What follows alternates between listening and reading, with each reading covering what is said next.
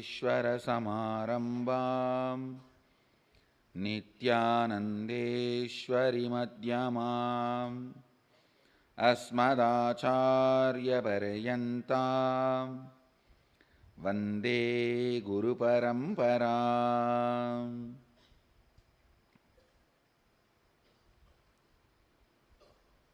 I welcome all of you with my love and respects. I welcome all the devotees, disciples, Samajis, Satsangis, Sri Mahants, Kotaris, Tanedars, owners of Sarvanyapita, devotees, disciples, everyone sitting with us all over the world through Nithyananda TV, two-way video conferencing, having Nayana Diksha all over the world. Cities sitting with us, having Nayana Diksha. Toronto Adinam, Phoenix Adinam, Bogota Columbia, Los Angeles Adinam, St. Louis Adinam, Indrani New Jersey, Warrington UK, Trinidad Tobago, Hyderabad Gupta Kashi, Houston Adinam, St. Louis, Columbus, Sri Lanka, Hyderabad Adinam, Dakota Dunes and Charlotte, Sri Salem, and lot more cities are joining,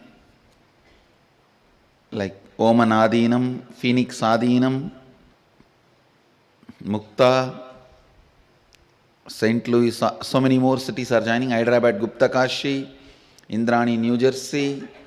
I can see all of you. I welcome all of you with my love and respects. Before entering into the next verse, I only wanted to add these few ideas. Please understand. Whenever you pray, see, prayer is the important component of our life, especially if you are a seeker. Just like breathing, prayer becomes very important part of you. Prayer just becomes you. Prayer becomes important. You. Please understand the word I am uttering. Prayer becomes important you. I am not saying to you, for you. Important you means one part of you should become a prayer. Prayer is very important component, very important part of your life, especially if you are a seeker. But you always need to know the right context and understanding you need to hold during prayer. When you pray to a deity or guru, have this context. I am praying to the source where you and me are one and the same. I do not know whether that source is here or there, because in the beginning, when you are too much inside, the source will be outside. Slowly, when you start becoming lighter and lighter, the source will move inside. Please understand. In the beginning, when you are too much occupied inside, the source where you and the Guru or God meeting, the source point will be outside, because you are too much inside. How can that source be here? But slowly, when you become lighter and lighter, more and more have completion, the source moves inside. So pray, oh the source where you and me are one and the same. I pray to you, make this into reality. Whatever you want to say, say. In this way you will never feel cheated. Understand, sometime Guru will not give you what you want. Your stupid mind will try to make you feel you have been cheated. It is like I've seen in India, Girls, the moment they become 19, just because father does not buy a cell phone for her, they develop a love affair with a boy who will gift a cell phone, and they run away, get married. They don't live more than 1 or 2 years. Divorce and come back. Please understand, I am not talking something exaggerated. I am talking something happening in villages. When she is depressed that father is not giving a cell phone, that boy is using that depression to put himself as a hero into her. Once she feels he is a hero, over. Understand? Always the negative sources will try to show themselves as hero to you when you feel you are not granted the boon you asked from Guru or God, whatever. That is why I tell you, always pray to that source, O source, where you and me are one and the same. The Sohamasmi is the reality. I ask you, I do not know whether that source is now in Guru's being or in this body. It is based on the level of completion you have. If you have too much incompletion inside you, naturally the source will be on the Guru's being. If there is less incompletion, more completion in you, the source will start moving towards you. When you become completely complete, the source will be centered on you. So, you don't even have to worry where the source is. Just say, oh, the source, where me and you are one and the same, and make whatever you wanted. You can ask him and ask him, please make this into reality. You can also put a footnote. If something I am asking is not right for me, then give me the intelligence to develop myself. Or you can also say, even if it is not, you think it is not right, I want only this. No, you have a right. You have a right. All I am asking you is, have the right understanding so that that prayer becomes beautiful process for you to experience oneness, Advaita. Understand. Please remember, whether we understand or not, catch it or not, indeed, the reality is Sohamasmi.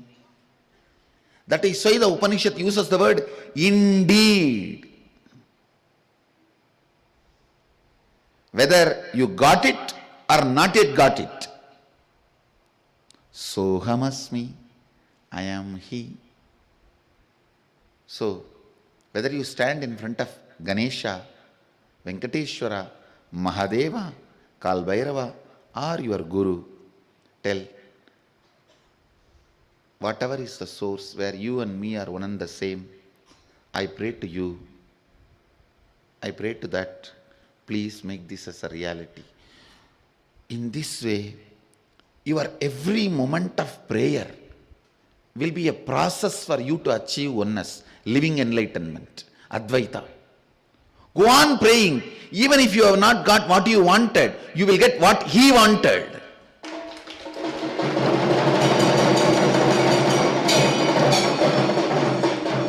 Even if you don't get what you wanted, you will get what He wanted. That is why I am telling you, the prayer should be put in the right context. I tell you, if I have to write my autobiography in one word, I should say a long prayer with the context of Sohamasmi.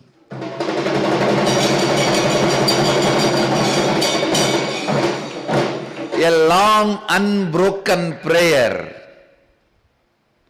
from the space of Sohamasmi.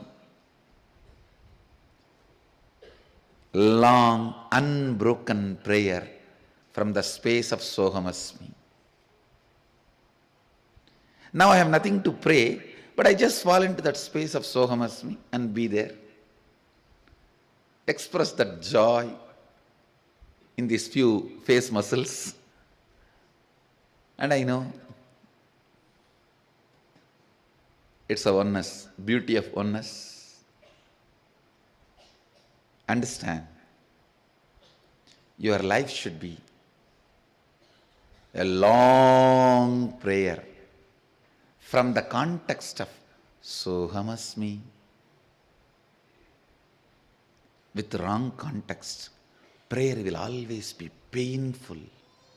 With right context, prayer can be an amazing process for oneness. It can be a great completion. Even if you feel a little tired of reliving, completing and all that, prayer can replace it immediately. And prayer can be an amazing spiritual process for you to experience oneness. You can tell him, oh source, I feel bored of doing all this completion, this, that. I know you are intelligent and capable of making completion happen in me. Please make it. That is enough. It can be such a strong, powerful process for completion. And understand, never ever a prayer uttered from the right context goes waste or unheard. Never think, never doubt it goes waste or unheard. You can shake sun, you can move moon. You are not just a developed version of monkey. No. You are not just a developed version of monkey. You can move sun, move moon. Prayer from the right context will directly lead you to enlightenment without any of that feeling cheated. If you have wrong context about the prayer only, then you will feel cheated. Oh, I prayed for 10 years for this, he did not give me. When you pray from the right context, he may not have given what you asked, he would have given himself to you.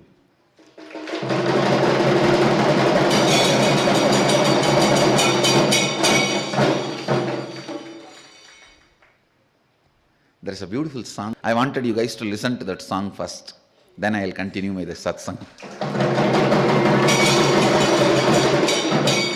I never thought I will get addicted to a song.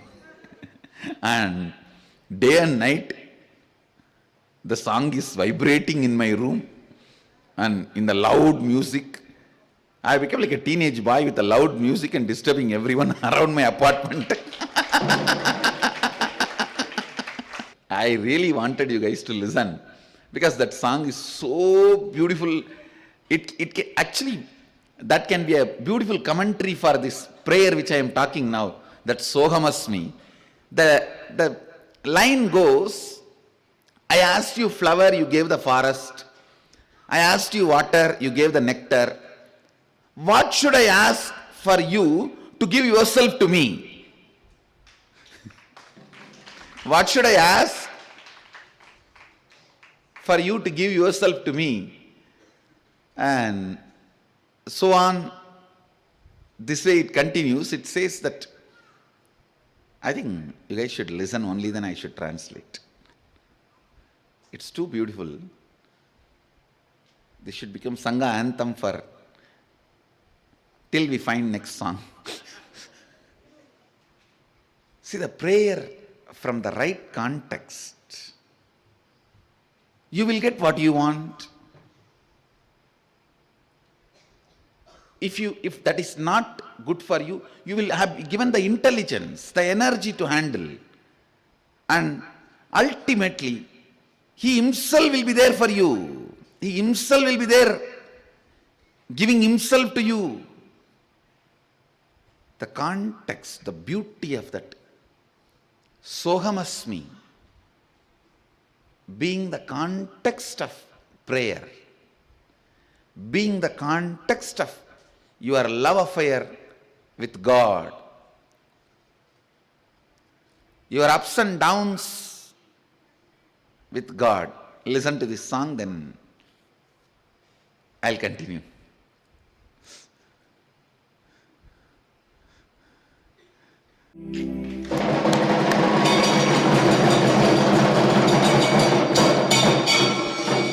Understand, you are never too old to cry in love in prayerful mood. You are never too old or too grown up to be lost in the love and space of prayer. So this song, it is such an ecstasy. Last, I think 2 days, he sent 2 days before. From the time he sent, like a teenage boy, this song in full loud volume in my room, apartment, going on and on and on and on. Day and night. Nowadays I am not sleeping properly like your biological clock. My biological clock is doing on its own and I am just cooperating with it. Early morning 2:30 I am sitting and listening to this song. Maybe I'll tell somebody to give you guys the English translation also. You can enjoy. And actually this is so beautiful. I'll translate and tell you guys. The first line, Malargal Ketten Vaname Tandanai, means I asked you I asked you for few flowers, but you gave the whole forest to me. Please understand, when he gives, he does not give based on your standard, he gives based on his standard. Understand? When he gives, he does not give from your standard. He gives from his standard. He doesn't think, oh, for him, his standard, this is okay, give. No. The giver, my standard should be made. A statement should be made from my standard. That is the way he gives. Tannir Ketten Amrudam Tandanai means I asked for water to quench my thirst. You gave the nectar itself to quench all thirst. After that, no more possibility of any thirst anymore. Just a little bit of breast milk from Mahadevi, Parvati, to Jnanasambandar. For his whole life he became Nirahari. He never opened the mouth again other than to sing glory of Mahadeva. Never ate anything. What is there to eat after having Devi's breast milk?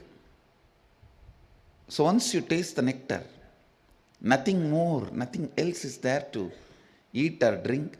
All your thirst is quenched. So I asked for water. Oh, you gave nectar. And what should I ask? I can say, the next line is, Yadainan Ketpin Unaye Taruvai. Means, what should I ask? Or I can translate it in an elaborate way. How should I ask for you to give you to me? How should I ask for you to give you to me?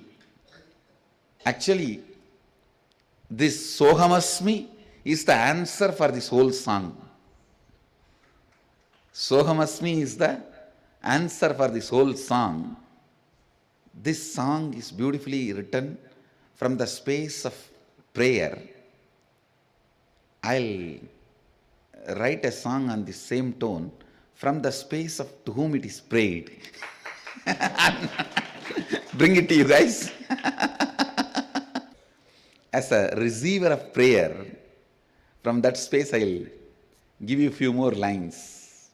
The next line says, Yadainan Ketpin Unaye taruvai. What should I ask for you to give you to me? Or how should I ask for you to give you to me? The next stanza, Kattil Tolaindin Variyai Vandane. I was lost in the wild forest. You appeared as a way out. Irulil Tolaindin Oliyai Vandane. I was lost in the darkness, but you came as a light.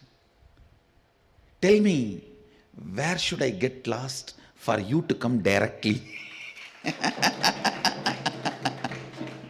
Yadanil Tolaindal. Niye Varuvai. Tell me, where should I get lost for you to come directly? I was lost in the wild forest. You came as a way out. I was lost in the utter darkness. You came as a light. Where should I get lost? In what should I get lost?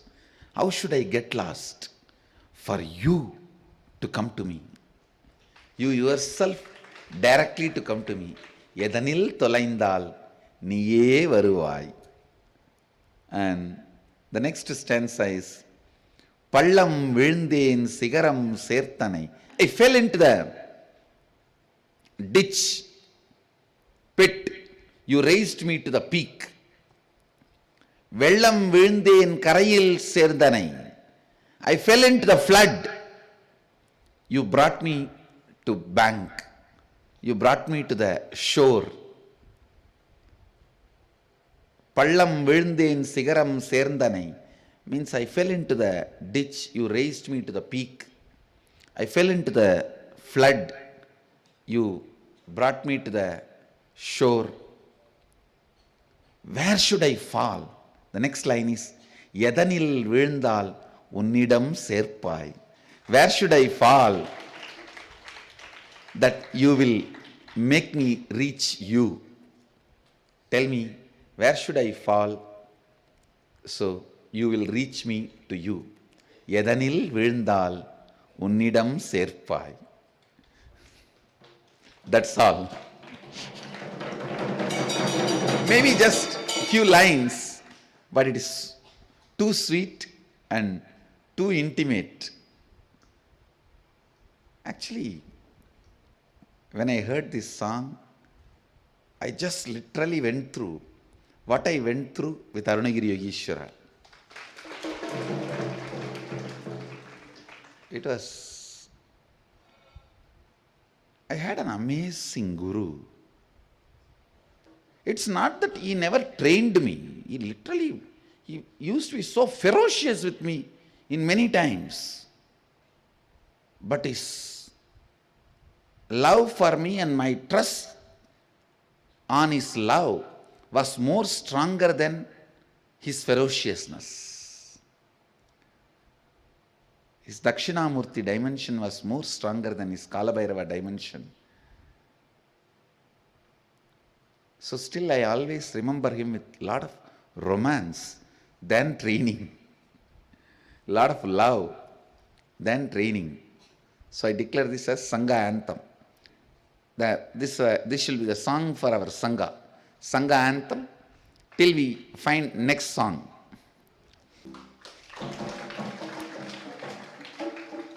Niye naninil yenaye taruven.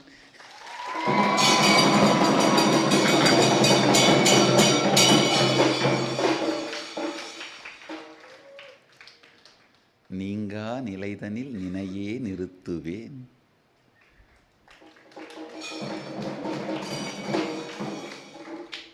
என்னில் விழுந்தால் தன்னில் நிறுத்துவேன்.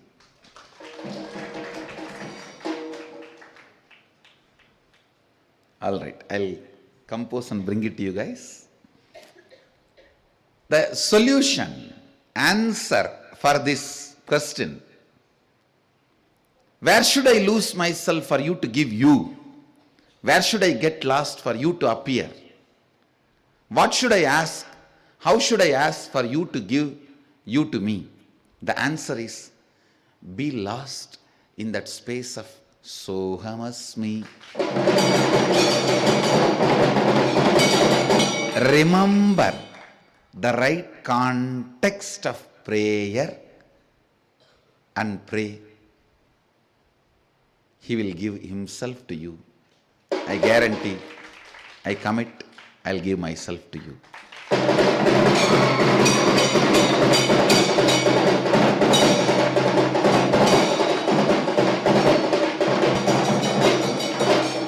Because the words you utter during prayer gets bolted in your muscle memory, the context you hold gets bolted in your biomemory. Whatever gets bolted in your biomemory becomes reality. So understand, with this, I'll let you go and fall into the space of this song. I know the song will be now reverberating in every room and every laptop and everywhere, all over the Sangha. So enjoy. I'll get back to you guys with the answer song. This is a more a question song. This song raises only questions, and I'll get you guys the answer. With this, I bless you all. Let you all radiate with integrity, authenticity, responsibility, enriching, causing, living Advaita, living Shuddhatvaita Saivam, the eternal bliss, Nithyananda. Thank you. Be blissful. Nithyananda Dhyanapitham, Nithyananda Nagar, off Mysore Road, Bidadi, Bengaluru. Phone 08027279999. www.nithyananda.org. www.youtube.com/lifeblissfoundation.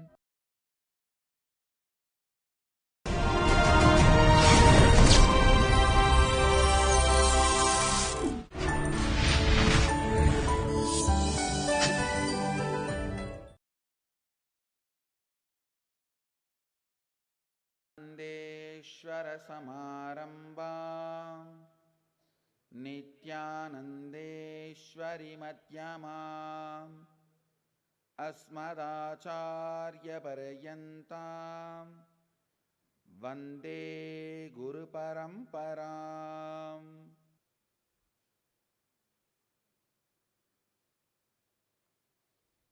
I welcome all of you with my love and respects.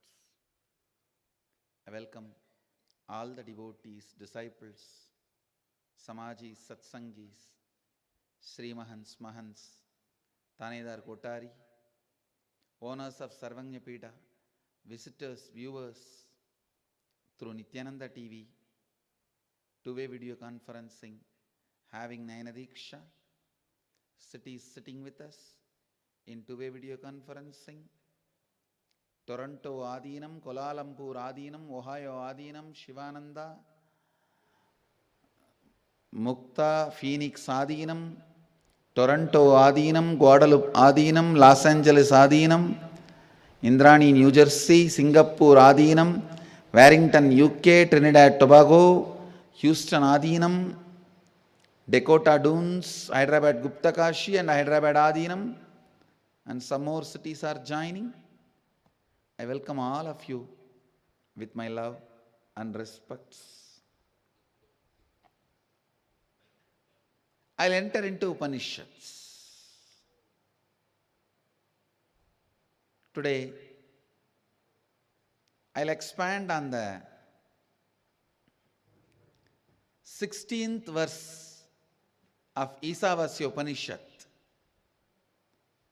Understand, Mahadeva's silence is Upanishads. His words are Agamas. When he breathed in silence, what reverberated in the inner space of the rishis is Upanishads. When he opened his mouth, started explaining, that became Agama. Now, you are going to listen Veda Agama.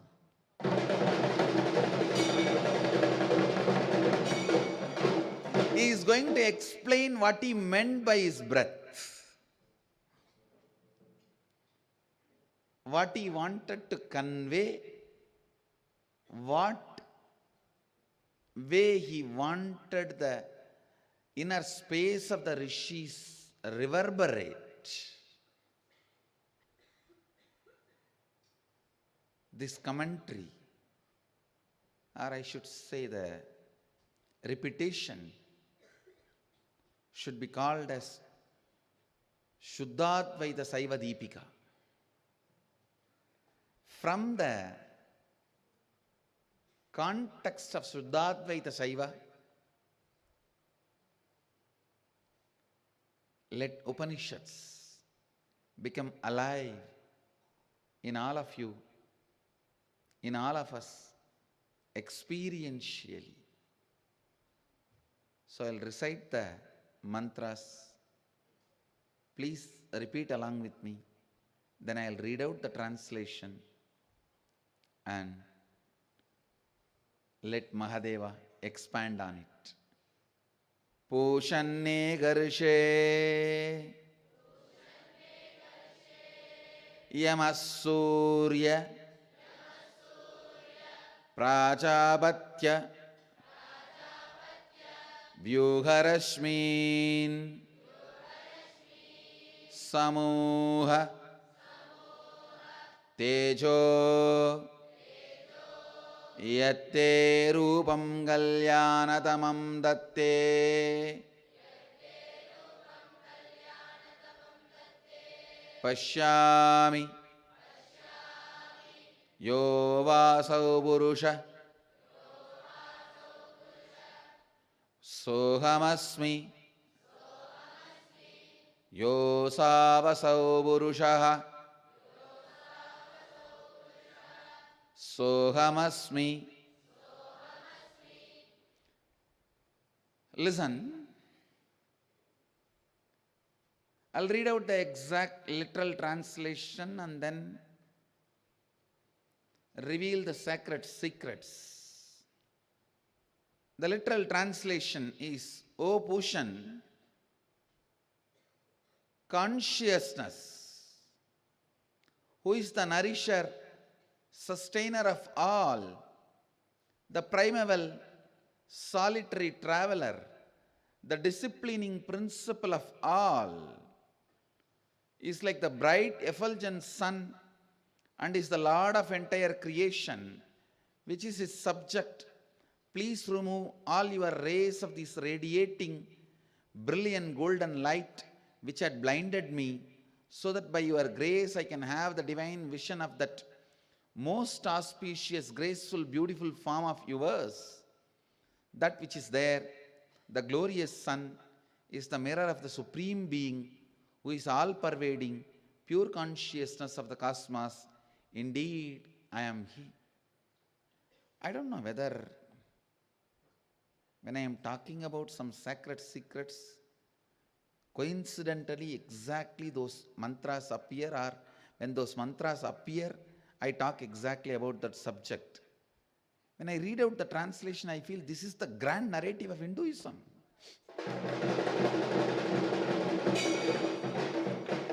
This is the grand narrative of Hinduism. Sohamasmi.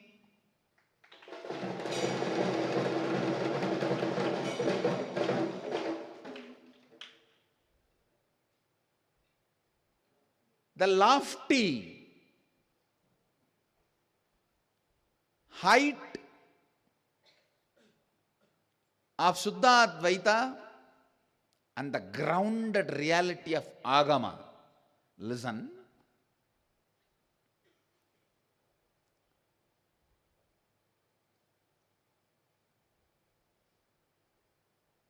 The biggest problem with incomplete mind is whenever it develops wings, it tries to destroy the root, go against the root. That is why sometimes you even believe if you go against the root, that is what is developing wings. Just say no to your parents, you have grown up. Many of the kids just to establish, hey, now I am a big boy, let me say no to father, whatever he says. By the time you understand whatever your father says is right, you have a son who says whatever you say is wrong. By the time you have a father, by the time you understand whatever your father is saying is right, you have a son who says whatever you say is wrong. Please understand, many times you think the moment you have wings, you should forget roots. And if you have roots, it is against the wings. Incompletion exists in you as the fight between root and wings. Constantly you are trying to choose. Should I choose root or should I choose wings? Should I choose wings? Should I choose roots? Upanishad or Agama? Agama or Upanishad? In the modern day, whether traditional lifestyle or the so-called modern lifestyle, you think modern lifestyle is wings and traditional lifestyle is root? Understand, as long as the incompletion exists in you, as long as small way of thinking exists in you, I've seen the people who think in a small way are the most dangerous people. Understand? The moment they don't like you, they start hating you. They can't be just, okay, I don't have love, but that does not mean I have to hate. They do not settle down in that space. If they don't become lion straight, they become fox. Wolf, not even fox. Please understand. All confusion is only for small minds. Small minds which cannot look at the reality. I tell you one thing. From my own experience, if I have to give the essence of whatever I learnt from Arunagiri Yogeshwara, whatever I learnt from Arunagiri Yogeshwara, the essence is this: the more your mind raises, the more you will see everything in the form of solution. You will see everything is properly moving as it is supposed to be. The questions, doubt, everything will disappear. When your mind is becoming smaller and smaller, you will have more and more stupid questions. You will have more and more confusions and complications.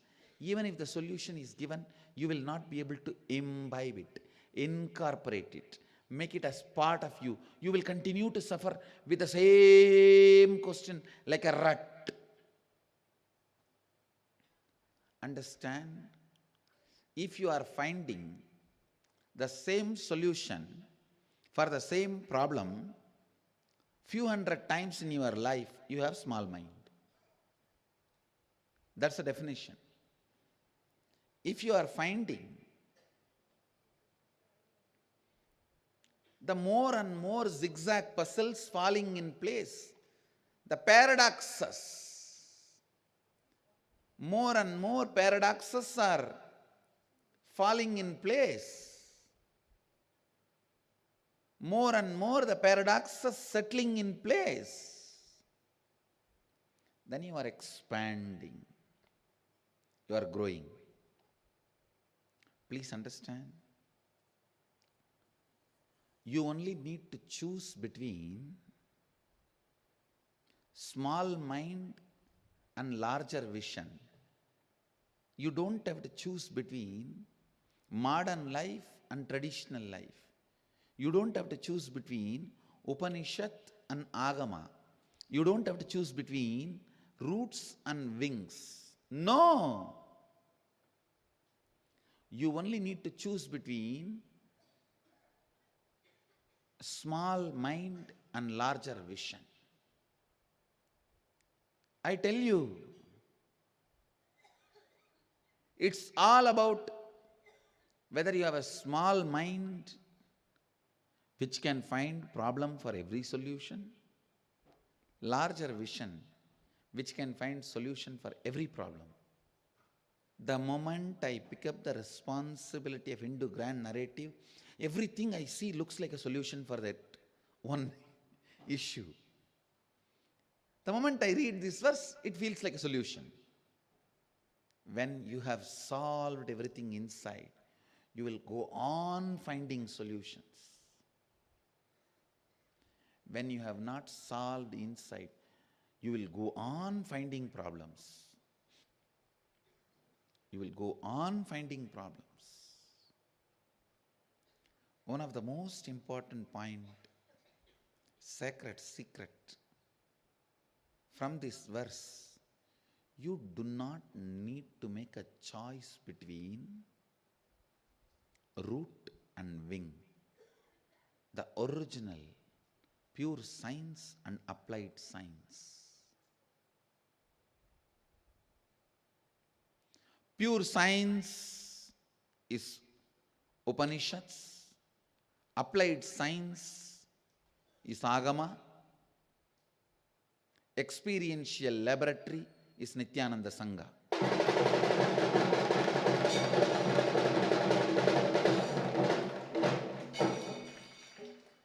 Pure science, the Upanishads. Applied science, the Agamas. The essence master key shared in this verse is Sohamasmi Yosavasau Purusha Sohamasmi Tejo Yatte Rubangalyanadamandatte Vashyami Yosavasau Purusha Sohamasmi.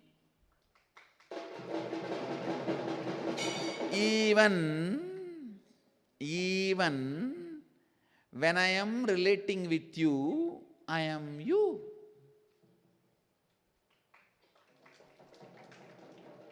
I may be having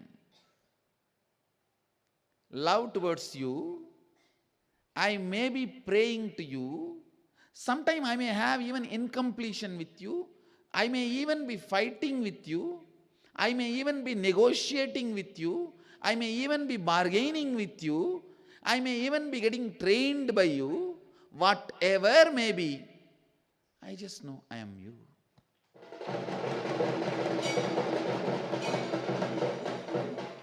Sohamasmi. Understand, this is the most important breakthrough the Hindu tradition can give it to the world. Please understand, all different religious traditional masters, gurus have experienced different states of consciousness. Dvaita, experiencing the duality. Visishtadvaita, experiencing a commonality, an underlying connection with everything. Advaita, experiencing oneness.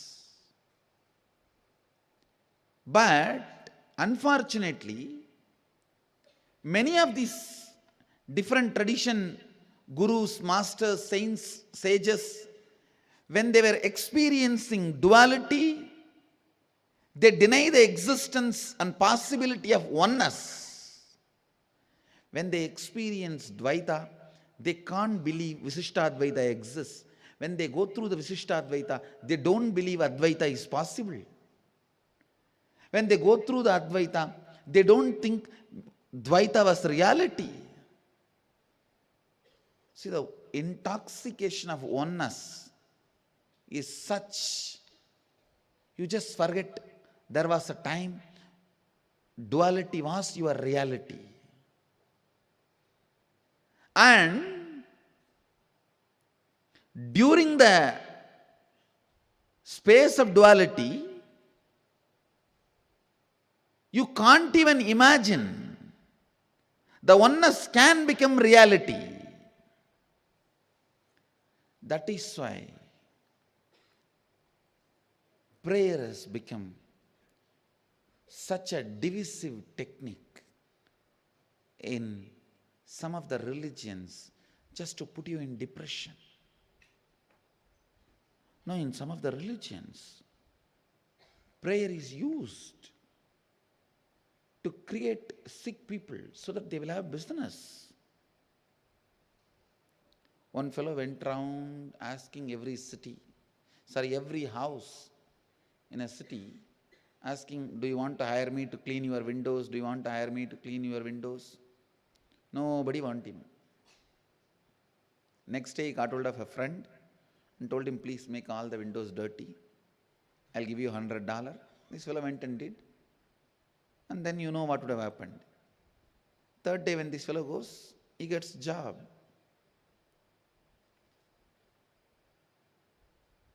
In some of the religions, prayer is used as a method to create sick people, so they will have customers. Please understand. It's like an indirect understanding. What indirect? Nowadays, direct understanding between pharmaceutical industries and food industry. Food is the most abused drug in the modern society. It's like a secret understanding between food and pharmaceutical industries. Food industry sends you to pharmaceutical industry. Pharmaceutical industry is supported by food industry. That is why most of the time you will see same guy owning both the industry. Because through one he creates passions, through other he cures or maintains. If God is angry with you, he sends you to doctor. If doctor is angry with you, he sends you to God. Understand? If God is angry with you, he sends you to doctor. If doctor is angry with you, he sends you to God. Prayer is used as a technique in some of the religions to create mentally sick people so that they can have passions forever. This one verse will finish their business.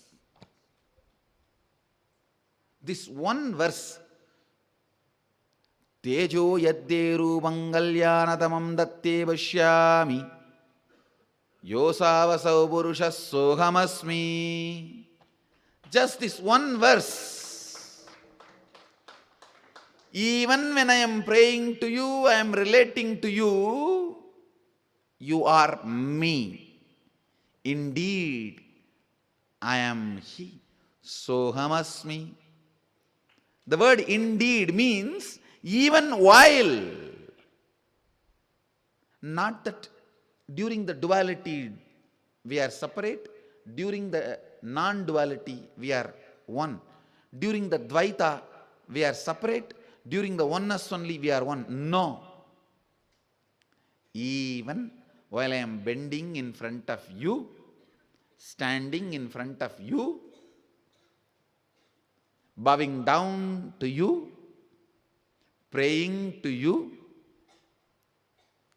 Prayer means what? Sometime asking, sometime bargaining, sometime negotiating, sometime even shouting, sometime fighting, sometime screaming. It is all based on your mood and how the other side responds, how you relate to him and how he relates to you. The Facebook I read these few lines. One fellow asked, why these Indian women have this big red dot on the face, forehead? The other person responds, it's a record signal, symbol. All your conversations will be recorded for the future quality and training purpose. That's a record symbol, dot, red dot. So with your God also, you do all recording of all the prayers, everything. And sometimes it is asking, sometimes it is gratitude, sometimes it is love, sometimes it is just flirting, sometimes it is sweetly reminding, sometimes little nagging, sometimes real nagging, sometimes little fight, sometimes little louder fight. I have heard everything. That is why I am describing it in such varieties. Only if you have eaten, you can describe 200 types of food. I have eaten almost million variety prayer. With chili, without chili, with masala, without masala, with salt, without salt. Understand, whatever may be the mood, relationship you are experiencing now, actually for women, only once in 27 days they go through the mood swing. For men, once in every 27 hours. For a male body, once in every 27 hours. For female body, once in every 27 days. Man who needs alcohol and the women who have uterus related issues, both the bodies will go through mood swing. Man's body will go through once in 27 hours. The woman's body will go through once in 27 days. Mood swing. Based on your mood swing, it will be anywhere between love talk to loud talk. I read one more one-liner. My mother-in-law gives me sound advice. 99% sound, 1% advice. It can be anywhere between loud talk to loud talk. But I tell you, during the whole spectrum, whether it is loud talk or loud talk, a prayer or a nagging, sweet nagging, or tight nagging, hard fight, violence, whatever it may be, please understand, you are He. Sohamasmi.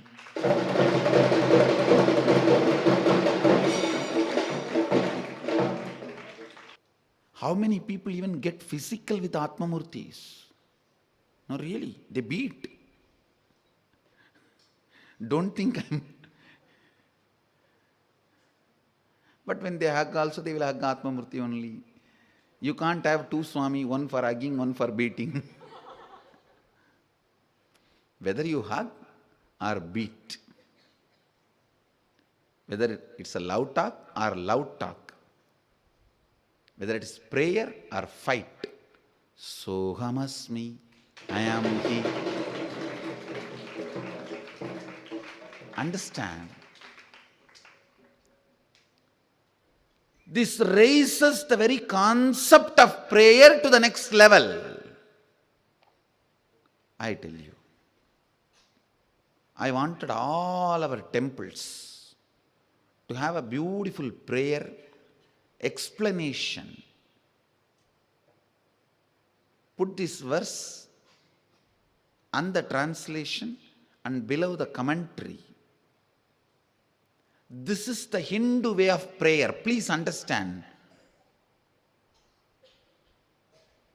People should understand what is prayer as per Hinduism before entering and praying in all my temples. So in the entrance itself put it. Hindu prayer is separate. It is prarthana. Prarthana. Because even when you pray, you are He. He is you. If you have this understanding as an undercurrent, the very quality of your prayer will be totally different. You will just see your every prayer becomes reality just like that. Just like that it becomes reality. Just like that it becomes reality. Understand? Pushannegarsheyama surya prajabatya vyuharasmin samuha tejo yatte rupam galyanadamam datte vashyami yo asavasau purusha sohamasmi. I think this verse is the grand narrative of Hinduism.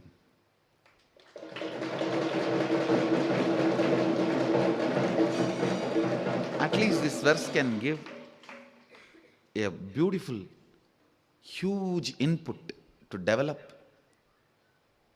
reveal the grand narrative of Hinduism. We'll work on it.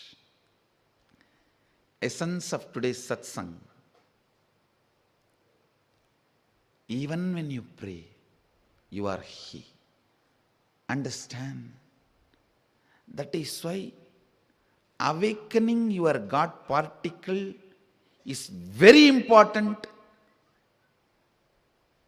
for any human being, because once the God particle is awakened, you know, even while you are praying, you are He.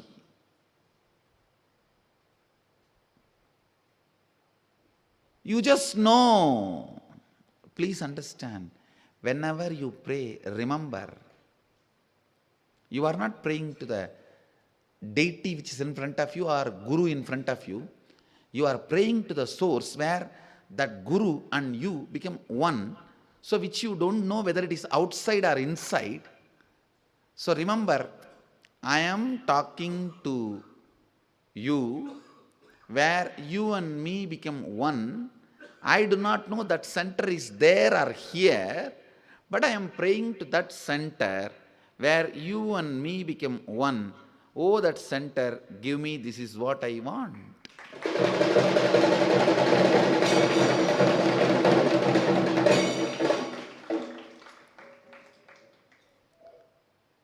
When you stand in front of God or Guru, deity or Guru, just remember this one. I am praying to the source where you and me are one and the same.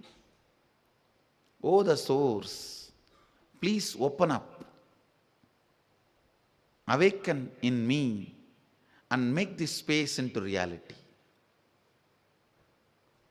so that you know forever. Sohamasmi.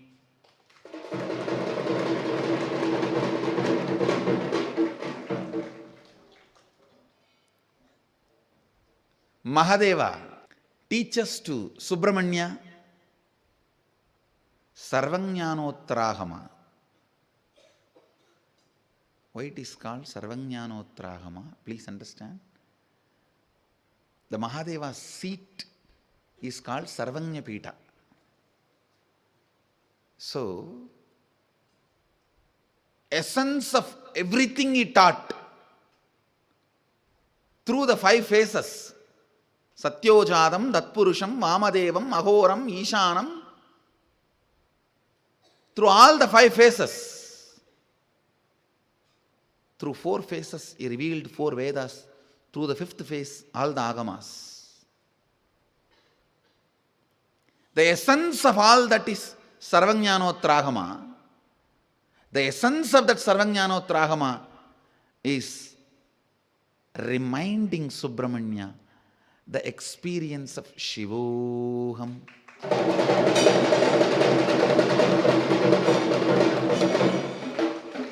Once Subramanya experiences that, he was made to sit in that seat of Sarvajna Pita. That is why that Agama is called Sarvajnanotragama. And after teaching Subramanya, please understand, when you learn from the teacher, 1 quarter you learn. When you discuss among the friends, you learn the next 25%. When you ask him questions and get clarified, you learn the next 25%. Only when you start teaching, you learn the last 25%. So, first, all the 3, 25, 20, 75% is done. Mahadeva taught to Subramanya, 25%. Subramanya discussed with his friends, 25%. Subramanya asked questions from Mahadeva and learned 25%. Now Subramanya has to teach and learn the last 25%. He says, don't waste time in finding a student. Come on, sit. I will listen. I will learn from you and get that next 25% also. That is why in Swami Malai, Bhagavan becomes disciple.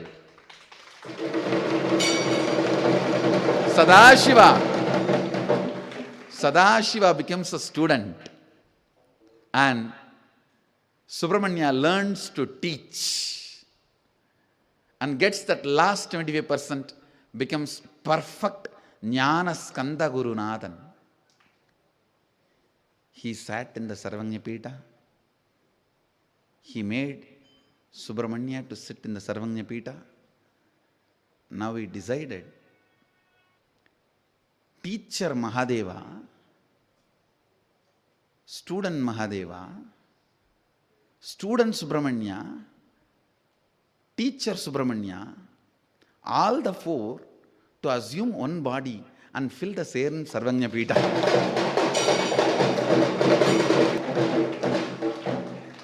Teacher Mahadeva, student Mahadeva, student Subramanya, and teacher Subramanya.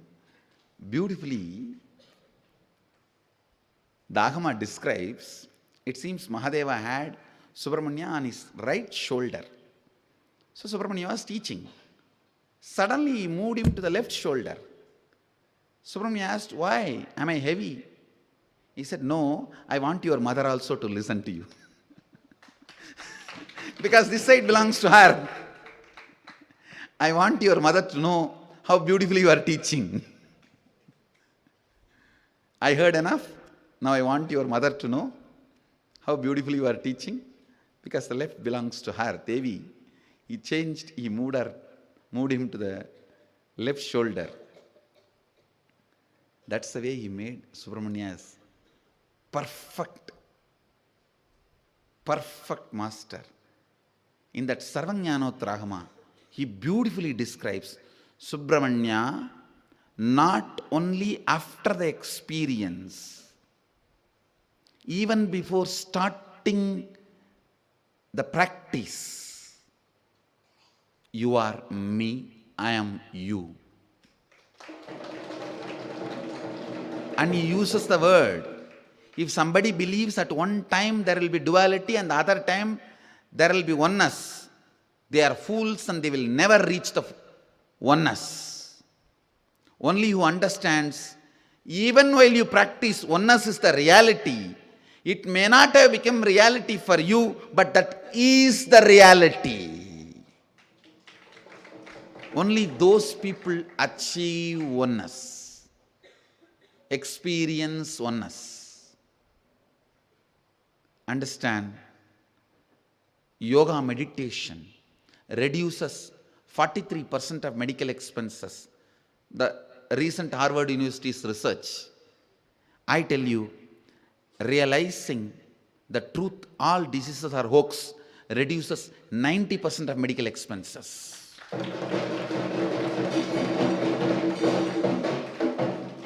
HOAX. H for hero. I thought of spelling it out once more. Anyhow, Mahadeva perfects Subramanya as the master, not only by teaching, making him talk, and by listening, by becoming his own student. So in this whole training process, the essence of what he taught in Sarvajnanotragama,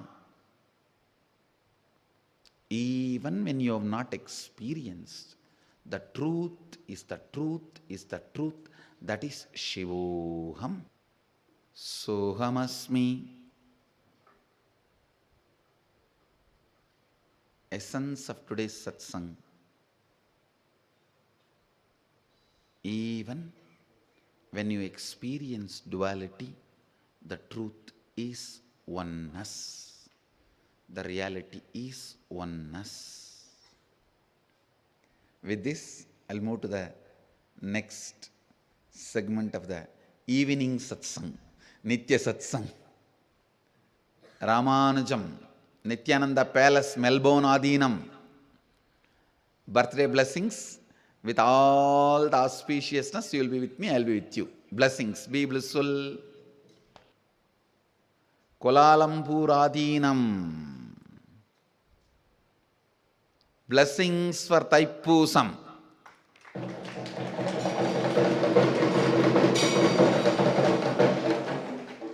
My blessings, your plan for Annadana, everything will go successfully. It will happen beautifully. You will enrich a lot of people. Have at least 10-20 people doing third eye demos there. Even call Nitya Devi, let her also come and do third eye demo there. And have Rathotsavam. My blessings for all the plans. Don't worry, there won't be any terrorist attack. I'll take care. Subramanya is protecting.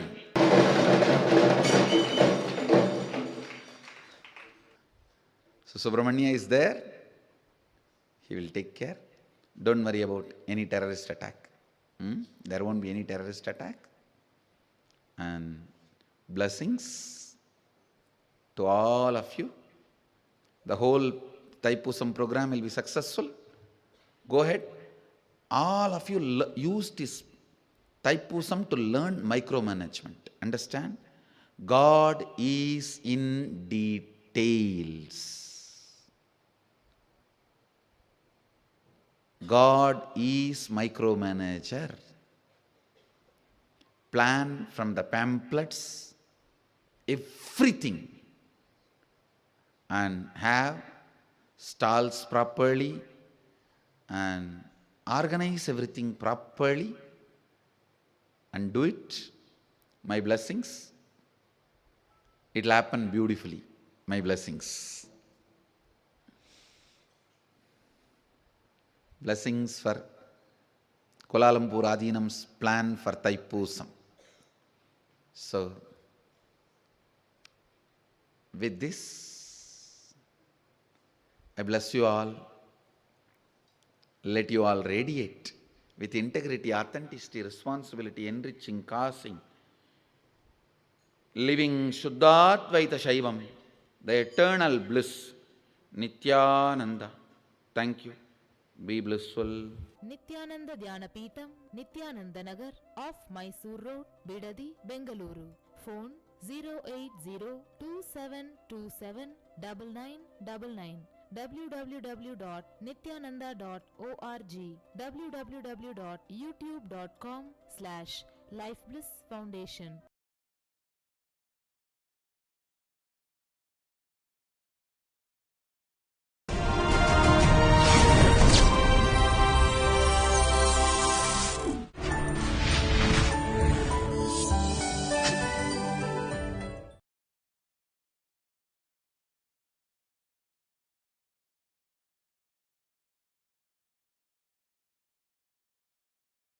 आनन्देश्वरसमारम्भां नित्यानन्देश्वरिमध्यमाम् अस्मदाचार्यपर्यन्तां वन्दे गुरुपरम्पराम्. I welcome all of you with my love and respects. I welcome all the devotees, disciples, Samajis, Satsangis, owners of Sarvajñapita, Mahans, Kotari, Tanidar, devotees, everyone sitting with us all over the world through Nithyananda TV and having Nayanadiksha through two-way video conferencing. City is sitting with us having Nayanadiksha through two-way video conferencing. Rajabalayam Adinam, Puduvayadinam, Johns Creek, Hyderabad Gupta Kashi, Warrington UK, Singapore Adinam, Houston Adinam, Indrani New Jersey, Dubai Adinam, Hyderabad Adinam, Kuala Lumpur Adinam, Los Angeles Adinam, Phoenix Adinam, St. Louis Adinam, Cluj Romania, Toronto Adinam, Kuala Lumpur Adinam, and some more cities. I welcome all of you with my love and respects. I came to today's satsang mainly to inaugurate Nithyananda Palace in Melbourne.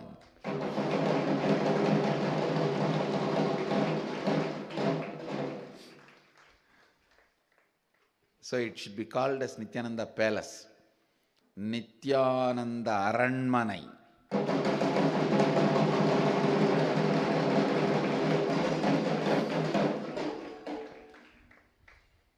First time outside India, in a country where I have not physically visited even once, not just temple, a full-fledged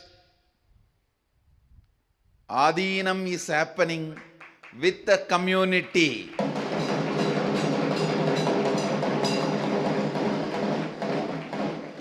With the community, a full-fledged. Actually, Adinam does not mean only monastery or monastic members. Ashram means only monastery. I told them to stop using ashram word after some people have started using. No, I said don't use the word Bengaluru ashram. Some people have started using, don't use that. Everywhere, including even my Wi-Fi connection, I told change it into Adinam. So, Adinam is where sannyasis, brahmacharis, vanaprasthis, grihasthas all live together, learn, practice, enrich the world with this great Sanatana Hindu Dharma, Suddhadvaita Saiva Sampradaya.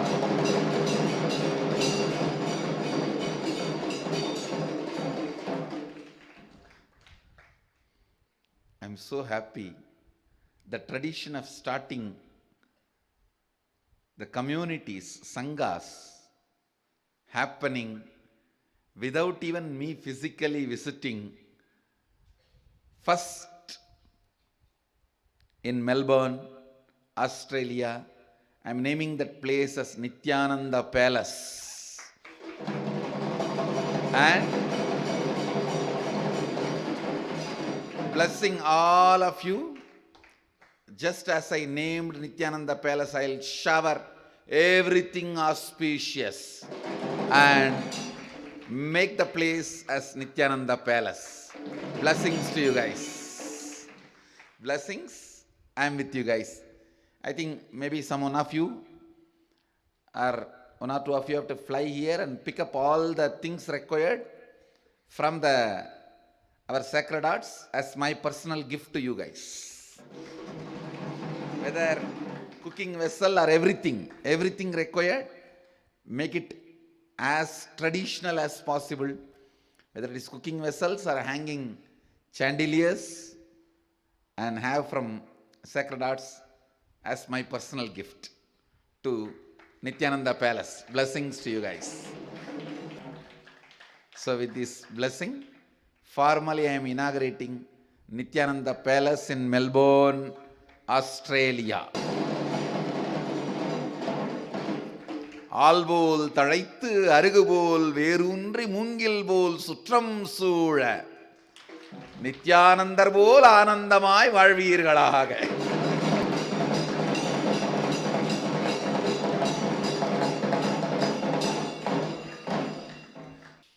I blessed in Tamil that like banyan tree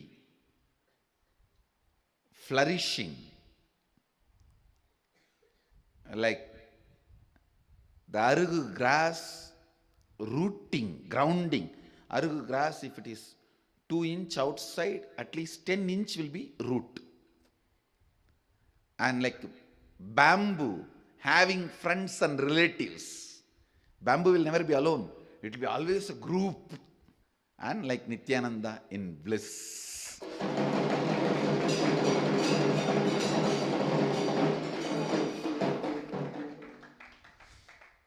I'm so happy they are setting a trend.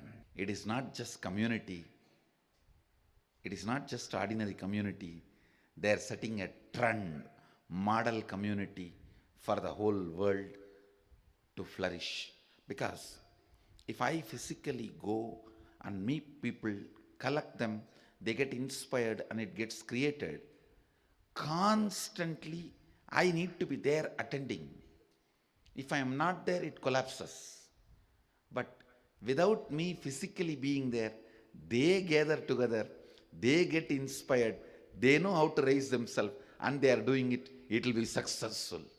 I know it will be successful directly without my physical presence, because to create it, my physical presence was not required. So to sustain it also, it will not be required. Many communities we created, but everything needed my physical presence, because my physical presence created. When people came together, it was their completion with me. That was the first pull. But now, for this Australia community, Nithyananda Palace, completion among themselves is the first inspiration. That is why I am telling you, this will be successful forever. This model will be successful forever, because now they know each other's seasons. They know how to sustain themselves. And I am blessing this community, encouraging all over the world, as many communities as possible be created. Now, they have created the real Adinam. Blessings. Blessings, Melbourne. Well done, guys. My blessings. As usual, Australia becomes my favorite. Australia is so favorite for Swamiji. He gave his very own daughter to Australia. I am so happy that everywhere Adinams are getting created. And the next thing, today, auspicious occasion of Makara Sankranti, Pongal festival, means it's a season of new life. The whole Uttarayana happening, Uttarayana Punyagala. Even the great souls wait for this day to leave the body. That's the greatness of this time. The Uttarayana Punyagala. Beautiful. On this day, formally I am releasing a book by Nithyananda University Press. The book title is Why Suffering?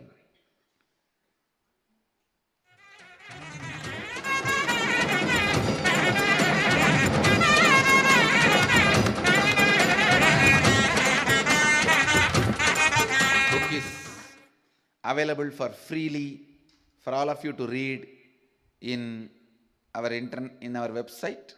It's a e-book freely available. As you all know that all our books in the form of e-book freely available. If you want to get the hard copy, you can get it from our Galleria. Today I came to Satsang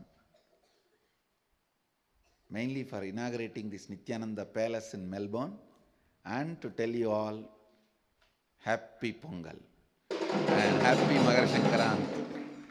Happy Magara Sankranti, Happy Pongal. தைத்திருநாளாம் இந்நன்னாளில் எல்லோரும் வாழ்வாங்கு வாழ்ந்து நிறைவோடு நித்யானந்தத்தோடு நிலைத்திருக்க பொங்கல் திருநாளாம் இந்நன்னாளில் உங்கள் எல்லோரையும் ஆசீர்வதிக்கின்றேன். Happy Magara Sankranti and Happy Pongal. Blessings to all of you. Last 2 days I am expanding on seeking. Maybe I'll continue.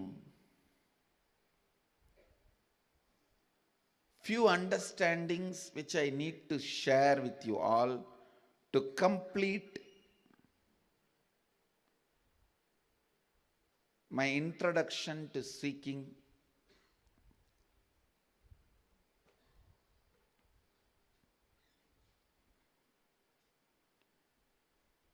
Today I'll explain the sacred truth of the source of seeking. Please understand.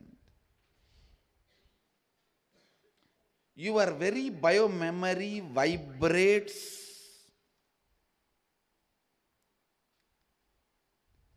your very biomemory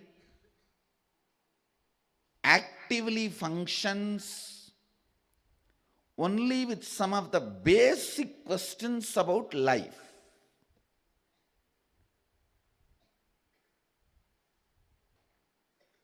What is pleasure? How can I have more? What is pain? How can I avoid that? What is life? Is this understandings help me? Is this understandings going to help me? What is joy?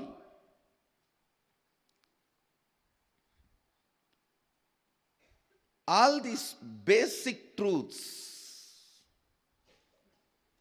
basic understandings,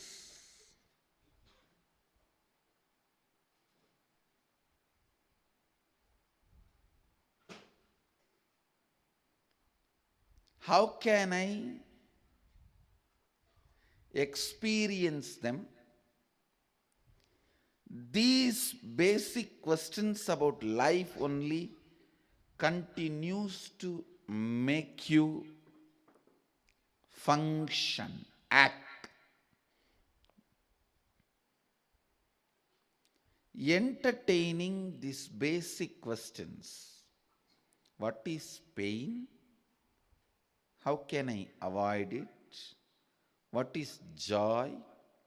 How can I have more? What is life?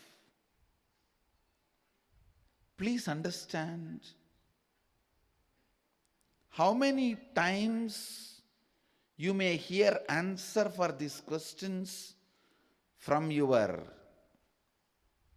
father, mother, uncle, society, teacher, finally from Guru. How many ever times you may listen answer for these questions?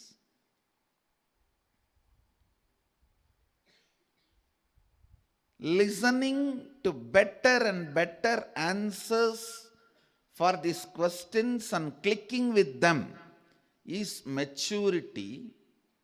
Listening your own answer and experiencing once for all is enlightenment. Understand? It's nothing but basic questions. What is life? What is death? Why suffering? Why pain? What is bliss? What is joy? How can I have more joy? How can I have less pain? What is it that is living inside me?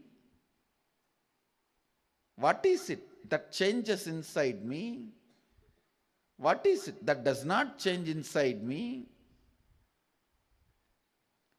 What is it that is making me move? What is it that is making me tired? What makes me exciting? What makes me feel bored?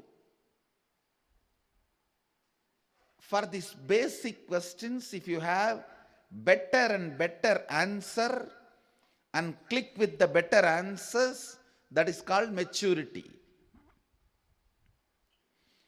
Naturally, the answer your friend gives when you are 5-year-old will be different.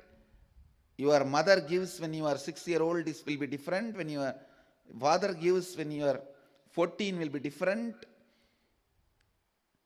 Finally, when you reach your guru, the answer he gives will be different. So clicking with better and better answers is maturity. Ultimately, clicking with your own answer, experience, and the question disappearing once for all is enlightenment. That is enlightenment.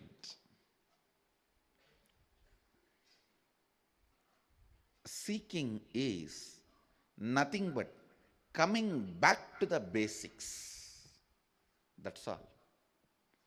Seeking is nothing but coming back to the basics.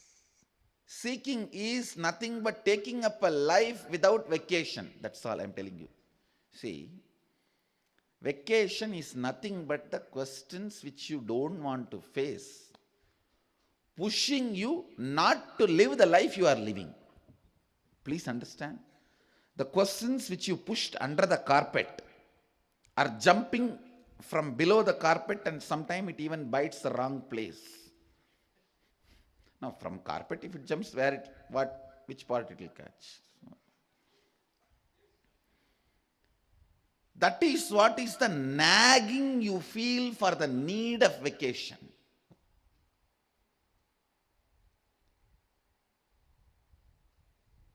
If you are living in a space, the very idea of vacation disappears. You have clearly ironed out your life.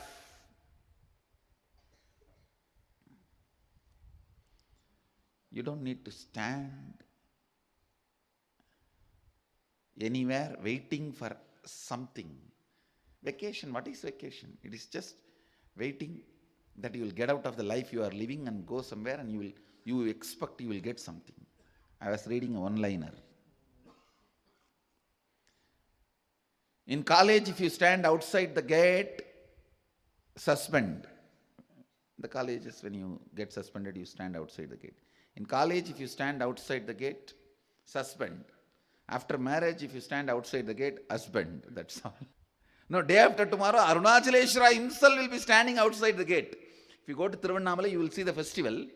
Day after tomorrow, there is a festival where Mahadeva is locked out by Devi because he went and gave liberation to Bringi Rishi, who was worshipping only Mahadeva, who was not ready to accept Devi. And finally, Mahadeva thought, after all, my disciple, how can I forsake him? And he went and gave liberation to him and came back, and Devi locked the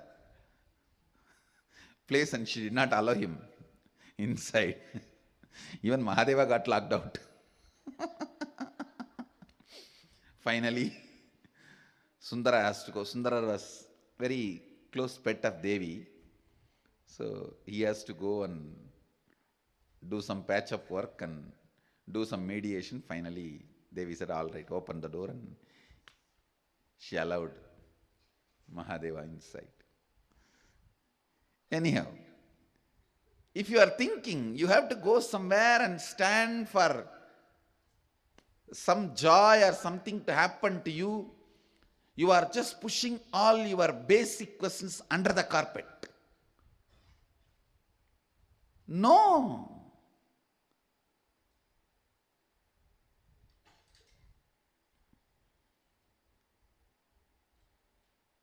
Catching, understanding the life where boredom becomes meaningless, vacation word becomes meaningless,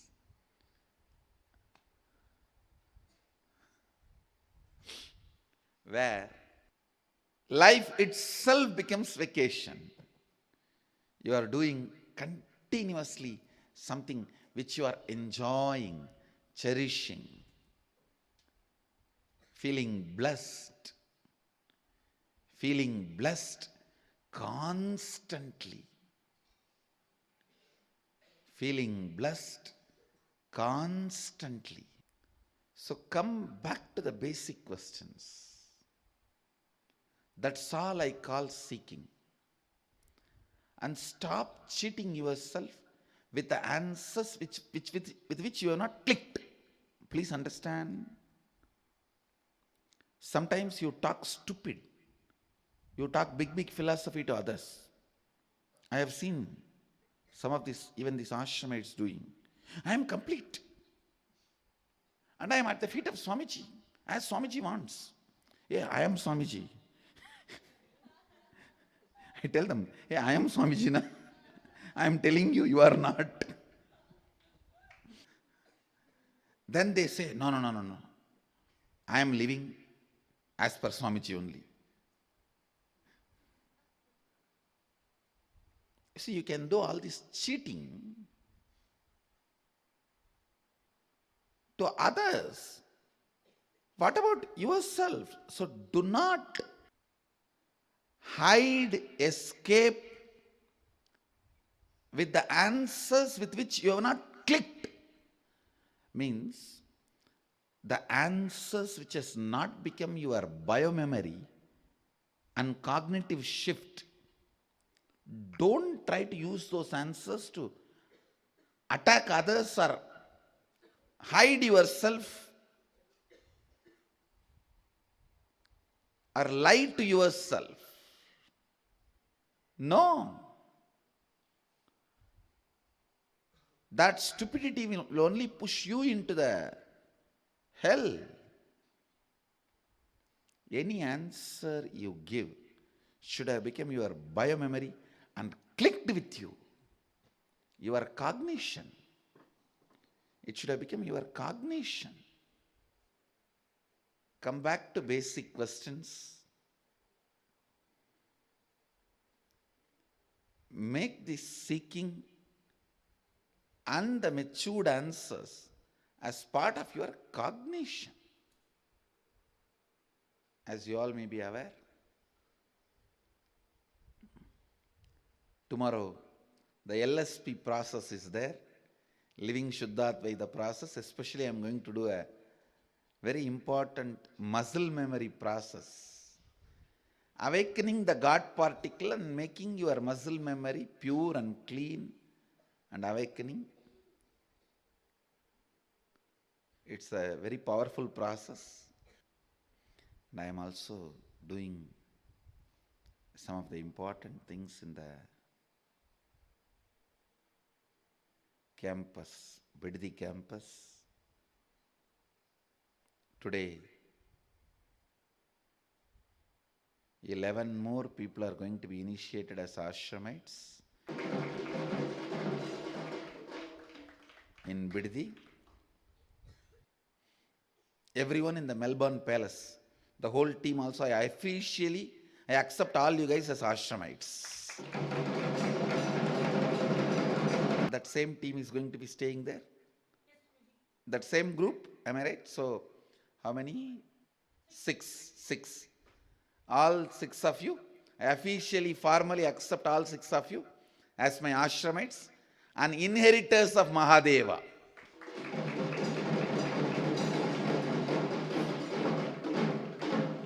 blessings.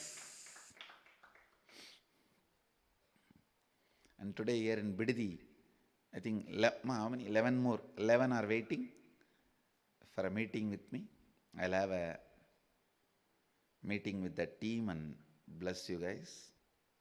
Sangha is getting infused with a fresh energy and getting cleaned up. The old is getting cleared. Either they push the old thing out or they themselves get pushed. Now, if they are too attached to the old, they also get pushed. If they push the old out, they can be here. That's all. But no question of tiredness and boredom. That is the first and last enemy of life. A lot of wonderful things are happening. And so the essence of today's satsang, come back to the basic questions and grow with more and more matured answers. Click with more and more matured answers. So, with this, today I give darshan from here itself, and we'll have Kalpatar darshan maybe tomorrow, day after tomorrow. Now with this, I bless you all. Let you all radiate with integrity, authenticity, responsibility, enriching, causing, living Shuddhatvaita Shaivam, the eternal bliss, Nithyananda. Thank you. Be blissful.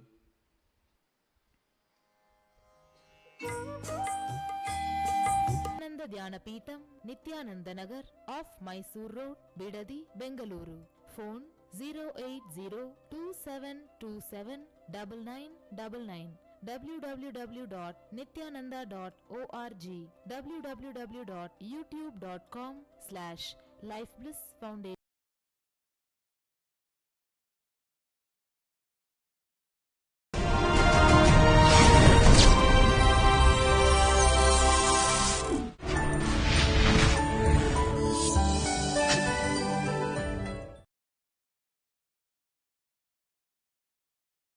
Nithyanandeshwara Samarambam, Nithyanandeshwari Madhyamam, Asmadacharya Varyantam, Vande Guru Paramparam.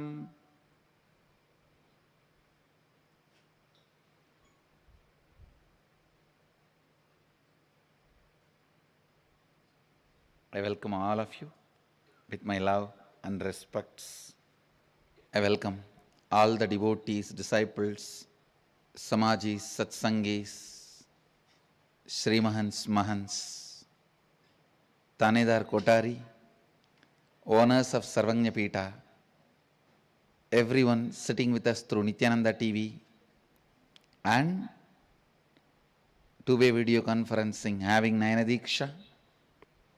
Cities sitting with us in two-way video conferencing, having Nayana Diksha, Los Angeles Adinam, Indrani, New Jersey, Seattle, Washington, Oman Adinam, Kuala Lumpur Adinam, Toronto Adinam, Phoenix Adinam, Guadalupe Adinam, Playa del Mexico, Seattle Adinam, Trinidad Tobago, Charlotte Adinam, Hyderabad Adinam, Hyderabad Guptakashi, Warrington, UK, Puduvai Adinam, Rajabalayam Adinam, Bangalore North, and some more cities. I welcome all of you with my love and respects. Listen, the 17th verse of Ishavasya Upanishad. वायुरनिलममृतमतेतं भस्मान्दग्ं शरीरम् ॐ ग्रतो स्मर कृतघ्ं स्मर क्रतो स्मर कृतघ्ं स्मर. Listen.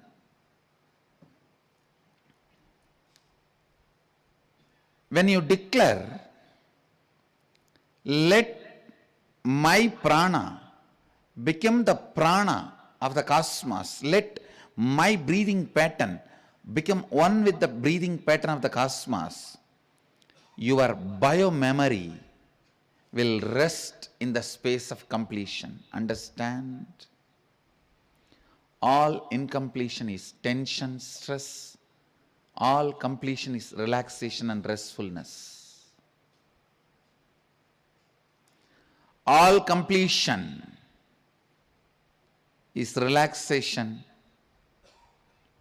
All incompletion is stress. Even in the work, if you are stressed, I can give you 120% guarantee you are not going to do the work. Because first, being in the relaxed mood is the basic condition. Freedom is the basic condition for growth. Restful awareness is the basic condition for anything to happen. Stressed means you are confused. You are not clear about what you are supposed to do.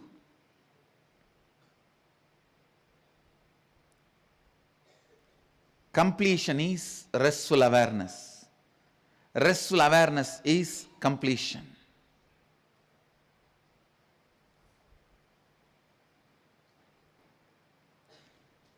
Restfulness is not laziness. Please be very clear. I am not promoting your laziness. I am promoting restful awareness. When you decide, let my breathing pattern become one with the cosmic breathing pattern, your bio-memory will rest in the space of completion. Next, very powerful technique. Bhasmandagum sariram. Lie down in your bed before falling asleep. Declare, let my breathing pattern become one with the cosmic breathing pattern. That is, just declaration is enough. The second part, Bhasmandagum sariram. Visualize everything is burning. Your body, the bed on which you are lying down, the room in which you are sleeping, anything you can visualize is burning. It is returning to its original source, Mother Nature. With this, your muscle memory will become pure. Your muscle memory will rest in the space of completion. Because all your muscle memories are stored in your muscles. If you visualize, not only your muscles are burning, anything which can be visualized in your eye muscles, anything you can remember only in the muscles of the eyes. So even that you should visualize as burning. That is why I am saying, not only your body, the bed on which you are lying down, the room in which you are sleeping, anything you can remember in and around the room, above the room, moon, sun, anything you can visualize and remember from your muscle memory, visualize everything is burning. Everything is burning. Getting reduced to ashes. Just with this visualization, fall asleep. You will see your muscle memories will become so clean, so pure. Vayuranilamamritam. The first part which I said yesterday, declare that Let my breathing pattern become the cosmic breathing pattern. Hope you would have practiced. Today, practice that and this. Because the first part is only a declaration. It may take just few minutes. The second part is the continuous samadhi. Understand? Somebody initiated by ordinary gurus, gurujis, when they practice some visualization, it is called meditation. I am not just initiating you guys, I am ordaining.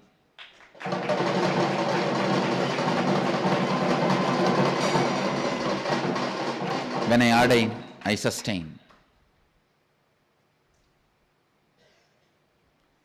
When you guys practice, it is not meditation or contemplation, it is samadhi. Listen to my words and do it. Let me see who can distract you. Nothing can distract you. Your Guru is more powerful than any distraction which is possible above the sun, below the sun, under the sun, in the sun.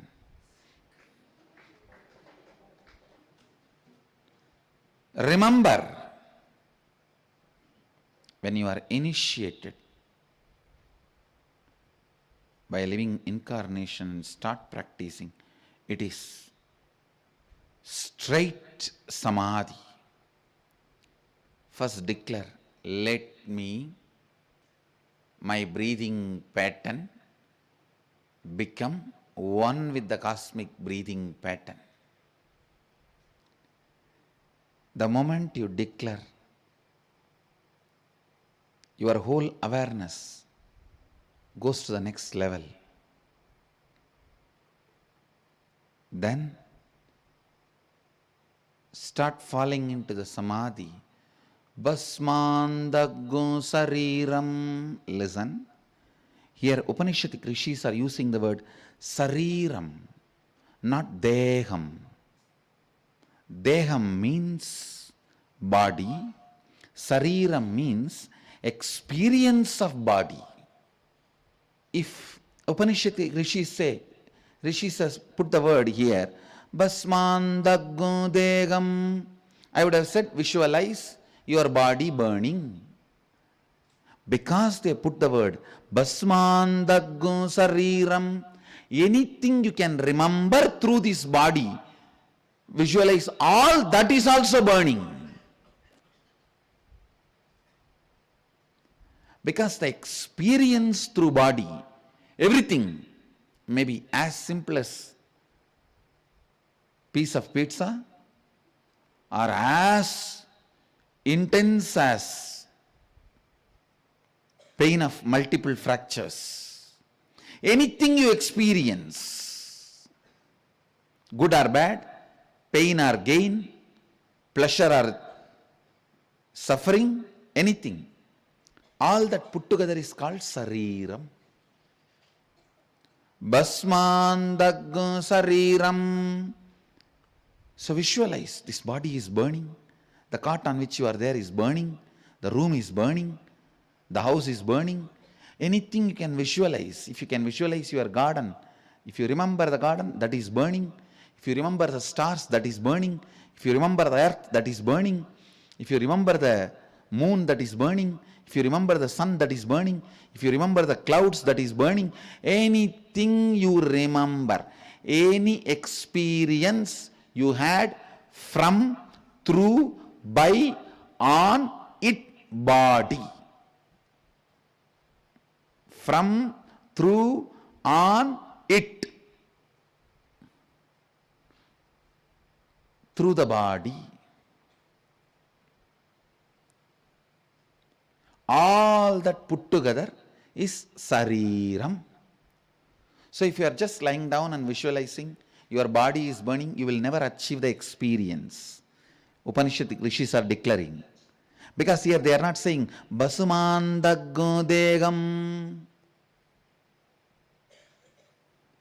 Again, the original word is Basmandaggum, but Padabhetam is Basumandaggum, the way I heard it from my gurus. Village Ra, Idli tongue. I always tell people, there's two English, Italy English and Idli English. Mine is Idli English. Like that, my gurus had their own Idli Sanskrit. Basmandaggum, that my gurus, I never heard from them that way. They'll say, Basumandaggum Sariram. They don't say, the rishis are not saying Basmandaggum Degam. They say Basmandaggum Sariram. So anything you can remember, visualize, it is burning. Suddenly you will see, you have nothing to remember or visualize. Just the whole muscle memory is reduced to ashes. Morning when you wake up, you just know everything is ash. Wake up slowly and apply the Basma.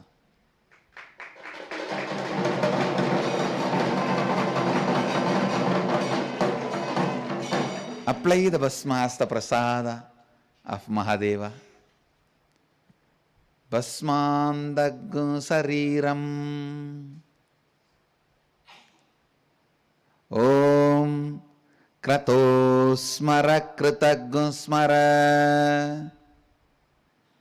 Krato Smara Kritaggum Smara. Just today, I was spending some time to see how much the so-called modern humanity has discovered consciousness. Now only these fellows are coming to conclusion, after studying some 2,000 patients who had cardiac arrest in the hospital and who have been revived, who have been declared clinically dead and revived within 3-4 minutes or 4-5 minutes, these top hospitals of the world. They have studied and collected their experiences and all that and organized. I was studying in the internet. They said that at least for 3 minutes, after the brain stops, heart stops. See, once the heart stops within 60 seconds, maximum is 40 seconds. I am putting 60 seconds is the extreme. 30 to 40 seconds, brain will stop. After that, at least 3 minutes, people are conscious. That much only the modern science is able to tell. I thought, oh God, when you fellows are going to understand. Anyhow, when they catch up. If not, leave it. Understand. The second part of the verse is about the consciousness. Second part of the verse is about the consciousness. Om Krato Smara Kritaggum Smara. Krato Smara Kritaggum Smara. Praying to the cosmos, please remember whatever I have done to become one with you. Then tell yourself, hey, remember whatever you have done to become one with it. I tell you. This one verse is enough to lead you to enlightenment, live enlightenment within 30 days. I am not giving false promise. Just 30 days, nothing. Eat nicely, sleep whenever you want, just practice this verse. Just if you practice this one verse, 30 days, I can guarantee you will become enlightened. So much of fresh energy will happen. All you need to do, understand, now I will give you step-by-step instruction. First, When you feel like sleeping, lie down. Remember, Vayura Nilam Amritame Amritamadetam.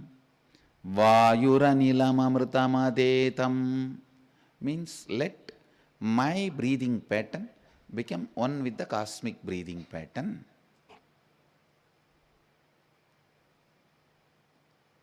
This is a declaration.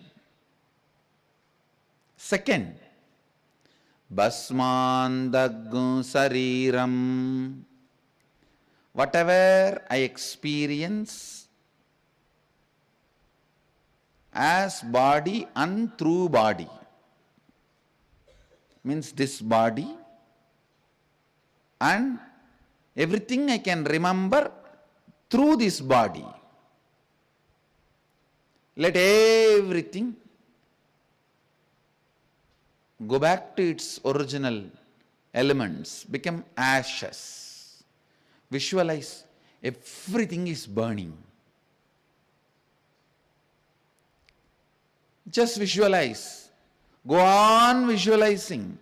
If you remember the bed you are sleeping, visualize that is burning. If you remember the room you are sleeping, visualize that is burning. If you remember the garden outside your room, visualize it is burning. If you remember the city you are sleeping, visualize it is burning. If you remember the planet Earth you are sleeping, visualize it is burning. If you remember the sun and the moon and the stars and the sky, remember it is burning. Visualize it is burning. Burning, burning, everything is burning and reduced to ashes. Basmandagga Sariram. Slowly you will see automatically you are falling deeply into your restful awareness. When you fall into that space, just ask the cosmos, Om Krato Smara Kritaggu Smara. Mahadeva, remember whatever I have done to become one with you. Nothing else.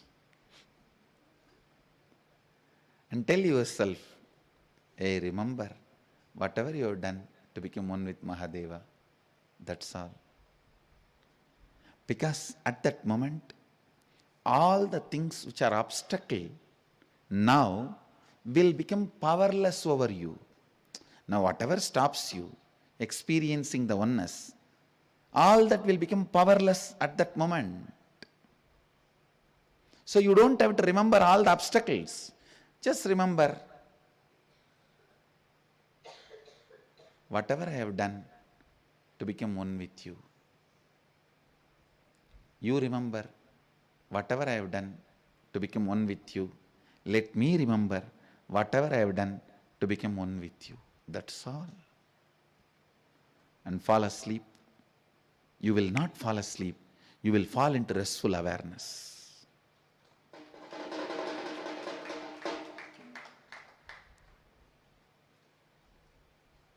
You will fall into restful awareness.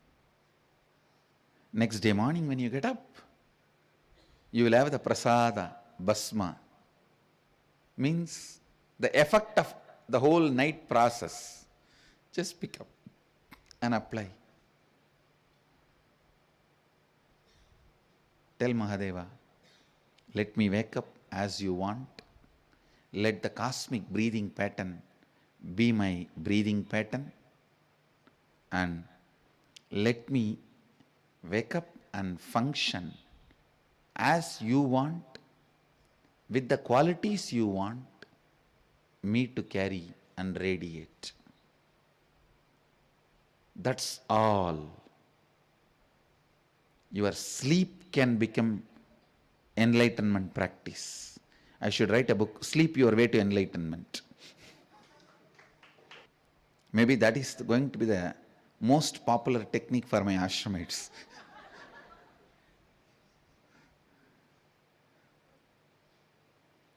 Sometimes I wonder, how do people sleep more than 4 hours?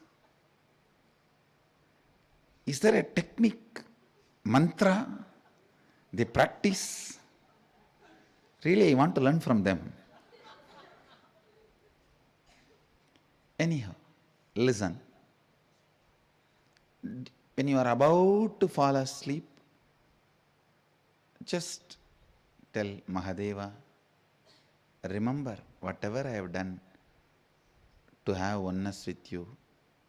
Tell yourself, oh my being, remember whatever you have done to have oneness with Mahadeva. That's all. That's all you need. Nothing else. This one technique, I should not even call as a technique, the one sacred truth revealed in this Upanishadic verse. Vayuranilamamritamadedam basmandaggu sariram Om Kratosmara Kritagusmara Kratosmara Kritagusmara. Just this one is enough. Is enough. Listen. This one is enough. You should practice this whole process by lying down. The best way to lie down, left hand under your head and turn towards the left side and right hand on your body, keeping your head in the east direction and stretching your leg to the west. So when the sun comes in the morning, he can wake you up. After some time, once you become master of this science, then you may not even feel like stretching your body fully and sleep. I don't stretch my body fully and sleep. I always use half sitting and half lying. So it may automatically happen to you. Automatically it may happen to you, but initially this is the posture with the left hand under the head, turn towards the left, head in the east and leg towards the west. So this is the best posture. Anyhow, listen. Vayuranilamamritamadedam basmandaggun sariram Om Kratosmara Kritagusmara Kratosmara Kritagusmara. This is the first and foremost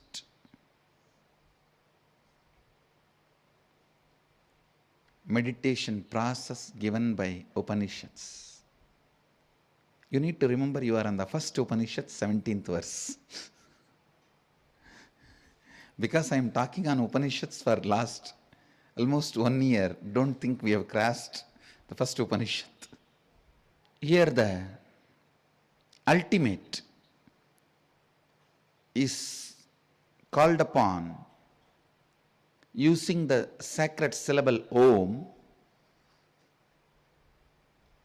You can even use the specific word if you feel like Mahadeva, if you feel connected to Mahadeva, or if you feel connected to your Guru's name.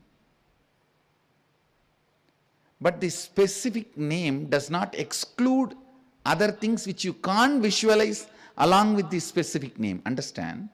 When you utter the word Mahadeva, if you can't visualize Vishnu and Brahma, don't think they are excluded when you address Lord as Mahadeva.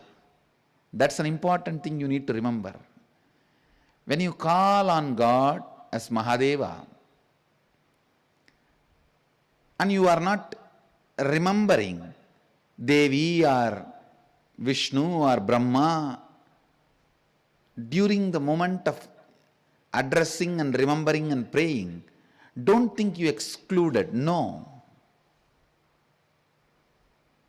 The moment you remember something from the context of ultimate, you already included everything.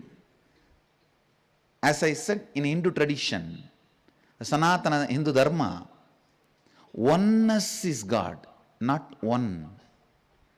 God is oneness, not one. Understand? What in Sanatana Hindu Dharma? I will tell you, in reality, God is oneness, not one. God is oneness, not one. Vayuranilamamritamadedam basmandagusariram Om kratosmara kritagusmara kratosmara kritagusmara. When people come and ask me, Swamiji, should we address it as a Om, O universal consciousness, O the cosmic energy, or should we specifically address as Mahadeva, O my Guru? What do you suggest? When people ask me, I tell you, I will suggest what is immediate, grounded, directly, what gives you the experience by touch. Remember that, because if you remember that from the context of ultimate, you are already including everything else. You are not excluding anything. In my life, I always remembered the immediate and reached the ultimate. Many times, the ultimate, if you remember, oh cosmic energy, what do you remember? Avoiding to remember, avoiding to get grounded, or having incompletion about remembering something in a very clear way, so just trying to push yourself into the vagueness. I have seen many times people in this broad things not doing anything. Really, we should love the whole world, we should love the whole world, they will be talking. They won't even build relationship with the neighbor. In the broadness, immediacy can be lost. In the immediateness, broadness can never be lost. Because when you start, you are progressing, you are growing. Only thing, do not exclude. Just because when you utter the word Mahadeva, you remember Shiva with 4 hands as Dakshinamurti, or don't think you excluded Vishnu, you excluded Devi. No. From the ultimate context, the moment you remember Mahadeva or your Guru, you included everybody, you included the right thing, you remembered the right thing. I was very clear. From the beginning, I'll only remember the exact person who awakened me. If I was practicing, when I was practicing, who am I? Annamalai Swamigal was the cosmos for me. That's all. No question of anything else. When I was practicing whatever Arunagiri Yogeshwara taught, he is the cosmos.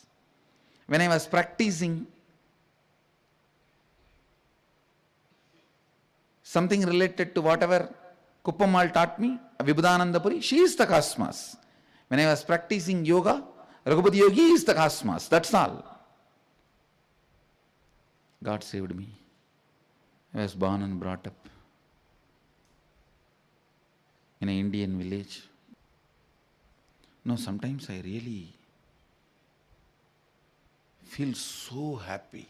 See, the kind of a commitment I had towards my gurus, to my masters. All they said, go and spread joy, bliss, help people, feed people, do good to people.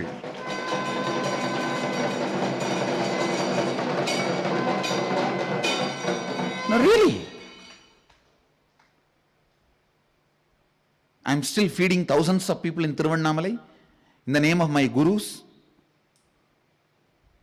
Just giving gratitude. Oh God, you guys did not teach me anything else. What a great thing happened to my life. Because the kind of a commitment I had towards them, I would have done anything they said.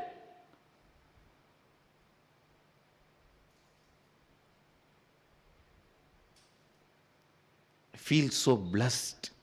My gurus did not give me anything wrong and gave me right, and feel blessed. They are born in a tradition which does not allow anything else to be taught. What will I do?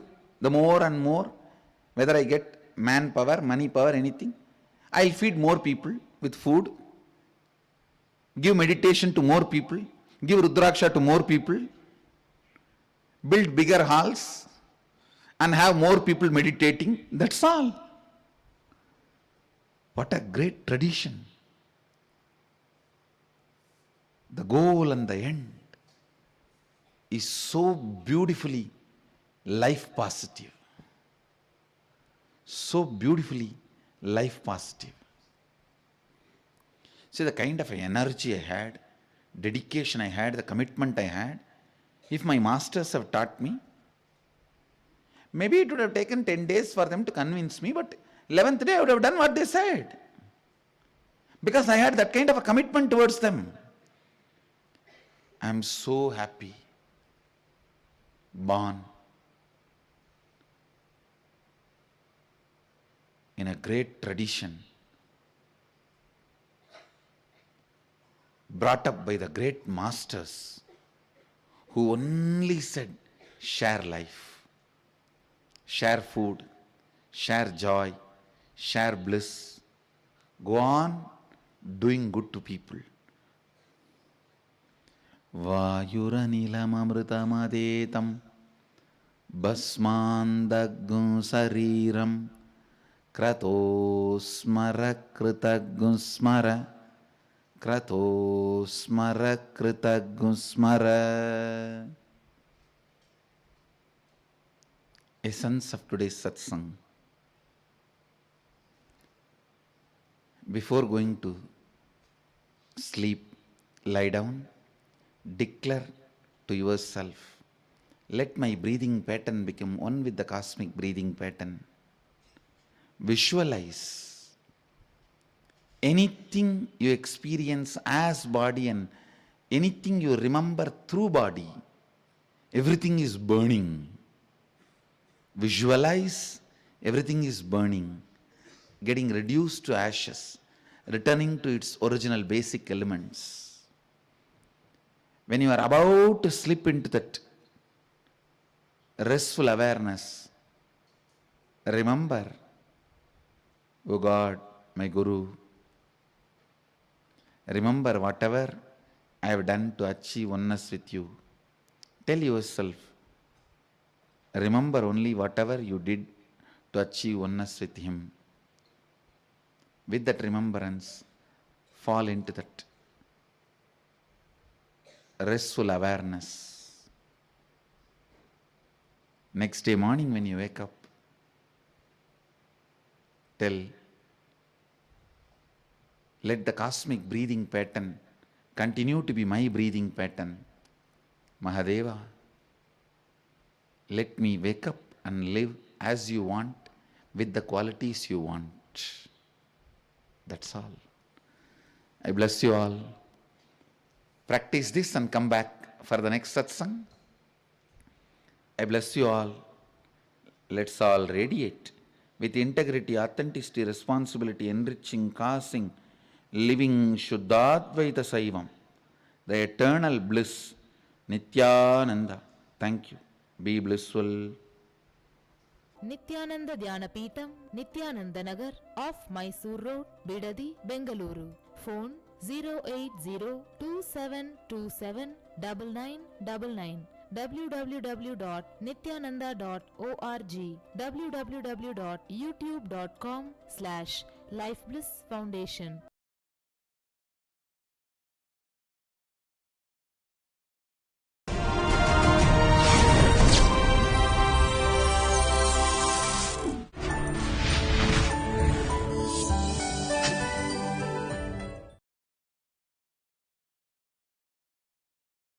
नित्यानन्देश्वरसमारम्भां नित्यानन्देश्वरिमध्यमाम् अस्मदाचार्यपर्यन्तां वन्दे गुरुपरम्पराम्.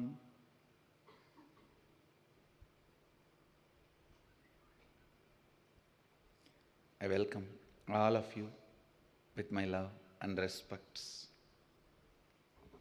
I welcome all the devotees, disciples, Samajis, Satsangis,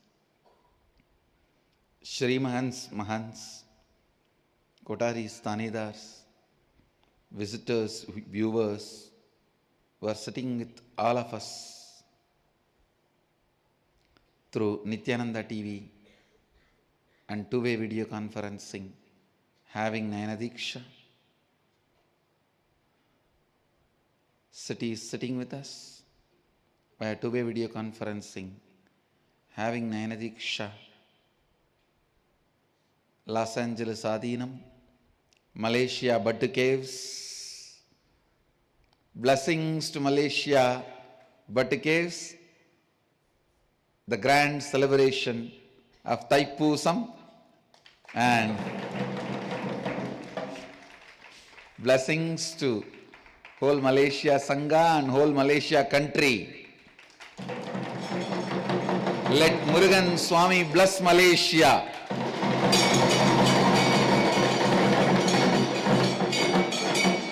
Annadanam will be successful and Thaipusam will be successful.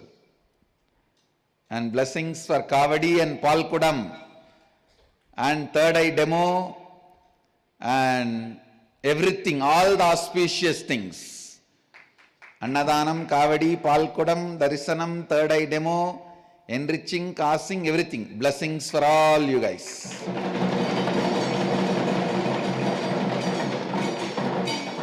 Muruganukku Arohara. Pattumalai Muruganukku Arohara.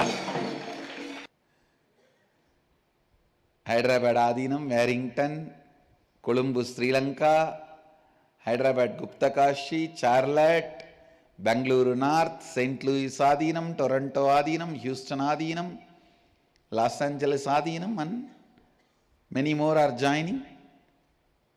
I welcome all of you with my love and respects. Actually, I already started writing my answer lyrics. It started happening. I just need time, little time to sit with my official Asthana singers to put the lyrics in tune, and maybe they will come and sing for you guys the lyrics, my response to Sangha anthem. I'll enter into the next verse of the Ishavasya Upanishad, the 17th verse today at least. I'll read the verse. Please recite along with me. Vayuranilam Amritamadedam Basmandagn Sariram. Understand? That is a Padapeta. Basmandagn Sariram. That of gum is the Padapeta. Means the way I heard from my gurus, I am maintaining it as it is. In some versions, the Padapeta may not be there, but I am maintaining the Padapeta as I heard from my gurus. So in our Sangha, we will chant with that of gum. Basmandagn Sariram. Om Krato Smara Kridagum Smara. Again the off gum, the Padabetam. The gum has to be uttered in a very silent way. Krato Smara Kridagum Smara. Krato Smara Kridagum Smara. I'll recite once more. Vayuranilam Amrutamadetam Basmandagum Sariram Om Krato Smara Kridagum Smara. Krato Smara Kridagum Smara. Chanting version for SoundCloud, because many times we miss only the chanting of the verses for SoundCloud.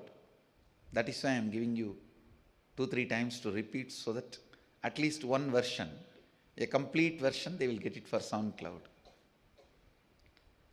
Vayuranilam Amrutamadetham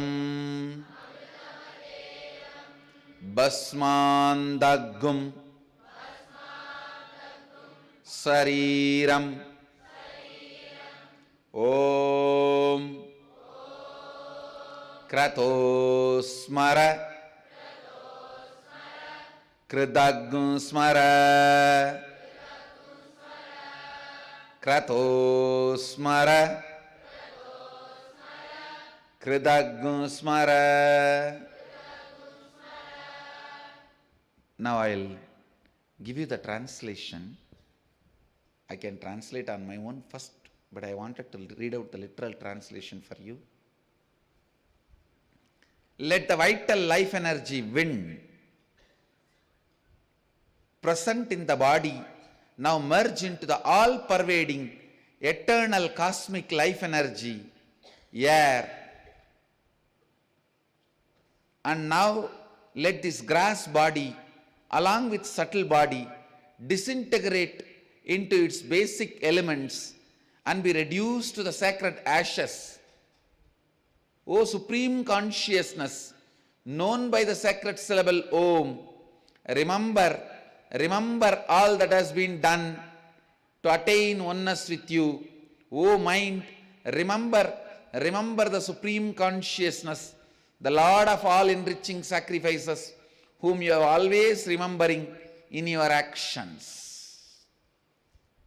I can say in this verse one of the most powerful spiritual practice is given.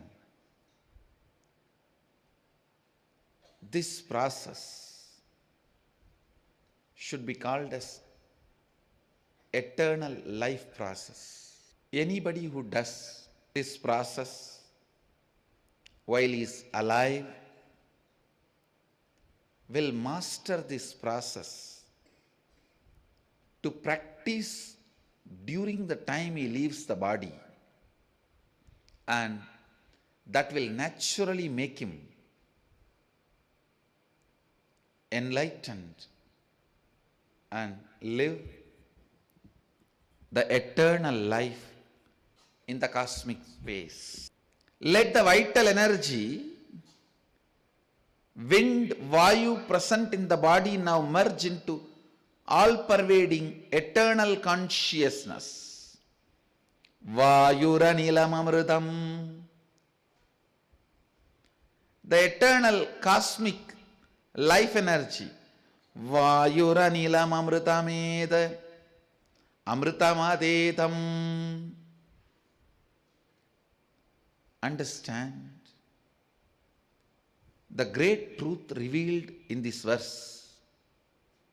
Whatever you call it as life, can merge with the eternal life. The body can go back to the basic elements.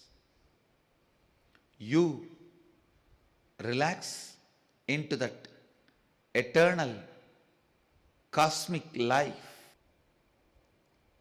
Every night when you fall asleep, if you practice this technique, it will become part of you, your very being. So when you fall into the eternal sleep, you will fall into eternal life. It's actually a technique. The whole sutra verse is technique. The 17th verse of the Ishavasya Upanishad. When you fall asleep, remember vital life energy, Vayu, relax into the cosmic life energy. Let this body go back to its elements, the source basic elements. Let this consciousness become one with the eternal consciousness, the oneness. Let me remember this. Krato smara kridagam smara, krato smara kridagam smara. Please understand, Upanishadic masters, they may be poets, but they never utter a single word extra. Here they are uttering the word Kratosmara Kritagusmara twice. Because once they are asking the cosmic energy, the cosmos, please remember whatever I have done to experience oneness with you. Second, they are reminding themselves, please remember whatever you have done to achieve oneness with the cosmos. So the first is Om Krato Smara Kritagum Smara, means, oh God, please remember whatever I have done, all the things I have done to become one with you and shower my grace. And second, Krato Smara Kritagum Smara is to tell yourself, hey, please remember how much you struggled to achieve the oneness. Now is the moment, don't miss. Listen. One Kratosmara Kritagusmara is the prayer, request. Second Kratosmara Kritagusmara is decision to be ferocious with yourself. Understand, you struggled, did so much to achieve oneness. Now don't be diverted by anything else, any other desire, any other greed, any other fear. Nothing else should touch you. I can say, again, these rishis have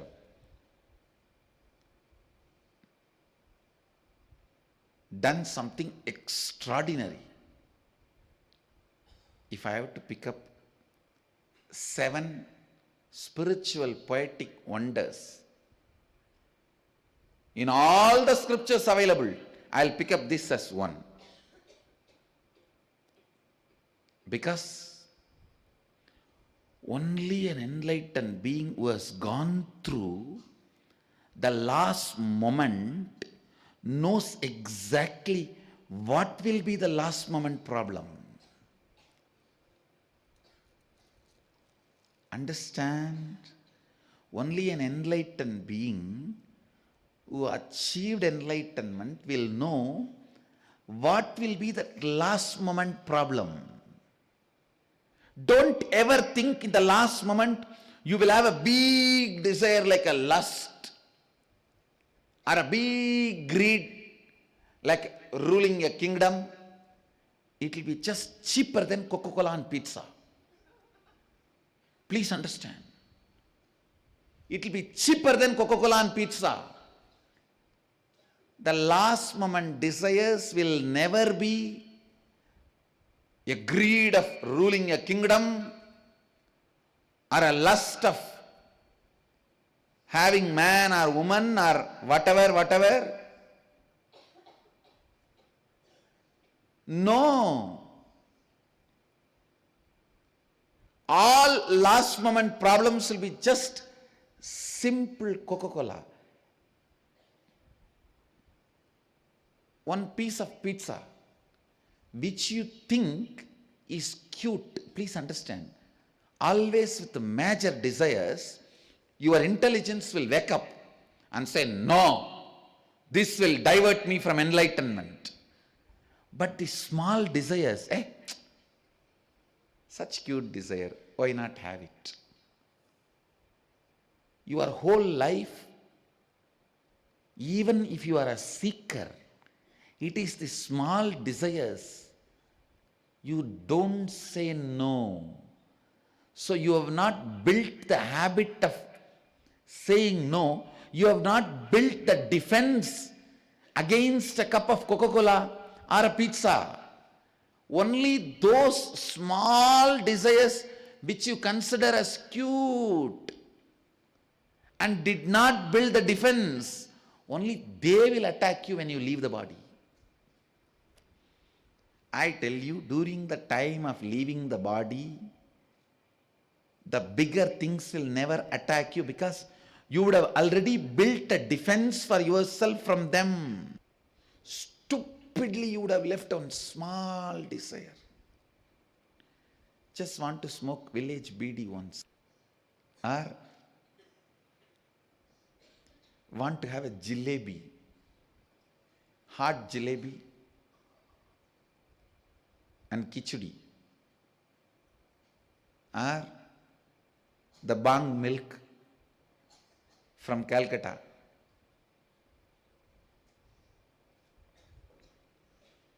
All these were my cute desires which I killed later on. That is why I am repeating exactly.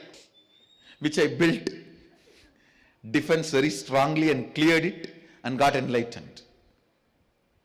Understand, neither sex, nor money, or name and fame, or a greed to rule kingdoms will not come to you during the last moments. Because about all of them you would have already built a defense. For a seeker, the last moment distraction will be just cup of thick curd, a slice of pizza.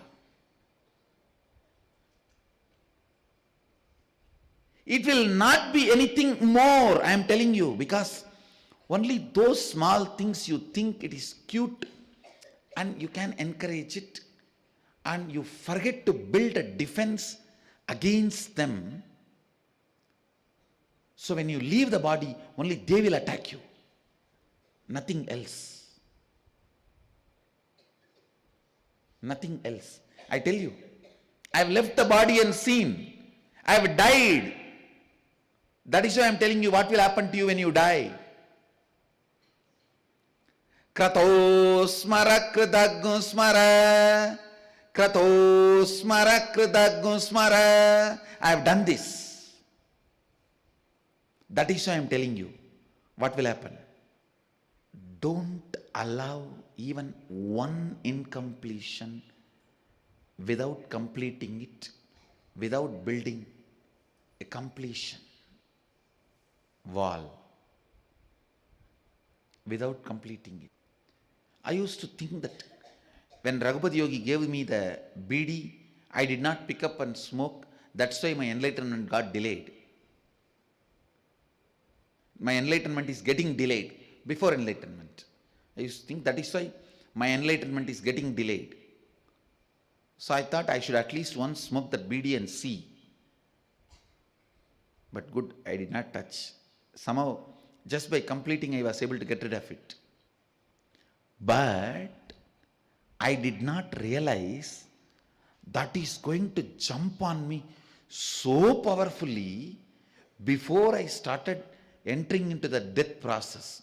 Only when I entered into the death process, I understood such a simple, stupid, cute desire was attacking me like a demon. And I tell you, it took almost 1 hour for me to complete and throw it away.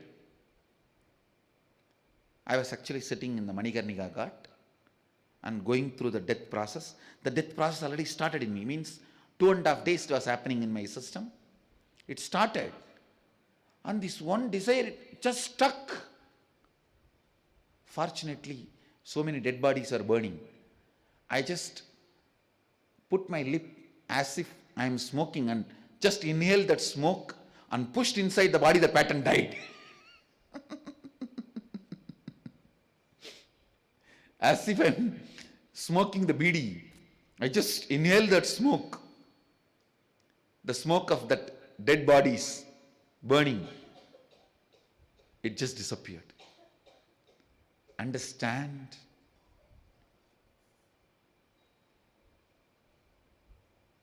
I did not have any lust. I did not have any name and fame desire. I did not have any desire to rule kingdom, or I did not have any other desire. Nothing. This stupid BD came. Because my Guru gave, I did not take it. When you leave the body also, you will not be attacked by any problem about which you already built a defense, completion or solution. Only which you have not built a defense or completion or solution, that will only create a big mess. That is why here the rishis are beautifully saying, they are not saying meditate, they are not saying contemplate, they are not saying think through, they are not saying become authentic, they are saying remember. Krato smara kridagum smara. By remembrance, you have to complete it. Means you will have to build defense for all the incompletions you have. You can't afford to leave even once. Maybe a desire to have mavadu and curd rice, or the whole Andhra gongura chutney, the whole southern Tamil Nadu paratha. It will all be too small. By remembrance, you should be able to throw it. Krato smara kridagum smara. Krato smara kridagum smara. When you leave the body, your ability to remember the need of the enlightenment, merging into the cosmos, and ability to provoke the cosmos to absorb you into it. The ability to provoke the cosmos. If you lived your whole life with a deep prayerful experience, now the prayer will become reality. Praying to yourself is completion. Completion with the cosmos is prayer. You telling yourself, hey, remember what all you did just for this moment. And don't look here and there. Enough pizza, enough Coca-Cola, enough curd rice, enough pickles. No. Krato smara kridagum smara. Don't worry. By the time the pain starts, the death pain, all your name and fame, greed to rule the kingdom, sex, lust, everything will lose meaning for you, will lose power over you. It will only be the last one or two things which you did not build defense, which you did not build completion, which you left it in a casual way, unattended way. I have seen people while they die, they do not remember the person with whom they want to have a physical relationship for their whole life, but they will remember the person with whom they want to flirt.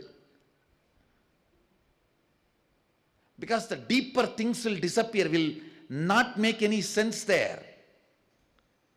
These casual things will happen because about the casual things you would not have built the defense. You would not have internalized. You would not have built completion. Vayuranilamamrutam Thetam Vayuranilamamrutetam Amrutamadetam Vayuranilamamrutamadetam Basmandaggu Sariram Om Krato Smara Kridaggu Smara Krato Smara Kridaggu Smara Vayuranilamamridam. Let the life in the body merge with the cosmic life. Let the body go back to its basic elements and be reduced to ashes. O cosmos, please remember what all I have done to achieve oneness with you. O being, please remember what all you have done to achieve oneness with him. So reminding both sides and making that oneness happen. I wanted Vakyartha Sadas to be done on this verse from the angle of reminding the cosmos and reminding yourself. The first, Om Krato Smara Kridaggu Smara. Next, Krato Smara Kridaggu Smara. The second, Krato Smara Kridaggu Smara, is completion of your muscle memory and biomemory. The first, Om Krato Smara Kridaggu Smara, is awakening your bioenergy.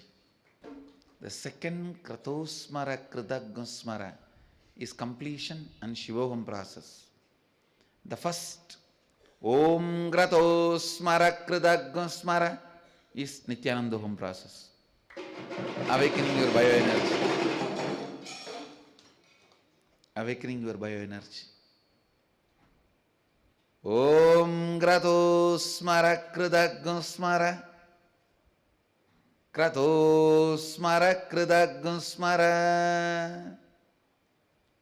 Do Vakyartha Sadas on this last line. I'll continue to expand on these verses, especially on this verse. I'll expand and present this as a meditation technique so that all of you can practice it and experience it.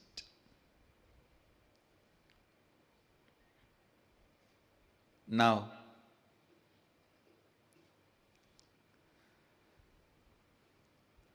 essence of today's satsang, reminding the cosmos about your goal, is prayer.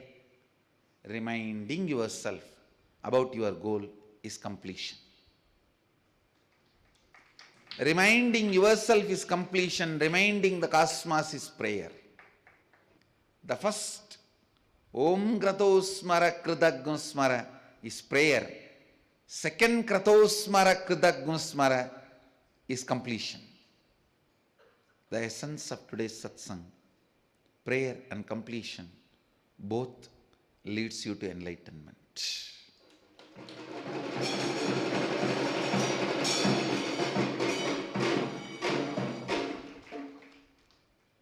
Nobody can do wonders with words in such a poetic way more than our Upanishadic rishis. So, do Vakyarth Sadas on it. I'll expand further on this verse in the further satsangs. Now, with this, I responsibility enriching, causing, living Suddhadvaita Saivam, the eternal bliss, Nithyananda. Thank you. Be blissful. Nithyananda Dhyanapitham, Nithyananda Nagar, off Mysore Road, Bidadi, Bengaluru. Phone 08027279999. www.nithyananda.org. www.youtube.com/lifeblissfoundation.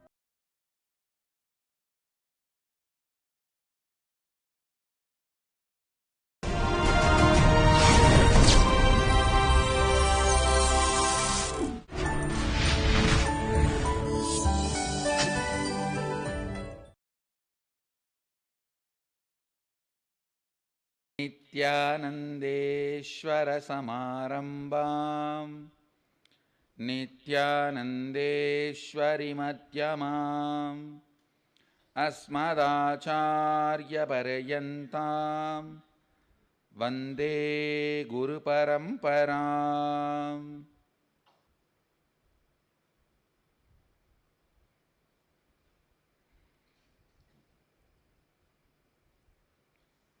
I welcome all of you with my love and respects.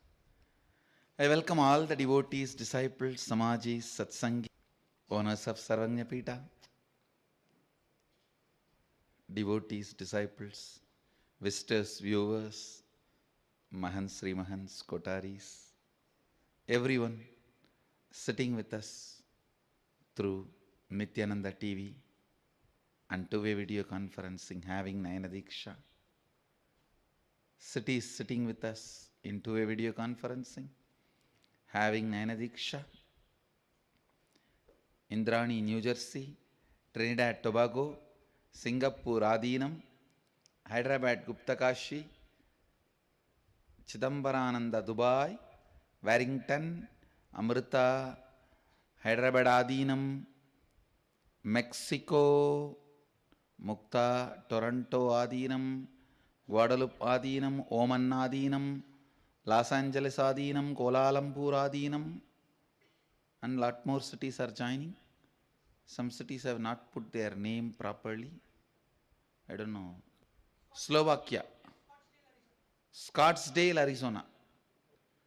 Some more cities are joining, which they have not put their name board. Okay. I welcome all of you with my love and respects. Today I will continue to expand on 17th verse of Ishavasya Upanishad. See, when the great rishis uttered these words, Vayura nilamamrutam adhetham Basmandaggu sariram Om krato smara kritaggu smara Smara kritaggu smara. When the great rishis uttered this sutra,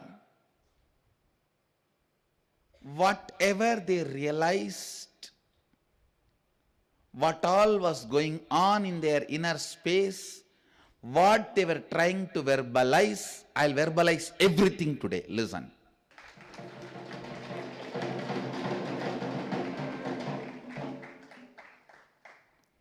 Vayuranilam amritamatetam basmandaggum sariram.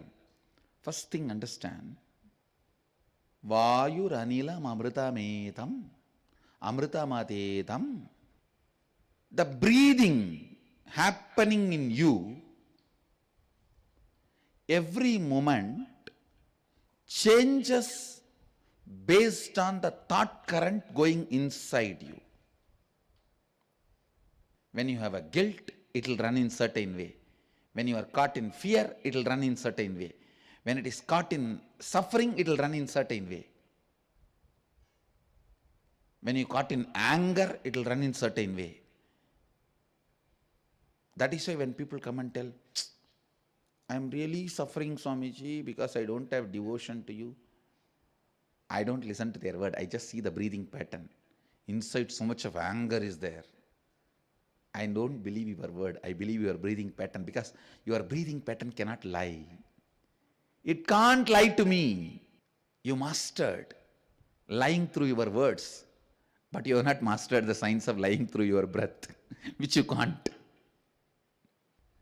Many times in the NS session, somebody who brought one small flower and offering, I'll be spending so much time with them,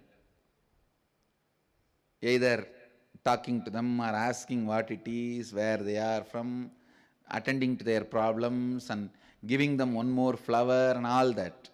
Sometimes you will see people will talk big, big words. I surrender myself at your feet, Swamiji. You are my everything. I'll just turn to the next person and say, next. I won't even look at them or have a word with them, because I can read their breathing pattern. Understand? You won't be able to lie your breathing pattern. That's impossible for you. You can't lie through your breathing pattern. Listen to these truths. Breathing pattern does not lie. It does not lie, and it cannot lie. It cannot lie. The tradition of Siddhas, the great enlightened beings, I should use the word raw enlightened beings. In India,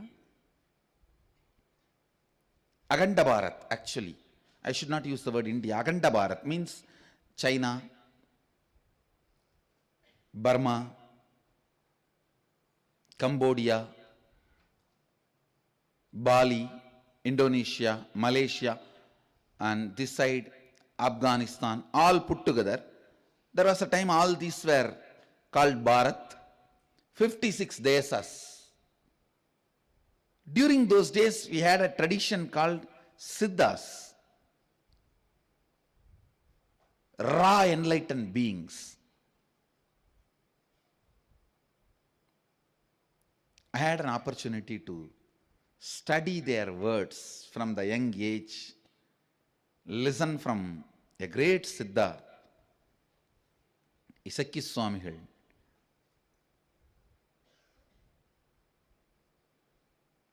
The whole science of Siddhas is based on the breath.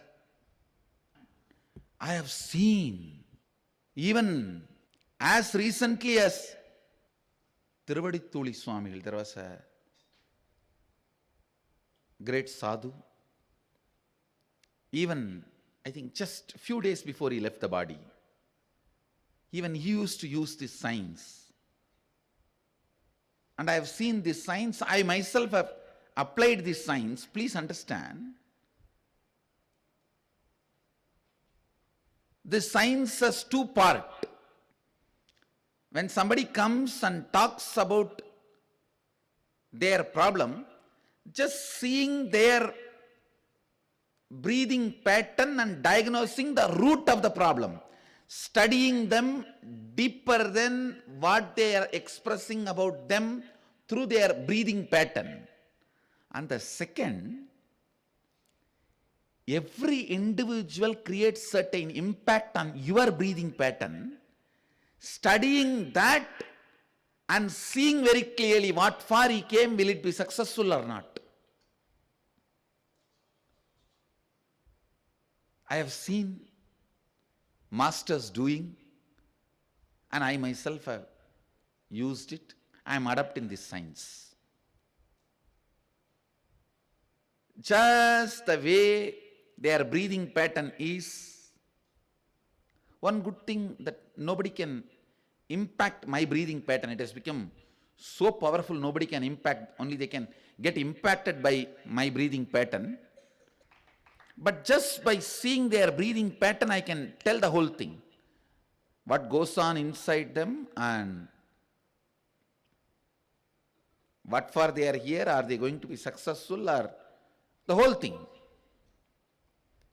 Are they here with a devotion? Are they here just to check out? Are they here to disprove?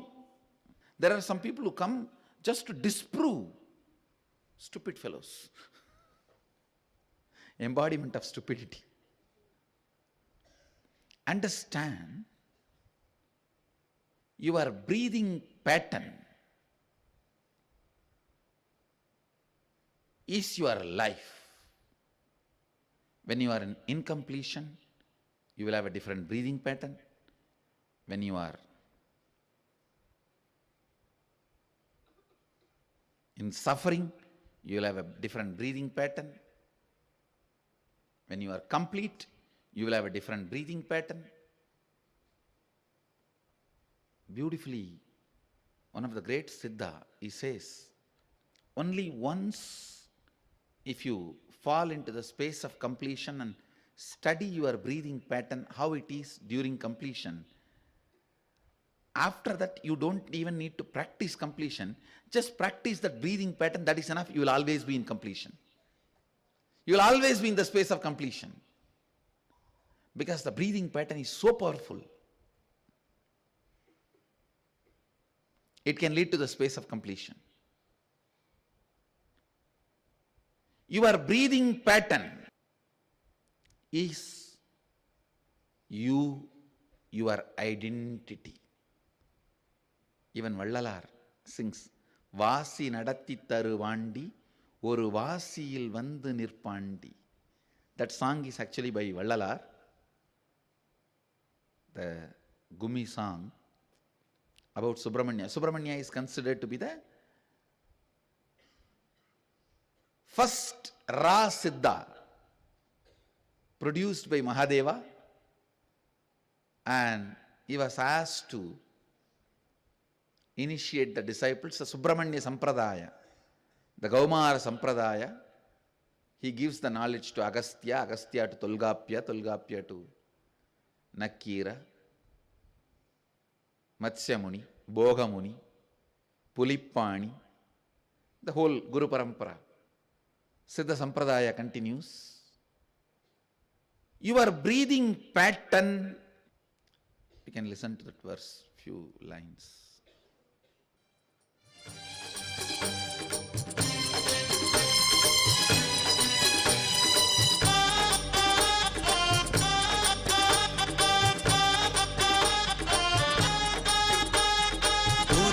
குடிசை நுழைந்தாண்டி அந்த கோமாட்டி எச்சில் விழைந்தாண்டி குறவர் குடிசை நுழைந்தாண்டி அந்த கோமாட்டி எச்சில் விழைந்தாண்டி குறவர் வணங்கும் புகழாண்டி அவன் தோற்றத்தை பாடி அடிங்கடி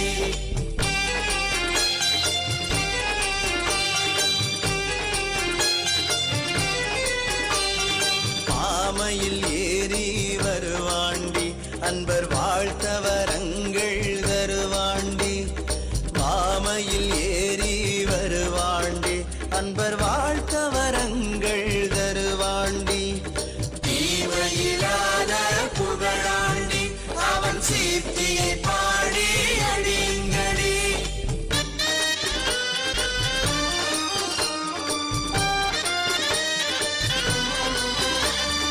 பன்னிரு தோள்கள் உடையாண்டி கொடும் பாவிகள் தம்மை அடையாண்டி பன்னிரு தோள்கள் உடையாண்டி கொடும் பாவிகள் தம்மை அடையாண்டி என்னிரு கண்கள் அடையாண்டி அவன்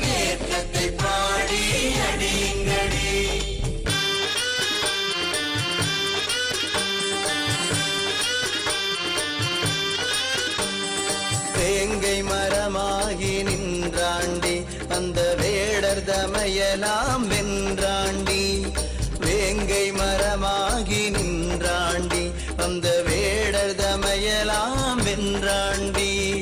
தீங்கு சூரனை கொன்றாண்டி, அந்த தீரனை பாடி அடியுங்கடி.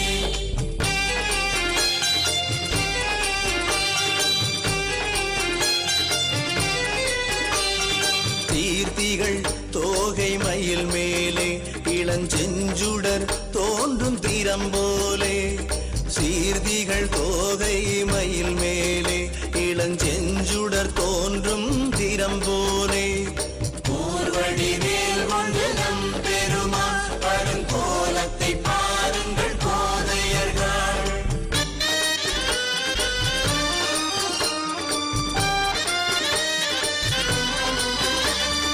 ஆறு முகங்களில் புன்சிரிப்பும், இரண்டாறு புயந்திகள் அற்புதமும்.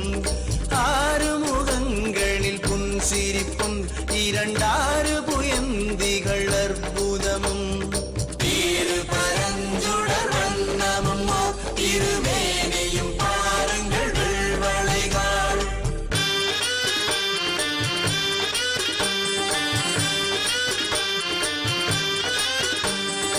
ஆனந்தமான அமுதனடி, பரமானந்த நாட்டுக்கு அரசனடி. ஆனந்தமான அமுதனடி, பரமானந்த நாட்டுக்கு அரசனடி. ஆனந்தமில்லா சதுரனடி, சிவ சண்முகன் நங்குரு சாமியடி.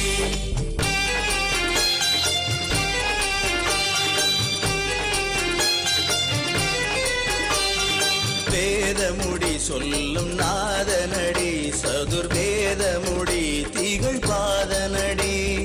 வேதமுடி சொல்லும் நாதனடி, சதுர்வேதமுடி திகழ் பாதனடி. ஞான வடிவுகள் நீதனடி, பரநாதங்கடந்த நலக்கனடி.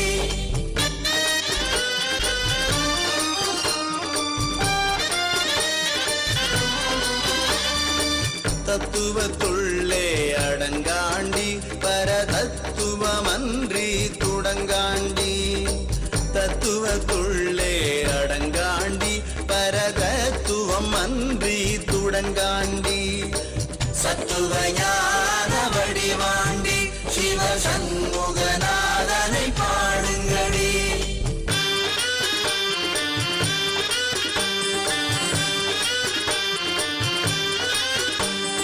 சச்சிதானந்த உருவாண்டி, பரதற்பர போகம் தருவாண்டி.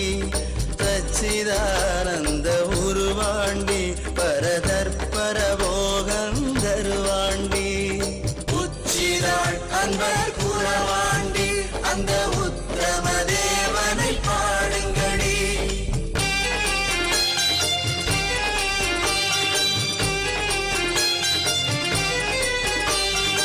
அற்புதமான அழகனடி, துதி அன்பர்க்கு அருள் செய் புழகனடி. அற்புதமான அழகனடி, துதி அன்பர்க்கு அருள் செய் புழகனடி. சிப்பரயோக கிரத்தனடி, அந்த சேவகன் சீர்த்தியை பாடுங்கடி.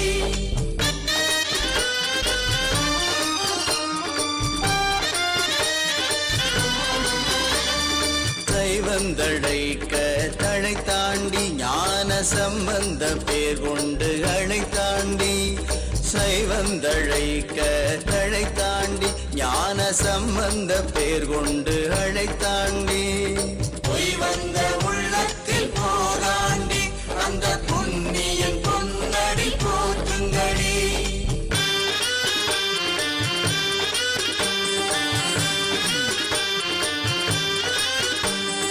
வாசி நடத்தி தருவாண்டி, ஒரு வாசியில் இங்கே வருவாண்டி. வாசி நடத்தி தருவாண்டி, ஒரு வாசியில் இங்கே வருவாண்டி. ஆசில் கருணை உருவாண்டி, அவன் அற்புதத்தாள் மலர் ஏத்துங்கடி. Actually, this verse means Vasi Nadatti Taruvandi. Just through the breathing pattern, he can lead you to enlightenment. ஒரு வாசியில் வந்து நிற்பாண்டி. Within the time of one breath, he will appear in front of you. Actually, using the breathing pattern, achieving extraordinary powers and enlightenment was one of the important signs of Hindu tradition. It's one of the important signs in the Hindu tradition. This verse which says, Vayuranilam amrudamadedham, means let my breathing pattern dissolve into the cosmic breathing pattern. Actually, I wanted you to practice. I wanted all of you to practice this. Especially when you fall asleep. Decide, anyhow, now I am going to fall asleep. I can't keep my inner image, outer image, others' image, life image all up, alive. Actually, all you guys are holding on to your outer image like a flex board only. It is so heavy. And you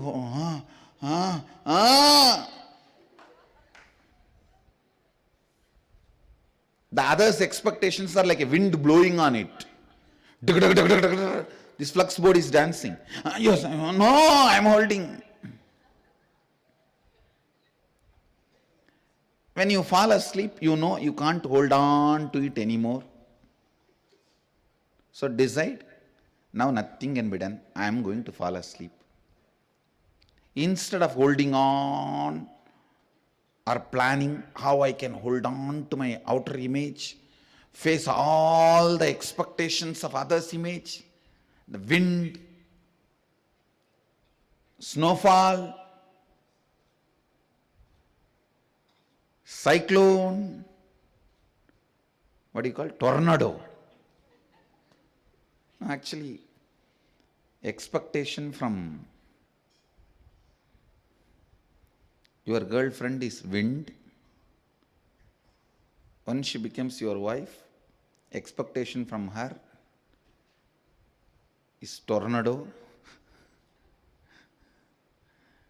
Once you have a kid, expectation from her is wind, tornado, forest fire, snowfall, all put together and something more.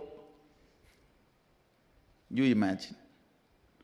It is not only about between husband and wife, even in the office. Whole day you go on planning to hold on to that flex board. Any night you can't hold on. You are going to fall asleep. Decide, understand. Every night if you make a decision consciously, within 21 days it can become your biomemory, your cognition. Just 21 days decide. I don't want anything else. Let my breathing pattern become cosmic breathing pattern. Morning when you wake up, decide. Let the cosmic breathing pattern continue to be my breathing pattern. That's all.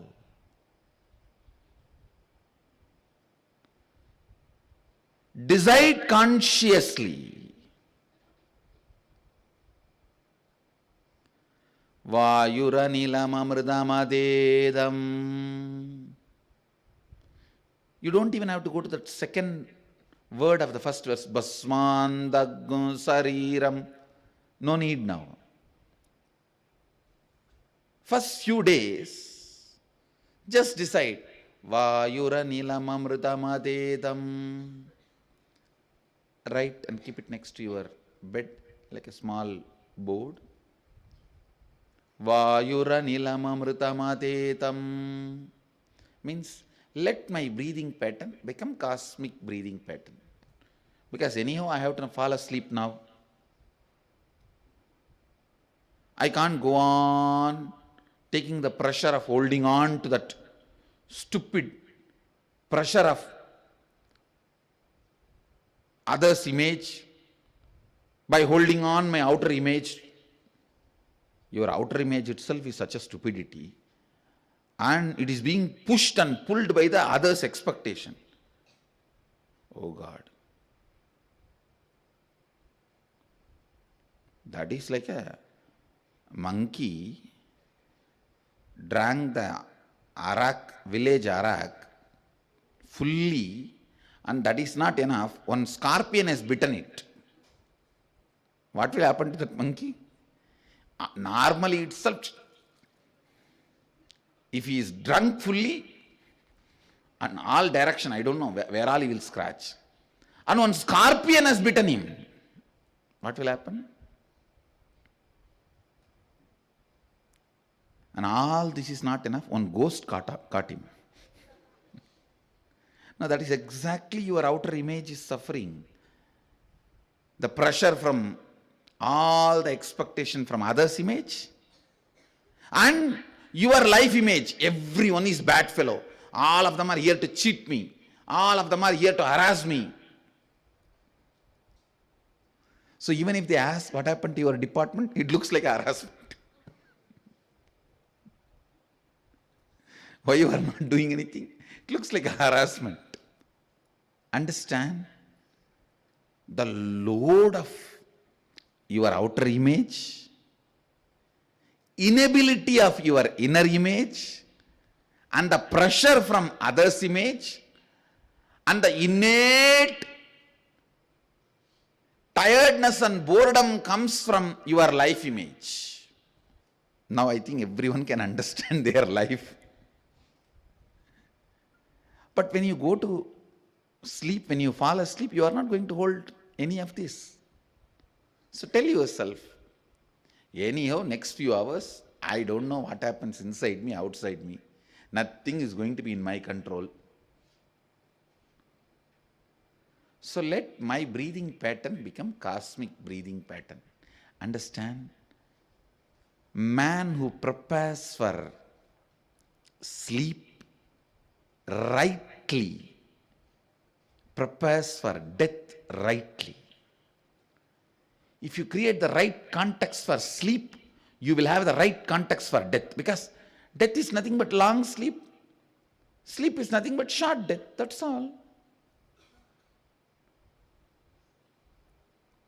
If you die for a few hours and come back, it is called sleep.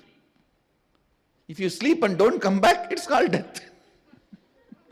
It is actually coming back is going to decide whether it is sleep or death. Not falling. Falling is not going to decide. Falling is one and the same. It is coming back going to decide whether you fell asleep or you died. Every day, prepare with the right context for sleep. You will prepare yourself beautifully for death. Vayuranilam amritamadedam. Tell yourself, let my breathing pattern become the cosmic breathing pattern. I am relaxing into it.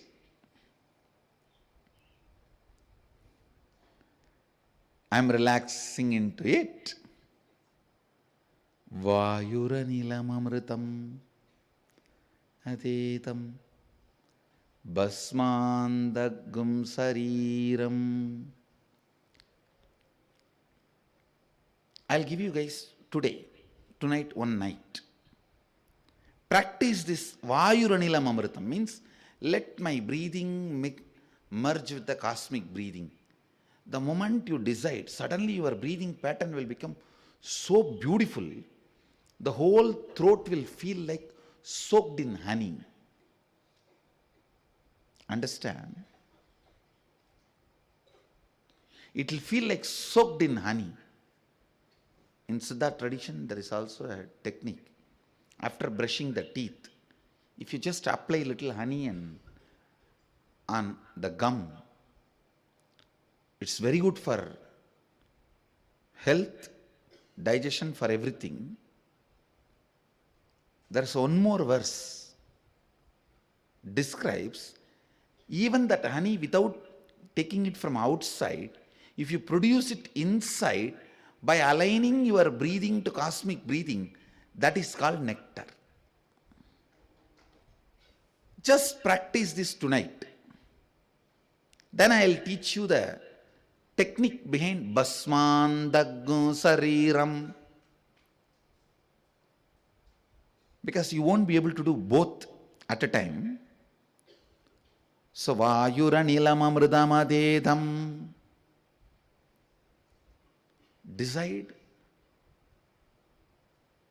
let my breathing pattern become cosmic breathing pattern. Actually, what happens, you are surrendering every night into Mahadeva.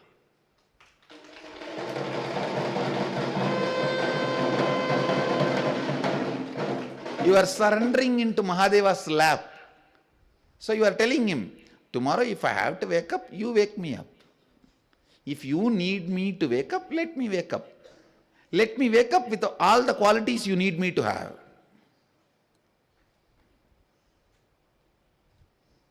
If you need me to wake up, let me wake up. And let me wake up all the qualities you want me to have.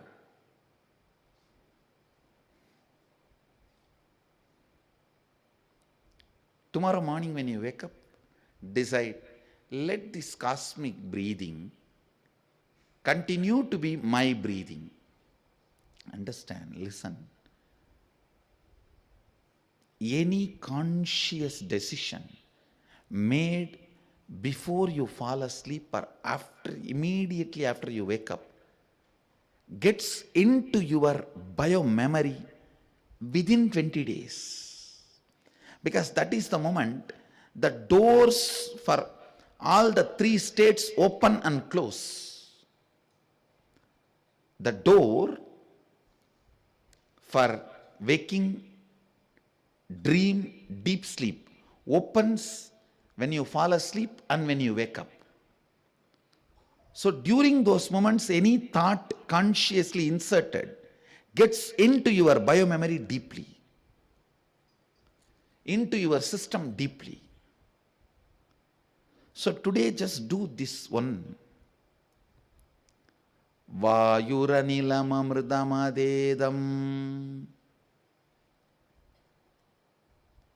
Let the vital life energy present in my body merge into all-pervading eternal cosmic life energy.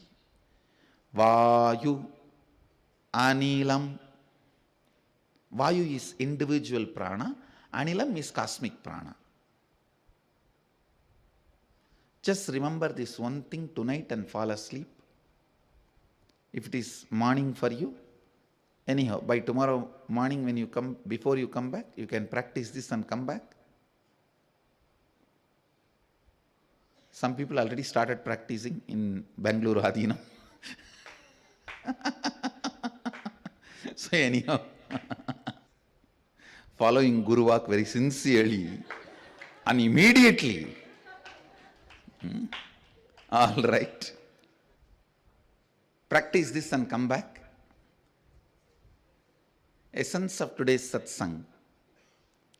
Let my breathing pattern become cosmic breathing pattern. Let the cosmic breathing pattern become my breathing pattern. Vayuranilamamrudamadedam. With this, I bless you all.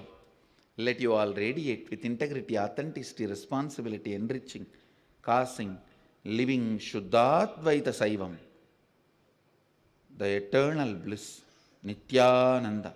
Thank you. Be blissful. Nithyananda Dhyana Peetham, Nithyananda Nagar, off Mysore Road, Bidadi, Bengaluru.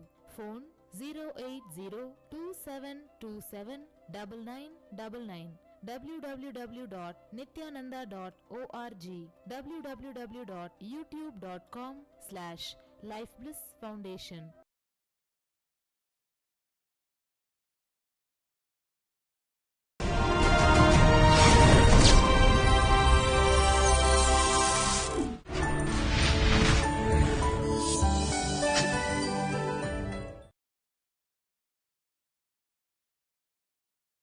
नित्यानन्देश्वरसमारम्भां नित्यानन्देश्वरिमध्यमाम् अस्मदाचार्यपर्यन्तां वन्दे गुरुपरम्पराम्.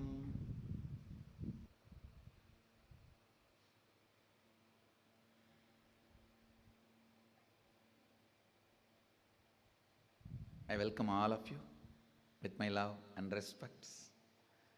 I welcome all the devotees, disciples, samajis, satsangis, Srimahans, Mahans, Tanedar Kotaris, owners of Sarvanya Pita, and IA Teamily, every one of you with my love and respects. City is sitting with us. Kuala Lumpur Adina. I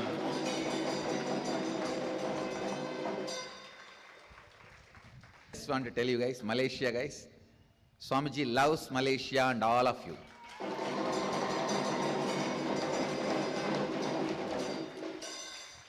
Other cities sitting with us, Los Angeles Adinam, Guadalupe Adinam, St. Louis Adinam, Phoenix Adinam, Indrani, New Jersey, and Hyderabad Guptakashi, Dubai Adinam, Hyderabad Adinam, and Trinidad Tobago, Charlotte Sri Salem, Bangalore North. That's it. So I welcome all of you with my love and respects. Today we are entering into 18th verse. Recite along with me. Agnenaya Subhataraye. Actually, the original word is Subhata Raye. Padabeda is Subhataraye. That's the way I heard from my master. So I'll retain the Padabedam. So in our Sangha, we will retain the Padabedam as I heard from my masters, because they are from village and they had their raw pronunciation. I just wanted to keep that as a my respect for them. Subhataraye Asuman Vishwani. Understand? Asman is the original verse. The Padabedam is Asuman. The of U. Asuman Vishwani Deva Vayunani Vidvan Yuyotyasm Majju Huranamena Bhuyishtam De Nama Bhuktim Videma Agne Naya Subhata Raye Asman. So Padabedam, listen. Asuman. It should not become full su. Asuman Vishwani Deva Vayunani Vidvan Yuyot Yasmajjuhu Ranamena Bhuyishtam Te Nama Uktim Videma. I have a book where all these Upanishads are translated in Tamil and printed, which is used to teach Upanishads to me by my Guru Vipudananda Puri and Isaki Swami. In that, all the Padabedas I have marked. Some they marked in their own handwriting, some I marked in my handwriting. I still remember the Vibhudananda Puri will read out the verse, I have to repeat, and then Isaki Swami will explain. So, I'll now read out the original translation and give you the sacred secrets behind this verse. O Agni, the fire god, knower of all our actions and all that is worth knowing, you must take us along the righteous and auspicious path of completion, leading us to experience the supreme consciousness, the original space of complete completion. O God, consciousness, you may remove all our incompletions that are obstacles on our good path of completion, beyond coming and going, birth and death. Unto you we surrender with many reverential words, bowing down again and again. Listen, I'll read the translation once more. O Agni, the fire god, knower of all our actions and all that is worth knowing, you must take us along the righteous and auspicious path of completion, leading us to experience the supreme consciousness, the original space of complete completion. O God, consciousness, may you remove all our incompletions that are obstacles on our good path of completion, beyond coming and going, birth and death.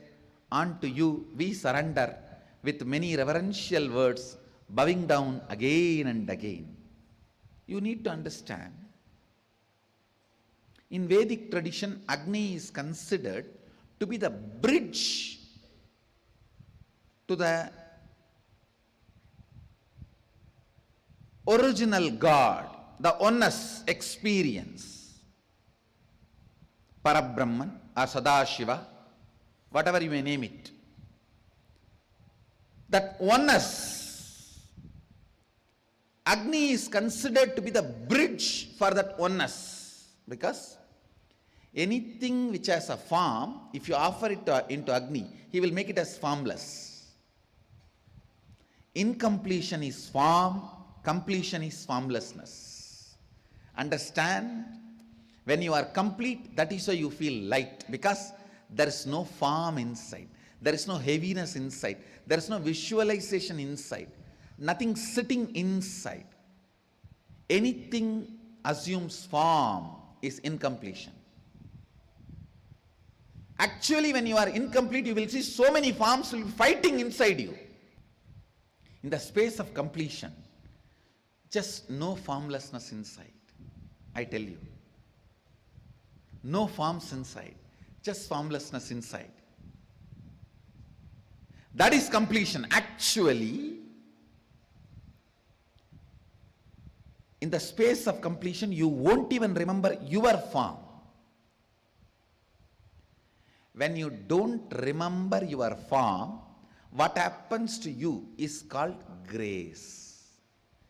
If you remember your form, do all the spare part fitting, removing, painting, tinkering, putty-partifying, puncturing, adding, deleting, and do everything. Even after that, how it looks is called beauty. When you don't even remember your form, even in your inner space, what happens to you is called grace.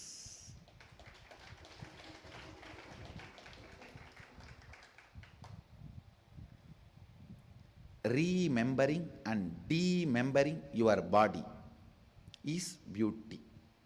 Demembering means what? Removing something and adding something.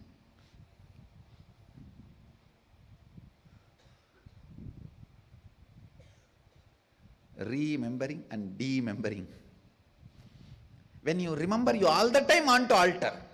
I think just this nose little sharp could have been better.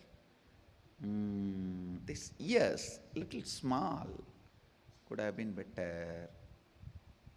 And this little bigger and this little smaller, I think that way it would have been much, much better. When you remember, you always want to alter.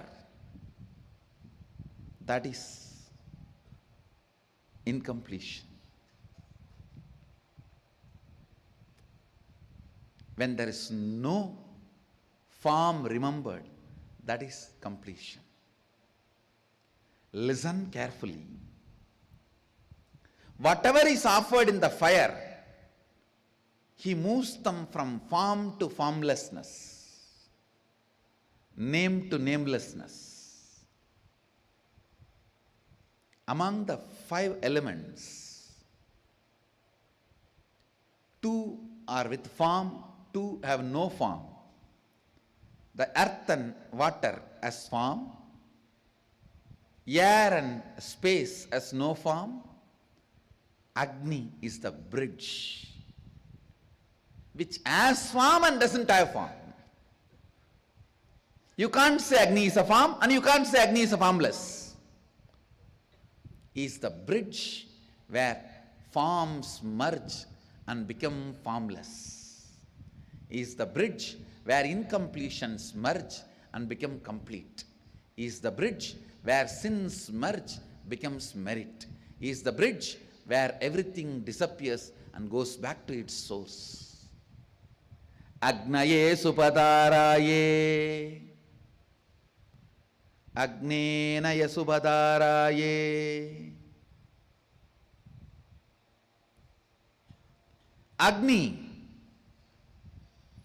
is considered to be the door to gods. Understand? Just today I was talking to some of my Mahants, Mahant of the Gurukul and Mahant from Salem. I was explaining to them where the best Samits, Ahudis will be available in pure form in Tamil Nadu. They were wondering because the street name, shop, next to which shop, how many shop, all the details I was giving. In which cities? Because when I myself was doing homas, I used to follow Agama fanatically. I will not allow single, even a small bit of paper or a plastic or anything to fall into that Agni. Once I invoke the god or the goddess in the Agni. There was a time in 2001 to 2000, even 2000, till 2003, I myself will go to devotees' houses or temples and personally do the homas. Sometimes 10 hours at a stretch. 10 hours at a stretch. And days together. Sometimes even I remember 7 days, 10 hours a day. I used to conduct large scale homas, Chandi homas, Sri Vidya homa. I myself will sit and perform. I myself will go to those shops and prepare all the herbs and items needed to be offered. If there is homa, 1 week before itself I will go and sit in those shops. They will give 2 workers, 3 workers to me separately. So those workers will start, I'll have that book, Agama books, and I'll dictate one by one. They will take it and keep it clean, wash those herbs, remove all the mud or any paper or plastic, anything, clean it up, and then they will organize and give. Understand why I am narrating this incident? Because really, really, really, the gods and goddesses you invoke in fire come there. Understand that. It is not imagination. It is not some small time pass game, or it is not just to satisfy some online, the viewer or the person who paid. It is not profession. No. Understand? When you utter those sounds, invoke them in the fire, they are actually invited there. What you offer should be pure, clean, high quality, because they are directly receiving it. You can't afford to disrespect them. Still I remember, at least 1 week I'll sit and prepare all the things required. Actually, that 1 week itself, I am so much soaked in that memory. This is going to be offered to this God, this God, this God. The moment I sit in front of the fire and invoke Ganadipataye, Igagacha, Igagacha, Igatishta, Igatishta, immediately I simply see them happening. So when I give, I can see very clearly from my hand, they just take it and inside. I have so many photographs and video records where my hand casually goes into the fire and does not even remember the hand is in fire.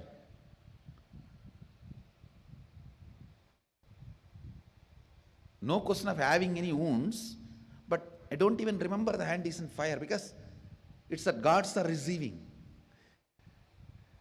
When the gods land, the fire loses its quality of hurting. Ordinary fire where you don't invoke God can hurt. But when you have invoked God, it is no more fire. It is only the body, but inside God is there. Agni is considered as the bridge in Hindu tradition to relate with God. All of you should learn to relate with God in these 3 forms. 1, in the form of Guru and deity in the temple. 2nd, in your own Anandagandha. 3rd, in the fire. First 2 you all learn,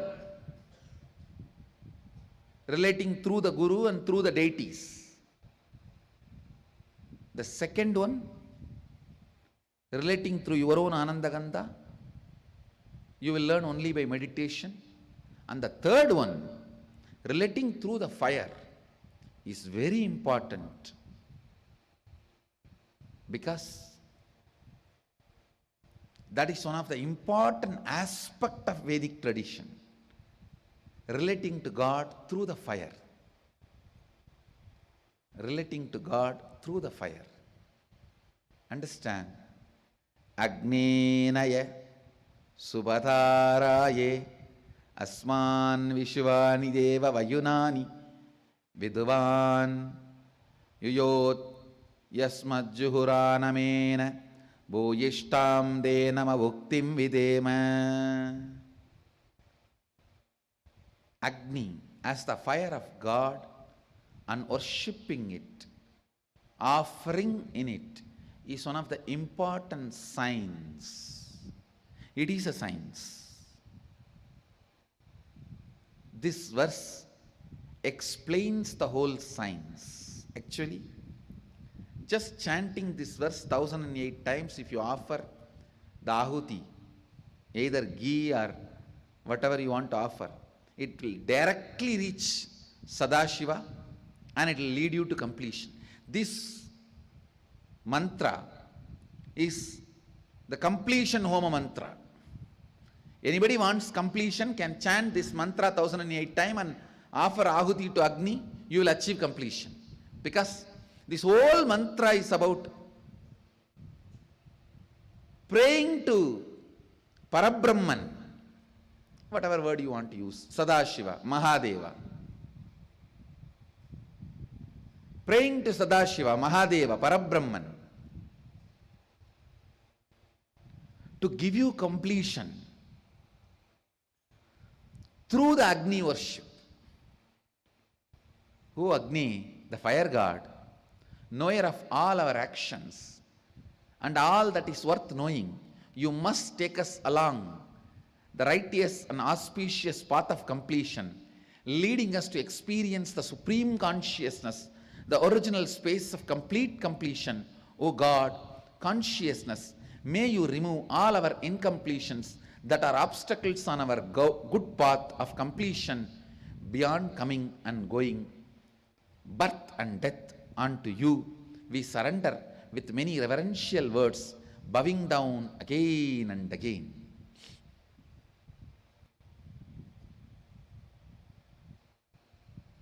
In this inner awakening, one day we will have this Homa. All the participants should sit around and should chant this 1008 times.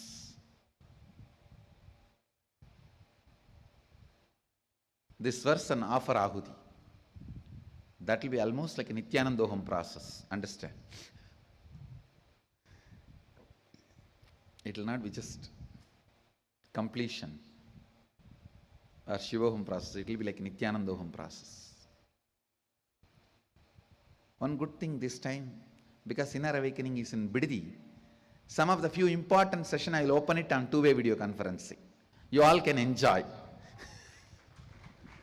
Some of the important sessions, some of the important Shivoham and Nithyanandoham sessions, I will open it to two-way video conferencing. All of you can enjoy. O Agni, the fire god, knower of all our actions and all that is worth knowing. What a beautiful word is it.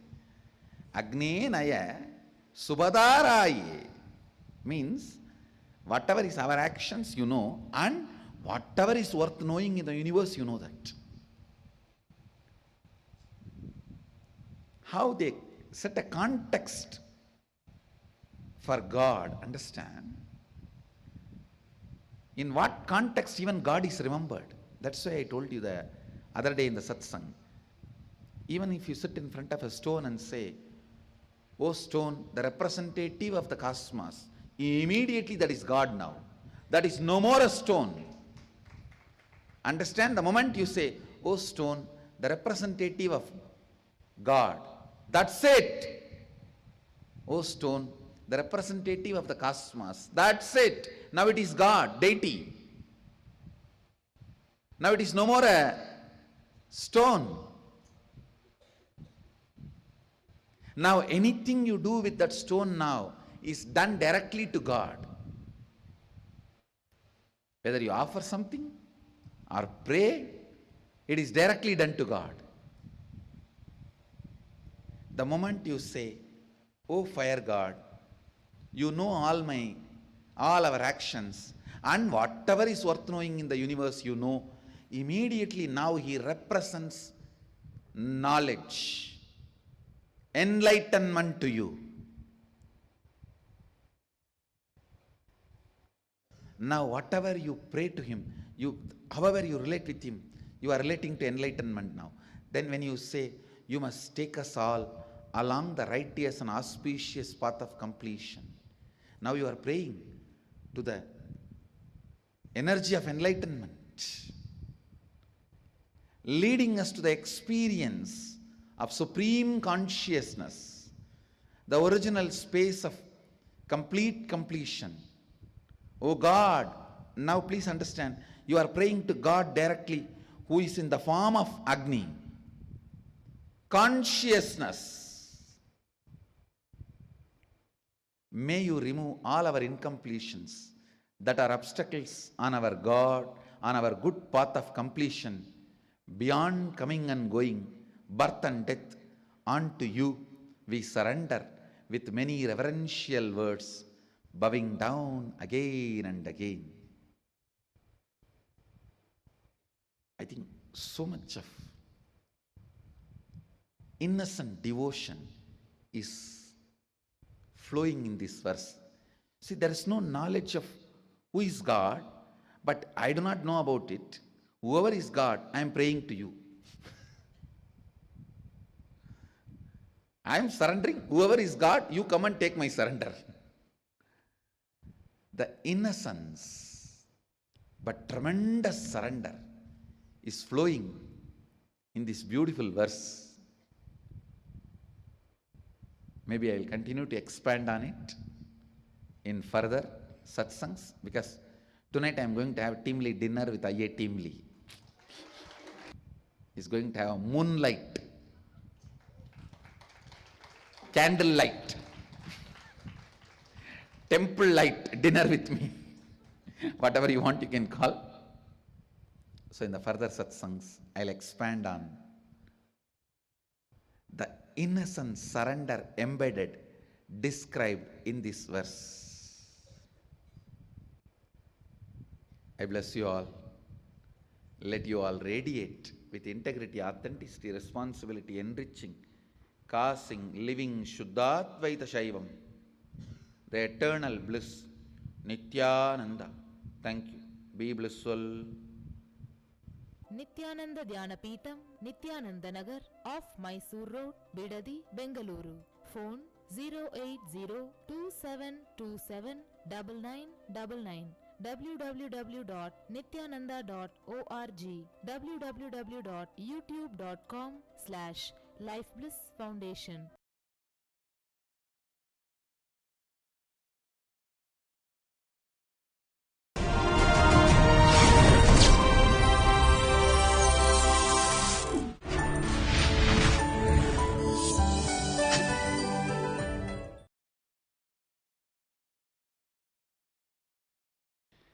नित्यानन्देश्वर समारम्भा नित्यानन्देश्वरि मध्यमाम् अस्मदाचार्यपर्यन्ताम् वन्दे गुरुपरम्पराम्.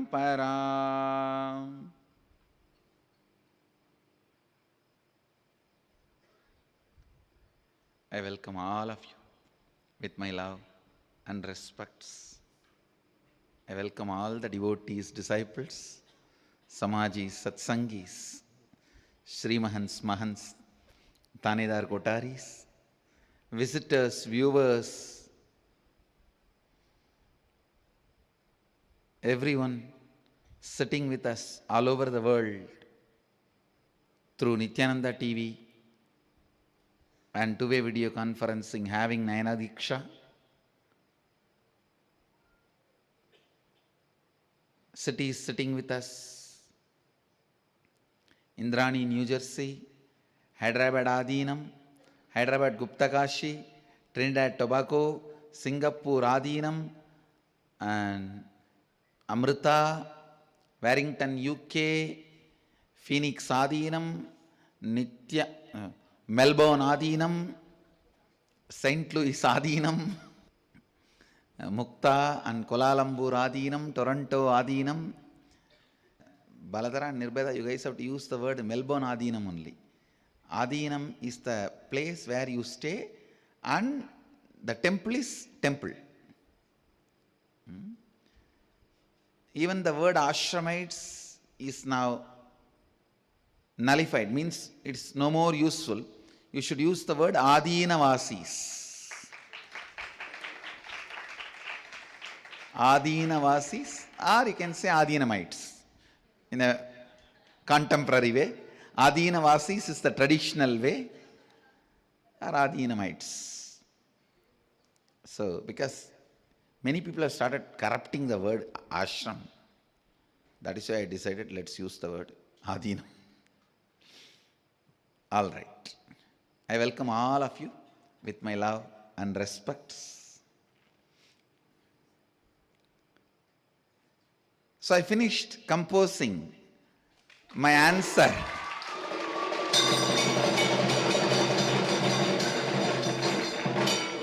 for the Sangha anthem, and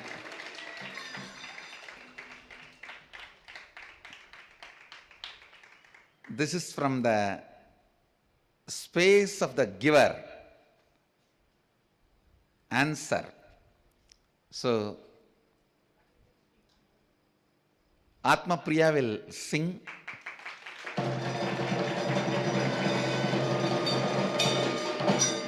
She will present my lyrics to all you guys. I don't know who sang that Sangha anthem which I played, but whoever has written the lyrics or sang, they've done a very good job. My thanks to them. We will find out who did it and we'll openly acknowledge them with their names. But now, my answer is ready. For my answer, lyrics is from me, tune, voice from Atma Priya. Atma Priya.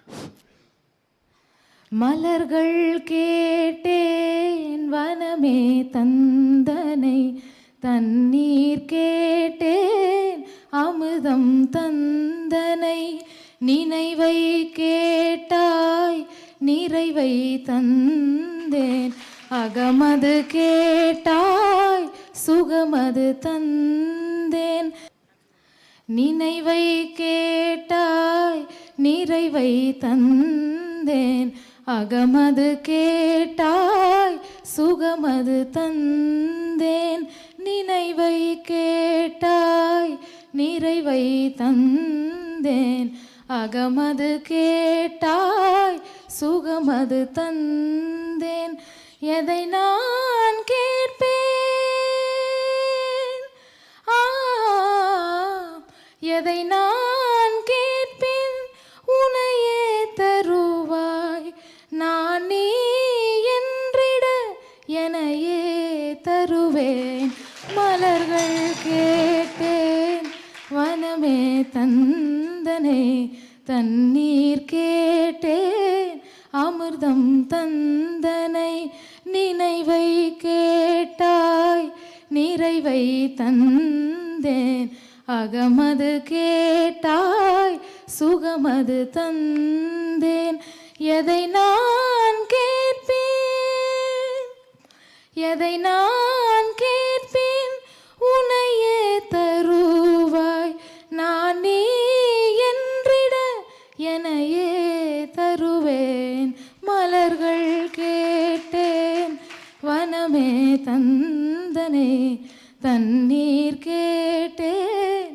அமிர்தம் தந்தனை, கனவில் தொலைந்தாய் நனவாய் வந்தேன், வினவில் தொலைந்தாய் விடையாய் வந்தேன், கனவில் தொலைந்தாய் நனவாய் வந்தேன், வினவில் தொலைந்தாய் விடையாய் வந்தேன், எதனில் தொலைந்தால் எதனில் தொலைந்தால் நீயே வருவாய், என்னில் தொலைந்தால் நானே வருவேன், நினைவை கேட்டாய் நிறைவை தந்தேன், அகமது கேட்டாய் சுகமது தந்தேன், தேகம் வீழ்ந்தாய் போதம் சேர்த்தேன், மனதில் வீழ்ந்தாய் எனது இல் சேர்த்தேன், தேகம் வீழ்ந்தாய் போதம் சேர்த்தேன், மனதில் வீழ்ந்தாய் எனது இல் சேர்த்தேன், எதனில் வீழ்ந்தாய் உன்னிடம் சேர்ப்பாய், உள்ளத்தில் வீழ்ந்திட உள்ளதில் சேர்ப்பேன், நினைவை கேட்டாய் நிறைவை தந்தேன், அகமது கேட்டாய் சுகமது தந்தேன், நான் நீ என்றிட நான் நீ என்றிட எனையே தருவேன், நினைவை கேட்டாய் நிறைவை தந்தேன். அகமது கேட்டாய் சுகமது தந்தேன்.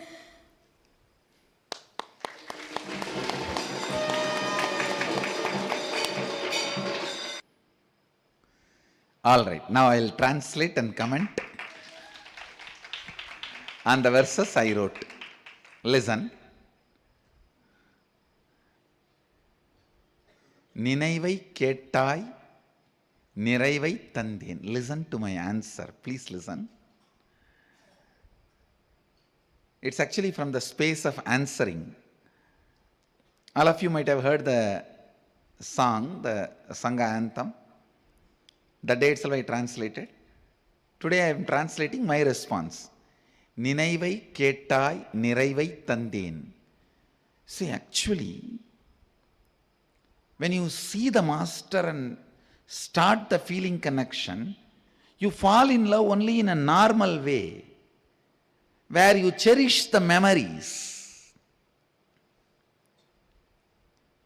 You always ask only for memories from a relationship, but I gave you completion from our relationship. Understand? The relationships where memories are given, if only the memories are left out from the relationship, then it's ordinary binding relationship which leads to pain, suffering at one day. Here, you might have asked only memories because you know only that comes from relationship, but I gave you completion from our relationship. And you only asked the inner space. I gave bliss, joy in the inner space. And the next question is, what should I ask to get you, for you to give you? The answer is, if you decide you, me, you, I'll give me to you. It is not actually asking, understand? If you get something by asking, it can be taken away from you. If you get something by deciding, it can never be taken away from you. Even I can't take away myself from you. Even when I can't take away myself from you, only then really you got me. Understand? That is why here no question of asking me and getting me, just deciding you, me, you. Then simply I am there in you, you are there in me. Neither you can take you away from me, nor I can take me away from you.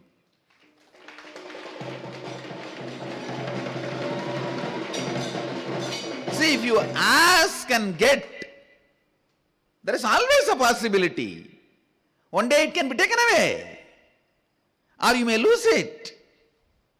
But if you declare and have it, it can never be taken away. Which is not given cannot be taken away. So, courage to declare gets me to you irrevocably. Next line. Actually, the next line, my answer I am reading out and translating. Kanavil tolaindai nanavai vandeen. You were lost in the dream. The only help I can do to you when you are lost in the dream is coming as waking state to you. Not attending the internal details of your dream. For example, if you are dreaming as if the whole house in which you are sleeping is burning, coming up with a fire engine or trying to put the fire off is not going to help you. Just wake you up is the only help. So when you are lost in the dream, I came as a waking state. Vinavil tolaindai vidayai vandeen. When you are lost in the questions, doubts, dilemmas, I came as the solution. Understand this word here. Vinavil tolaindai vidayai vandeen has two meaning. Vinavil tolaindai means you are lost in questions. When you give this, when you give a meaning, question, to the word vinavu, the word vidai means answer. When you give a meaning, doubt, to the word vinavu, vidai means nandi. The vidai word is used in Tamil for answer and nandi, both. That is why vidayeriya verumane. Understand? If you are lost in doubt, the only antidote is faith like Nandi. Trust like Nandi. Serve like Nandi. So this word vinavil tolainden, if you give the meaning, question, vidai means answer. When you are lost in question, I come as answer. When you are lost in doubts and confusion, I come as Nandi. Embodiment of trust to take you to Mahadeva. And Nandi is supposed to be the first guru of Shaiva Sampradaya. The next line, Edanil tolaindal niye varuvai. The question is, in which I should get lost for you to come? Then the answer is, Ennil tolaindal nane varuven.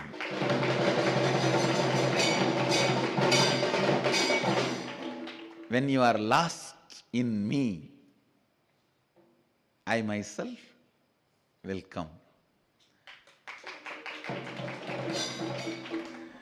The next line, Degam vilundai, bodham serten. You fell into the body. Bodham is the greatest state you can experience in the body. I raised you to the bodham, means the intoxication of enlightenment. That is bodham. Degam vilundai, bodham serten. See, the enlightenment, if it is tasted by your every muscle, it is called bodham. And Degam vilundai, bodham serten. Manadil vilundai, yanadu il serten. When you fell into your mind, I raised you. Yanadu il means my inner space. Il means the house. Yanadu il. You fell into the mind. I raised you to my inner space. The question comes, Edanil vilundai unnidam serpai. Where should I fall to raise you? Raise me to you. Take me to you. Then the answer is Ullatil vilundida ulladil serpen. Here the word ullam means Anandaganda. Ullatil vilundida, because Ramana Maharshi uses the word ullam for Anandaganda, and so I am using the same word as Ramana Maharshi used. Ullatil vilundida ulladil serpen. If you fall into Anandaganda, I'll make you reach the reality. That's all. You fell into the body, I raised you to the intoxication of enlightenment. You fell into the mind, I raised you to my inner space. If you fall into Anandaganda, I'll raise you to reality. That's all. So, with this understanding, you can listen to the question song and answer song both by Atma Priya. When you become a speaker, maintaining your singer voice is difficult. Only speakers know this difficulty. Go ahead. மலர்கள் கேட்டேன் வனமே தந்தனை, தண்ணீர் கேட்டேன் அமிர்தம் தந்தனை, நினைவை கேட்டாய் நிறைவை தந்தேன், அகமது கேட்டாய் சுகமது தந்தேன். மலர்கள் கேட்டேன் வனமே தந்தனை, தண்ணீர் கேட்டேன் அமிர்தம் தந்தனை, நினைவை கேட்டாய் நிறைவை தந்தேன், அகமது கேட்டாய் சுகமது தந்தேன். எதை நான் கேட்பேன்? ஆ ஆ, எதை நான் கேட்பேன் உனையே தருவாய், நான் நீ என்றிட எனையே தருவேன். மலர்கள் கேட்டேன் வனமே தந்தனை, தண்ணீர் கேட்டேன் அமிர்தம் தந்தனை, நினைவை கேட்டாய் நிறைவை தந்தேன், அகமது கேட்டாய் சுகமது தந்தேன். காட்டில் தொலைந்தேன் வழியாய் வந்தனை, இருளில் தொலைந்தேன் ஒளியாய் வந்தனை, கனவில் தொலைந்தாய் நனவாய் வந்தேன், வினவில் தொலைந்தாய் விடையாய் வந்தேன். எதனில் தொலைந்தால் எதனில் தொலைந்தால் நீயே வருவாய், என்னில் தொலைந்தால் நானே வருவேன். மலர்கள் கேட்டேன் வனமே தந்தனை, தண்ணீர் கேட்டேன் அமிர்தம் தந்தனை, நினைவை கேட்டாய் நிறைவை தந்தேன், அகமது கேட்டாய் சுகமது தந்தேன். பள்ளம் வீழ்ந்தேன் சிகரம் சேர்ந்தனை, வெள்ளம் வீழ்ந்தேன் கரையில் சேர்ந்தனை, தேகம் வீழ்ந்தாய் போதம் சேர்த்தேன், மனதில் வீழ்ந்தாய் எனது இல் சேர்த்தேன். எதனில் வீழ்ந்தாய் எதனில் வீழ்ந்தாய் உன்னிடம் சேர்ப்பாய், உள்ளத்தில் வீழ்ந்திட உள்ளதில் சேர்ப்பேன். நினைவை கேட்டாய் நிறைவை தந்தேன், அகமது கேட்டாய் சுகமது தந்தேன். எதை நான் கேட்பேன்? எதை நான் கேட்பேன்? உனையே தருவாய், நான் நீ என்றிட எனையே தருவேன். நினைவை கேட்டாய் நிறைவை தந்தேன், அகமது கேட்டாய் சுகமது தந்தேன்.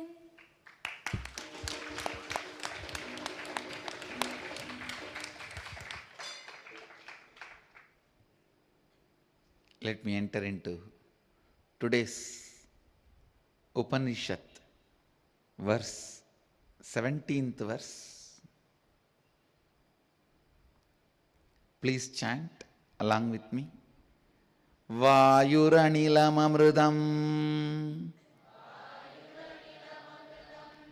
matetam basmandaggu sariram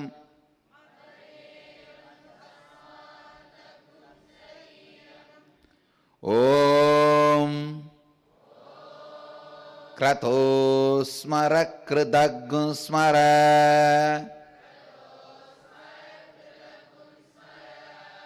Krato smara kritagum smara. Please repeat. Om Krato smara kritagum smara. Krato smara kritagum smara.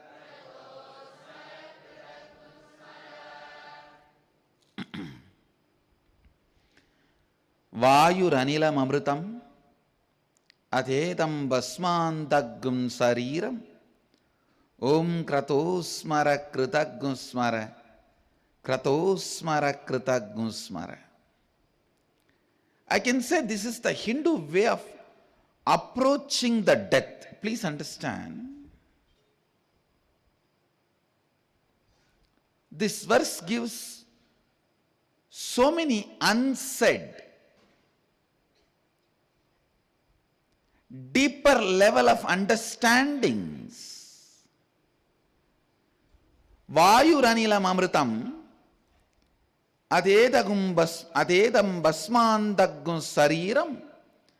Kratosmara kritagum smara. Kratosmara kritagum smara. Let the vital life energy wind present in the body now merge into the all-pervading eternal cosmic life energy. And now let this grass body along with subtle body disintegrate into its basic elements and be reduced to the sacred ashes. Please understand, each of these verses are very important. The way Sanatana Dharma approaches death, it's very clear. The body has nothing useful. It has no use after death. That is why they say, let it disintegrate. Basmandagum sariram. This verse declares about the need of cremation for Hindus. Why cremation in Hinduism? It is this verse shows the way. Why cremation in Hindu tradition? Because Vayuranilam amritamadedam. Let the prana merge with the cosmic prana. Basmandagum sariram. Let the body go back to its basic elements. No use. After you leave the body, it has no use. You don't need this after that. If you want, you will have one more body. You will take a new body, but this itself is not required. Vayuranilam amritam basmandagum sariram. Om Kratosmara Kritagum smara. Kratosmara Kritagum smara. Please understand.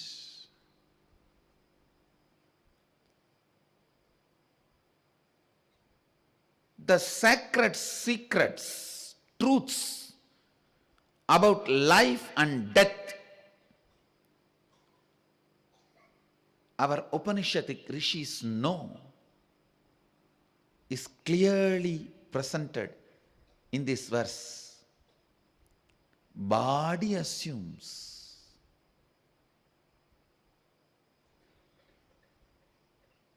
its shape and it can go back to the basic elements.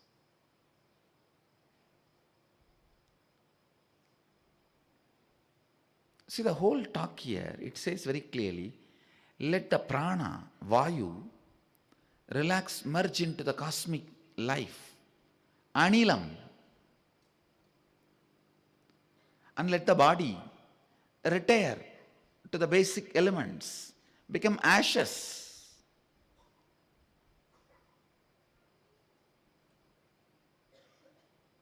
But you remember what all you did to become one with the cosmos. Oh cosmos, please remember what all I did to reach you. It means what?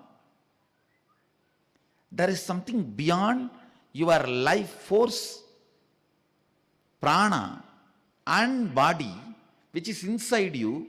Whatever that did during the life, only that matters. Understand? There is something beyond your breath and your body. Whatever that did during its existence, stay inside the body, only that matters. The individual consciousness, what was the context it was holding, and actions it was performing, does not matter. Only the context the individual consciousness was holding matters. The sutra does not say, oh body, please remember all the charity you did. Oh body, you lived a sinless life other than 10 nights. Remember that. Oh body, how much of merit and good actions you did, how much of charity you gave for God's organization. Please remember that. No.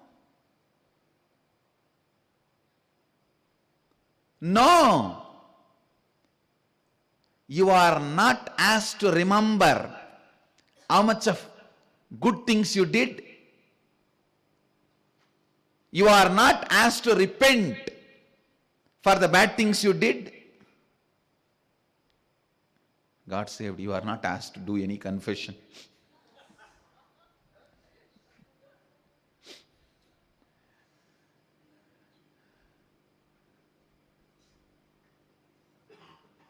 You are only asked to remember what all you did to achieve the oneness.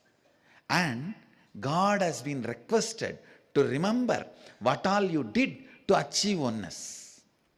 Om Grato Smara Kritagam Smara.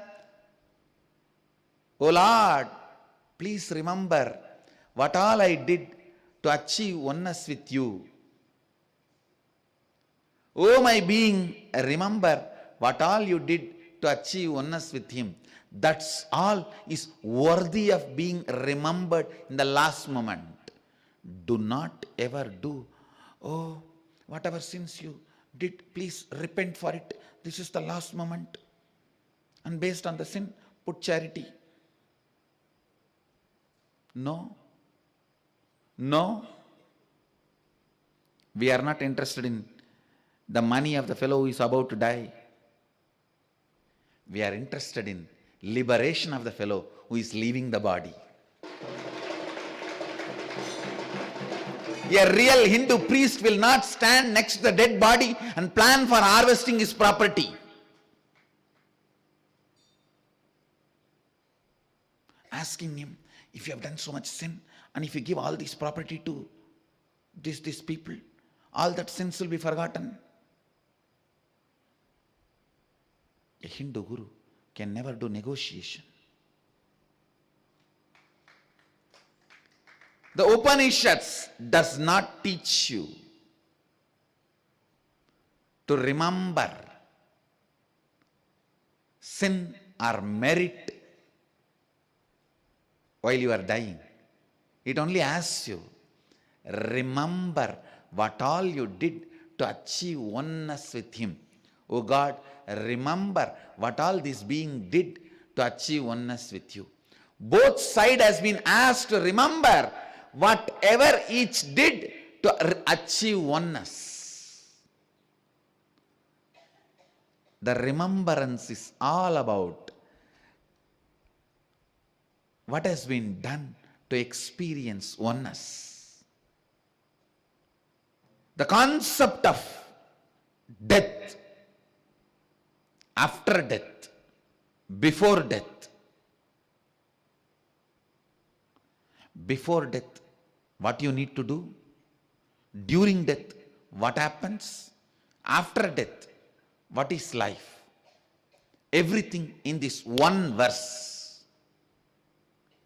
See the boldness of Upanishadic rishis.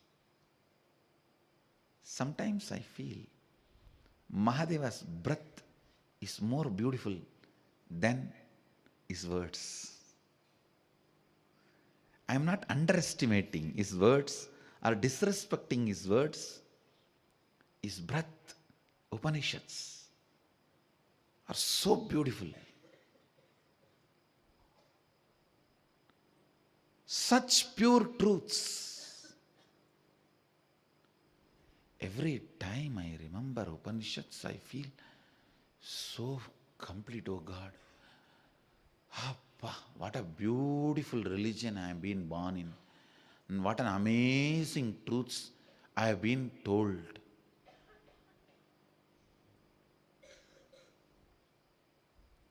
Because who knows, if I would have heard half-baked concepts, who knows, I would have started believing it and wasted this whole life. It is Upanishads, such big relief. Nobody is asking you to remember all the sins you did and repent for it. Nobody is asking you to remember all the charity you did and feel proud about it, that you are having a visa for heaven, first class visa, second class visa.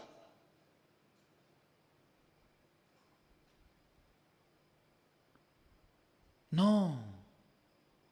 You are not even asked to remember, to do completion. No. Nothing is required. You are just asked, hey, remember what all you did to achieve oneness. Oh Lord, remember what all you did to reach oneness with you. That's all. I tell you,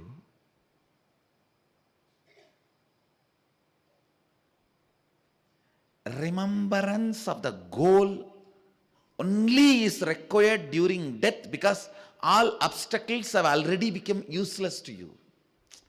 For example, if your money, bank balance, wealth, relationship, if they were all only the obstacle that you did not achieve oneness, all of them have already become useless to you.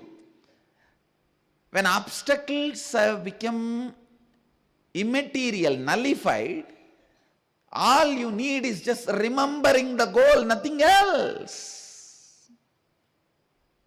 Krato smara, kritaggun smara, krato smara, kritaggun smara. First prayer. Om means addressing supreme consciousness, Isha. In this Upanishad, the word Isha is used as addressing supreme consciousness. Om, addressing the supreme consciousness and praying, remember what all I did to become one with you. And telling your being, remember what all you did to become one with him. That's all. Because all the things which were obstacles, your ego, your body, your mind, your wealth, no vehicle is useful anymore. They won't let you even get into your own car. They will only put you in an ambulance. You can't sign in any checkbook. No. You can't sign in any checkbook. All the things which were distracting you from staying in the space of oneness now has become useless. Now, you don't need to remember the struggles, you need to remember about the goal. anything else, repenting, guilt, everything will only remind you about the struggles. Understand, when the problems are there, you can remember about struggles. Here the problems does not have any more power over you. Only a fellow who's died knows this secret. I know for sure this Rishi achieved enlightenment through death experience. Only a person who walked the road can so clearly describe. Actually, the moment the pain of the death starts in your system, everything becomes useless. Everything becomes useless. Now, what is the point in thinking about something which is no more part of you? The only thing you need to remember is the goal. The goal.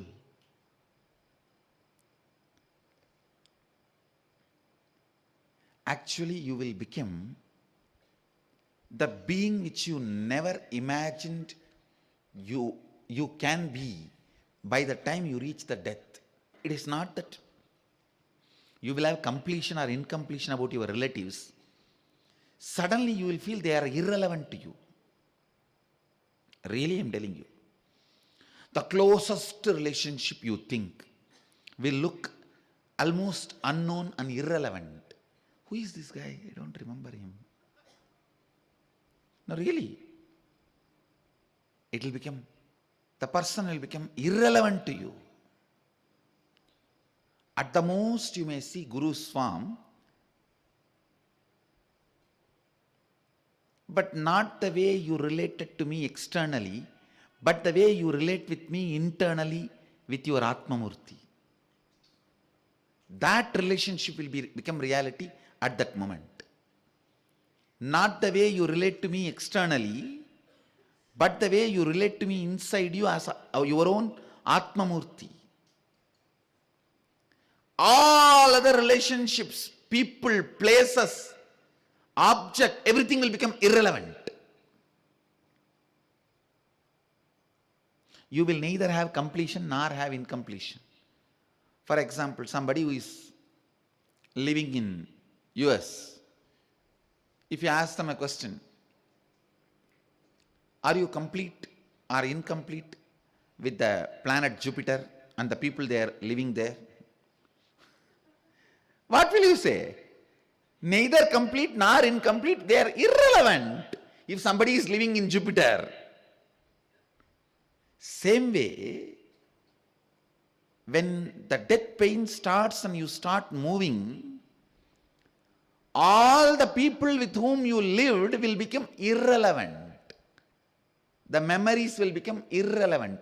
The only memory worthy of remembering at that time is all you did to experience oneness with the cosmos. All you did to experience oneness with cosmos. That's all. That's all. Krato smara, kridagno smara. Exactly this is what you go through during the death process in inner awakening. Even though there is one full Upanishad, Kathopanishad, on death, this one verse gives you the essence, the Hindu way of approaching death. How a Sanatana Hindu Dharmi approaches death. What death means for Sanatana Hindu Dharmi. What death means for a Sanatana Hindu.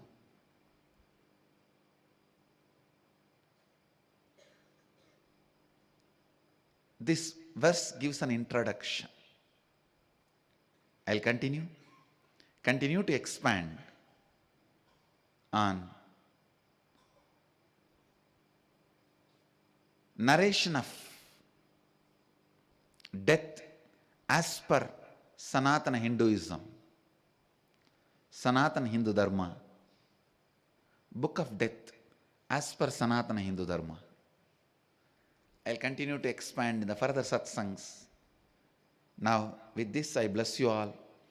Let you all radiate with integrity, authenticity, responsibility, enriching, causing, living Shuddhadvaita Saivam, the eternal bliss, Nithyananda.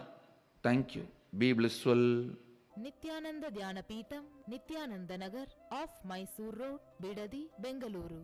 Phone 08027279999. www.nithyananda.org, www.youtube.com/lifeblissfoundation.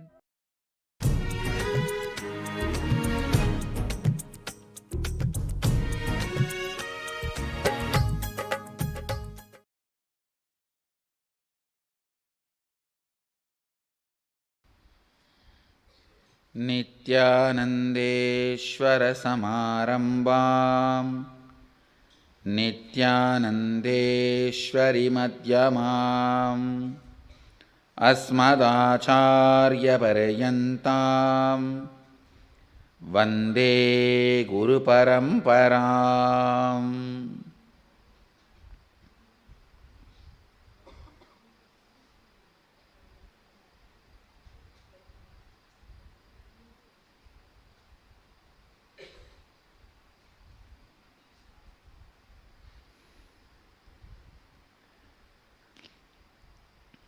I welcome all of you with my love and respects.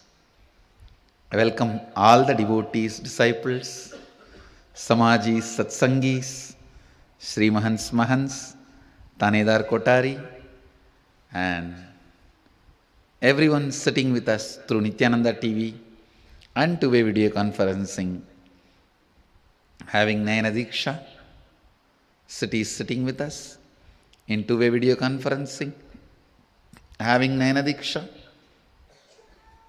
I'll continue to expand on the subject I left day before yesterday's satsang, seeking. I have not yet completed defining it and expanding on it.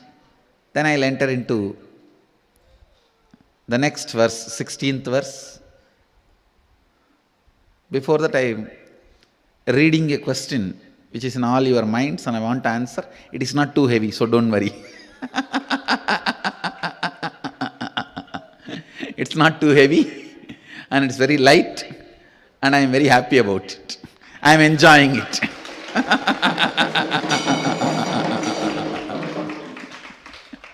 And I am really enjoying it.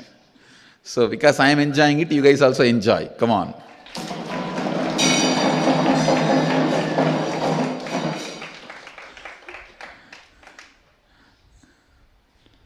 Tirumulavarka Vedam, Sivayoga Vedam means the form of Mahadeva.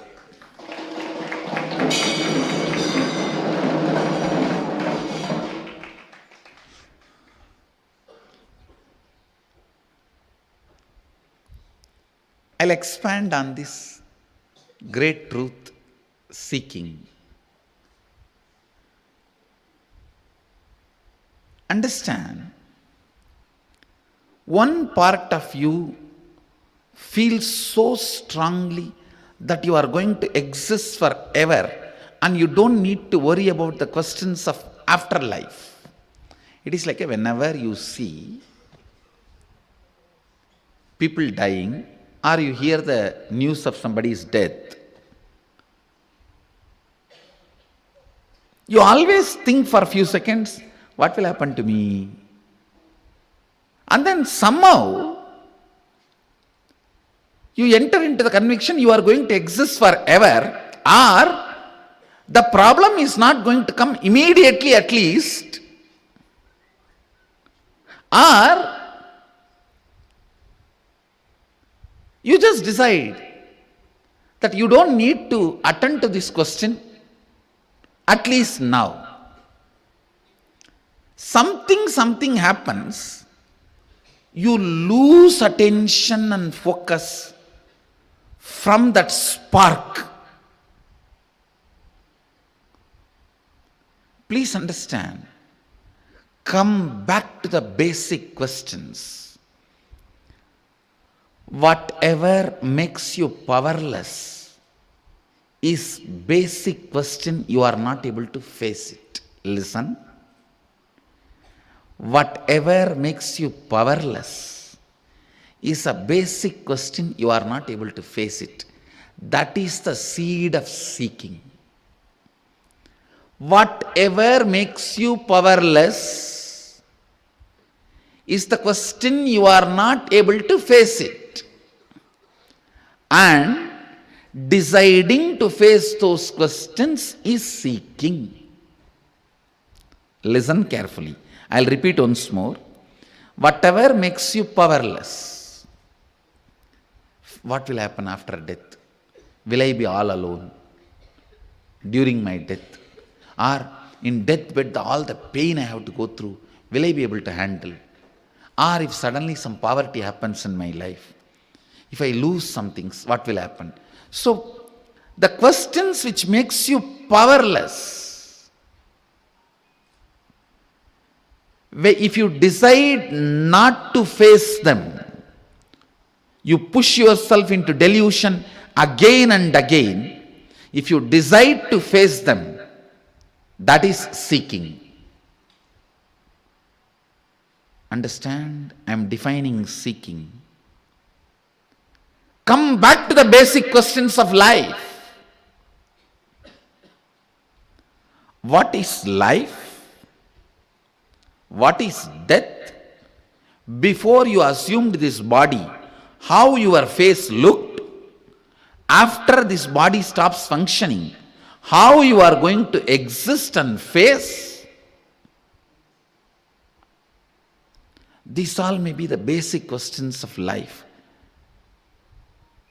Just because you push them under the carpet, the questions cannot disappear. Just because these questions have been asked many times by others, by yourself, or by yourself to you, don't think you know the answer.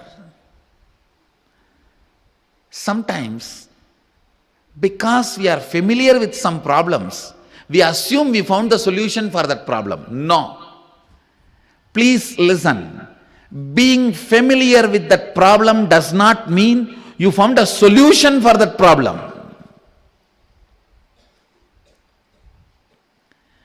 Being familiar with the problem for quite a long time, because of the familiarity, assuming you know the solution for that problem is delusion. Just because you know a question for last 25 years, you assume you know the solution is delusion. Or you push it under the carpet. And you think, this question, Ramana Maharshi spoke about it. I read when I was the age of 7-year-old boy. And this question only Paramashivam Nithyananda is talking. What is there? I think I know what he is talking. Understand? Familiarity with the problem should not give you the delusion you know the solution. All alone when you are in your bed and not sleeping, when you are alone, ask these questions towards you. If death comes tonight, am I prepared to face it? What is life? What is it that gives me such a strong confidence that I am not going to die? I am going to eternally exist. I am not saying your belief that you are going to eternally exist is a lie. No. There is a component in you which is eternally going to exist. Unfortunately, you do not associate yourself with that component permanently. That's all I am trying to remind you. Listen. I'm not asking you to get depressed by thinking about death. I'm not interested in taking away your confidence, which you carry that you are going to exist forever. I'm not interested in taking away that confidence. And that confidence is not false. That's the good news. Yes, you are going to exist eternally, but please decide to associate yourself with that permanently. It is like just by having the fish smell, you imagine you ate fish. Just by having the confidence, which is the smell of the eternal consciousness, you start deluding yourself, you experience that eternal consciousness. That is what I am telling you. Smell is not eating. Please listen. Sometime, if you are planning to eat just for the sake of taste, not because of hunger, even if you enjoy the smell of the hotel, you will feel like you ate already. You won't feel like eating. If you are not really feeling hungry, but you decide to eat just for the sake of taste, or you saw the photographs of that food in the hoarding, in the poster, if you just decide to eat for the sake of taste or for the sake of the way the food looks, even if you enjoy the smell sitting in the hotel for a few minutes, you won't feel like eating, you will be full. Same way, if you are superficially looking into you, what is death, all that? Even the smell of your consciousness, which is confidence. Let me explain. It's a very subtle point I am trying to explain. Listen. There is part of you which never dies, which is eternally alive. Your consciousness, your bioenergy. There is part of you which dies. Unfortunately, you associate yourself with which dies, but you draw confidence from which does not die. It is like just by smelling the food, you feel you ate and you are fulfilled. Smell can never fill your stomach. Listen, only if you eat, it can fill your stomach. Same way, just the confidence of bioenergy that you are never going to die will not make you enlightened, solve the issue once for all. The confidence of your bioenergy, you are never going to die, will be there till your nail gets broken or you face a small fracture. A hairline crack is enough to take away your confidence that you are eternal, you are not going to die. Please listen. You are eternal, you are not going to die. That confidence is only the smell of your bioenergy, not experience of your bioenergy. Making it as an experience, deciding to make it as an experience is what I call seeking. Listen. Please listen.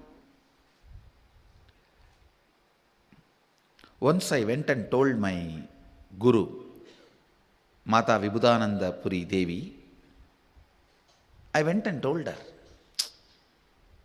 you are telling me that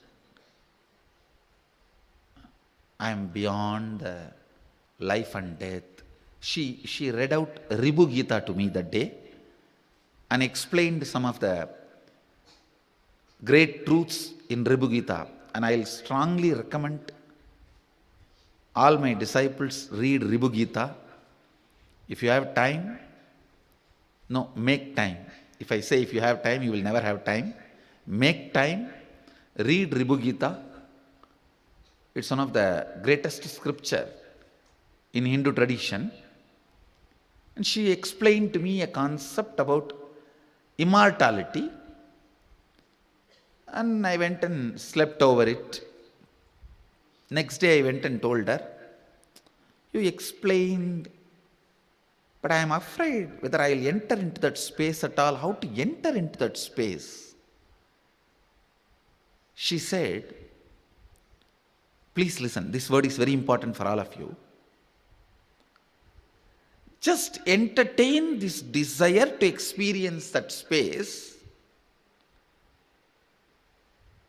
so strongly, the fear whether you will experience or not will break. That is the moment you will experience that space. Listen. She told me beautifully, தேடுதலே தேடுபவனை தேடுவதற்கு ஆக்கி கேடில் செய்யும் சக்தி வாய்ந்தது. In Tamil she said, I'll translate in English. Seeking is powerful enough to merge the seeker into that which is sought after. She said beautifully, what you are seeking, entertain that. That is intelligent enough to break the fear whether you will achieve it or not, and make you enter into that space which you are seeking. It was such powerful click for me, I tell you. This is the key I used to experience everything described in Agama and Tantra and Vedanta and Yoga. This is the master key. This is the master key.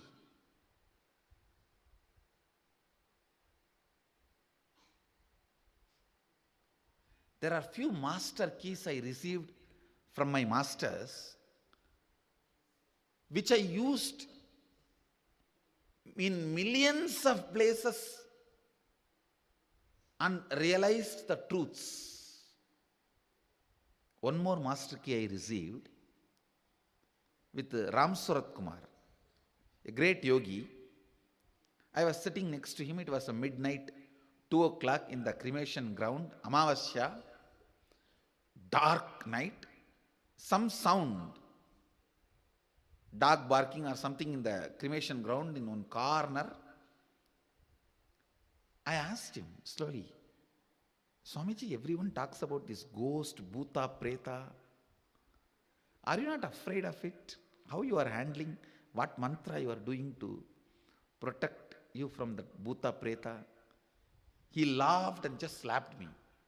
He has the habit of, whenever he gets excited, he will slap people. This Ram Suratkumar, whenever he gets excited, he will slap people. He slapped me and said, a fool. You, everything outside me, you and everything outside me, all these are my projection. Me, everything outside you is all your projection. Even we are the projection of each other. Then how can bhuta come without me projecting it outside?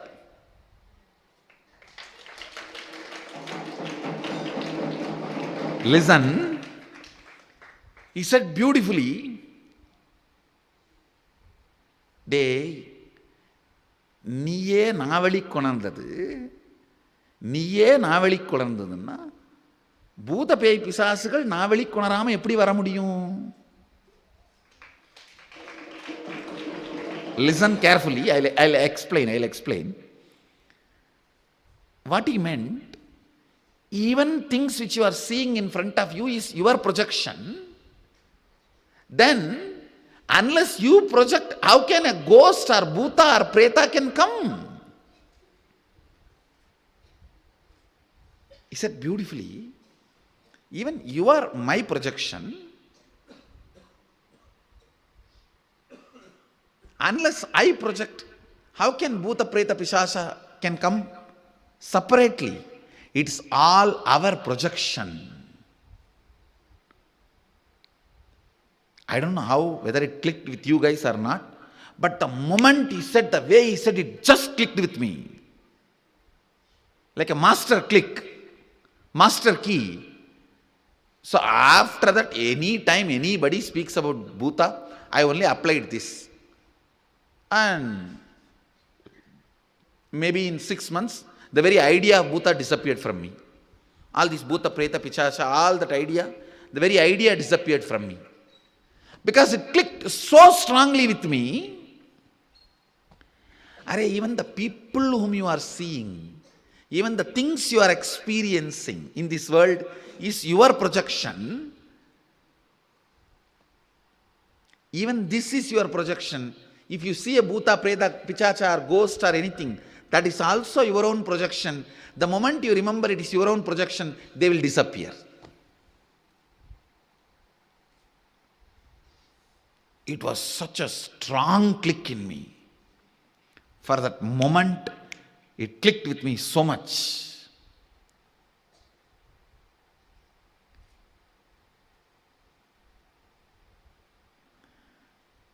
If something clicks with you the moment your master utters, your heart is waiting for the truth. Understand? Your being was waiting for the truth.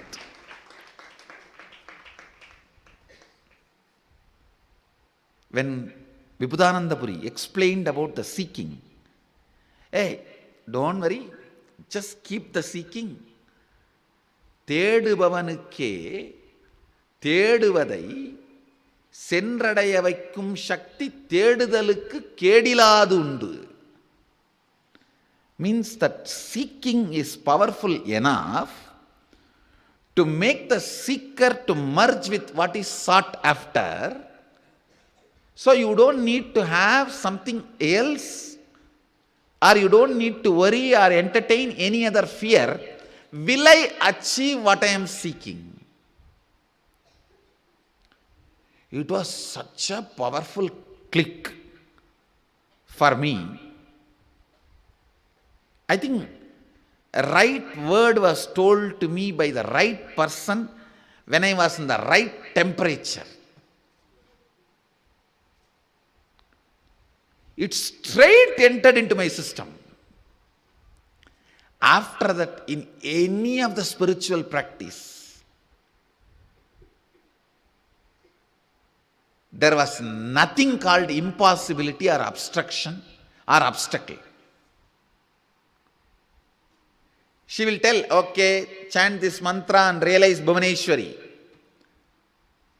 I will not even have a second thought, if I just chant this mantra, will I have darshan of Bhuvaneshwari? How can it be? I will not even have the thought. Even if the thought comes, I will tell, hey, Mataji told me, my power of seeking, the seeking is powerful enough to make me experience the space I am seeking.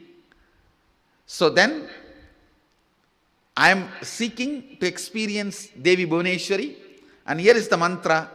This is enough, powerful enough to make me experience the space of Bhuvaneshwari. I don't need to worry whether I am going to have her darshan or not, experience her or not. Come on, let me sit. Over.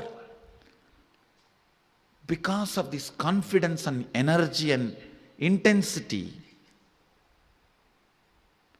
simply I was mastering different methodologies, techniques, yoga, pranayama, kriya, everything she was teaching. I was just mastering.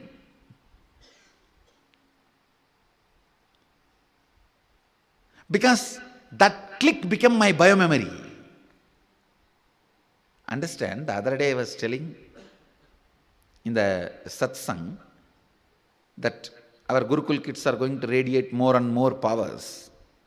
You may be thinking, oh, to give 1 or 2 powers itself, it took 6 months for Swamiji. How are they going to radiate 400 powers? 400 into 6, 200 years. 400 into 6 months, 200 years. No. Calculation doesn't go in that way. first one or two powers only I need to break their SDHD. Self-doubt, self-hatred, self-denial. Then after that it is only circuit. After that it is only switching on the different circuits. See, to give this click to me, that your seeking is capable of making you to experience what you are seeking, to give that click to me, she has to work at least 3-4 years with me. But once that click happened, she need not work to make me realize every component of sadhana, every component of spiritual practice, every technique, every tantra, every agama, every spiritual process.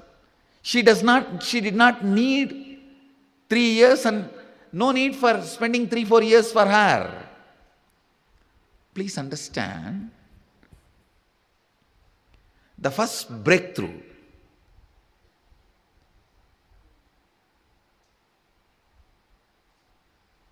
reduced the amount of time she need to spend with me to open up certain power or certain technique or certain methodology.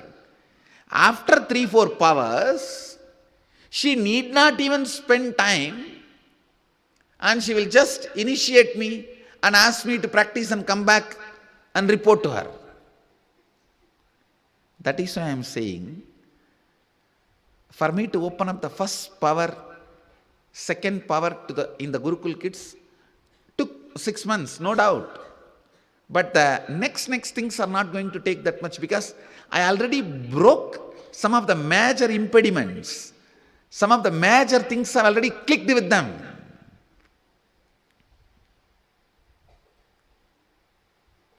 Listen. Today I wanted the definition of seeking to click with you guys, so that I can go on explaining the 400 different powers Mahadeva expresses in Agamas. If I have to explain and make it all as an experience to you guys, I have to give you the breakthrough and help you to click with seeking. So listen, your seeking is complete and powerful enough to put you in the space you are seeking, without any assistance, external help, or other support. Please listen. Your seeking is independently intelligent enough, without the assistance of technique, support, any other external measures, to give you, to make you experience what you are seeking.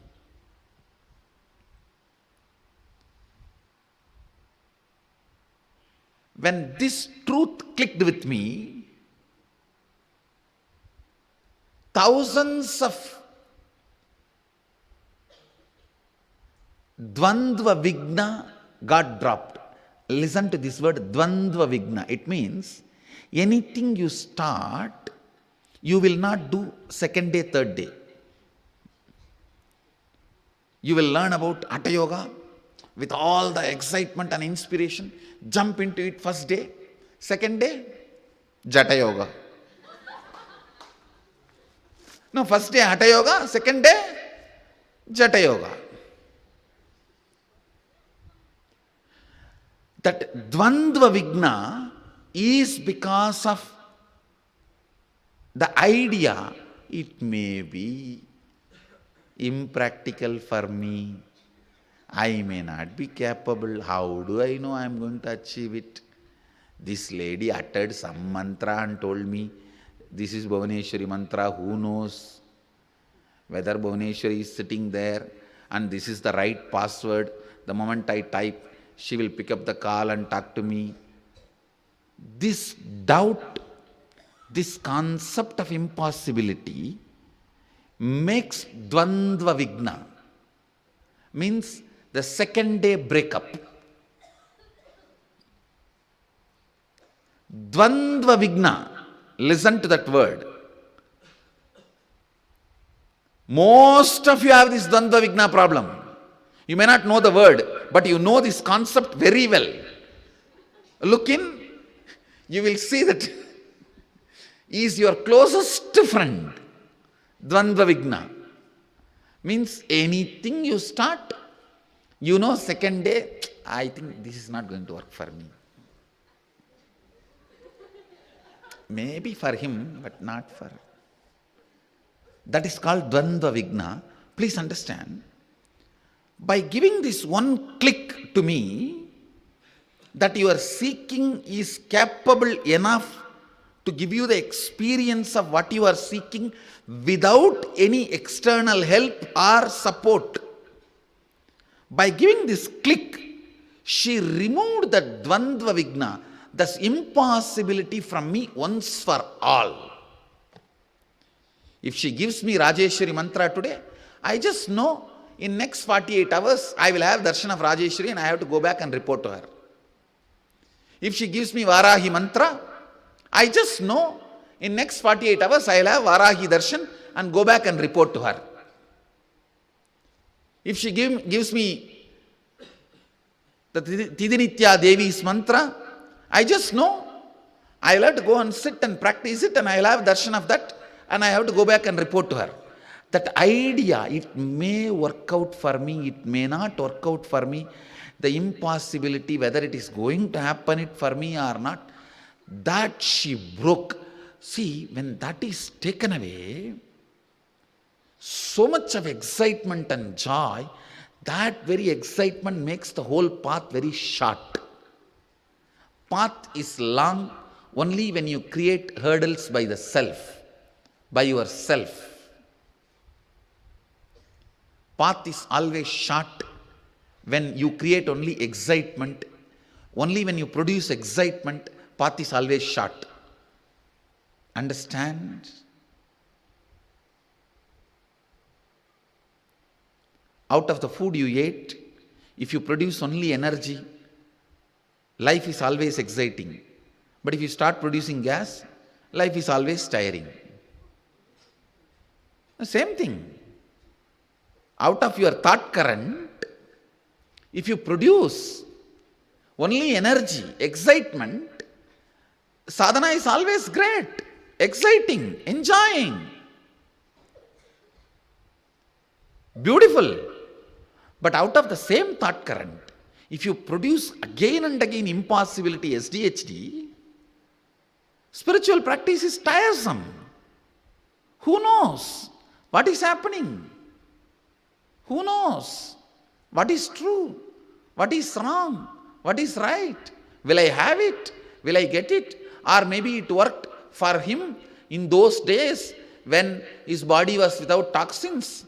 Now, who knows, my body is full of toxin. And will the same process work for me? You will have 1,000 stupid questions to make you strongly believe it is not possible, at least for you. That is what I call Dvandva vigna. The second day, over, break up. If you fought with your girlfriend and did not pick up her calls one night, 40 times she broke up with you, and 41 times she has come back to you. If she is too emotional, 80 times. If you are smiling, it is clicking with you. Understand?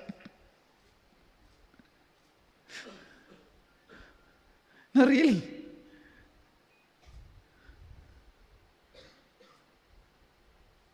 That is exactly the way you deal with the spiritual practice also. You have 1,000 questions to make you feel it is impossible.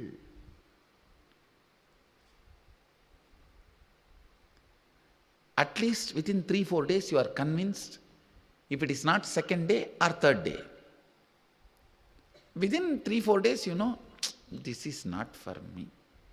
Over.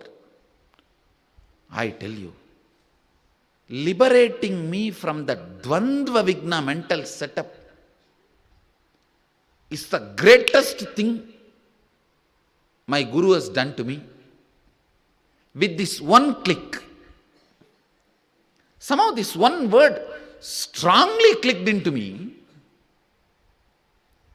Seeking is powerful enough to take me to the space I am seeking without any other support, help or technique or methodology. This was so powerfully sitting inside me. Any doubt, this is like a bullet, tatak. It will open up and finish the doubt.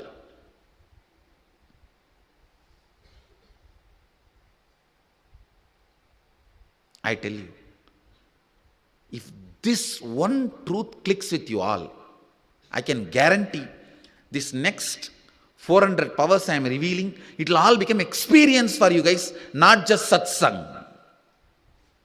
Not just satsang. It will be an experiential process. Just this one click has to happen inside you guys.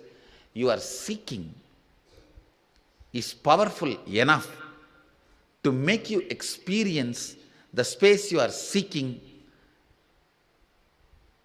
because that confidence, you will simply start realizing every technique given to you without killing them.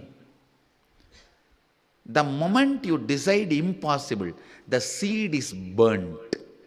The seed I put inside you, that is burnt. It can never sprout again. The moment you decide, no question of impossibility. My seeking is powerful enough to make me experience the space I am seeking without any external support, without any intelligence input. I neither need intel help or mental help, and I can achieve it. This one click will make your sadhana exciting, inspiring, and no impossibilities.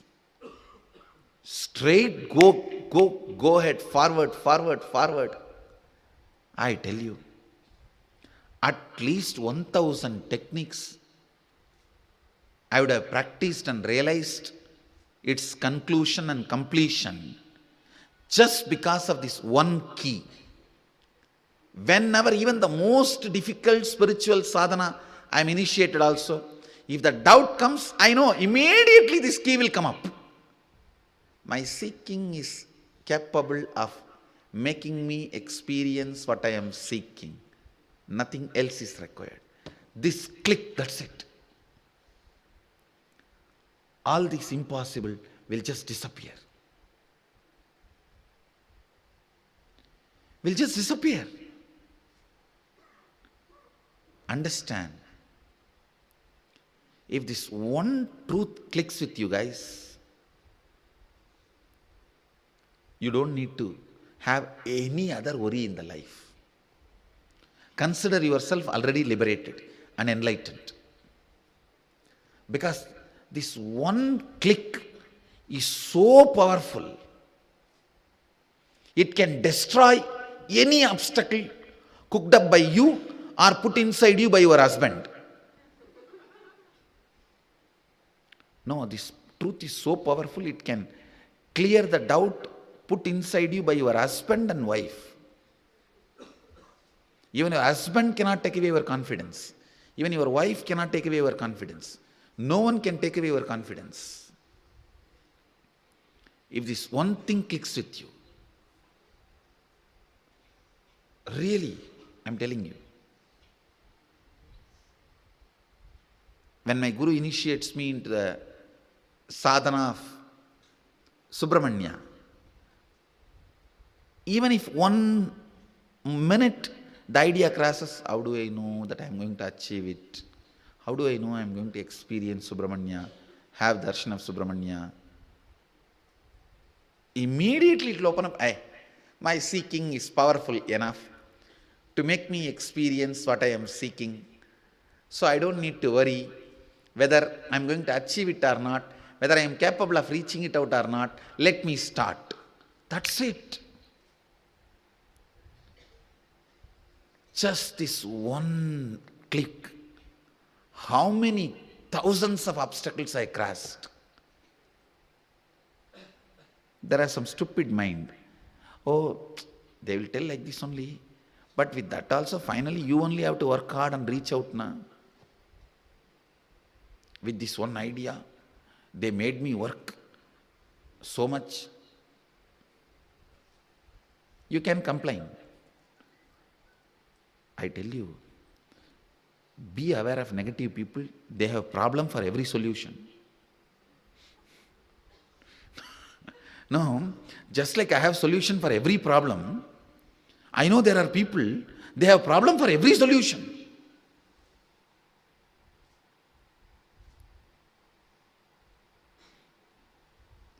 Really, I don't know how they spend their time specially to find problem for every solution. Give any solution, they have a problem ready.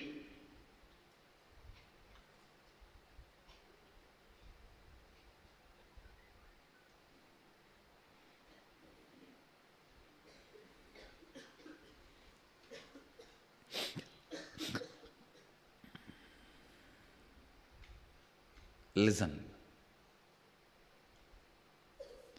Essence of today's satsang is you are capable.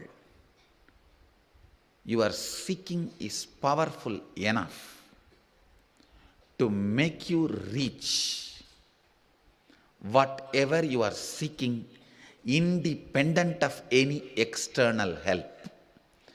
Without any external support and help, your seeking is powerful enough to make you experience the space you are seeking.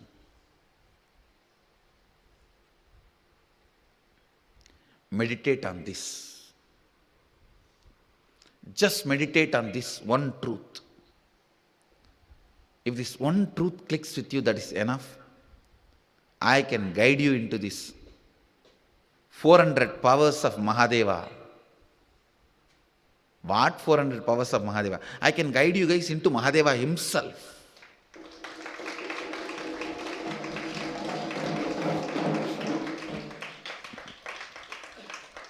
Just this one truth has to strongly click with you guys. Your seeking is capable enough of making you experience the space you are seeking without any external help, assistance, or input by just its own intelligence.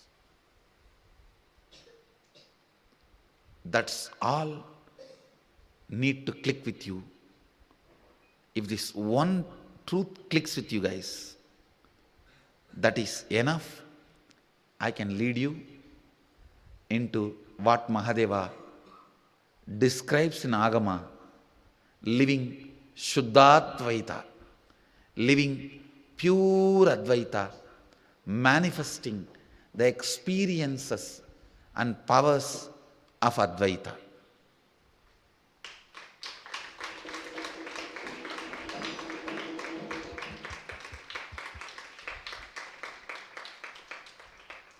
Manifesting experiences and powers of Advaita. Understand, be informed. I am very seriously manifesting all these powers, very sincerely manifesting for the sake of training this first batch of Balasans. So I am opening the shop, which is free. It is now your decision to seek is going to make you experience all this. Listen, I am opening it. Now your decision to seek will make you experience it. That is why I am saying meditate on this one truth. Tonight when you go and lie down, see, I'll describe seeking in a much more practical sense. It can start in as simple as when you look at the sky, what is there so much? Beyond all this, what is there? It can start even with that simple question.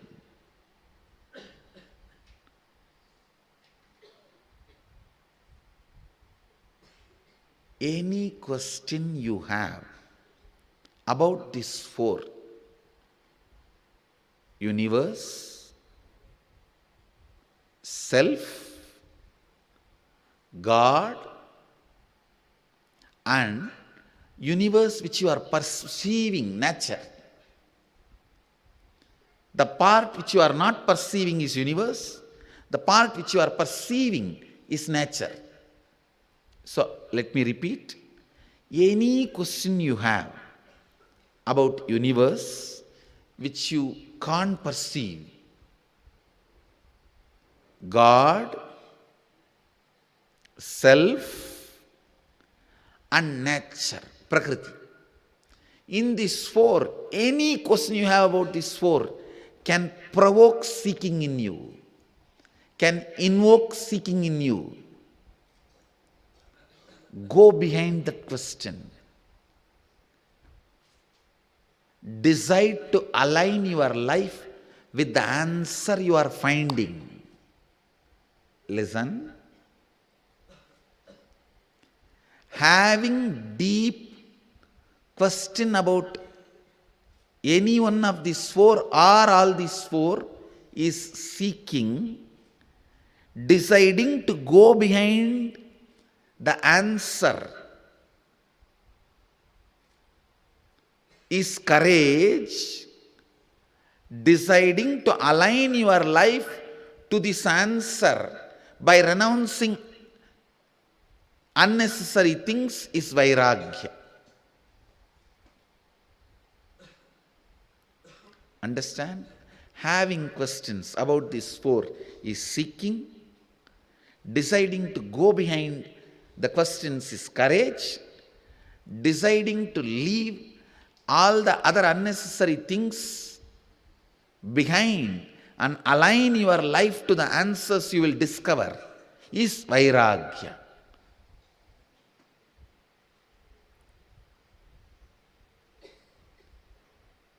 Invoke seeking, that is enough. You don't need to be worried about vairagya, courage, all that now.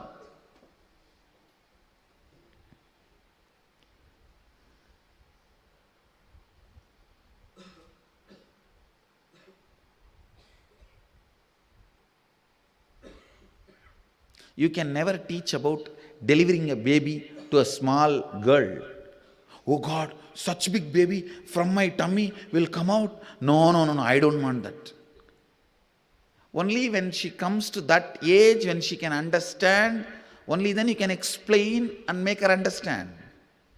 Now you don't need to talk about that. Same way, till the seeking flowers in you guys, I don't want to talk about renunciation. Immediately you will ask, oh, do I need to give up all my family, everything to become a sannyasi? And only then will I have a seeking? Will I have enlightenment? No.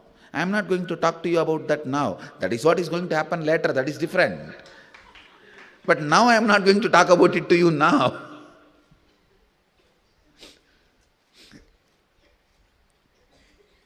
Because anything you speak in a premature way,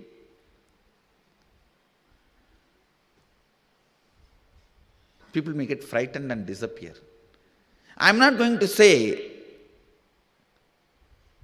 that is what is going to happen later, or that is what will happen, or that it may not happen. Let me keep it in suspense. Why unnecessarily frighten you guys? But all I am trying to tell you is, now awaken seeking. That's enough. Awaken seeking. That's enough.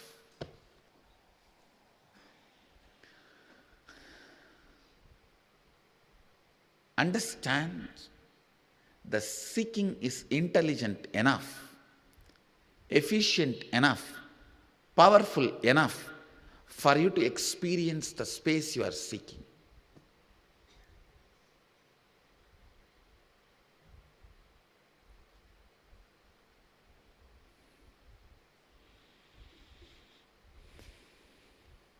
This clarity,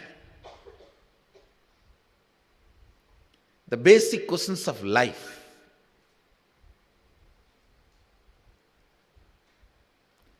not pushing them under the carpet, facing them even if they make you powerless, is seeking. Rekindle that in your life. Awaken that in your life. I can give you one more explanation also.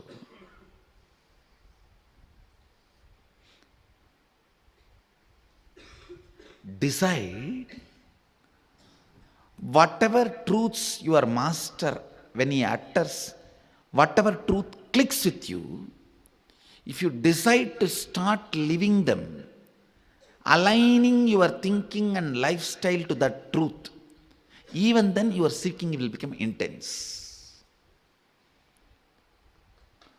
Listen.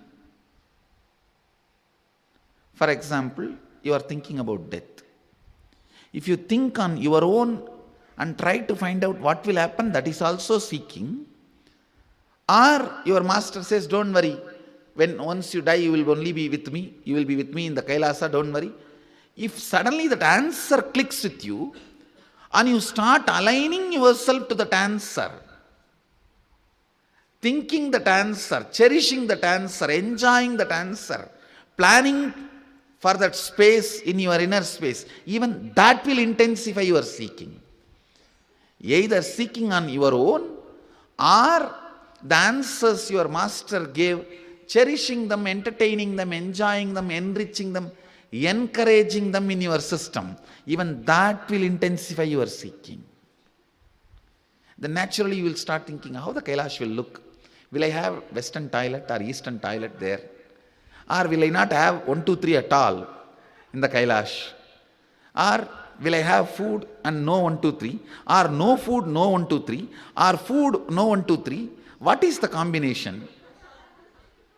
Will I have pain and pleasure? Or will I have only pleasure and no pain? Or will I have only pain and no pleasure? Even if these questions will invoke seeking in you, understand. Then what is the best way I can prepare to go there?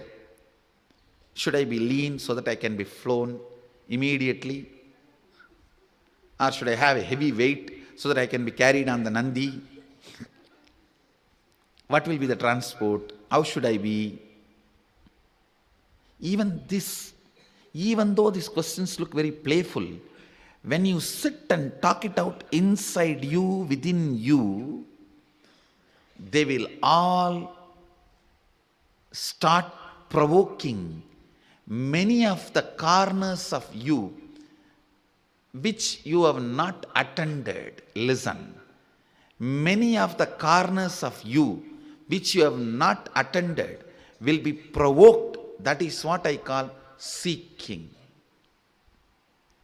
That just melts you. That will bring intensity in you.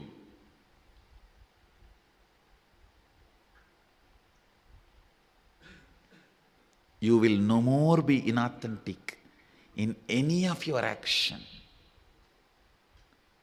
In any of your action, you will no more be inauthentic.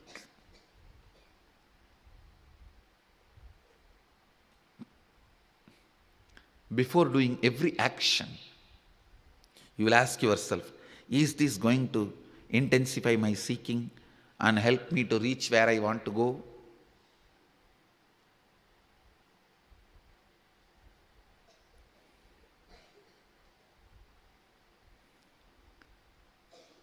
Intensifying the seeking, intensifying the seeking.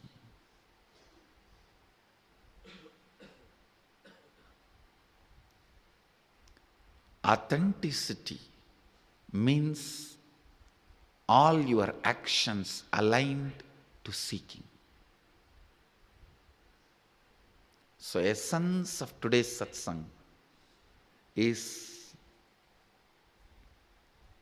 look, meditate on this one truth. Today's essence of today's satsang, your seeking is independently intelligent and capable enough to make you experience what you are seeking without any external help, support, assistance, or whatsoever. Meditate on this. Let this one truth click with you. That is the essence of today's satsang. I bless you all. Let you all radiate with integrity, authenticity, responsibility, enriching, causing, living Suddhatvaita Saivam, the eternal bliss, Nithyananda. Thank you. Be blissful.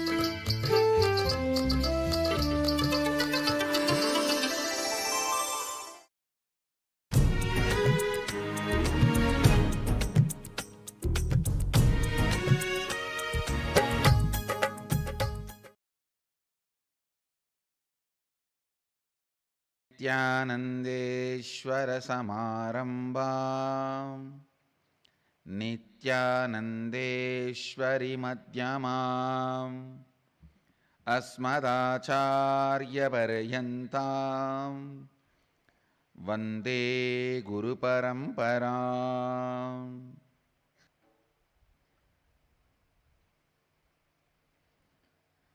I welcome all of you with my love and respects. 18th verse, last day on Ishavasya Upanishad.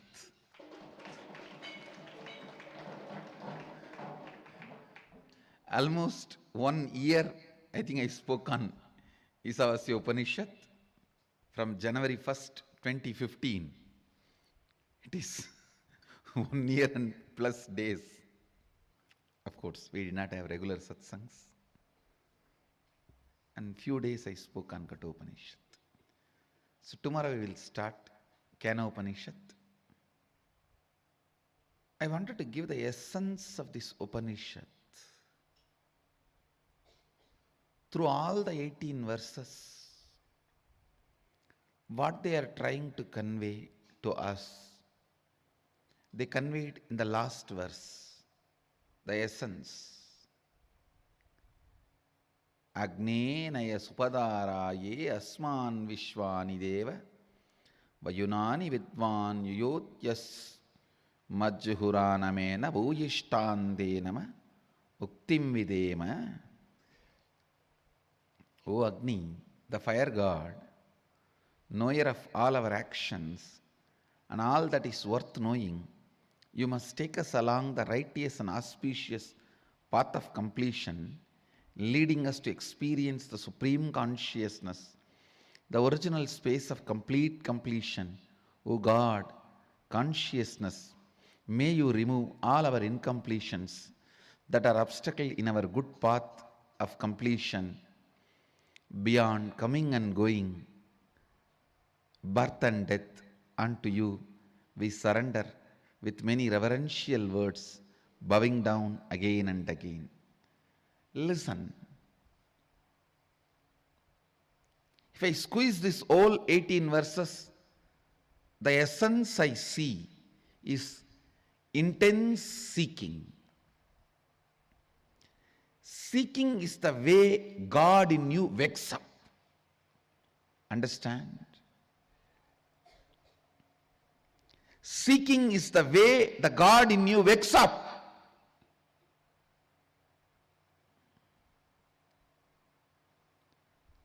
In the early morning, sometimes you will feel, you yourself will remember that you are dreaming. That is the way you wake up. How many of you have experienced the state what I am describing? Same way, listen. Seeking is the way you wake up to your reality. Don't fall asleep. Turn and sleep when the seeking has awakened in you. Understand? After remembering you are dreaming, if you just pull your blanket and turn and sleep, how stupid you are. Same way, after just having seeking, after smelling seeking in your life, after tasting seeking in your life, if you just turn and lose that intensity and seeking, that is the most stupid thing can happen to you in your life. Anything can be lost, not seeking. Anything can be lost, you can get it back. Money, stupid.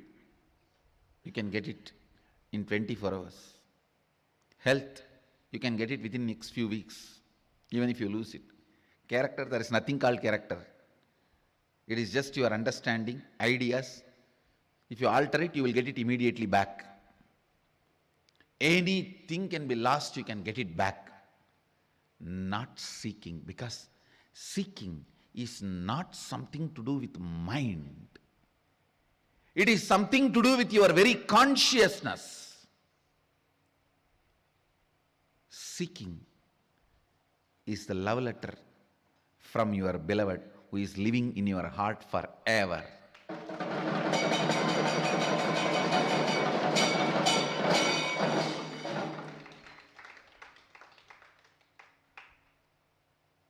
If you miss that, you may have to wait for ever and ever to get the second letter. Understand, it's a message from your beloved who is residing in your heart forever. Anything can be lost, not seeking. Body can be lost, you can have immediately another one, because tons are there in the planet Earth. Billions of bodies are there. Mind can be lost, immediately you can make another one. Understand, anything can be lost, you can get it, not seeking. Constantly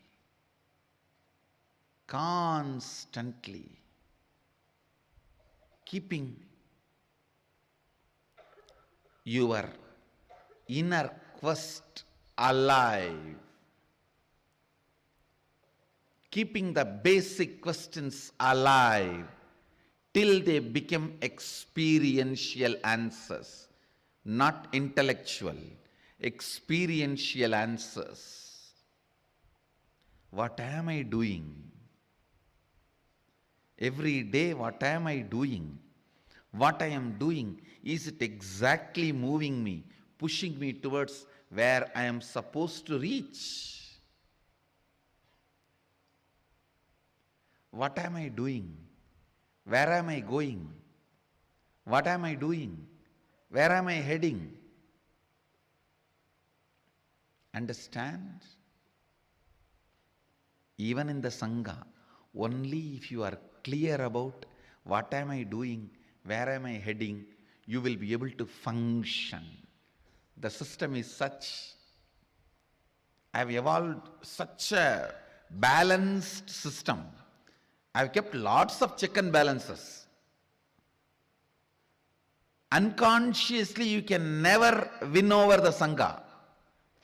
You can never become a Mahant, Sri Mahant, or head of the Sangha by your so-called social, political efficiency unconsciously. You just remain in unconscious, But just because of your socio-political strength, power, you can become head of the Sangha will never happen here.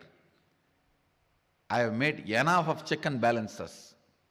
Constantly you have to remember, what am I doing?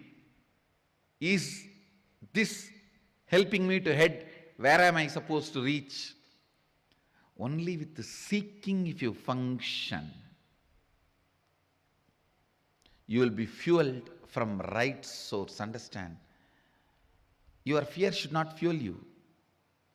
Your greed should not fuel you. You should not work out of your fear and greed. That does not mean you will not work. There are many stupid fellows. I should not work out of fear and greed, so I don't work. Understand? Drop the fear and greed, not the work. No, there are people. I should not work out of fear and greed, so I don't want to work. Hey, drop the fear and greed, not the work. You should not work out of fear and greed. Seeking should be the energy source. Seeking should be the energy source. Seeking should be the energy source. Actually, if you make the seeking as the energy source from morning till night for your thinking and planning, even in the night you won't fall asleep. You will only fall in the space of Turiya and wake up. You will only fall in the space of Turiya and wake up. Understand the essence of whole Ishavasya Upanishad. The lesson you need to learn from the Ishavasya Upanishad is intense seeking. Intense seeking.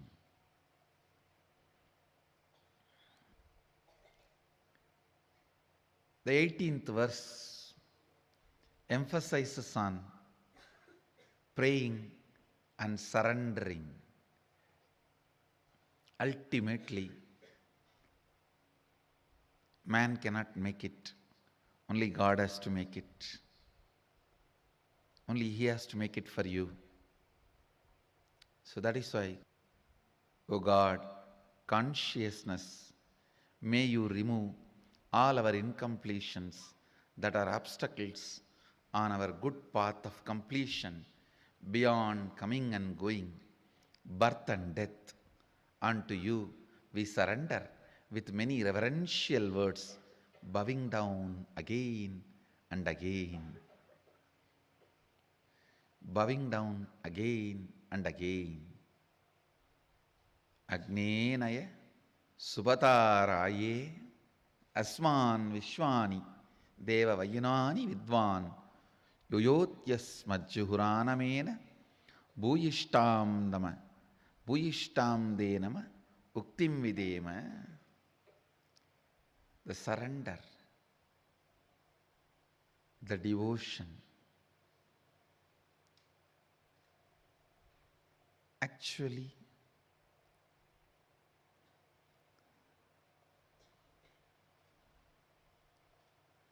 when your bioenergy is kindled, awakened, the devotion and surrender will be the first thing happening in your biomemory. That will be the first thing happening in your biomemory.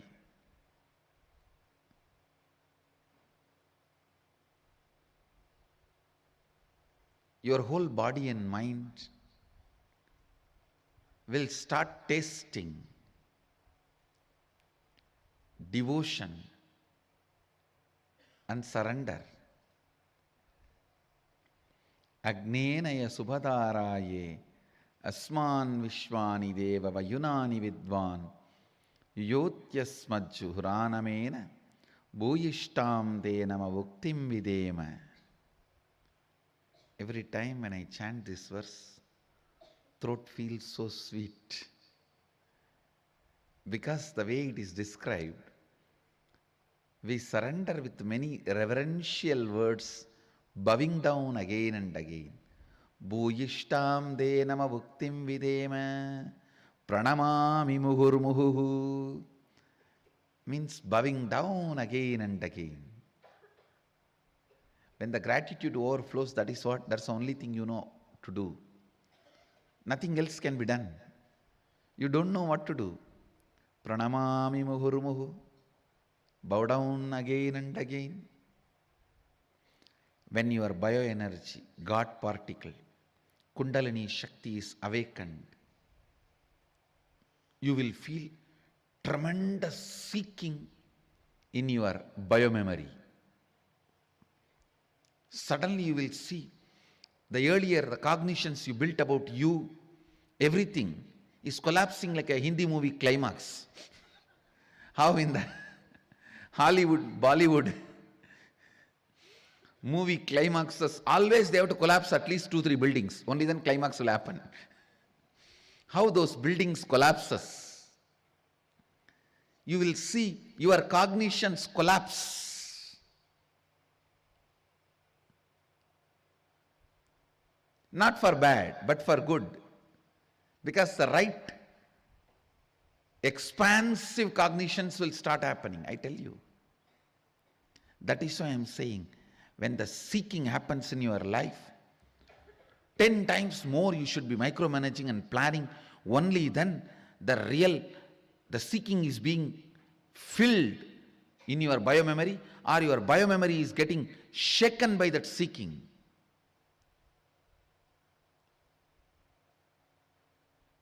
Normally you are managing one shop. If a seeking awakens in you, you should be able to manage 10 shops.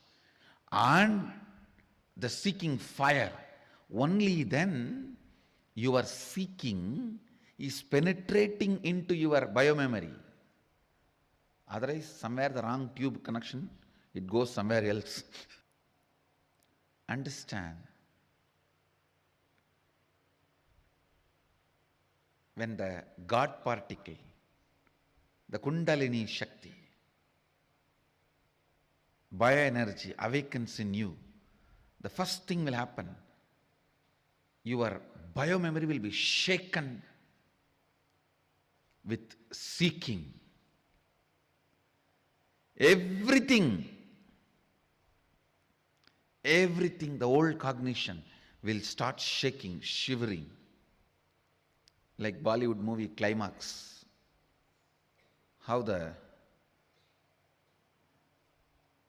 buildings collapse,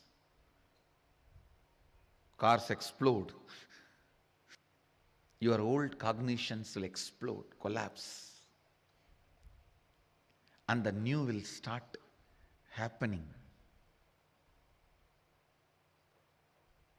New cannot be exploded or collapsed because it will be stone. The first thing will happen in your biomemory is seeking, exploding. In your muscle memory, so much of energy will happen. Suddenly you will see the tiredness disappears. So much energy to live your day-to-day life. So much joy to live your day-to-day life. This Nithyanandoham experiences. Still every day in the Facebook, oh God, I'm so happy I've done it.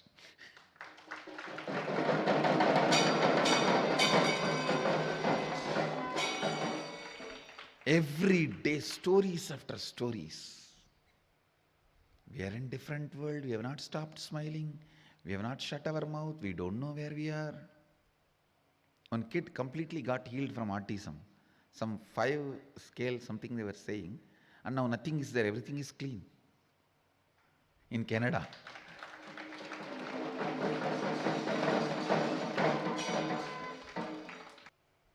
I am venturing into the next experiment. Loading that same frequency of bioenergy into Spatika Linga. I am loading into 3 Spatika Lingas. And the process is successful. Understand? First time I am venturing into this. same frequency of that bioenergy, loading them into 3 Spatika lingas, and I am sending it. Anybody who gets the darshan, touches or does any puja, you will have the same effect of Nithyanandoham process darshan.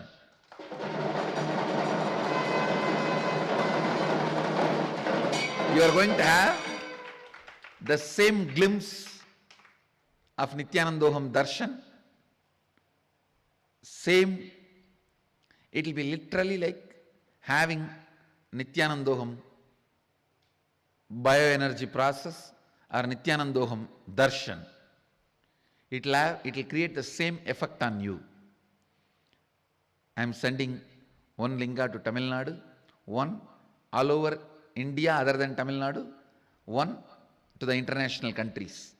You guys can take it and do yatra, and people will have the same experience. Same experience, literally the Nithyanandoham experience. Plan to receive it, welcome it. The devotion, surrender, expressed in this verse can be a powerful source of energy for you, even by contemplating on it. Even by contemplating on it. Essence of this whole Upanishad is seeking the basic truths. Who am I? Who am I? What am I? Who am I? What am I? Who am I? What am I? Where am I heading? What I am doing? How is life happening? Keeping these basic questions alive. And aligning your every breath to these basic questions. Integrating your every breath to these basic questions. Integrating you to these basic questions is seeking. Integrating you to the answers to these questions you received from the Master is living enlightenment. Integrating you to these questions is seeking. Integrating the understanding, Master is the source of questions and the answers, is surrender. Integrating yourself to all these questions is seeking. Integrating yourself to the answers you receive from the Masters is living enlightenment. Integrating yourself to the truth. He is the source of questions and the answers, is surrender. The Upanishad starts with declarations which starts seeking in you, ends with a tremendous surrender. Starts with Purnamada Purnamitam Purnat Purnamudachyate Purnasya Purnamadaya Purnameva Vasishyate Ishavasya Midaggum Sarvam Yatkincha Jagatyan Jagat, ends with a tremendous, powerful surrender note. Maybe I'll ask the Balasans to chant the whole Ishavasya Upanishad and formally complete today's satsang on Ishavasya Upanishad and begin Kenopanishad next.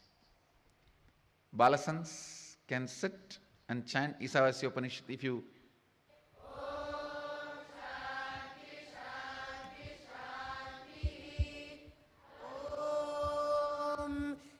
ईशावास्यमिदगुं सर्वं त्यां जगते तेन त्यक्तेन भुञ्जीतामागृतः कस्य स्विद्धनं कुर्वन्नेवेह कर्माणि जिजीविषे सदग्गुं समाः एवं द्वयिनान्यतेतोऽस्ति न कर्म लिप्यते नरे असुर्यानामते लोका अन्धेन तमसामृताः तागुंस्ते प्रेत्याभिगच्छन्ति ये के चात्मनो जनाः अनेकदेकं मनशो जवीयो नैनद्दे आप्नुवन् पूर्वमर्षते तद्धावतो ज्ञानत्येति तिष्ठत्तस्मिन्नपो करिष्वा ददाति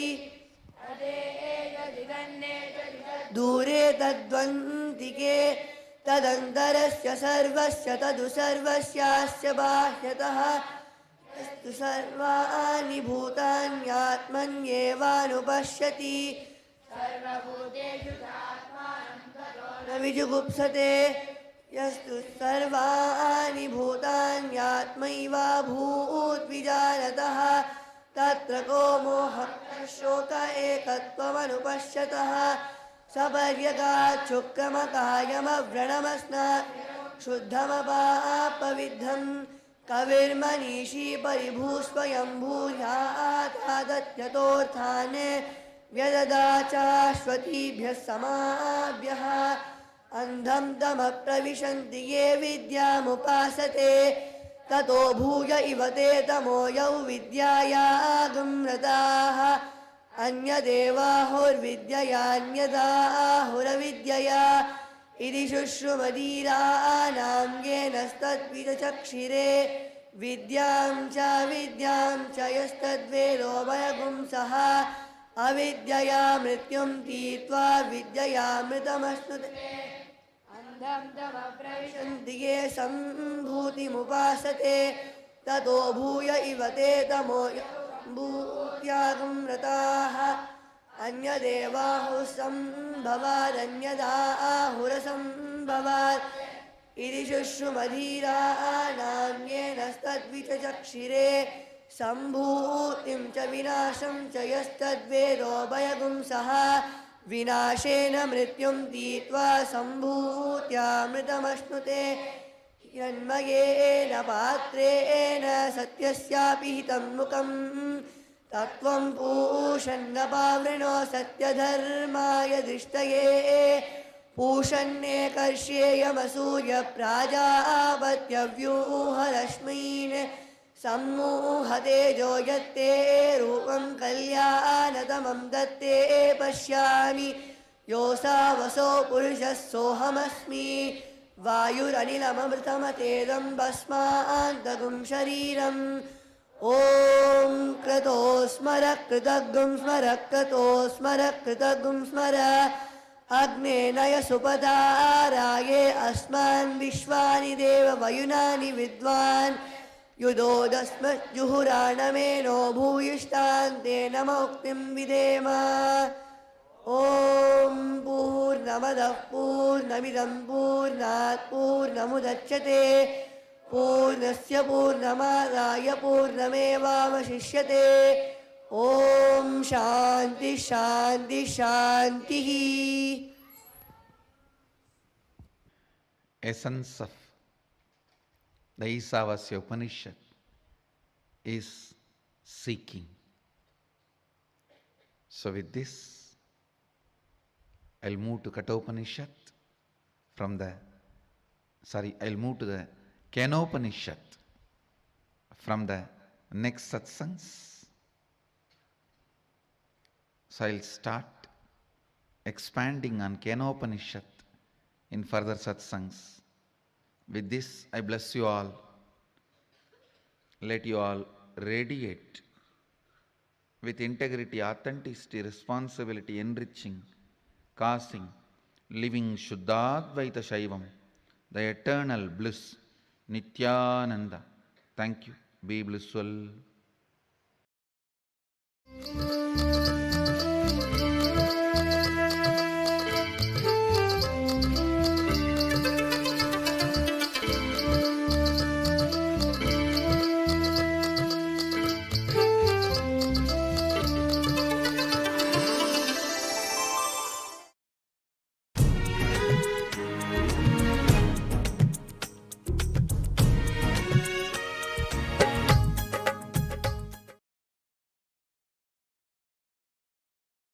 नित्यानन्देश्वरसमारम्भां नित्यानन्देश्वरिमध्यमाम् अस्मदाचार्यपर्यन्तां वन्दे गुरुपरम्पराम्.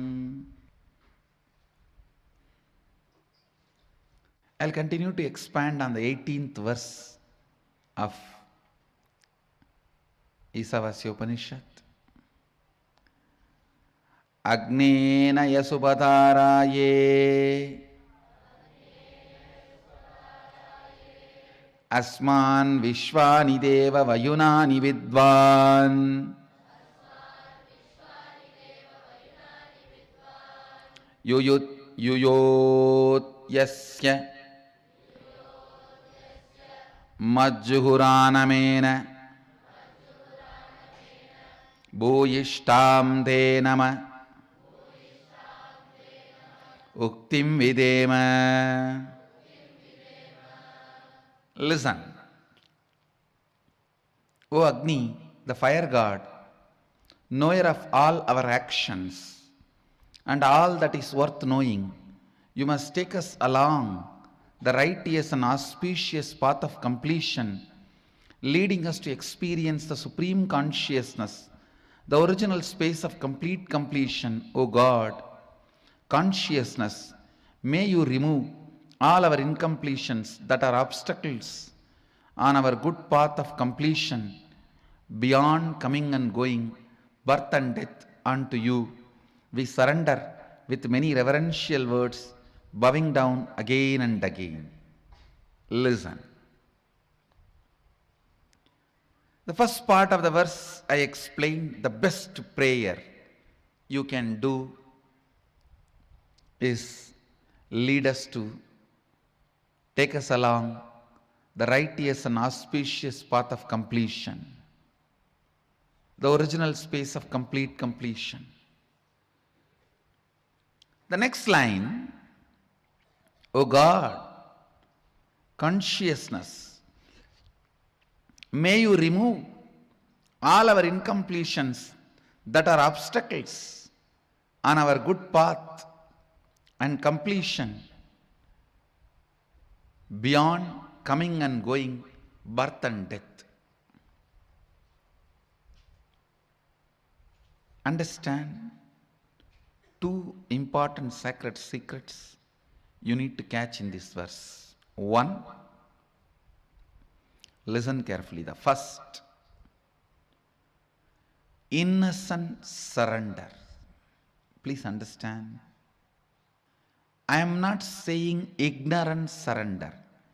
Ignorant surrender means you do not know what is surrender.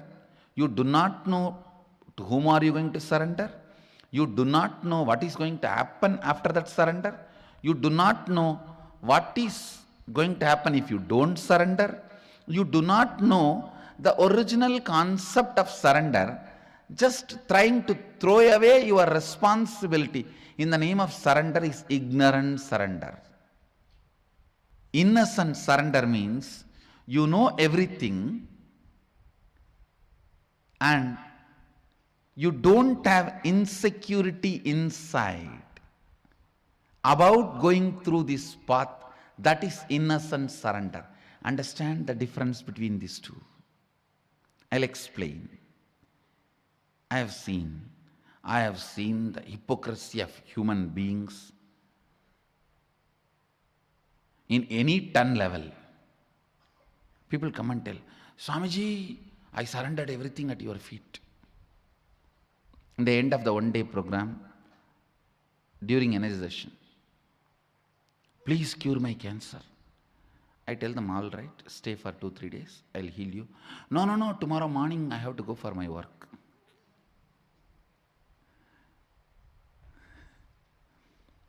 See the stupidity.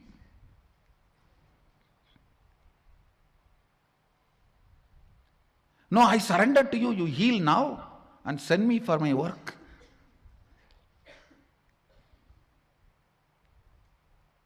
Extreme hypocrisy. Here, the person doesn't know what is surrender. doesn't care about what is surrender. He is using the word for some bargain.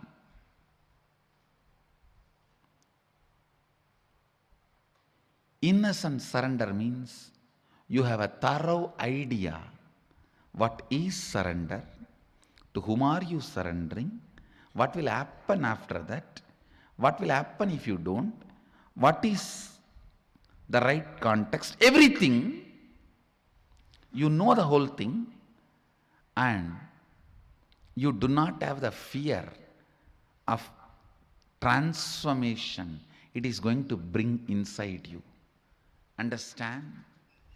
You do not have the fear, the transformation it is going to bring inside you. What is exactly you are afraid? With surrender, suddenly your own taste about life may change, which you are afraid of. Oh God, I may suddenly start liking something else. Then what will happen to all the things for which I worked for 10 years? What will happen to that house which I brought designing, which I built designing every room?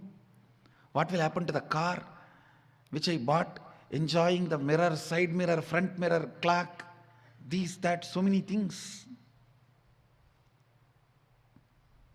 What will happen to all that? Suddenly my desires may change, my fears may change, my thinking may change. Understand? When you mature, your desires do mature. If you decide your desires should not get matured, you stop your maturity. You stop your maturity. Maturity of the desires and fears is what I call renunciation. Renunciation is not denunciation. Understand? In Hindu tradition, Vairagya is not aragya. Viraga is not araga. Renunciation is not denunciation. Maturity getting added to your desires and fears. Understand? You might have heard thousands of conspiracy theories. I give you the worst conspiracy done against the humanity is creating a fear in people about the possibility of their desires getting matured. Understand? There is a worm sitting inside that small shell. And if you frighten that worm, hey, if you become butterfly, how will you eat? Here at least your food is guaranteed. Inside the shell itself you have a food and nobody can attack you. If you become butterfly, how will you save yourself? What will you eat? I tell you, trying to suppress human beings without letting them taste off the grid life is the greatest conspiracy. I tell you, all the best things India has, Sanatana Hindu Dharma has, is by the rebels who learned to live off the grid when they were young. When you are young, learn to live off the grid. The powerfulness that brings inside you. After that, even if you are hooked to the grid will be at your feet, not you will be at the feet of the grid. After that, nothing can bind you. I am glorifying all this by wearing them, not getting glorified by all this by wearing them.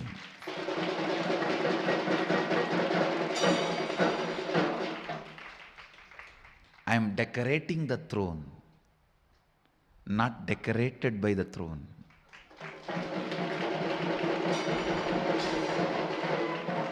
I just want to make a statement to the world.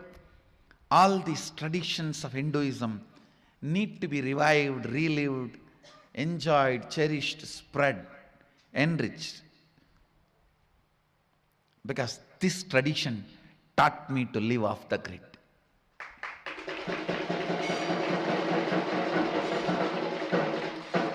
And no society is more compassionate in the world than the Bharat Indian society, which loves, respects, reveres the people who decide to live off the grid. In any other country, if you decide to live off the grid, it is illegal. In this country, decide to live off the grid, the people will wash your feet and give you food. I am waiting for my Balasans to become 18. First batch I am sending to live off the grid.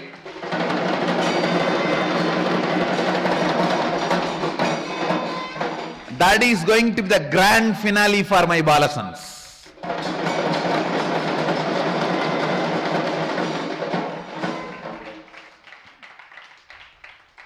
And in the March, all the Krama Brahmacharis and Naishtika Brahmacharis are going to enjoy the off the grid life in March. I have plans.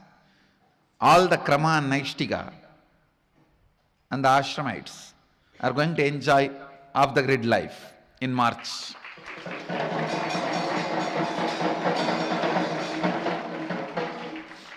Now I tell you, fear of your desires getting matured will stop you getting matured. Any society frightens its people about maturity will kill itself. Let more and more maturity be added. Let your desires get matured. Your fears get matured. If you are afraid of death and suddenly you are afraid of the karmas which may hit you after death, don't think you are in the same state. You have become matured. You are no more afraid of death. Only the karmas which may not come after death. Then your whole life you will not be planning for more and more locks and bigger walls. You will be planning about completion. If you are afraid of death, you will be planning for a greater and greater wall and lock. If you are afraid of the karma, you will be planning for more and more completion. So even your fears getting matured is a growth. With surrender, the first thing you will experience is your desires and fears will get matured. And they will completely disappear. That is different. That is the ultimate experience. But the moment you start practicing surrender, your desires and fears will start getting matured. Your anxiety, your fear, whatever emotions with which you are struggling, your incompletions, all these will start getting matured. You may not have incompletion with the people who are living with you or with the day-to-day life. You may have incompletion with incompletion itself, that why I am not able to complete you. That can never be equated to the incompletion you are having with the next person because she did not smile at you or he did not smile at you, they did not respond to you, they poured water on you. Your incompletion about they poured water on you is totally different than your incompletion that why still you are not able to complete. I can say here, even your incompletion and anxiety has become more matured. See, ultimately this incompletion will disappear. That is experience. But even maturity shows the growth. The moment you start practicing surrender, the first thing will happen to you is maturity in your desires, in your anxiety, in your fears, in your greed, in your everything.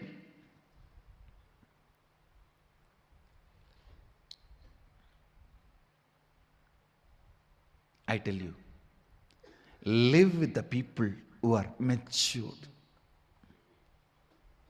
You will love the life. You will love the life.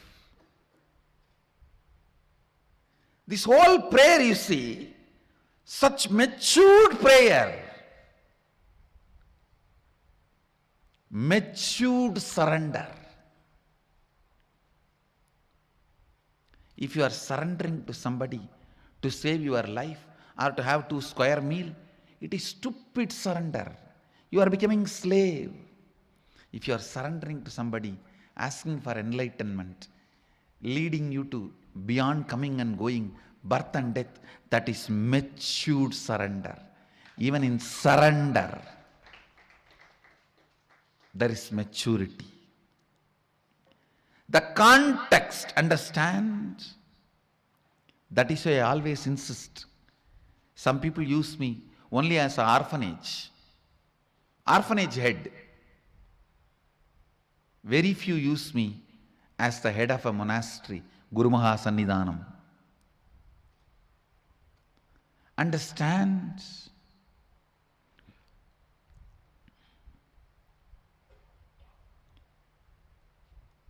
Your surrender, your fear, your anxiety, your desire, everything will get matured the moment you start practicing surrender.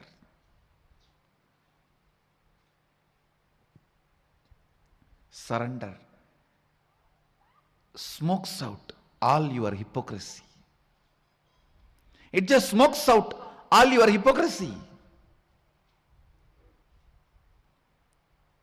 You simply know what is hypocrisy. You simply know why you are hypocrite. First reason why you are hypocrite is the fear implanted in you by society about your desires getting matured. I have seen people telling, oh, I'm afraid to come to the ashram. I may just settle down there. Hey! You think then we are all fools? You are blessed if your desires can get matured and you can settle down here.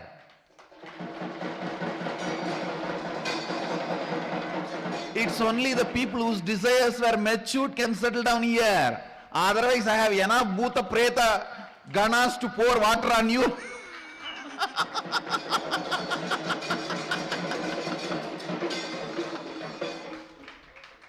And kick you out.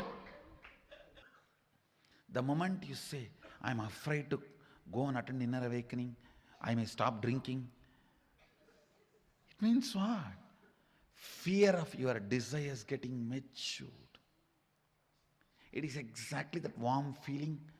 Oh, if I become butterfly, where will I get my food? How will I protect myself? I heard many big worms will try to eat me. Hey, just become butterfly. All these problems won't even exist in you. Making your old problems redundant, not solving. Redundant is renunciation.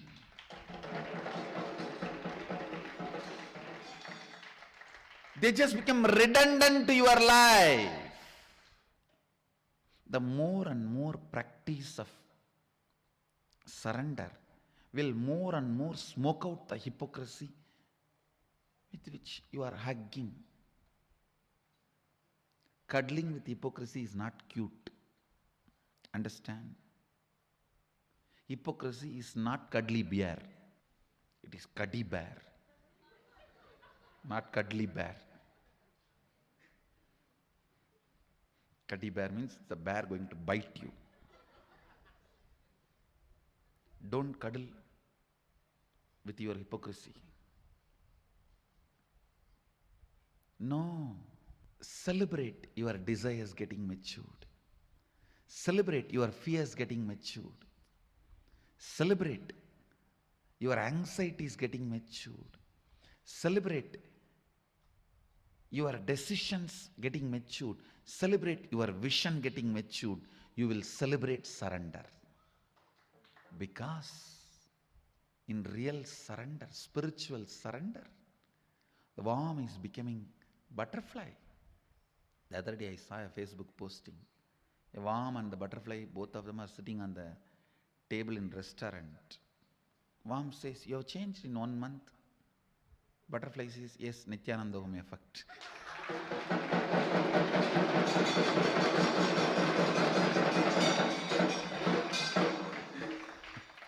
Yes, Nithyananda home effect. And that photo was really a lot of meaning. The worm, in front of worm, there are food items. In front of the butterfly, nothing was there. The snake form of Kundalini in Mahadeva's form denotes surrender. Understand? Each item in Mahadeva's form represents one idea, one truth. Snake represents the Kundalini Shakti, which is surrendered to Mahadeva. Or I can say Mahadeva's own Kundalini Shakti, which is under his control. Innocent surrender means you know everything about surrender, but you don't have fear. Ignorant surrender means you don't know anything about surrender. You just use that word for bargaining something. Here you can see the innocent surrender. What a matured prayer. O God, consciousness, may you remove all our incompletions that are obstacles on our good path of completion, beyond coming and going, birth and death. Unto you we surrender with many, many reverential words, because we don't know any other words. We only know the reverence we carry in our heart, and we don't know how to verbalize it. So we offer that as it is, bowing down again and again. Bowing down again and again. Understand? When money gets added, your taste about life changes. When power gets added, your taste about life changes. When name and fame gets added, your taste about life changes. When surrender gets added, maturity happens in you. Understand? The biggest change you can have in your life is maturity. I'll explain the difference. When money gets added, you have a new desires, new way of thinking, new fears, everything. But that does not mean your old desires have gone. They become redundant. Does not mean your old fears have become redundant. When name and fame gets added, you have more desire, more fear. That does not make your old desires and old fears redundant. When power gets added, you have no new desires and new things. That does not mean the old is redundant. But when maturity gets added, constantly the old desires and old fears are becoming redundant. Whatever is today your desire and fear, tomorrow it will become redundant. And tomorrow, whatever is desire tomorrow and fears you have, that will become redundant day after tomorrow. Constantly, the old desires and fears becoming redundant is what I call maturity. That is what is renunciation. Renunciation is not denunciation. It is just making old redundant. They are no more part of you. They are no more part of you. Ability to make old desires and fears redundant is the ability to keep life alive. If you have that ability, you can make disease redundant in your body, boredom redundant in your mind, suffering redundant in your emotions, pain redundant in your relationships. At one point, you will become redundant due to enlightenment. Ultimately, you will become redundant. That is enlightenment.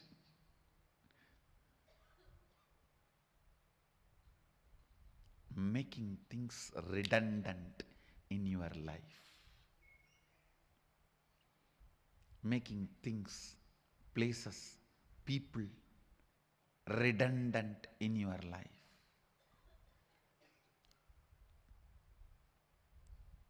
When you mature,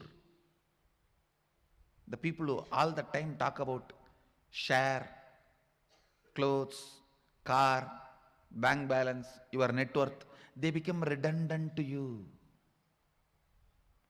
And I have seen these stupid NRI parties. All the time these donkeys talk about only this. The moment they gather, what is a share? What's the car you are driving? How many swimming pools you have in your house? How many bedrooms you have in your house? Do you have a tennis court? Make all these people redundant in your life. And when these women gather, oh God, NRI women, sari, jewelry, kitty party, make all these people redundant in your life. When your taste changes, they become redundant. When you get matured, they become redundant. The innocent surrender, where you know everything about it, you are not afraid of it. I tell you, the fear of maturity is the worst fear taught to humanity. This is the biggest conspiracy done against humanity. Attack on your body is chemical agriculture and pharmaceutical companies. Chemical agriculture and chemical medicines is the attack on your body. Overly sex and violence-based entertainment is the attack on your mind. Fear of the maturity is attack on humanity. Understand, I am neither revolutionary nor rebel. I am just evolutionary. Maybe I can coin a new word, revive evolutionary.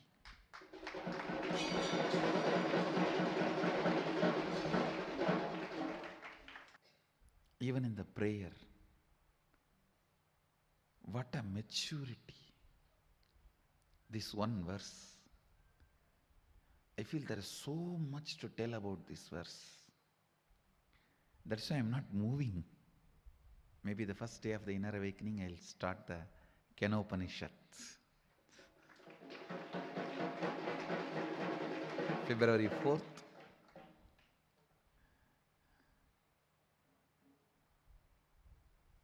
The next beautiful Upanishad, Upanishad.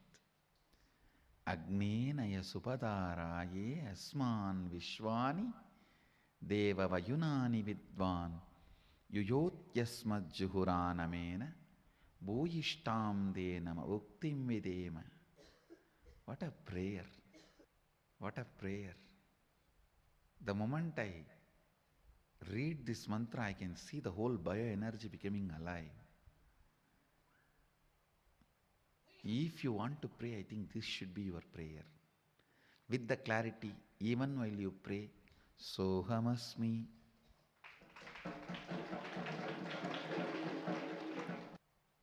With this prayer, the Upanishad leads you from impersonal relationship to personal feeling connection. You can always just cheat yourself with just some good ideas, concepts, but never connecting to the source. This verse does not allow you to do. This verse really awakens that feeling connection. Essence of today's satsang, innocent surrender, not ignorant surrender. With this, I bless you all. Let you all radiate with integrity, authenticity, responsibility, enriching, causing, living Shuddhatvaita Saivam, the eternal bliss, Nithyananda. Thank you. Be blissful.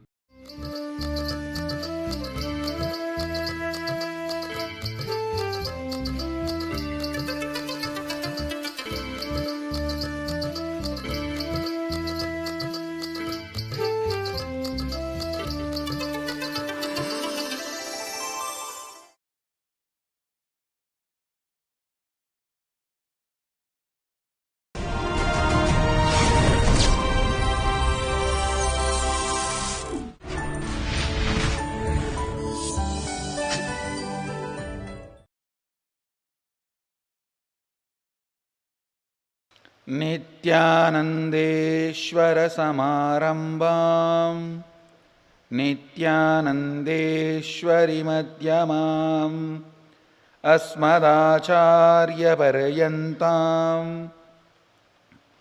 वन्दे गुरुपरम्पराम्.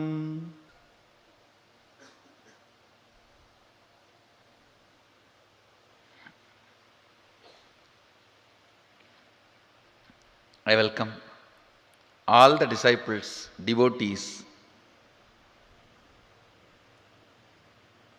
owners of Sarvajñapita, visitors, viewers, sitting with us all over the world through Nithyananda TV, two-way video conferencing, having Nayana Diksha,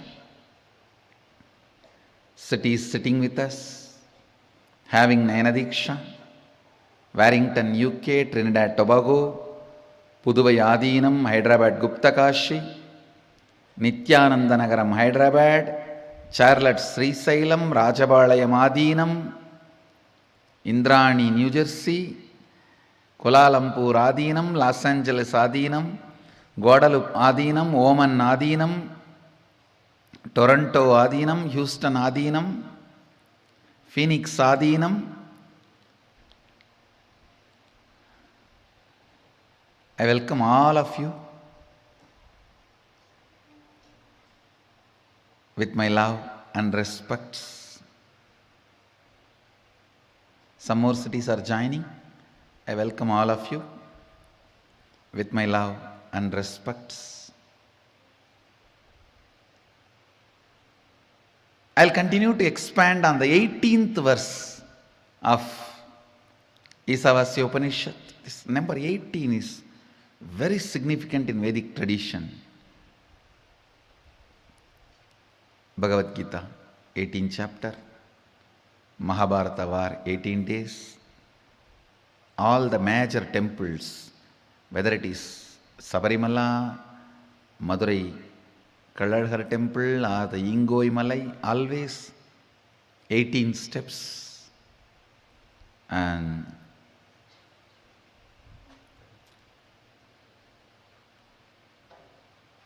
the 18 Agroni Sena fought the Mahabharata war. 18 is very significant number. But all 18s came after this Ishavasya Upanishads 18 verses. This is the first 18. Because, please understand, Ishavasya Upanishad is the first Upanishad. Rama, listen.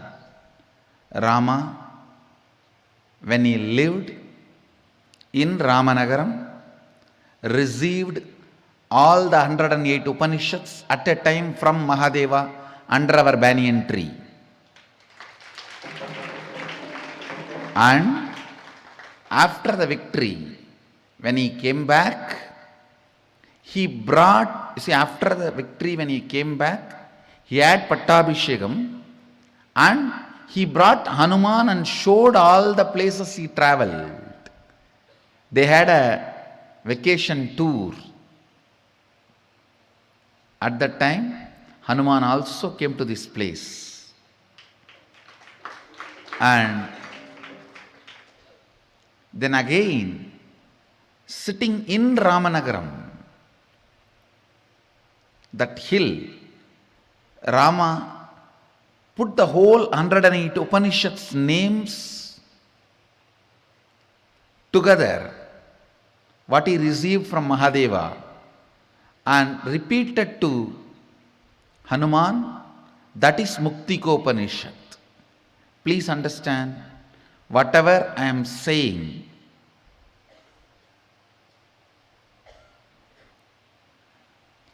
is fact, truth and reality from the cosmic archives, the Akashic records. Sooner or later, you will find evidences for this. So, Ishavasya Upanishad is the first Upanishad as per Ramachandra Prabhu, as he heard from Mahadeva. And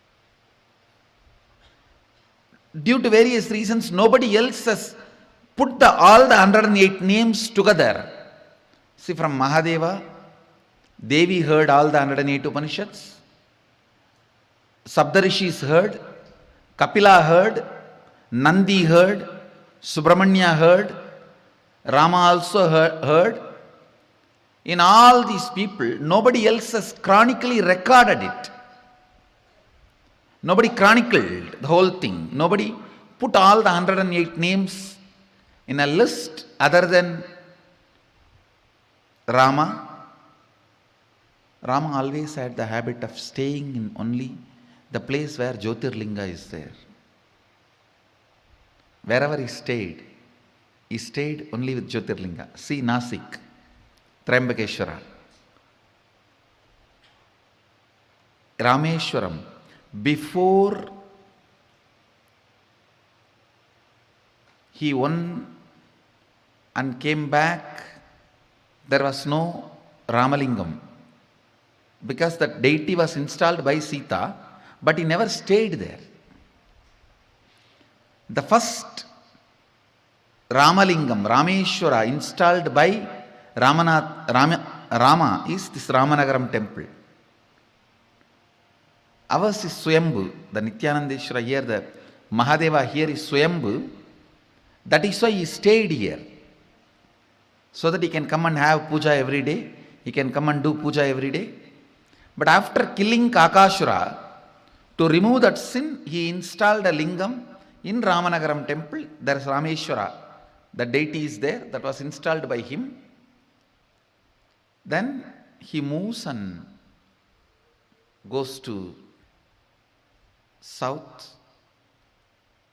After Sita was kidnapped, he goes to Sri Lanka, and you all know the Ramayanam story. When he was here, staying with Sita and Lakshmana, having beautiful vacation, that time he was worshipping Mahadeva under our banyan tree, the same Swayambhulinga. Please be very clear. Same Swayambhulinga. And here under the banyan tree, all three of them received with Saptarishis the 108 Upanishads from Mahadeva. Mainly the teaching was given for the sake of Rama, because all others have already received it. Devi, Nandi, Sabdarishis, all of them have already received it. And Sabdarishis were staying in Ramanagara, that hill, when Rama came here and stayed. So they inspired Rama to hear Upanishads from Mahadeva directly. So he came and worshipped here. In the presence of Devi, Nandi and Sabdarishis, Mahadeva revealed Upanishads to Ramachandra Prabhu, Lakshmana and Sita Birati. For all three, the Upanishads were given. Then the Kakasharavadam happened, and then he moved, continued, and Sita was kidnapped. Then he went to Lanka and conquered the Lanka and brought Sita back. When he came back, he directly flew to Ayodhya for Pattabhishekam.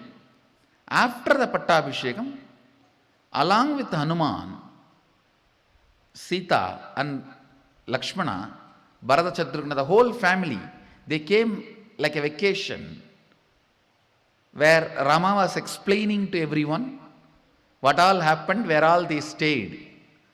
So that time when they came here, Rama showed this Kshetra to all the family members, and they again went and stayed back in that Ramanagara hill. There Rama teaches to Hanuman what he heard from Mahadeva. The whole sequence Rama records in Muktiko Upanishad. That sequence only we are following. So the sequence is delivered by Mahadeva under this banyan tree and recorded by Rama to Hanuman. We are following the same sequence. As per that sequence, Ramachandra Prabhu is the oldest recording we were able to get it about this 108 Upanishads. So we are following that. The 108th Upanishad, the Muktiko Upanishad, Sri Ramachandra Prabhu records all the 108 names. As per that 108 names, this is the first Upanishad, Ishavasya Upanishad, 18th verse. I'll repeat the verse once, read out the translation, then give you the commentary.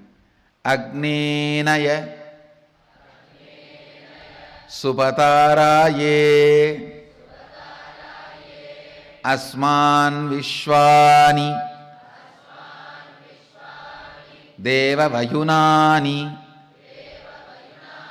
Vidwan Yuyot Yasmajjuhu Puranamena Bhuyishtam De Nama Vuktim Videma Agnenaya Subhataraye Asman Vishwani Deva Vayunani Vidwan Yuyot Yasmajjuhuranamena Bhuyishtam De Nama Vuktim Videma. I'll read out the exact translation. O Agni, the fire god, knower of all our actions and all that is worth knowing, you must take us along the righteous and auspicious path of completion. Please listen. You need to understand this first line. O Agni, the fire god, knower of all our actions and all that is worth knowing, means even the modern science proves when your brain knows something, that area gets lit up. The knowing action happens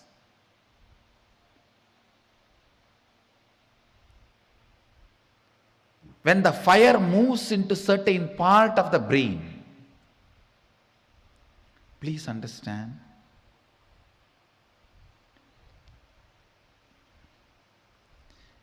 Everything may be there outside you. You will not know if the fire does not move in your brain.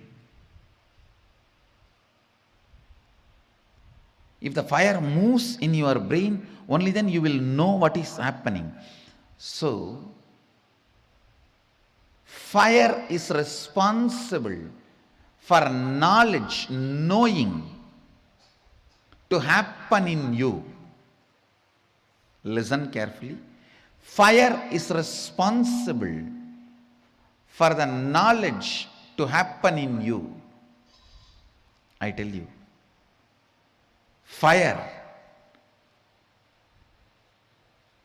gets fully awakened by integrity. Nothing. Just follow intensely integrity. In 12 months, you will have a kind of a fire in you through which you can know anything you want to know. Anything which comes in front of you and you want to know it, you will know it.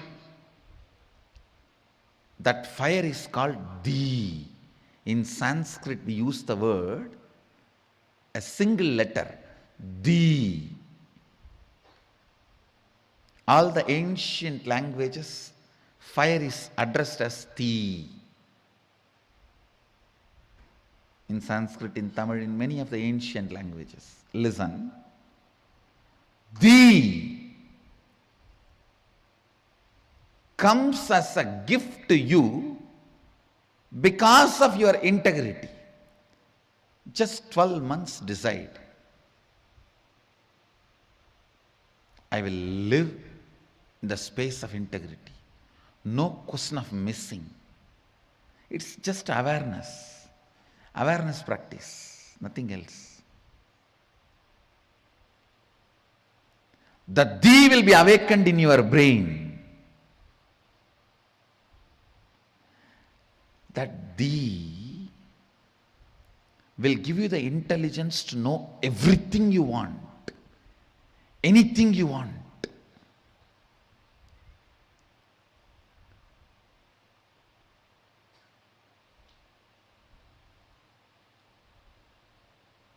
Here the Upanishadic rishis are addressing fire.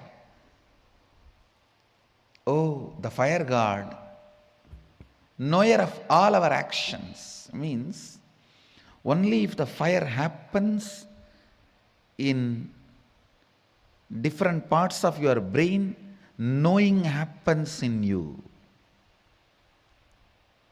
Knowing happens only if the fire happens. So without the knowledge of fire, knowing cannot happen. Knowing is very closely associated with fire. Fire, whether it happens here or there, only if it happens, you will know what is happening. You will know what is happening. It's very closely related to integrity. Understand? Integrity is one of the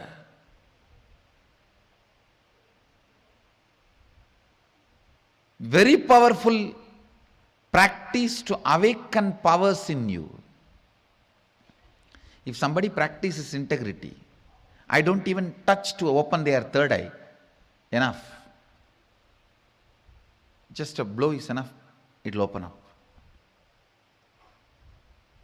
Because integrity is like a fire. Any coconut kept near the fire, you don't need to break it. You just knock it, it will open. People used to ask me. I used to break the coconut just like that. I'll put it in the hand and it will break. People ask, how, Swamiji? It's nothing. If you keep the coconut near the oven, that fire, when it heats up, you don't need to break. Just knock, it'll open up.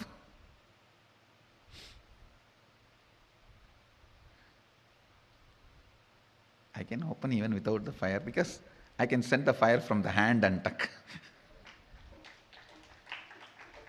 But the science is same. Whether you put the fire from outside or through your body, the science is same.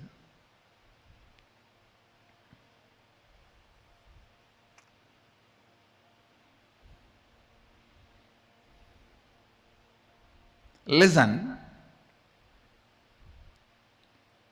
Fire, knowing, integrity is all one and the same.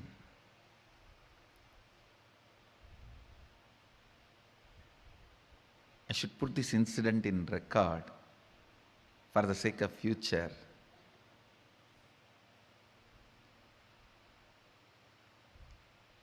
When I was reciting this verse on the banks of Ganga, the place called Telghat, actually Hamsananda Swami, who gave Kashaya means the Kavi, to Vibhudananda Puri and Isakki Swami, when he was traveling towards south, he came by walk to Rameshwaram. That time they received and they asked me to go and meet him. But I was never able to meet when they were alive. So after they left the body, I went and had his darshan.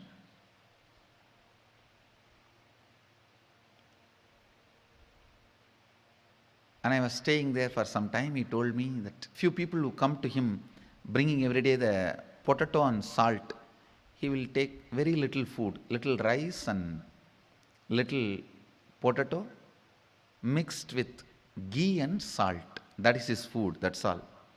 Boiled potato, adding ghee and salt, he will make like a ball and he will put that into the rice and have. That's all is his food. So people who bring that rice and potato and ghee for him, they will all ask him, Babaji, give some upadesh.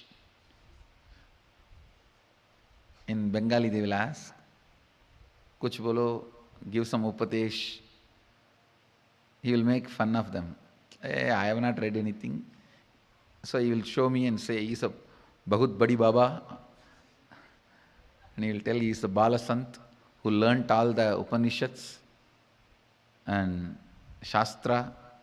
And then he will tell me, you tell something to them. I can speak little Bengali. So with my broken Bengali,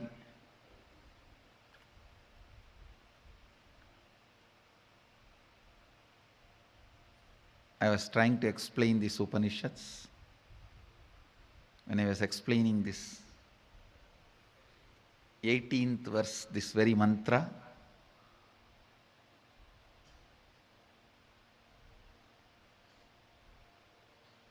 I suddenly felt somebody was very strongly looking into me. It's like sometime even from behind, if people are intensely looking at you, you will know and you will turn and see. I was actually sitting on the banks of Ganga. Ganga was gushing. You should experience Ganga in Calcutta. So powerful. So powerful. If Ganga in Haridwar is girl, Ganga in Calcutta is Kala Bhairava. Kali.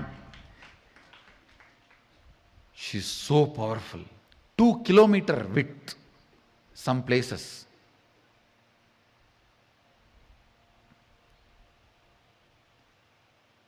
And often changing the direction during the low tide and ebb tide. It will flow this way and this way. You will be surprised, Ganga will be flowing inside. Because when the ocean water comes inside, she will flow this way and then she will flow this way. She makes 7-kilometer ocean water into drinkable water. 7 kilometer she goes inside the ocean. It takes 7 kilometer for the water to become salty. Where the Ganga meets the ocean,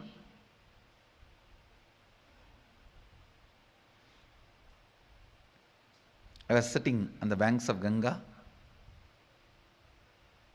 It's a small temple there. Some Ganesha, Durga, all of them are there. Small temples. And one room where this Baba used to stay. He's a Naga basically. So he won't wear dress. And he will sit on the gunny bag. The place is called Telghat. A few rich Jains used to bring that rice and potato for him, sometimes roti. So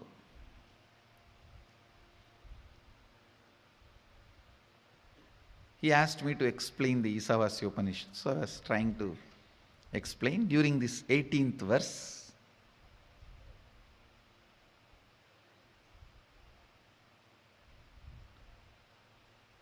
I felt somebody was intently looking at me. I just turned. I saw Hamsananda Swami only. He was only staring at me. Too strongly. He was staring at me.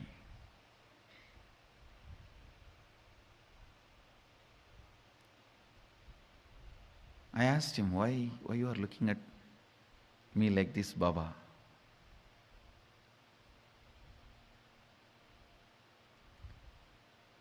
He said,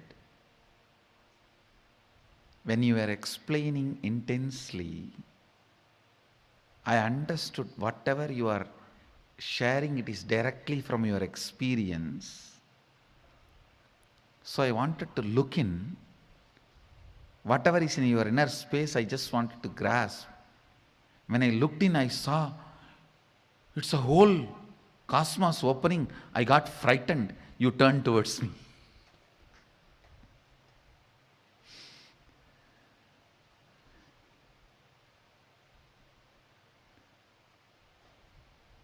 He said he was trying to look into me to understand this whole verse as it is from my inner space. But in my inner space, he only saw the cosmos. He got frightened. The moment he got frightened and started losing himself, I just turned my head. He said, I can see very clearly.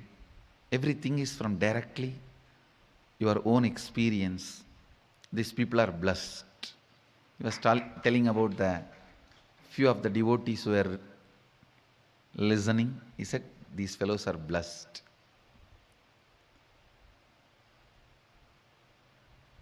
Agnenaya supadaraye asman vishvani deva vayunani vidvan yuyot yasmajjuhuranamena Bhuyishtam de nama uktim videma.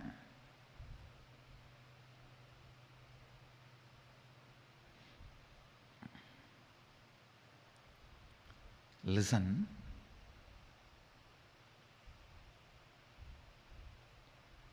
Agni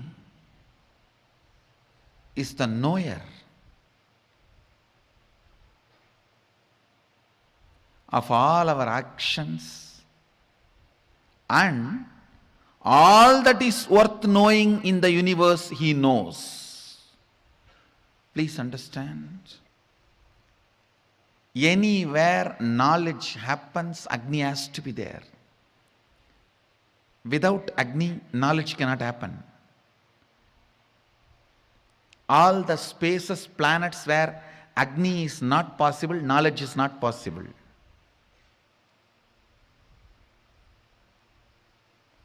The modern day scientists are searching and trying to find if there is a place with water human beings will be there or aliens will be there. I tell you, no. If there is a place where Agni can happen, only there life can happen, knowledge can happen, nowhere else. Only where Agni can happen, knowledge can happen, life can happen, nowhere else.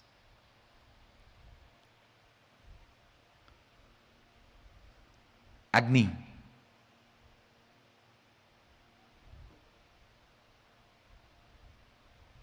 Who is knower of all our actions and everything worth knowing. Whatever is worth knowing in the planet Earth, Agni knows it. He knows it.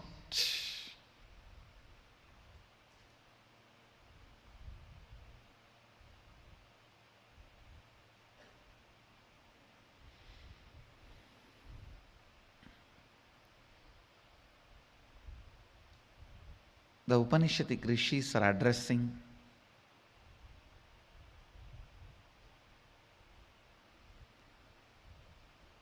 Agni as knower of all our actions and all that is worth knowing. Then they pray, you must take us along the righteous and auspicious path of completion. You must take us. Please understand. The prayer is not casual, very deep, detailed. You must take us along the righteous and auspicious path of completion. Subhadharaye asman vishwani deva vayunani vidvan. You must take us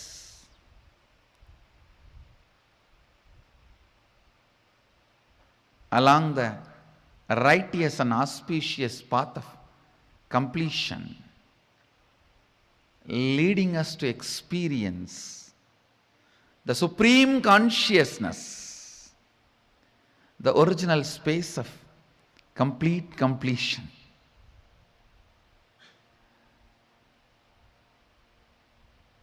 I can say that this is the best prayer you can offer to God when you meet Him personally.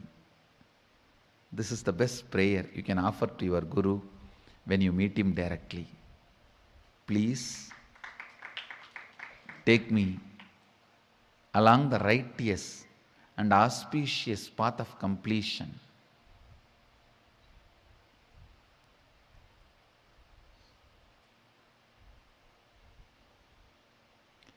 Leading us to experience the supreme consciousness.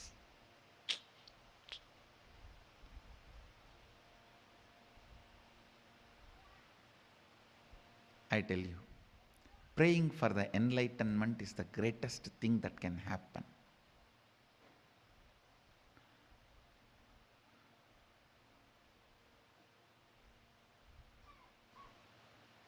Intensely seeking enlightenment, praying for enlightenment, I tell you, more and more you pray for enlightenment, more and more your routine will become integrated.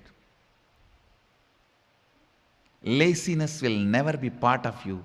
Boredom will never be part of you. Boredom and laziness is nothing but you do not want to hold on to your ideals. That's all. You do not want to hold on to what is life for you. What life holds for you.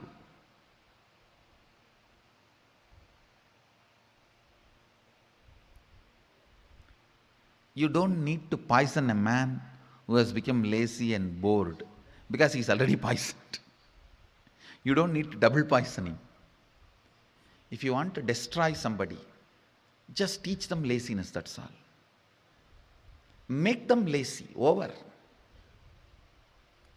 You destroyed them. Make them feel tired, over.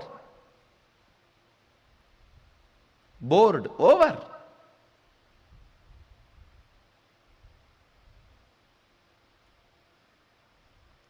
laziness, boredom.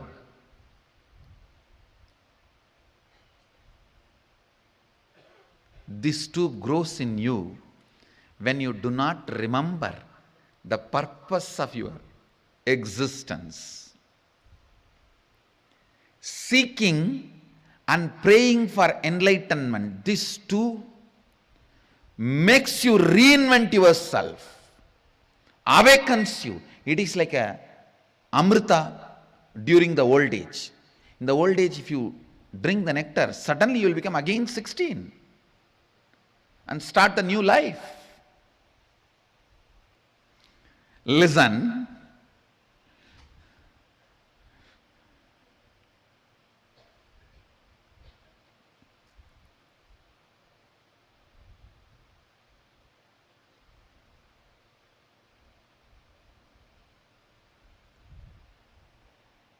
Seeking the truths of life, praying for enlightenment, this too kindles the whole fire in you.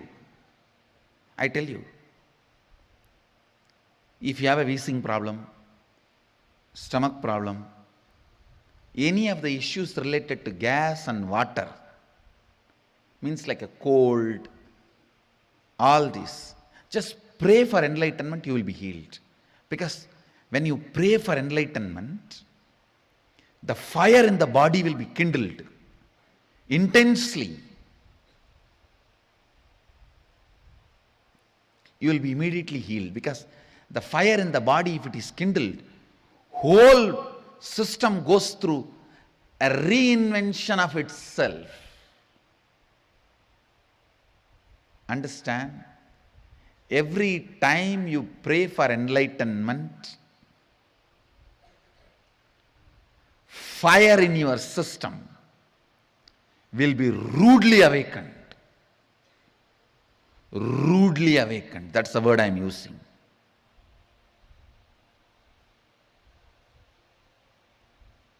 It will be so rudely awakened. The sleep, tiredness, boredom,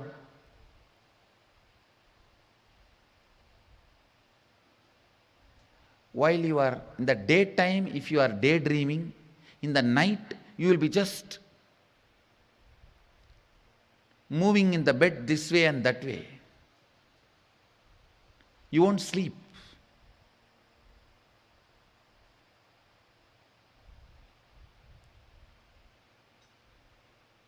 Just pray for enlightenment, this problem will be solved.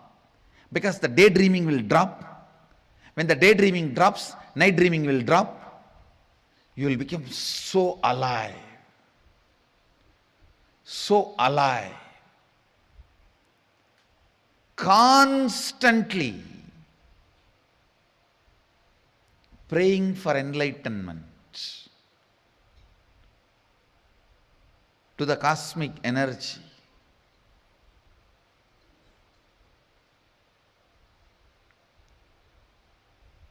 You can call it as God or Guru, whatever, it's up to you. Constantly praying intensely awakens that joy, fire energy in you and keeps it alive. That's the main thing. Makes you reinvent yourself. Makes you reinvent yourself. Agnena yasubhataraye asman vishwani deva vayunani vidvan yuyotyas majhuranamena bhuyishtam denama uktim videma.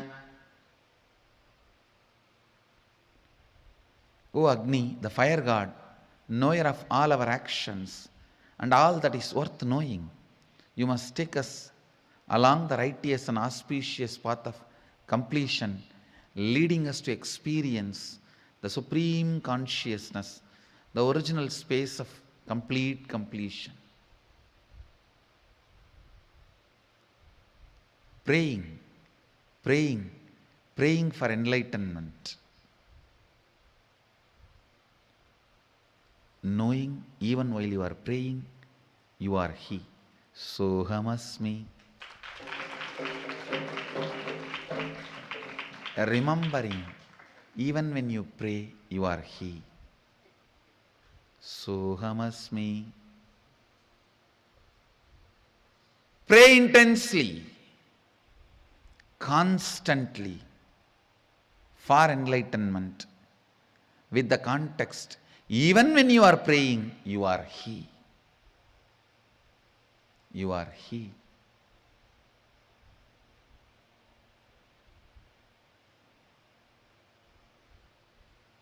The essence of today's satsang, constant prayer for enlightenment. I'll continue to expand on this verse because there are some more beautiful sacred secrets, that innocent surrender, innocent devotion. Devotion and surrender without qualifying or giving any conditions apply.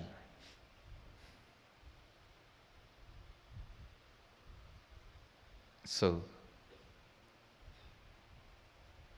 I'll continue to expand. With this, I request all the Adinams and Ashrams to start Vakyartha Sadas actively every day.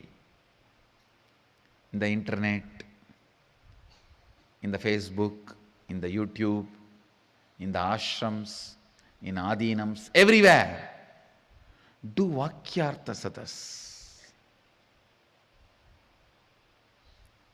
Do Vakyartha Sadas. With this, I bless you all. Let you all radiate with integrity, authenticity, responsibility, enriching, causing, living Shuddhadvaita Saivam, the eternal bliss, Nithyananda. Thank you. Be blissful. Nithyananda Dhyana Peetham, Nithyananda Nagar, off Mysore Road, Bidadi, Bengaluru. Phone 08027279999. www.nithyananda.org. www.youtube.com/Life Bliss Foundation.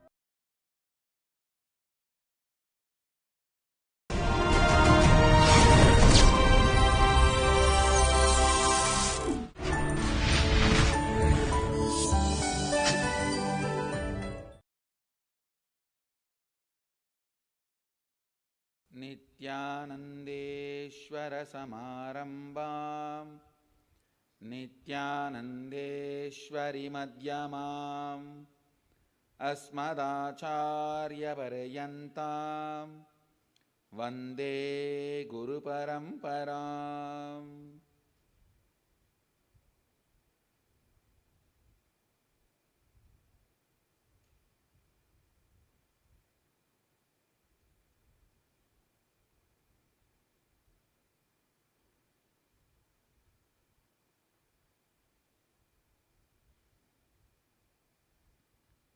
I welcome all of you with my love and respects. I welcome all the devotees, disciples, Samajis, Satsangis, Sri Mahants, Mahants, Tanedar Kotari, sitting with us all over the world through Nithyananda TV, Sadhana TV, and two-way video conferencing, having Nayana Diksha, sitting with us all over the world. Seattle Adinam, Toronto Adinam, Phoenix Adinam, Bogota, Colombia, Indrani, New Jersey, Trinidad, Tobago, Warrington, UK, Hyderabad, Gupta Kashi, and lot more cities.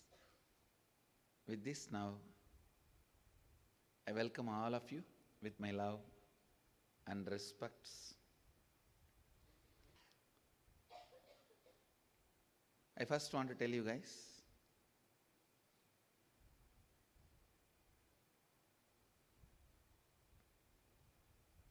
that I am starting this new tradition of having 2 satsangs, morning and evening both, so that I'll at least deliver 400 satsangs this year.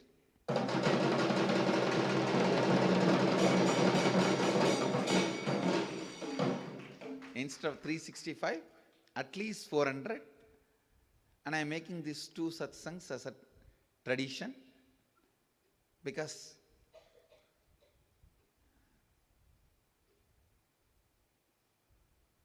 see, Mahadeva very clearly says in Agama and Tantra both, first and foremost my responsibility is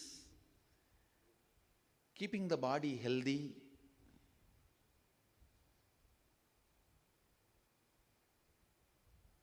so I am letting the body adjust itself to its natural biological clock.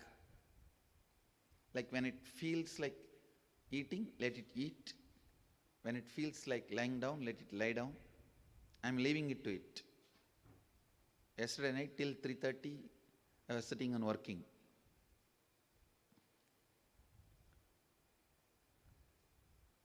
Many of you would have even got likes from the Facebook and chatting and all that.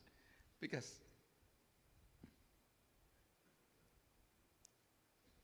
I'm letting the body to create its own rhythm and its own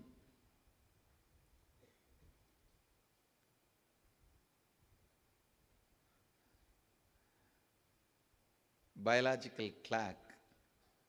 Actually, that is what now I am leaving it to the body. When it feels like lying down, I let it lie down immediately. When it feels like working, I let it work as long as it wants. Actually, it is working more number of hours when I gave that freedom to the body. So I'll make sure at least 400 satsangs are delivered in this year.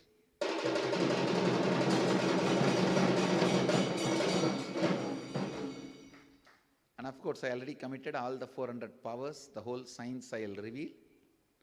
Not just science, I will start even doing initiations, means making those powers as an experience in your system.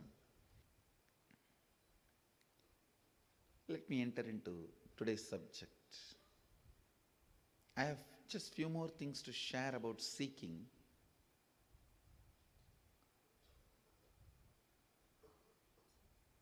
Understand, seeking reorganizes, rejuvenates your inner image.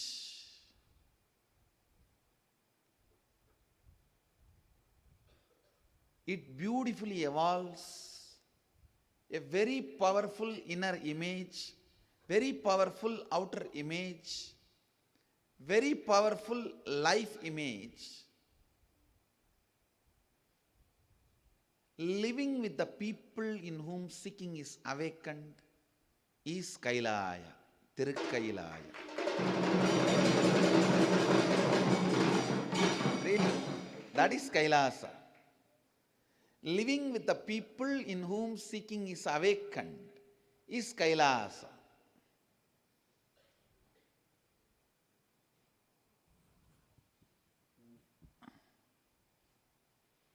And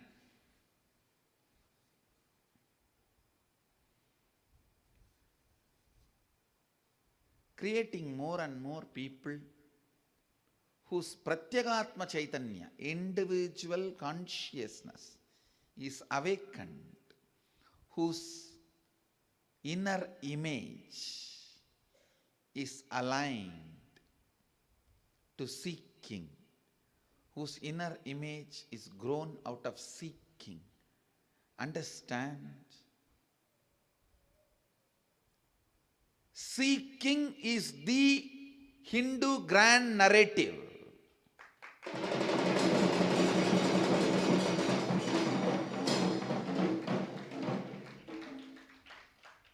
Before expanding on this new word, which I uttered, the Hindu grand narrative, I wanted to acknowledge, thank Sri Raji Malhotra It is from his article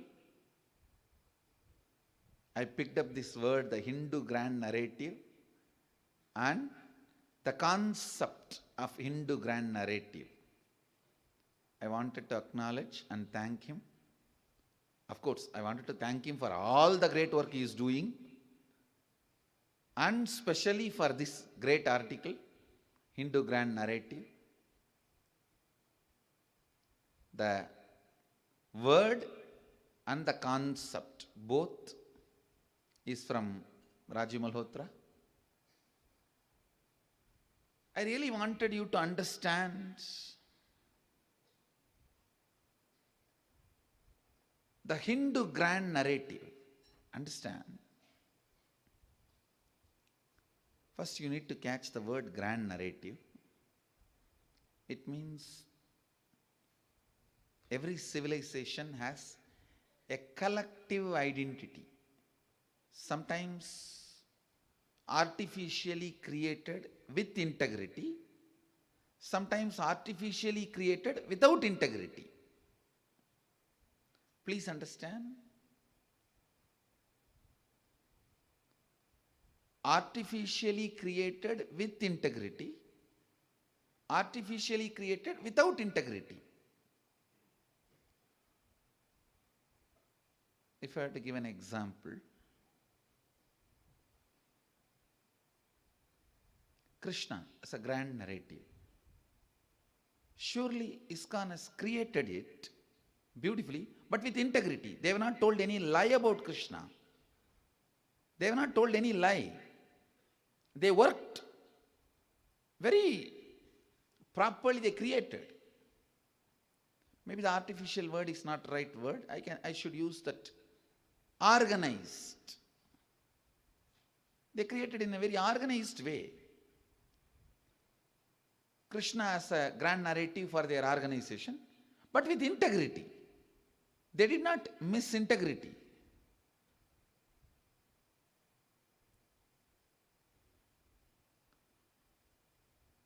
And organized way created grand narratives but without integrity. 10,000 names I can say. Understand?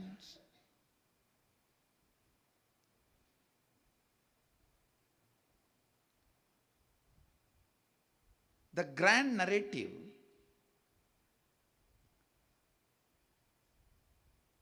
is the collective inner image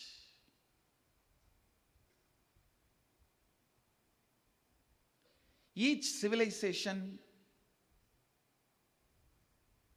creates their own grand narrative. Each civilization adopts their own grand narrative. Sometimes the grand narratives just evolve spontaneously and get followed. Sometimes the grand narratives are very organized way propagated and followed. A spontaneously evolved grand narrative is Shirdi Sai Baba's grand narrative. With no organized effort, just spontaneously the grand narrative started and it has spread all over the world as Shirdi Sai movement. Organized way, but with integrity, created is Bhagavan Swaminarayan, Krishna, grand narrative of Krishna as per ISKCON. It's all organized way it is done. I should not use the word artificial. Organized and with integrity. They have not told any lie about Swaminarayan or they have not told any lie about Sri Krishna. Whatever ISKCON declares and claims about Krishna is completely truth, including their idea of he is the supreme. Because, please understand, anybody experiences the ultimate through a window, he feels his window is also supreme. through a window, if you see the sky, by and by you feel that window frame is also the sky. And through any window, you experience the sky. You are given freedom to declare that window is supreme. You are not given freedom to say there is no other window, but you are given a freedom to say that window is the suprememost. And so because that freedom is available already in Vedic tradition, even they declaring Krishna is the God, ultimate God. I'll say they are integrated. They are integrated. Only they don't have a right to say that there is no other door, which they are not saying. I don't see them saying there is no other door. But they say that Krishna is supreme door. That is perfectly all right. In Hindu tradition, we are very clear. Praising, in the level of praising and promoting, exclusivity is allowed. Only you have no right to deny that there is no other possibility. That right Vedic tradition does not give, and Vedic tradition does not accept that. Vedic tradition is very clear that you have no right to say no other door exists, no other possibility exists. You have no right to say there is no other supreme possibility. How many supreme-most superlative degrees you add are the infinity of superlative. That same thing somebody can add for their ishta. That is the beauty of our Vedic tradition. So with integrity, organized, but with integrity, the grand narratives of ISKCON and Bhagavan Swaminarayan movement, all that was created. Artificial, but without integrity. I can give you 10,000 grand narratives of that example, which I don't want to say the names now.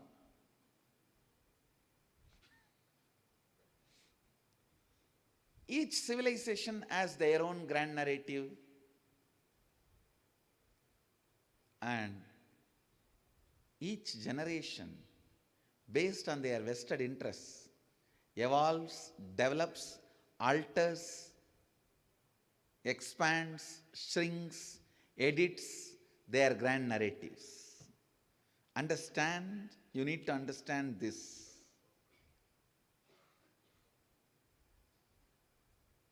Fighter can use Krishna as a grand narrative from a different context. A lover can use Krishna as a grand narrative from different context. So the different contexts set as per the requirement of the time, the living visionaries of the society, either in the field of spirituality or politics, the decision makers, the rulers, they evolve their own grand narratives. And the grand narratives exist in the society is also altered and given a different context. For example, the whole Shaivism in Tamil Nadu, Jnana Sambandhar is the grand narrative. In course of time, during each era, people have given a different context to Jnana Sambandhar and understood. At some point, his devotion was the grand narrative. At some point, the way he demonstrated the courage and strength because of his devotion. So same Jnana Sambandhar is celebrated as a grand narrative from different contexts. Sanatana Hindu Dharma had multiple grand narratives, I tell you. Each of the sampradaya in Sanatana Hindu Dharma is independently complete and equipped to make an individual enlightened. Each of the sampradaya, please understand,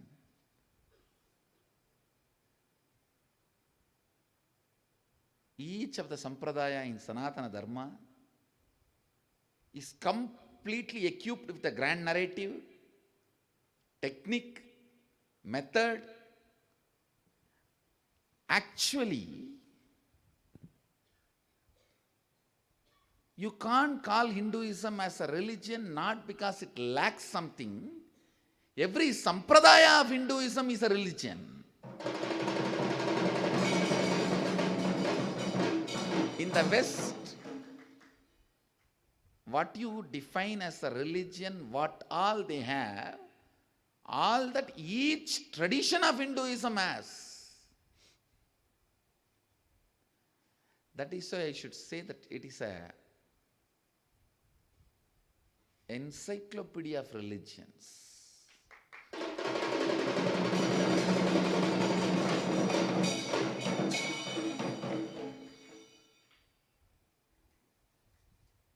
All major countries have their grand narrative. All major civilizations have their grand narrative. Based on their need and time, some grand narratives are built with integrity and some are built without integrity, but they have one.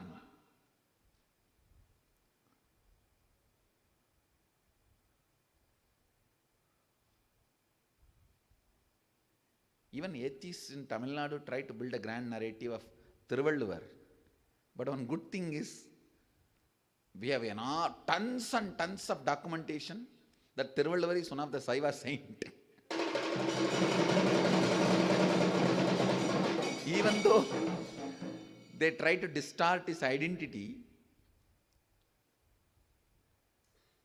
try to take him out of Shaivism,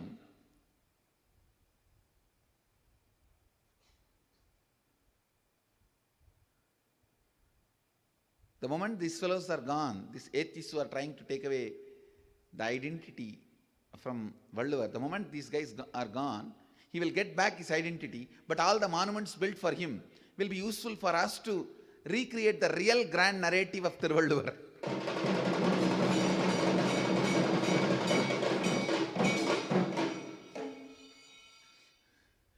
வள்ளுவ நாயனார் மயிலாப்பூரில் பிறந்து சைவவேளாளர் குலத்திலே பிறந்து வளர்ந்த, திருநீரும் முழுநீரும் ருத்ராட்சமும் தரித்த, தொண்டைமண்டல ஆதீனத்தின் குருமுதல்வராகிய ஆதிநாதரால் தீட்சை செய்து வைக்கப்பட்டதனால் தன்னுடைய முதல் குரலிலே ஆதி பகவன் என்று குருநாதரை புகழ்ந்துரைத்து வழிபாடு செய்த ஞானி. I'll translate in English. He was born and brought up in this introduction, exact introduction of the Thiruvalluvar from a oldest available document about Valluvar. From that I am reading it out. That Thiruvalluvar was born and brought up in Mylapore from Saivavelalar family, and he always lived the life of Bhasma and Rudraksha, and because he was initiated by the founder of Tondemandala Adinam, Adinatha Jnanaprakasa Desika Paramacharya Swamigal, who is the incarnation of Mahadeva himself. In his first verse, he salutes Adi Bhagavan.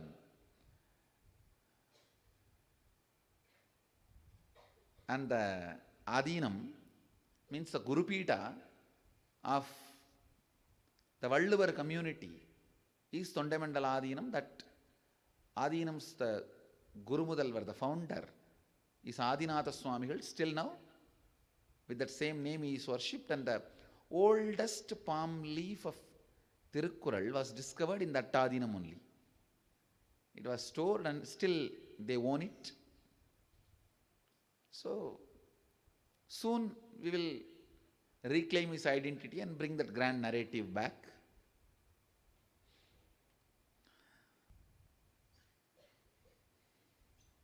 So this grand narrative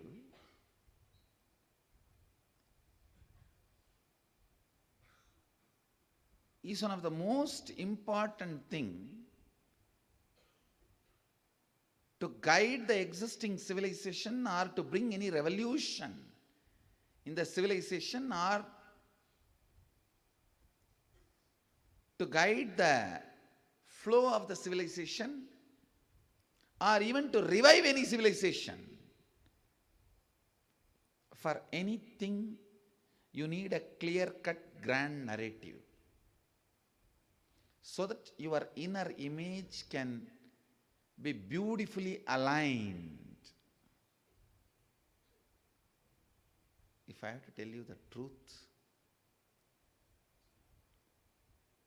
my grand narrative was Arunagiri Yogeshwara and Annamalai Swamigal.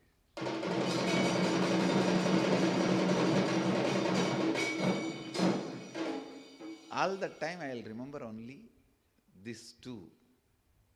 Any practical actions, Annamalai Swamigal. Any of this mystical inner space, Arunagiri Yogeshwara.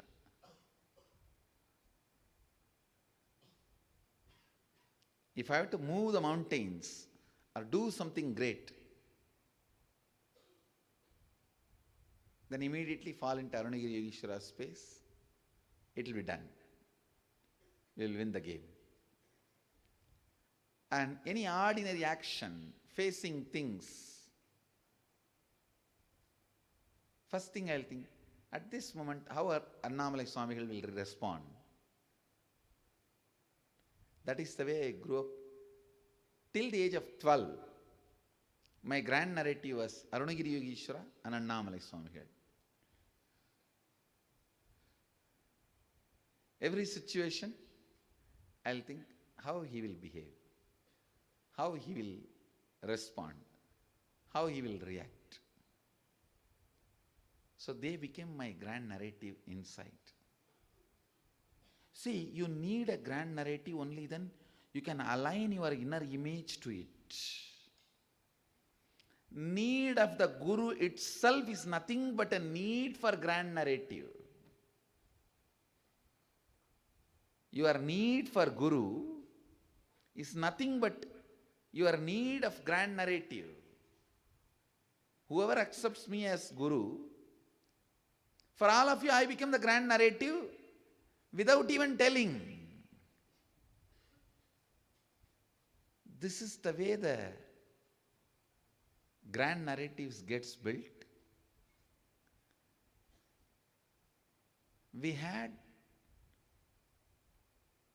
thousands of grand narratives in each locality. For example, whole Maharashtra, Jnaneshwar was the grand narrative, Sant Jnaneshwar. Whole Karnataka, Bhagavan Basavanna, he was the grand narrative. Whole Tamil Nadu, Jnana Sambandar, and few more saints who came after Jnana Sambandar. They were the grand narrative. If I look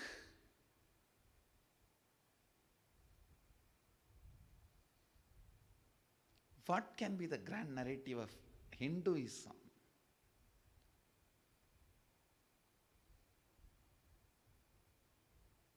It cannot just be a concept. It has to be a person, very physical, down to earth. which people can perceive in their level and play with their visualization, use it to align themselves. If a concept can be a grand narrative of Hinduism, then seeking is the grand narrative of Hinduism. It just can't be seeking.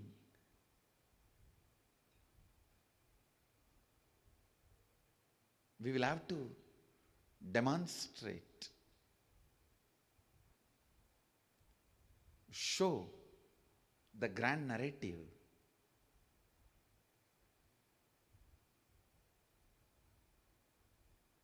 Which can be cherished, enjoyed, visualized, played with your visualization, with which you can play with your visualization.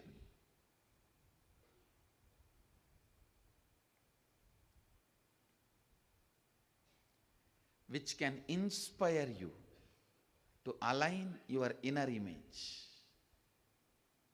which can remind you again and again the highest purpose of your existence, seeking, which can raise you to the space of seeking again and again. Hindus have denied the need for a grand narrative for last at least 200 years.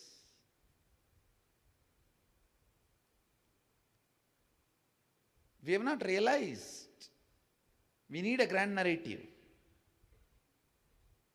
That is the collective identity for all of us. We have not realized that not having the grand narrative is something wrong. We are trying to push this problem under the carpet, saying, no. If you create a grand narrative of Krishna, then all the Shaivites will be dropped out. If you create a grand narrative of Shiva, all the Vaishnavites will be dropped out. If you create the grand narrative of Devi, all the other traditions will be dropped out. If we think we are wrong, Hindus are intelligent enough to move from one Ishtadevata to another Ishtadevata.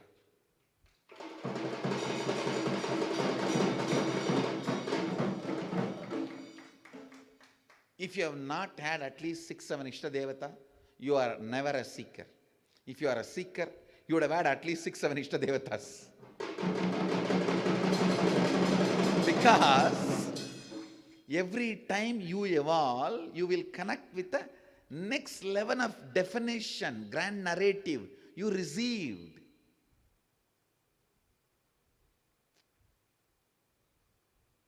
If you received Mahadeva as the embodiment of enlightenment, as a description about him, at the age of 7 you may not have felt connected with him. At the age of 7 you need Ganesha who nicely eats and roams around and jumps. Maybe the grand narrative of Ganesha would have been more appealing for you. And at the age of 14 the grand narrative of Subramanya would have been more appealing for you. Youth, beauty, valor, vigor. Then maybe after you face 2-3 girlfriends, then you need Mahadeva. The grand narrative of enlightenment. You will simply feel connected.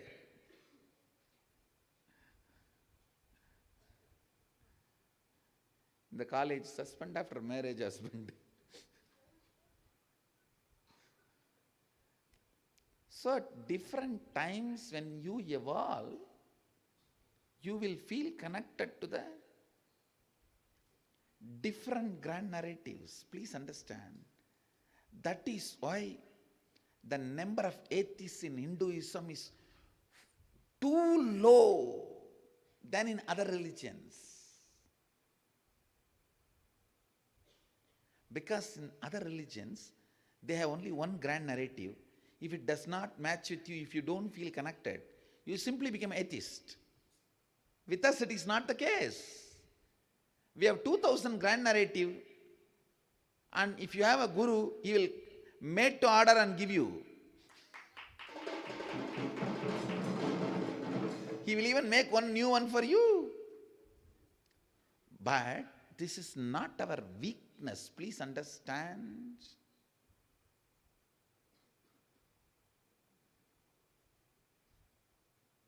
Soon you will see. Actually, I take the responsibility of creating a Hindu grand narrative.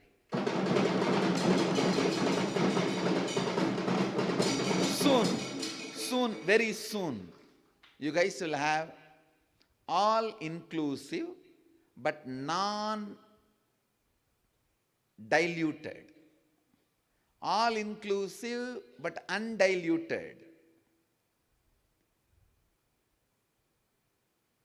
Because of inclusiveness, only becoming powerful, not having any powerlessness because of inclusiveness. We will discover and reveal the Hindu grand narrative to the world.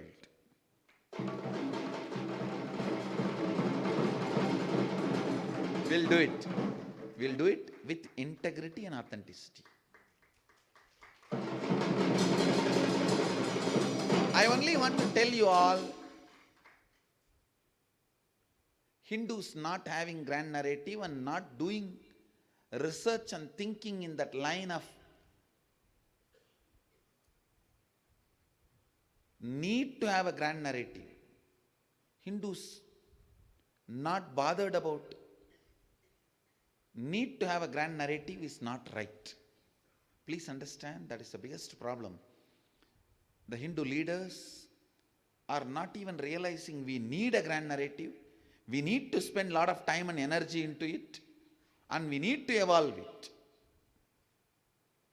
It is unfortunate.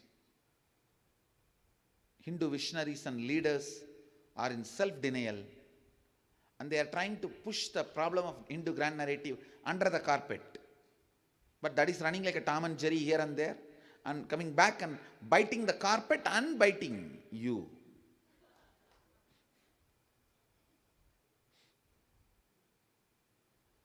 Not having the grand narrative is not right. It is time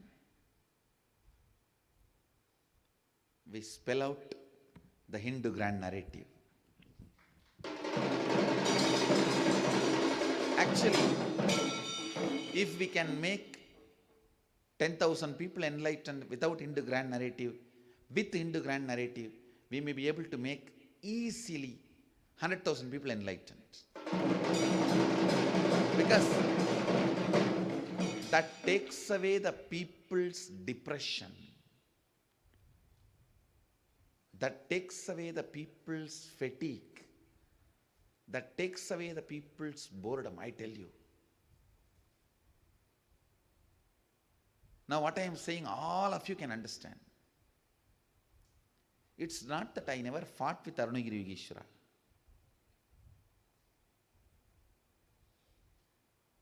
I had my own ups and downs with him. But every early morning, the moment I see him, everything is over. Just like what happens to you when the curtain opens.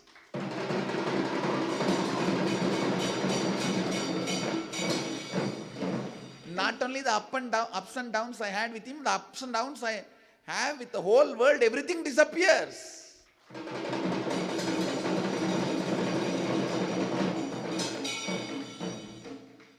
Now it is neither up nor down. It is all jing chak chick. It's all now. I tell you, human beings live in the intoxication of grand narrative.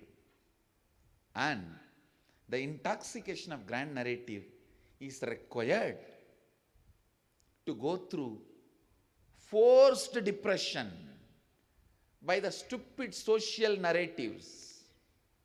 See, society gives you some narratives. As a mother, you should be this, this, this. As a father, you should be this, this, this. As a brother, you should be this, this, this.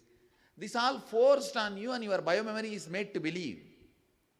When you face some difficulty, problems, because of the social narratives about you, the intoxication of grand narrative takes away the depression. Understand, grand narrative is the antidote for all the sufferings you created based on your social narratives. It is such powerful inspiration to remove your mental fatigue, tiredness, and boredom.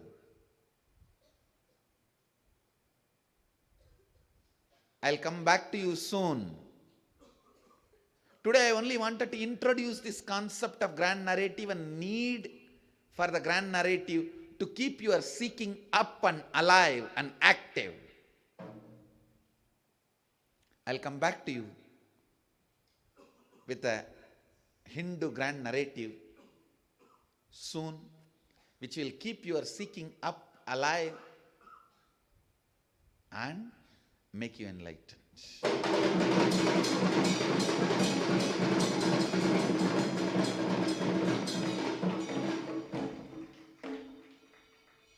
So, essence of today's satsang is the grand narrative is required to keep the seeking up and alive, and not having the grand narrative is not right, or trying to push that problem under the carpet is also not right. Grand narrative is required to keep your seeking up and alive. I wanted all over the world the Sangha to do Vakyartha Sadas. After reading the article by Raji Malhotra, the Hindu grand narrative, it is available in the Facebook, in the website. Read that and see my today's satsang. All over the world, I wanted the Sangha to do Vakyartha Sadas on the grand narrative, the Hindu grand narrative. Do Vakyartha Sadas. I'll get back to you guys with the Hindu grand narrative. With this, I bless you all. Let you all radiate with integrity, authenticity, responsibility, enriching, causing, living Shuddhadvaita Shaivam, the eternal bliss, Nithyananda. Thank you. Be blissful. Nithyananda Dhyanapītam, Nithyananda Nagar, off Mysore Road, Bidadi, Bengaluru. Phone 08027279999. www.nithyananda.org. www.youtube.com/lifeblissfoundation.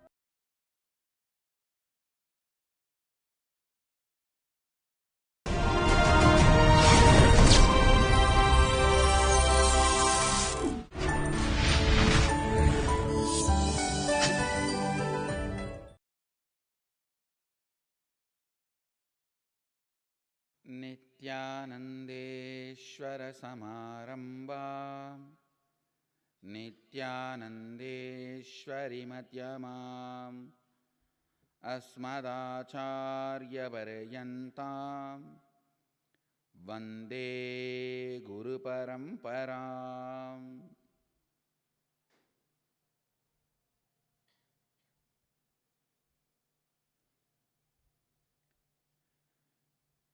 I welcome all of you with my love and respects. I welcome all the devotees, disciples, Samajis, Satsangis, Sri Mahants, Mahants, Tanedar Kotari, visitors, viewers, sitting with us all over the world through Nithyananda TV and two-way video conferencing, having Nayana Diksha. Cities sitting with us, Los Angeles Adinam, Kuala Lumpur Adinam, Toronto Adinam, Guadalupe Adinam, Hyderabad Adinam, Cluj, Romania, Mukta, and lot more cities, Bangalore North, everywhere. I welcome all of you with my love and respects. First thing I want to tell you guys, I'll try to give satsang morning and evening both.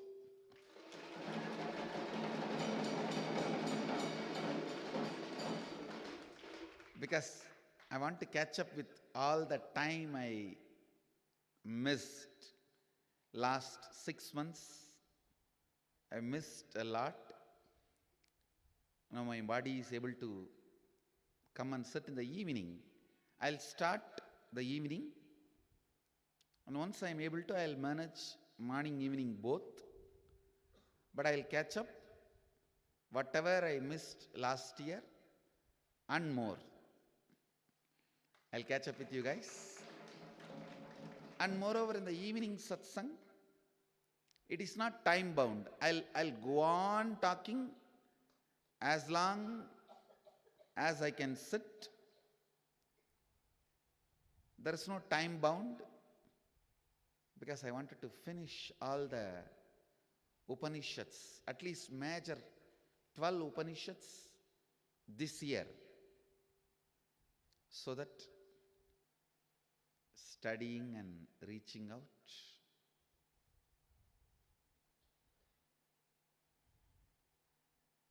Before entering into the today's verse, Ishavasya Upanishad 16th verse, I just wanted to give the essence of the last 15 verses of Ishavasya Upanishad. Understand last 15 verses of Ishavasya Upanishad. The essence in one word is seeking. Intense decision to have seeking, I tell you. The ferociousness of seeking is powerful enough, like the fire of Kalabhairava, to burn everything which need to be burnt and destroyed. Please listen, I'll repeat. The ferociousness of seeking is powerful enough as the fire of Kalabhairava to burn everything which need to be burnt inside you. Laziness, tiredness, boredom, everything which need to be burnt inside you, everything which need to be taken out of you can be just like that burnt, just like that taken away, just like that cleared by seeking. Listen, how many microseconds it will take for negativity to disappear in front of Kalabhairava's ferociousness? Not even micro millisecond. Same way,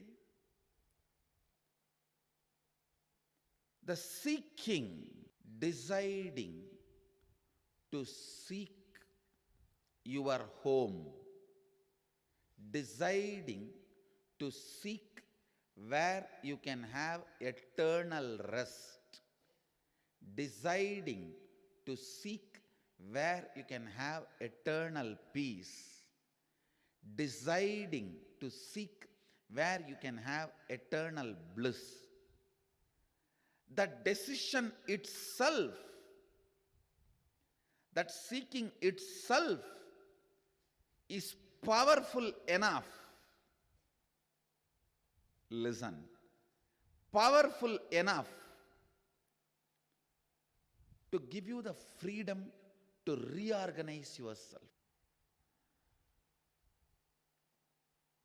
If there are 10 rods made out of copper, and you have to make the deity of Shiva, keeping all the 10 rods together and tying it and start carving here and there on that, you will never be able to make the deity of Shiva on it.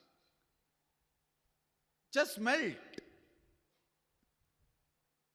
Pour in the mold, you will have Shiva deity. Same way, as on now what you are, by self-development you will never achieve self. Please understand, the word self-development means stupidity. The self can never be developed. It should only be discarded. Whatever can be developed, which is just a mind. The developing your mind only, you call it as self-development. In the book classification, in US they have a category self-development. No, that category does not exist. I always tell people, don't classify my books under that. No. If you create a category self-discarding, then categorize my book in that. Because anything which can be developed is mind, about which we are not interested. Please listen.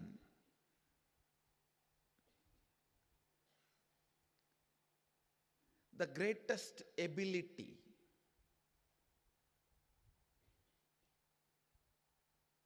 you need to develop, first priority for you to develop, greatest ability and first priority you need to develop is ability to reorganize yourself.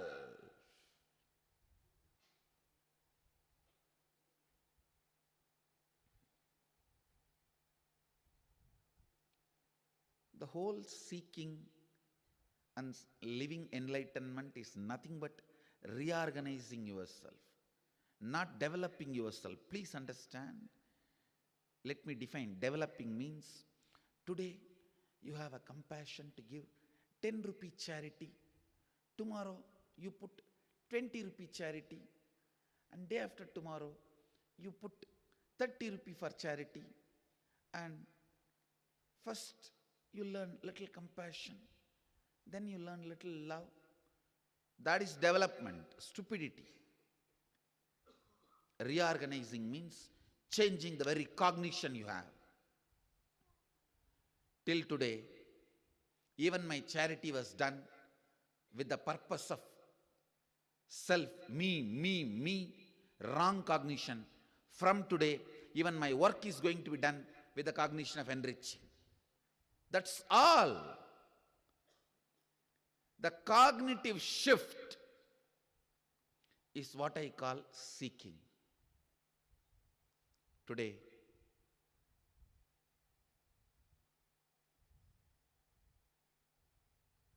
birthday of Swami Vivekananda as per the English calendar. If I have to describe whole life of Swami Vivekananda in one word, I should describe it as seeking. Seeking is the only word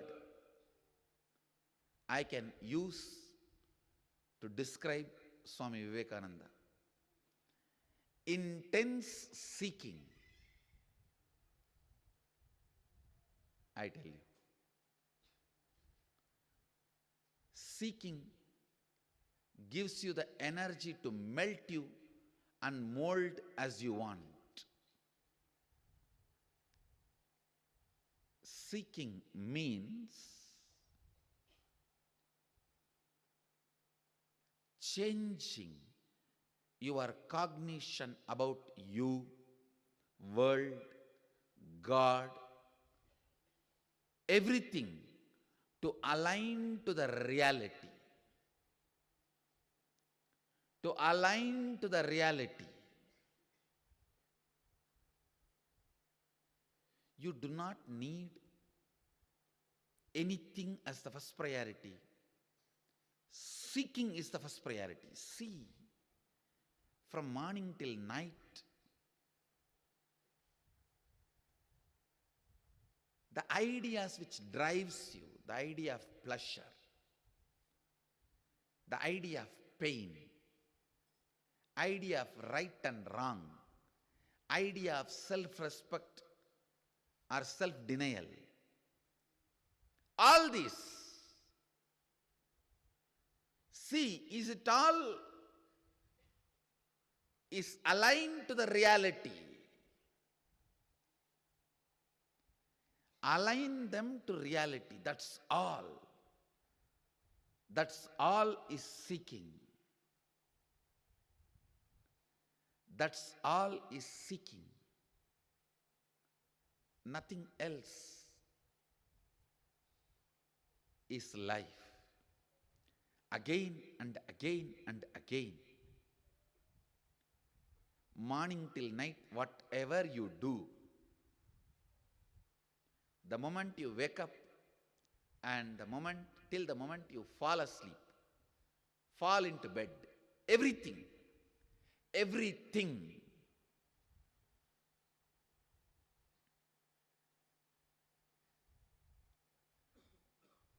see to it. It is all aligned to the reality. To the reality of eternal bliss, to the reality of oneness, to the purpose of eternal bliss. At the age of 6, my guru asked me, do you want to become sannyasi or grihastha? I stood up and said, sannyasi. Still I remember. I just stood up because I don't want even for one moment him to take the decision of grihastha. I stood up and said, sannyasi, with the force and power. And then he touched my head and did something.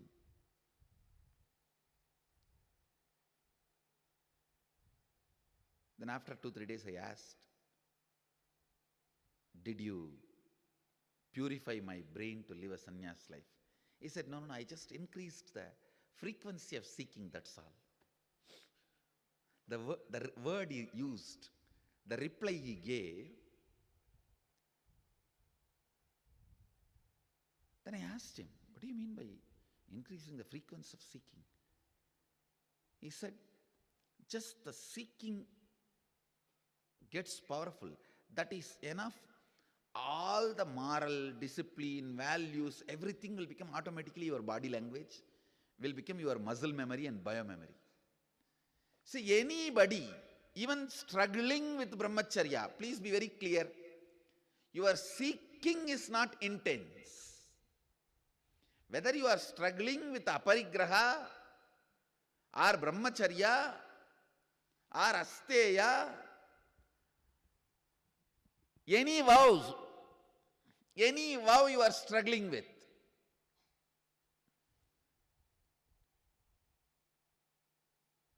or you are struggling with integrity or inauthenticity, irresponsibility, selfishness, whatever, it just boils down to only one: not having enough seeking.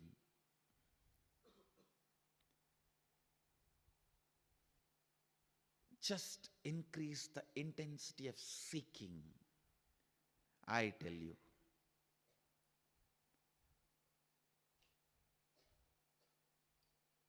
he just put his left hand on my head and touched some of the points in the brain, on the brain, and just like that, something he did, and like a playing with the head. The ecstasy and pleasure increased in the system, just unimaginable. Today, my registrar, Jnanatma, came and reported to me that everybody who attended Nithyanandoham, that muscle memory process, they are going gaga about it in their feedback and response. Swamiji, that's a greatest process people have enjoyed. I laughed at her and said, that is a first level process. Because these human beings can understand only up to muscle memory. These fools are going gaga about it.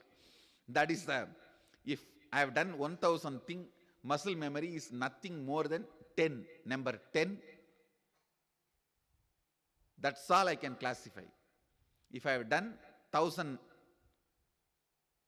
greatest thing, the reorganizing into the human systems, into the systems of the participants in their consciousness, muscle memory process can be classified only up to the 10. And these fellows are all going gaga about it. They wanted me to do once more. I said, come on, I have no problem. I can do every day. What is there? But these human beings can experience only that much. More than that, what is happening in biomemory, you can't know. You can know the side effect of it, expression of it, but you can't know what is happening there. And bioenergy out, completely forget about it.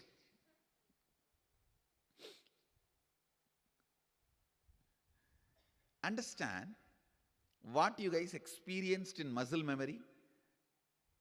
If you have attended Nithyananda home process, you will know that exactly happened in my system when he touched my head and just moved his fingers on my head.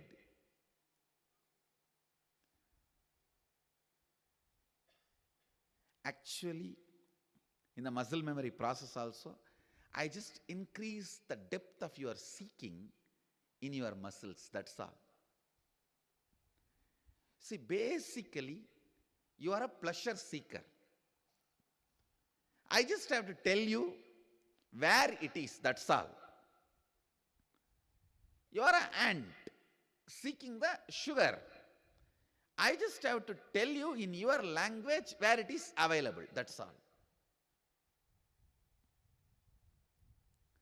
Seeking means informing you where what you are searching is available. Then automatically ecstasy, everything, all the things starts following. I really tell you. Nothing is more ecstatic, joyful, intoxicating than seeking. Seeking is the most intoxicating thing can happen to human being. Make this as a lifestyle. When you get up early morning, don't jump out of the bed. Just sit or sit back and look around. Relaxed way, look around where I was, where I am now, where I am going to enter, what is happening. Ask as if the first day you are waking up. And of course, you are waking up first day. Because every day you wake up in a different space. Spend few minutes for these basic questions. Where was I? Where am I now? Where am I going to head the moment I get out of this bed? Just spend few minutes into these basic questions. Same way when you, before falling asleep, don't do that stupid TV. No, really, I'm telling you.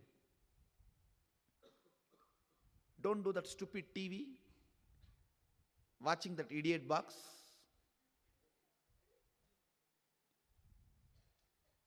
Spend little time sitting, lying on your bed or sitting back on your bed. Just try to align all the things which are driving you, are they aligned to reality? Mahadeva gives only 2 instructions to a incarnation or a Jivan Mukta. Only two instruction.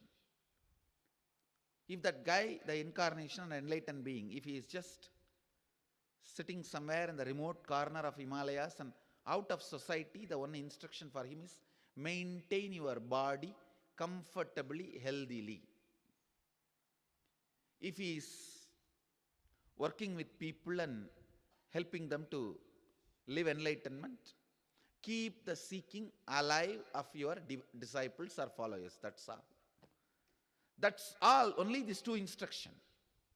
Keep your health, keep your body happily, healthily, and keep the seeking of the disciples alive. I tell you, this one instruction which I am giving you, morning spend some time thinking, where am I heading?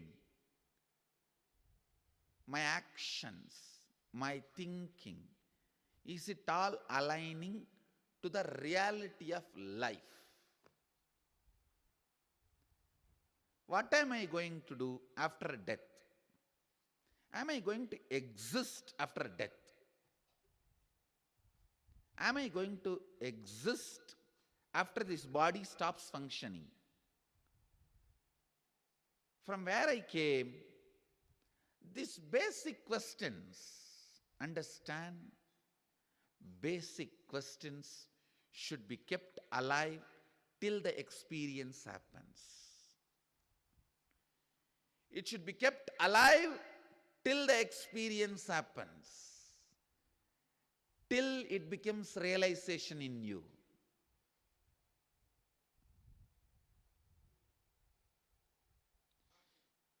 Some fortunate people, some of the Guru's answers will vibrate with their hearts so beautifully, it will literally feel that they are satisfied with that answer.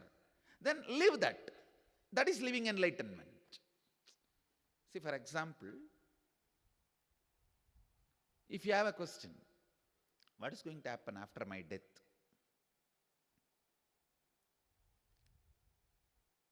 Sit and go on,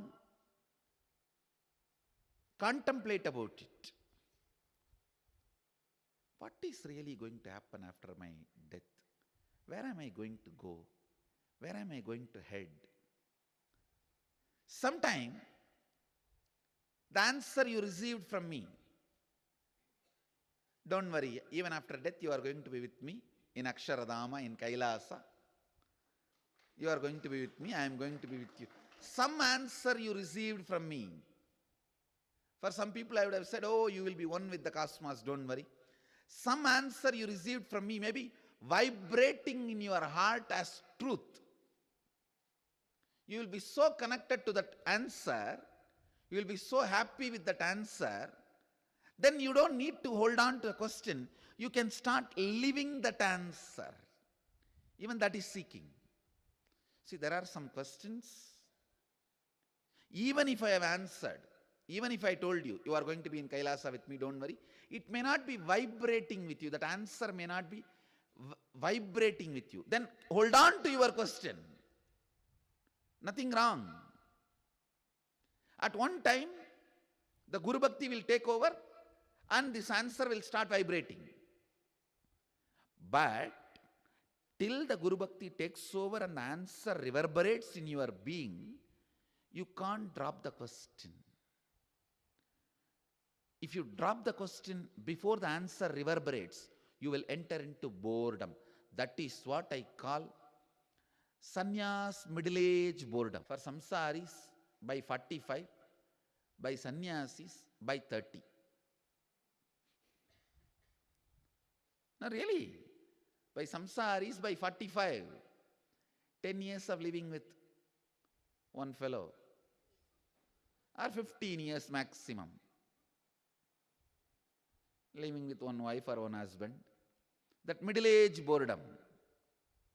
All these stupid magazines all over the world. Men's health, women's health, these, that, everything. Trying to make your middle-age life great. It will not be successful, I am telling you. All these magazines are doomed. They will not be useful in any way. Stupid magazines trying their best to give you different tips to romance, make your life more and more colorful, romantic. Light candle, shower flowers. What will you do? All this is bunch of stupidity printed in nice paper and color. That's all. Because the paper and the printing is so nice, you think all that is true. In India, there is a big superstition. Fair person will not lie. No, there is really. In Indian society, there is a superstition. A fair person will not lie.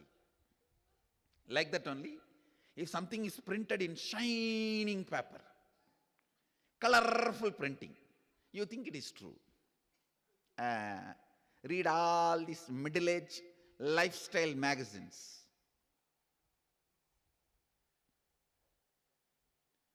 Stupidity. I tell you, only one thing can infuse life into you, that is seeking. Nothing else.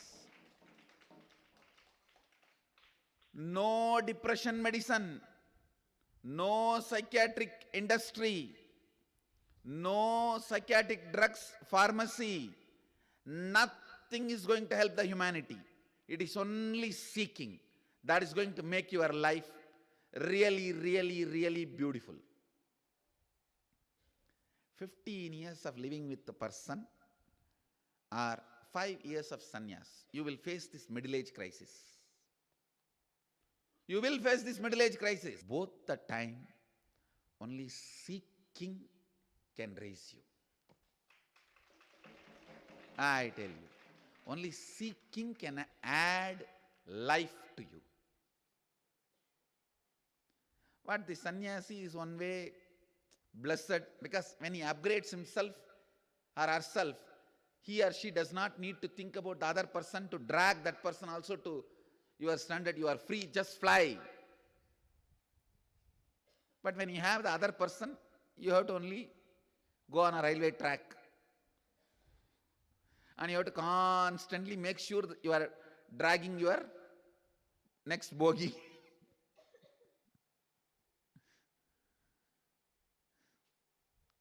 With a sannyasi, one benefit, you can just take a fly. You are a jet. With a grihastha, you have to look, oh, bogie number 2, bogie number 3. No, bogie number 3 when I said kids.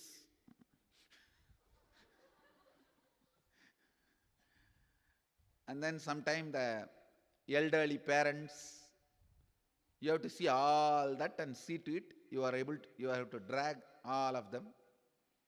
So it becomes little, you need little more steam, that's all. Listen,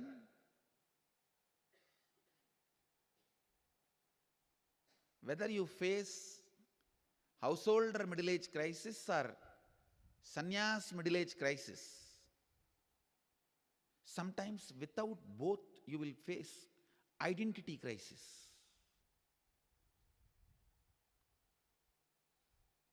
You will neither be a proper committed grihastha nor be a proper committed sannyasi, roaming around vagabond. I know so many stupid fellows thinking themselves as seekers and not committed in any one of these. They will face the identity crisis, just don't know what they are. Whoever is there in front of them, whatever they are telling, they will do that for that 1 hour. If that person has moved out, somebody else comes and tells somebody something else, and they will do that for next hour. Identity crisis. Identity crisis. Understand? Whether you face middle-age crisis, household or middle-age crisis, sannyas middle-age crisis, or identity crisis, the only solution is seeking. I tell you, if you are not married, The first instruction I'll give is don't get married, take sannyas. If you decide to get married, at least marry somebody who is a seeker. So when you upgrade yourself and open your eyes and see the person who is sitting next to you, you will have confidence. I can make him understand. Either he will fly with me, he will come with me, or he will support me to upgrade myself. Living with a person who is not a seeker is worse than hell, I tell you. It is just worse than hell.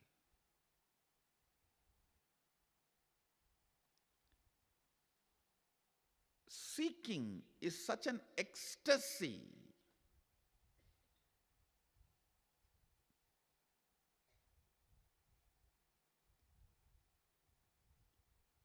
Just a few days before I've given a special initiation to Balasans.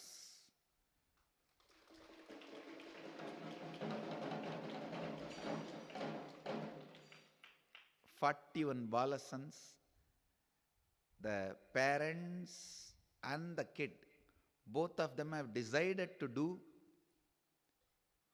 PhD on Hinduism. For these 41 kids, I gave a special initiation. The first thing I did, programming their system to not to lose the frequency of seeking till enlightenment.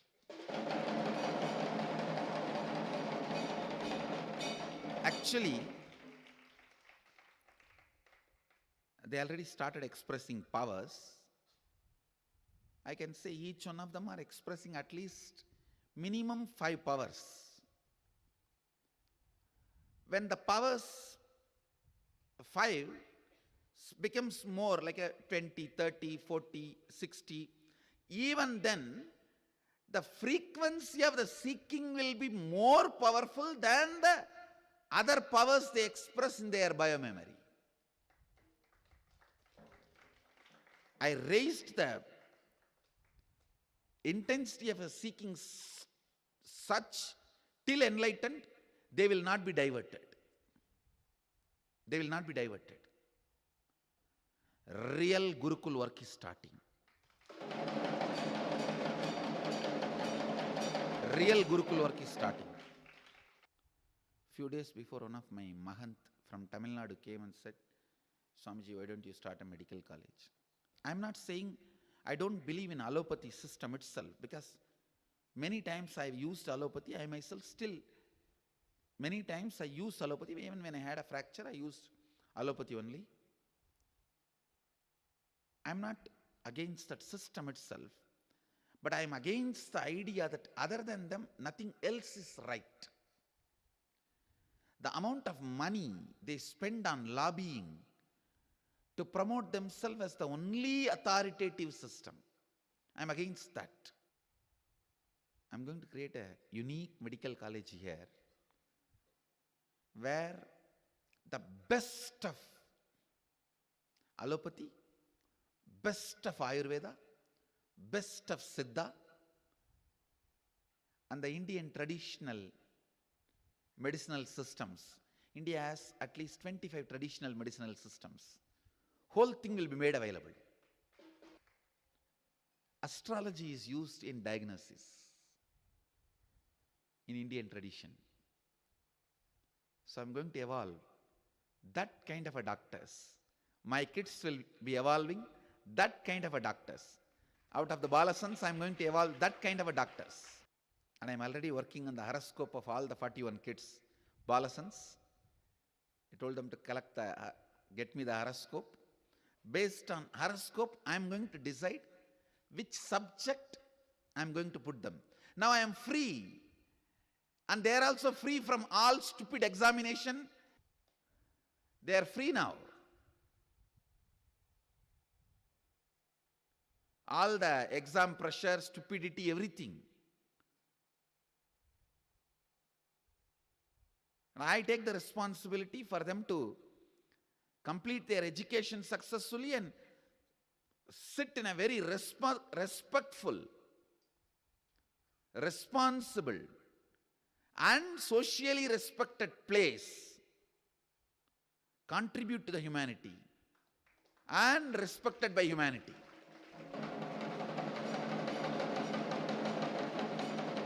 I'll make it happen. I'll make it happen. The architecture as per Agama Vastu, I'll put few kids in that department. Authentic performing rituals and delivering the result just like a surgery as per Agama. Please understand how you do this artificial, the test tube babies and all that process. IV, what do you call? IV. IVF. The success rate of IVF and the success rate of Putrakameshtiyaga. Putrakameshtiyaga success rate will be more than the IVF. Because it is a science.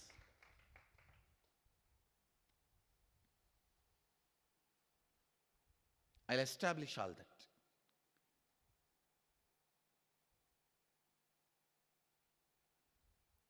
I'm so happy that they can now start evolving, spending whole day and night thinking into this, each branch knowledge. One, I'll start downloading into them.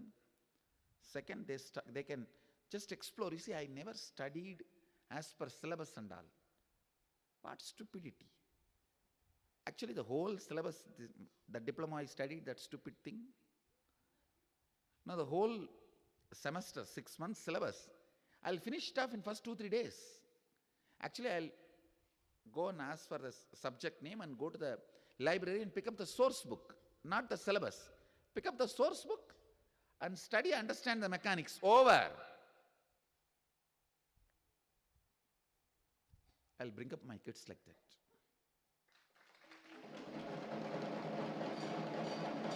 See, because now I have the freedom. I don't need to be constantly thinking about who is going to certify. Nobody need to certify. I never got any certification. I only become certification authority. My kids will become like that.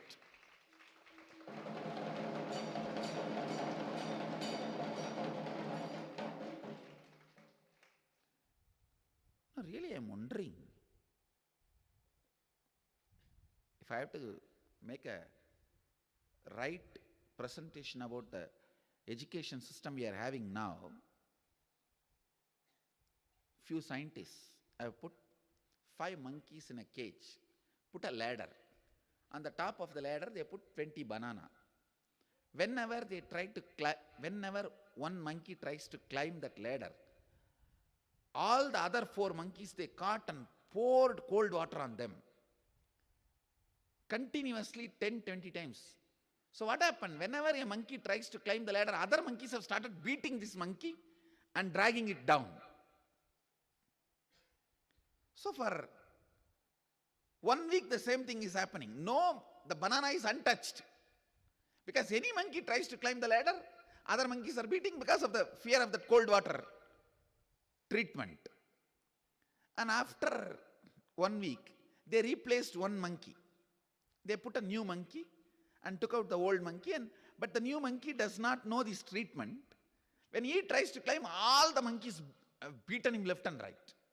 So after getting 5-6 times beating, he stopped climbing that ladder. So then they replaced second monkey. The same thing happened with second monkey.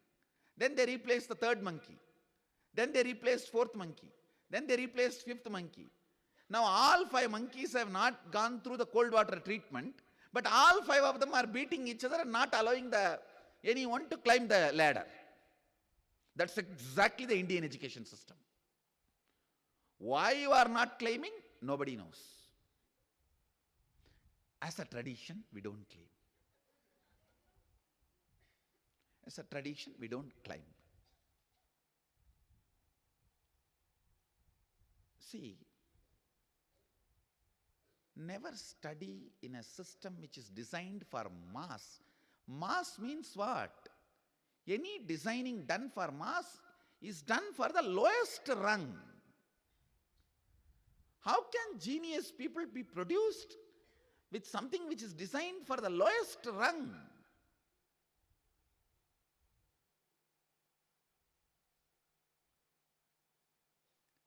Always study in a system which is very concentrating, attending to your needs, not bound by any of the syllabus marking accreditation.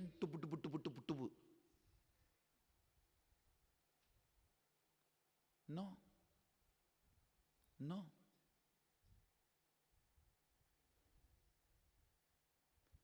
I'm really telling you, the day I got the Encyclopedia of Hinduism, I really finished all the 10 volumes in 3 days. When I got the Encyclopedia of Shaivism, I finished it in 1 week. I can create my kids do that. But if they learn from a regular so-called mediocre system, oh, this volume, 1000-page book, 1 volume means 3 months semester. The dirt is being inserted into the heads of the kids.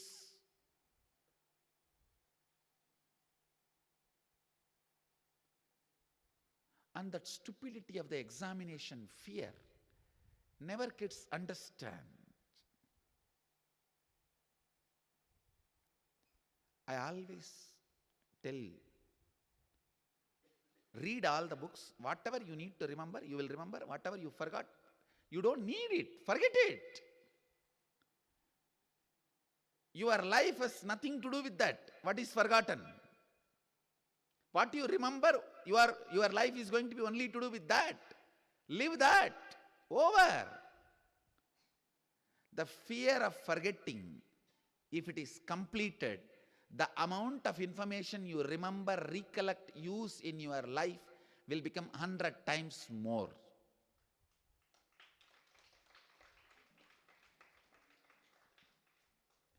All these words remains as theory because I was never able to demonstrate it.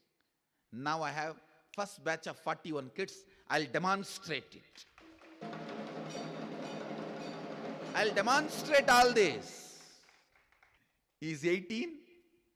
Not only sannyas, with all the powers I'll just send him around to demonstrate. See my first release from the Gurukul.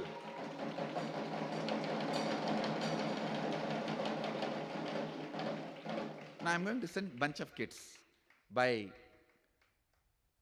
see, even now bunch of kids are going around, they are more krama brahmacharis, small kids, but adult, legally adult, a clear decision making adult with all these powers, demonstrating them, and sannyasi going around telling the world what is possible. By this Jayanti, we will have at least few release from Gurukul. Now I have to tell the world. I have to tell the world.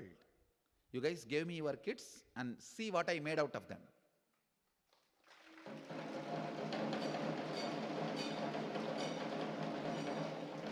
Not just this third eye. Not just this third eye. The way they are going to live a conflict-free, highest conscious, radiating joy and ecstasy, spiritual powers and enlightenment, everything.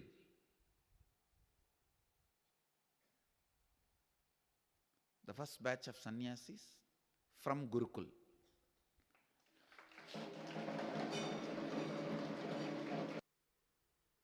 I am also going to send them officially for Parivraj Yatra. Formally they are going to do Parivraj Yatra. I am just preparing their body and mind? No, it is time. World need to know what seeking can do to your brain. What seeking can do to your brain. Just this few kids, my first batch, sending them all over the world is enough. In 2 years, I'll have 10,000 kids here doing PhD in Hinduism.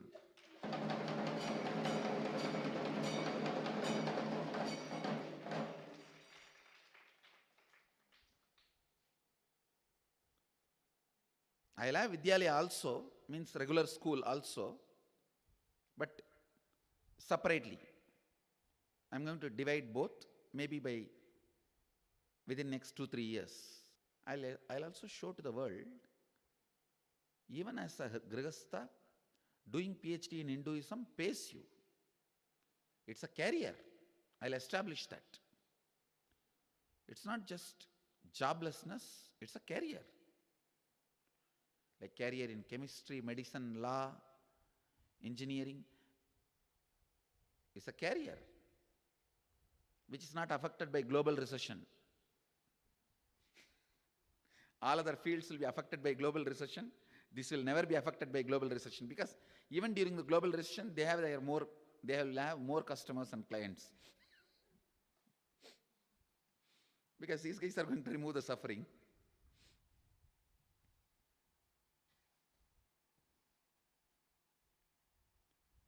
Now I have so much freedom. I'm going to put a few kids to do PhD in economics as per Hinduism, construction as per Hinduism, astrology. Actually, in Hindu tradition, astrology and astronomy are very closely associated. Doing PhD in that line, and doing research on the rituals, different departments like Vaimanika Shastra, everything.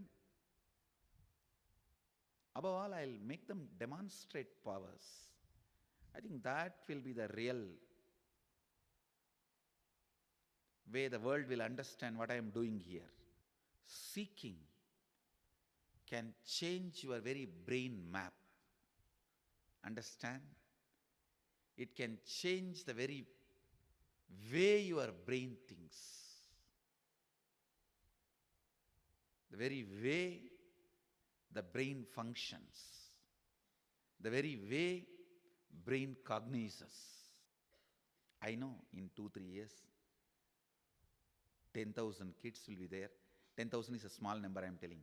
Will be here to do Hinduism PhD. But these first 41 kids are historical batch. Just like first batch of Gurukul. 10 years before, when I started the Gurukul, first batch, like that, this is the first batch of Balasans. The boldness the parents showed, boldness the kids showed, I really want to put this on record.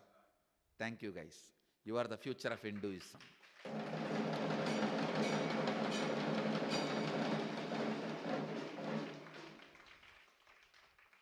The courage parents showed, the clarity kids demonstrated.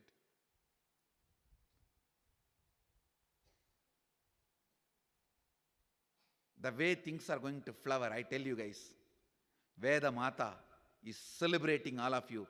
The whole Kailasa and Vaikunta is celebrating you guys. Celebrating this happening. They are all celebrating this happening because they know what this means for their future. Devatas, gods know what this means their future, because they are going to get more havis, more avirbhaga, more puja, more worship, more respect.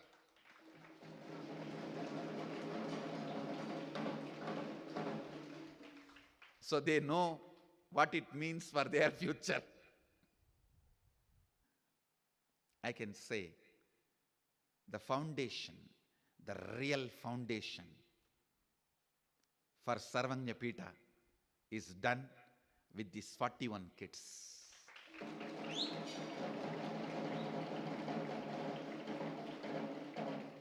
If you are given one kid, understand you are given 100 crore to Sarvanyapita. Not just one, you are given 100 crore to Sarvanyapita. Because even with 100 crores, what I am going to do? Only if the kids are there to study, I can educate them, evolve them, make them express these powers and energy and train them and send to the world. So if you have given one kid to be Balasant, you have given 100 crore. I am telling you. Much more than 100 crores. I am just giving a rough kind, just to equate. Because we understand only numbers now.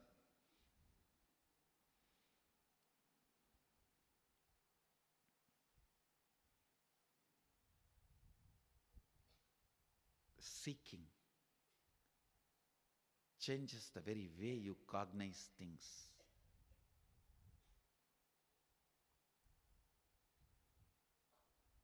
Now I am so confident. We have a reason to exist. We have a reason to build everything.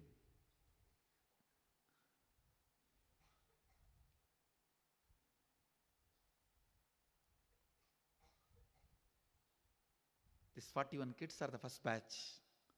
Now I know it will just expand. Because the first decision only, see, Indians are like a goats only. The first goat has to jump the fence. Then all the goats, tadak, tadak, tadak, tadak, tadak, will jump.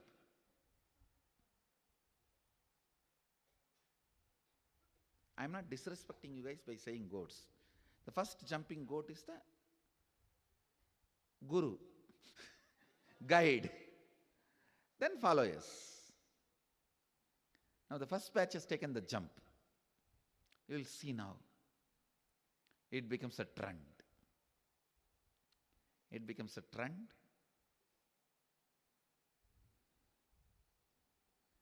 They will have the so-called regular education only up to 10th. After that, directly they will start working towards the doctorate in Hinduism, various subjects. The essence of Hinduism will become experience, will be established legitimately through my kids.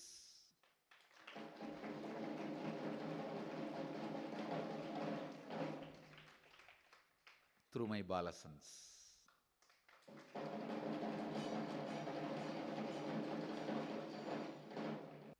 So essence of today's satsang is seeking.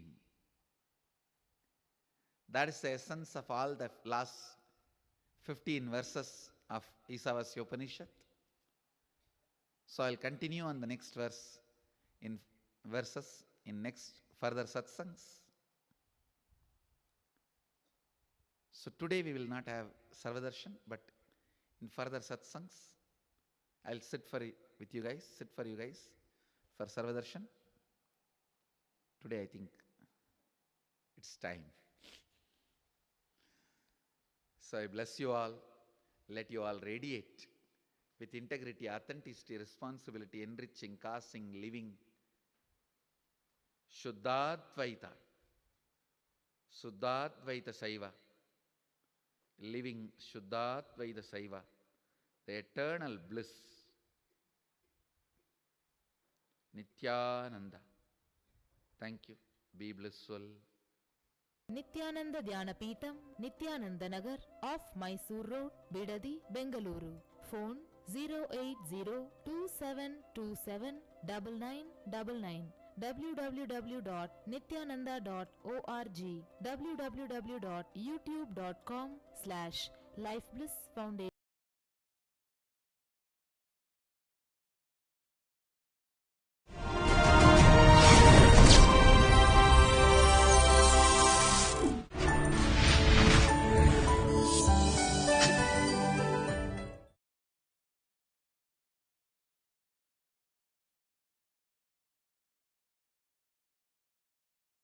नित्यानन्देश्वर समारम्भा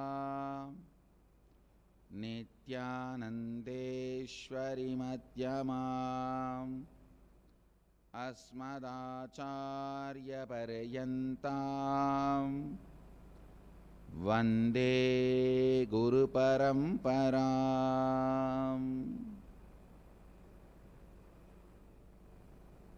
पुरादीनं Rajapalayam आदीनं Houston आदीनं Trinidad Tobago Hyderabad Guptkashi Hyderabad आदीनं Houston आदीनं Dakota Dunes Tiruvannamalai आदीनं Warrington UK Dubai आदीनं Kuala Lumpur आदीनं Ponca City Oklahoma and lot more cities.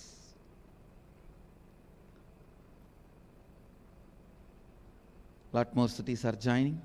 I welcome all of you with my love and respects.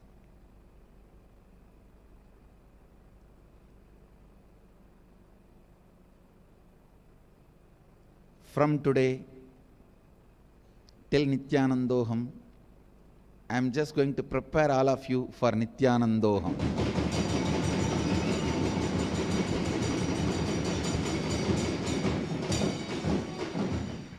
So everyday satsang will be under the topic Nithyanandoham Chalo.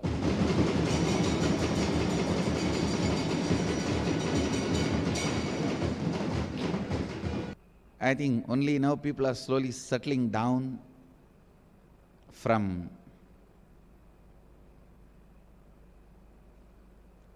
the glimpses of Nithyanandoham.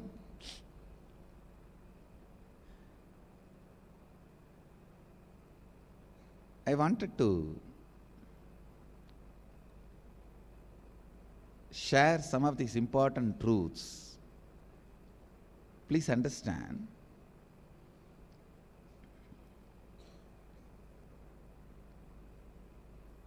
Working on your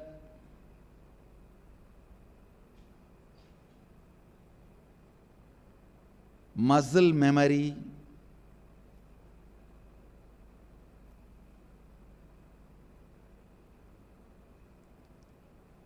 listen, working on your muscle memory awakens your possibilities, not powers. Please understand.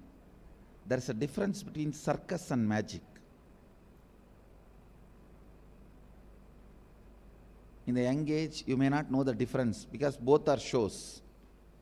In circus, the possibilities of the human muscles and human body is awakened.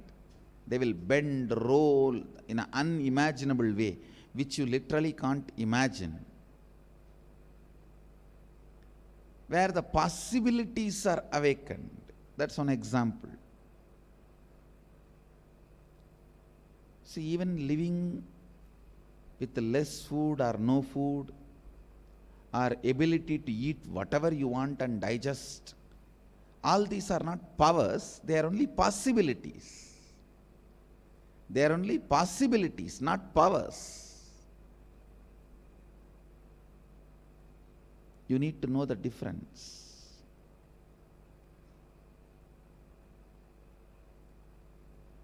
Physical possibilities, physiological possibilities. If you are able to sleep as long as you want, are able to be without sleep as long as you want, are able to sleep whenever you want and be without sleep whenever you don't want, all these are possibilities. All the memories recorded in your muscles, like your day-to-day activity, from brushing the teeth, taking bath. I have seen yogis who never brushed the teeth or took bath for years. You won't find not even one small smell around them. I literally lived around them. No 1, 2, 3. I have seen yogis. But even all this is only possibility, not power. Understand? Anything which you can directly express it by your own practice without the conscious intervention, without the need of the conscious energy entering into you, without the need of the enlightenment energy entering into you, is possibility. Whatever you do in the level of possibility, many circus people will be doing it. Guinness record holders will be doing it. That does not mean they become enlightened or they become spiritually aware of themselves or they have developed the spiritual cognition. No. They may not have, but it is not must. Understand? The spiritual possibilities need to be awakened. Spiritual possibilities need to be worked. Spiritual possibilities need to be strengthened. In the level of muscle memory, your ordinary possibilities are awakened. Same way, if you awaken the muscle memory and complete with all the unnecessary patterns and reprogram the way you want, you can jump unimaginable distance.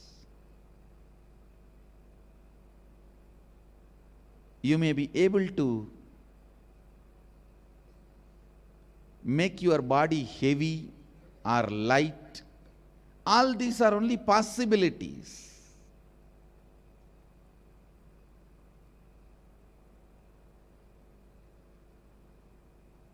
You can be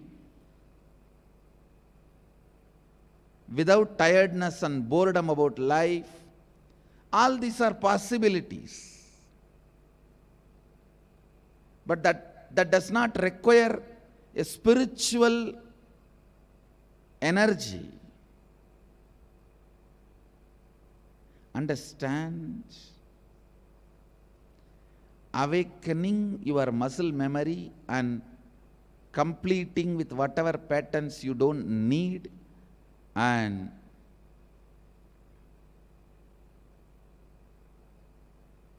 reprogramming the way you want awakens the multiple possibilities, because all your day-to-day activities get recorded in your muscle memory. All the knowledge, ideas, concepts required for you to run your day-to-day life gets recorded in your muscles. And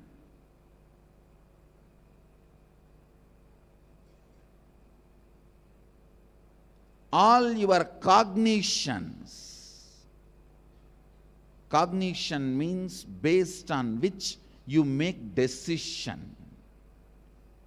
Cognition means based on which you make decisions. The cognition about yourself, cognition about the people around you, cognition about life, cognition about God, cognition about world, cognition about money, cognition, the basic cognitions, the root cognitions you carry is recorded in your biomemory. Understand? If you carry the root cognition, whole world is out there to cheat. Everyone will look like a cheat. And you can always perceive anybody as a cheat. Even if Krishna comes down, you can call him as chore. Of course, he waits, just like he waited for Shishubala. That does not mean what you said is right. Understand? He waits, counts, just like how he waited and counted for Shishubala. See, 101st abusal only Shishubala received the punishment. That does not mean all the other 100 are accepted, are right. He waited for his own reasons.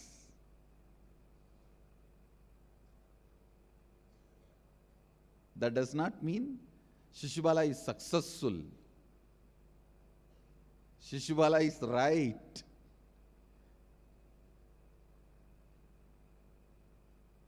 Anyhow, listen, when you think everyone is out there to cheat, you can perceive anybody as cheat. When you think everybody out there only to support, you can perceive anybody as a great support.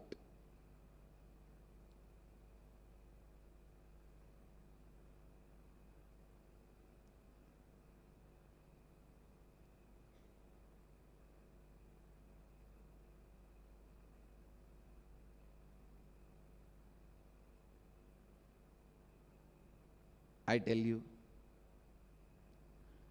the cognitions you carry, the cognitions you carry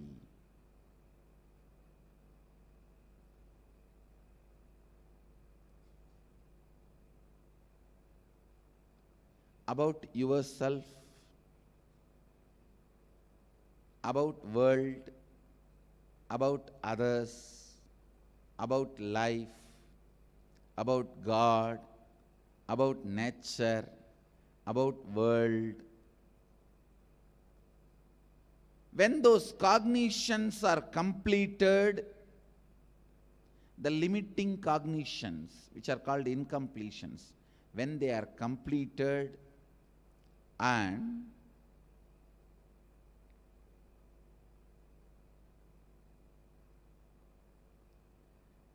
the powerful cognitions are awakened, that expresses powers. Understand?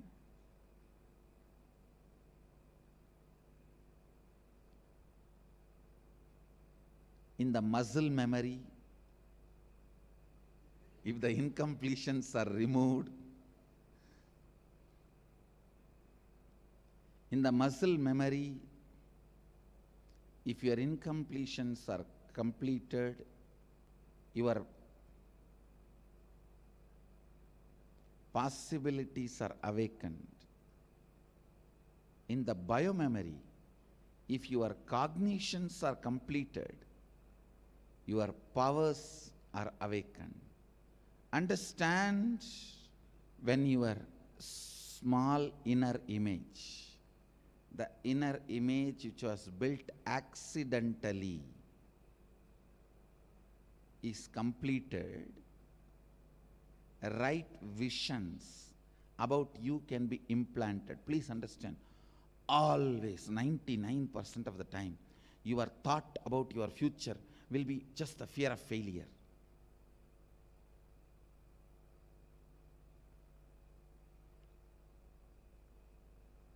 Your plan, your vision about the future should be celebrating what you want as reality.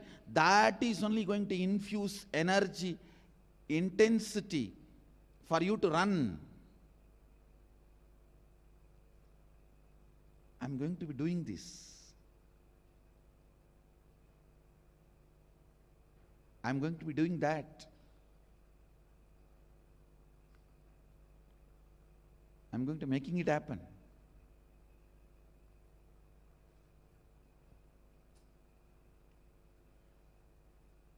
Understand, possibilities. Possibilities are different, the powers are different.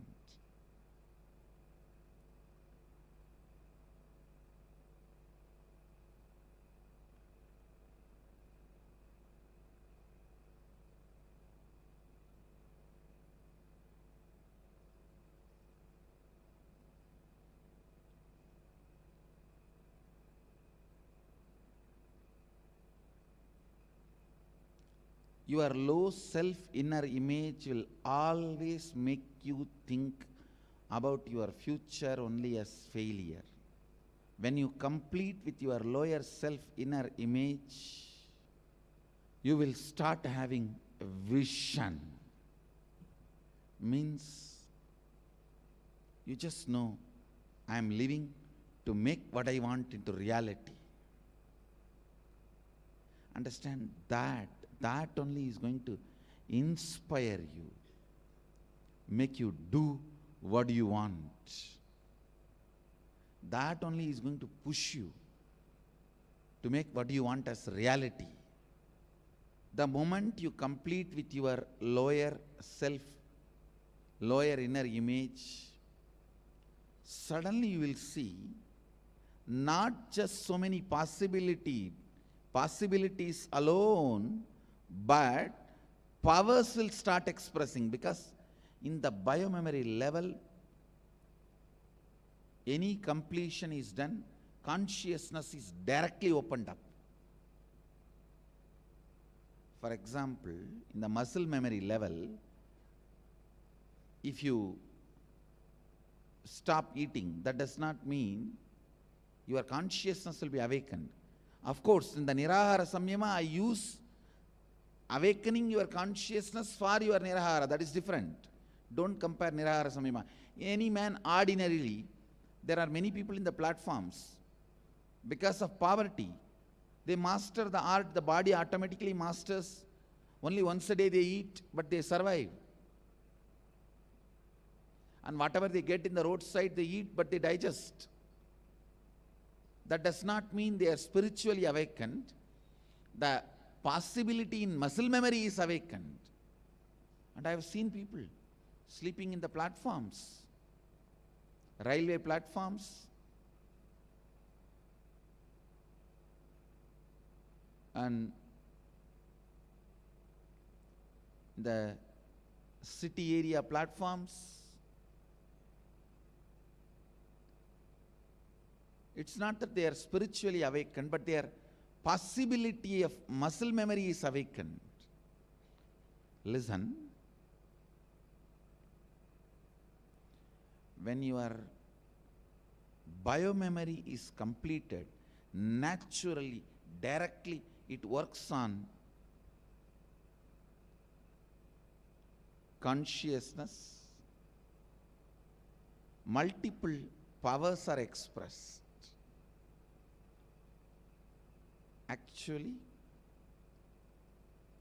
you just need to complete with the cognition given to you in the young age accidentally, that you can't read through third eye.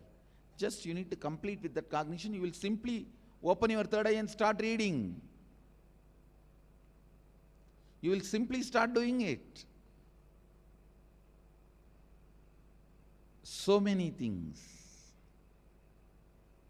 so many powers will start expressing the moment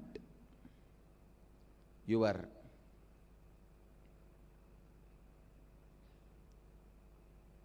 biomemory is awakened. The moment the biomemory is inspired, the moment the biomemory is vision is inspired.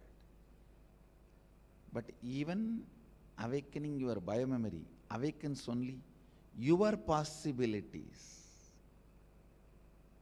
But awakening your bioenergy awakens the God particle in you.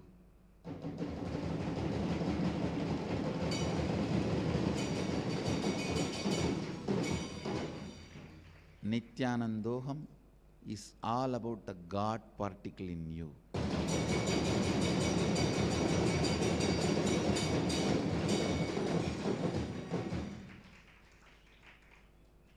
Awakening the God particle,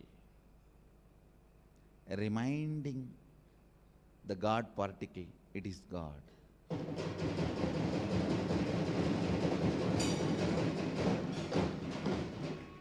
reminding the God particle that it is God. It may be particle, but it is God.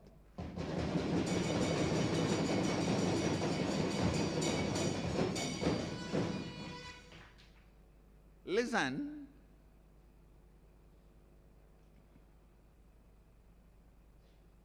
Actually, the whole Nithyananda Home program, you won't even feel like a process. You will not even feel like process. It's just a spiritual vacation with Swamiji, that's all.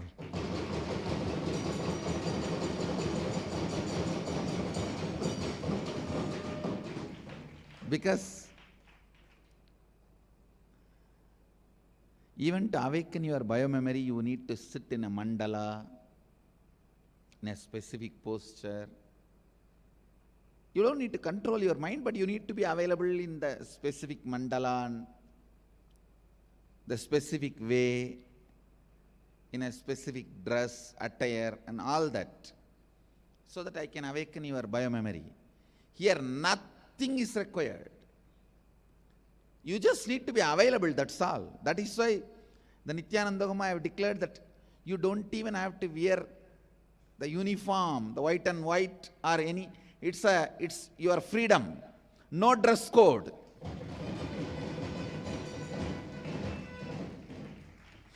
No dress code for the Nithyananda Home process. Just dress, that's all. No dress code. Nothing. It will just, we will all be sitting in the beach. We may not even have mic. We may not even have microphone, mic, all that, amplifier, loudspeaker. I'll just pick up the beach sand. I'll be sitting in Kundalini. Please wait.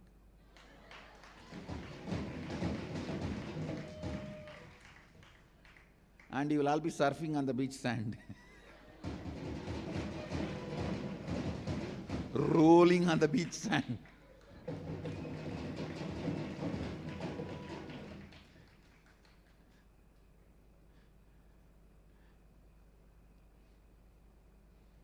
If you have seen the Nithyananda Home glimpses, you will understand what I am talking.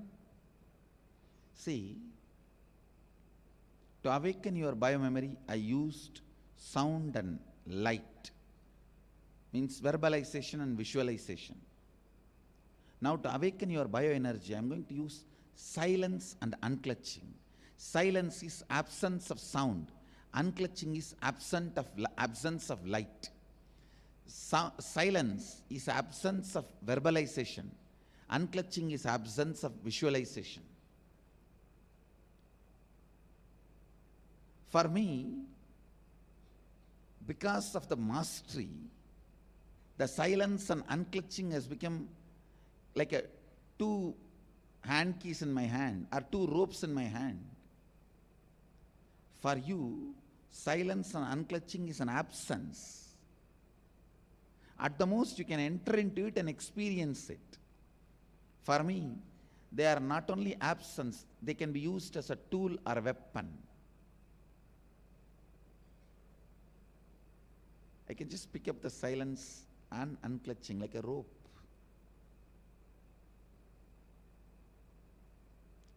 To awaken anybody. I'm going to use the power of silence and power of unclutching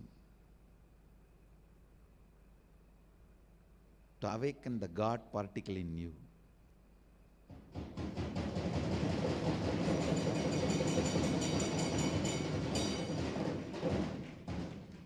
Just the one glimpses session, hardly 1 hour, we had a process. In that, so many people are saying their third eye is awakened, they are able to do blindfold reading.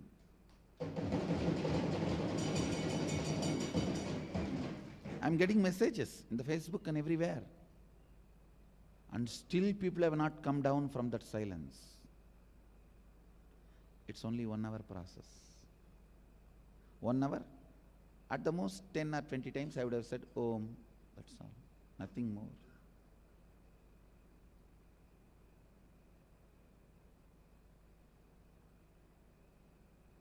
Nothing more. Understand the silence and unclutching. The power of silence and unclutching. Actually, Mahadeva's Damaru is not only power of sound, it is power of silence also. His Agni is not only power of visualization, it is power of unclutching also. He can create any visualization and he can just unclutch from anything. He can create and he can be without it. He can create any sound and he can create any silence. That's a Damaru. Just like sound is a power, silence is also power. Just like visualization is a power, unclutching is also a power. Understand, ordinary people and enlightened beings can use power and sound, but only an incarnation can use silence and unclutching.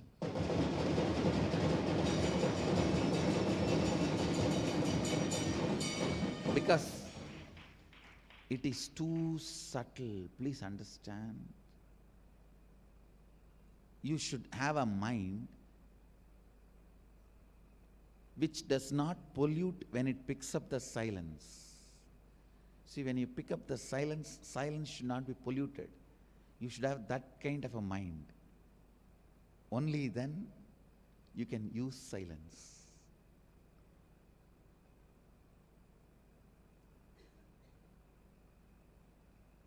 Try to understand. Your mind should be such, it should not even pollute the silence when it picks it up and throws or uses. Means your mind should be in utter silence. In that silence, it should be able to do, move, and make what it wants happen.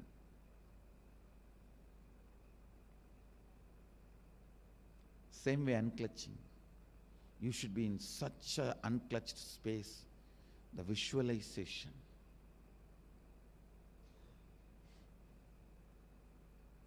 The visualization, any visualization, just you can unclutch. And your mind should be so pure, it doesn't even pollute unclutching when it is picking up the unclutching. Even if you visualize unclutching, it is polluted. Even if you think about silence, silence is polluted. The moment you use the word silence, it is no more silence. The moment you use the word unclutching, it is no more unclutching. Person who is able to be silent without using the word silent only can use silence. Person who is unclutched without using the word unclutched only can use unclutching. If you want to literally see the drama of Mahadeva, Leela of Mahadeva, what he does with the power of silence and power of unclutching. Nithyanandoham chalo.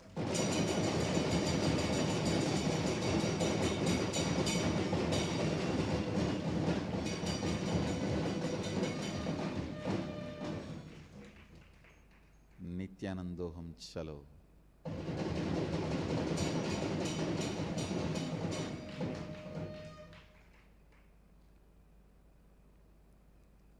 It is not just about the powers you will express.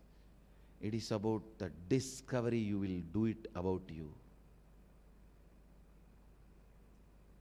You will really know that you have been cheated by humanity.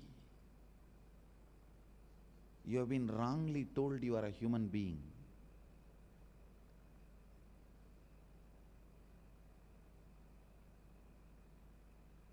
You have been wrongly introduced to you about you.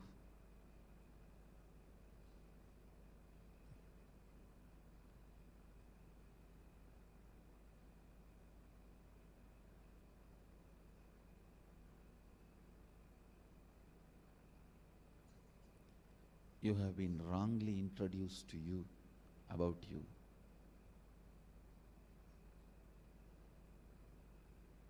Understand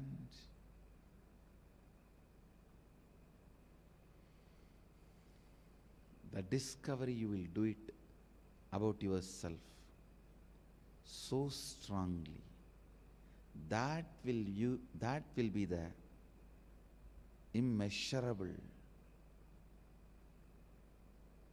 the most valuable gift for your life.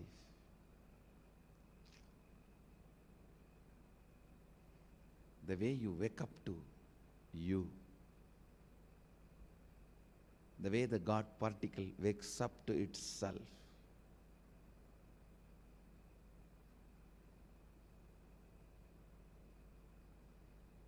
the way Sadashiva just remembers himself and his own existence. See, it's just like you had a nightmare, you saw somebody chasing you, 10 tigers, 5 elephants, 2, 3 snakes, and you wake up and you remember this identity. Wow, you are not in danger, you are safe. That identity was false. The way you wake up and remember, exactly the same way. When you wake up, how you feel relieved, exactly the same way you will wake up to your God particle.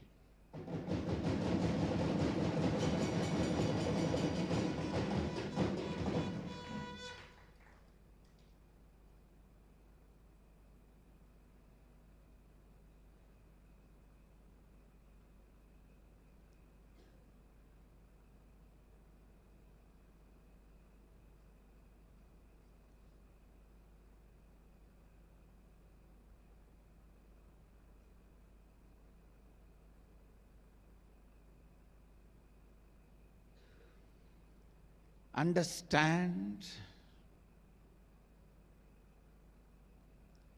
when you wake up to the God particle, you won't tolerate even your own shortcomings.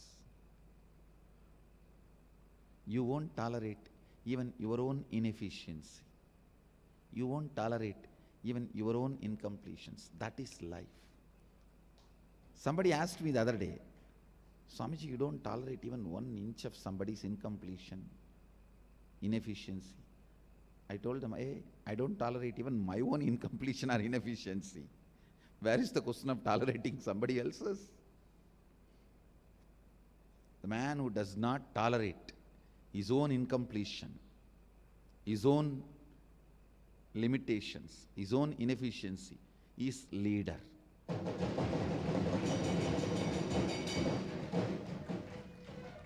The man who tolerates his own incompletions will not even be aware of others' incompletions, I tell you.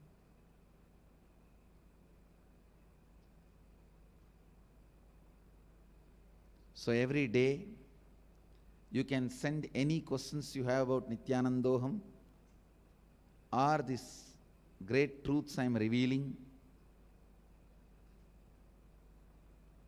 I'll continue to answer,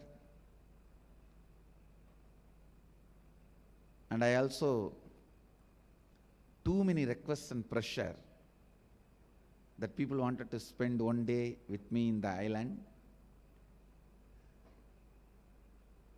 The deadline was 3rd November, so I'll extend it to 48 hours. I'll directly intervene and extend it to 48 hours. 48 hours more, you have time.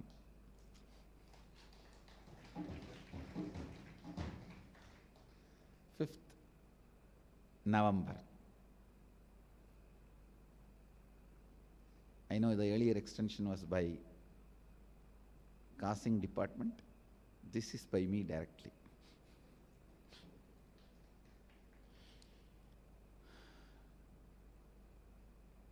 And I bless you all, let you all radiate with integrity, authenticity, responsibility, enriching, casting, living Advaita, the eternal bliss, Nithyananda. Thank you. Be blissful.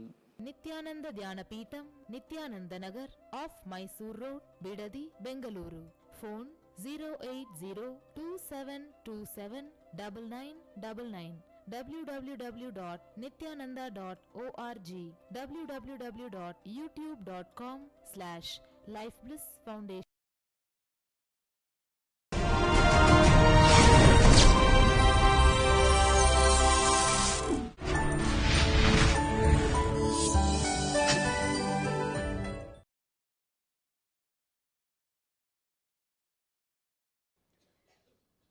नित्यानन्देश्वर समारम्भां नित्यानन्देश्वरि मध्यमाम् अस्मदाचार्यपर्यन्तां वन्दे गुरुपरम्पराम्.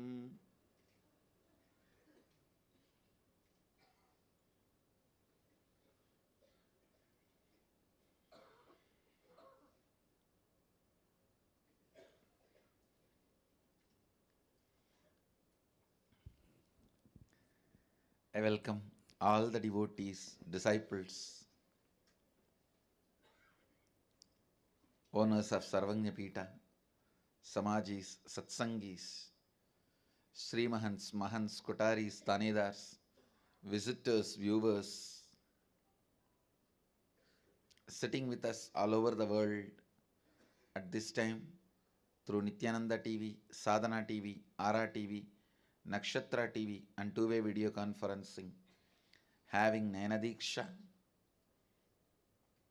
cities sitting with us, Toronto Adinam, Oklahoma Adinam, Oman Adinam, Seattle Adinam, Dublin, Ohio, Los Angeles Adinam, Montclair, Ohio Adinam, Vancouver Adinam, New Zealand Adinam, Guadalupe Adinam, Nithyananda Nagara, Bidadi, Puduvai Adinam, Houston Adinam, Indrani, New Jersey, St. Louis Adinam, Hyderabad Adinam, Morris Plains, New Jersey, Singapore, Rajabalayam Adinam, Singapore Adinam, Bangalore North, and some more cities. I welcome all of you with my love and blessings. Blessings for Oklahoma. The Navaratri Garba is going on. I think hundreds of people are dancing. Blessings for Oklahoma, organizing a great Navaratri Garba. I'll enter into today's satsang. Pushanne Garshe Yamasurya Prajavatya Vyuha Rashmin Samoha Tejo Yatte Rupam Kalyanatamam Datte Vashyami Yosavasau Purusha Sohamasmi. Listen.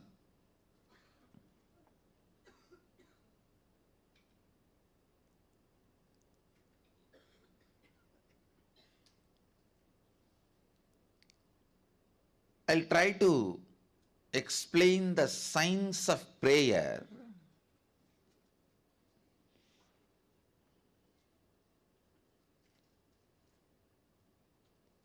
usually mind always operates from duality. If you utter a word, he is not good, means already you came to the conclusion he is bad. You can't take a stand, he is not good, does not mean he is bad. Let us stop with he is not good. You will never take that stand.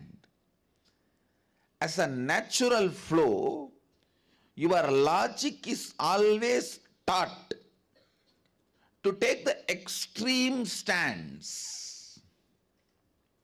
The moment you hear the word, he is not good, immediately, is bad.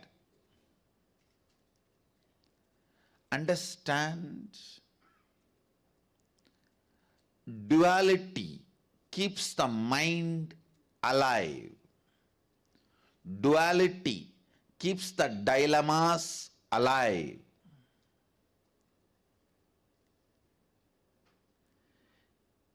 Your mind is so brilliant, it can even use religion to keep itself alive. Please understand.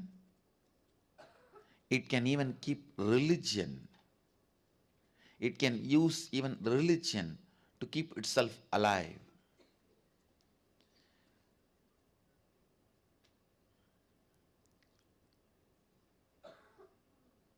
Prayer is one of the most misunderstood, abused concepts.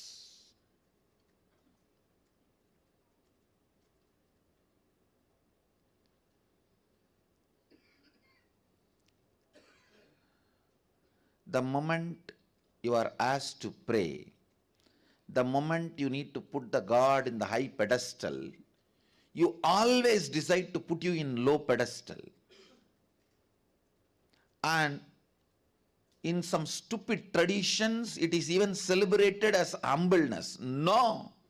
Understand, humbleness is not thinking less of you, it is thinking less about you. Understand, humbleness is not thinking less of you, it is less about you.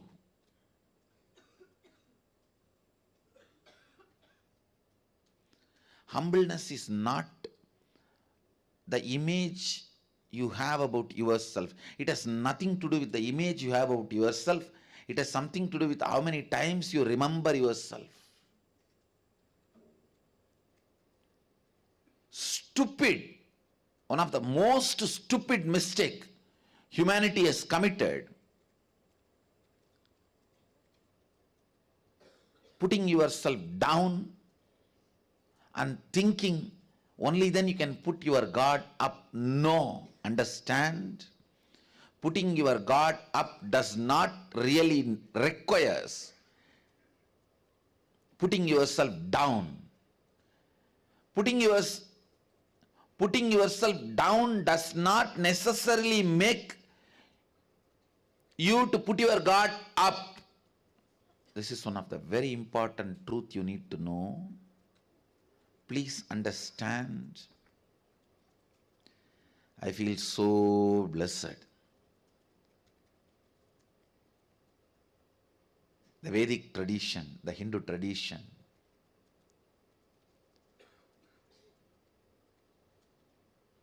reveals the science of prayer so beautifully. Actually, this verse forms the basis of the celebrativeness of Hindu tradition. This forms the basis of the celebrativeness of the Hindu tradition. Even while you pray, you don't need to put yourself down or have a low self-inner image. You don't need to become a sinner to make God saint. God can be saint. You can continue to pray to Him. That does not require you should put yourself as sinner.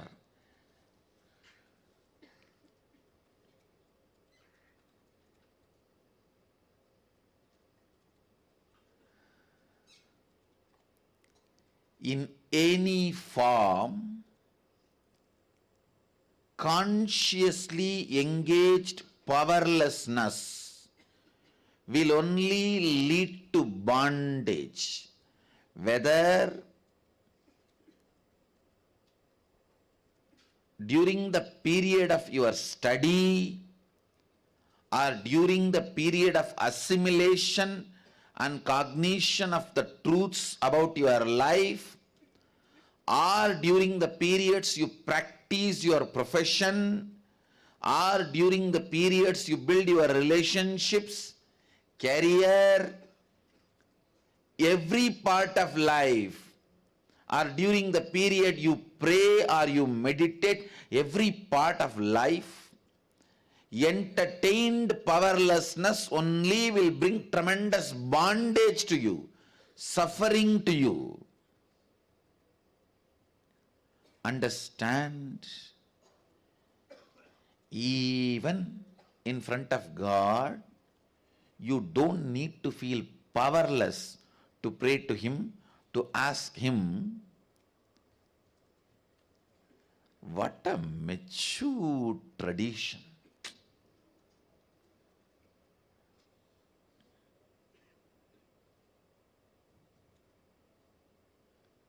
I'm going to create a hashtag, blessed to be Hindu, and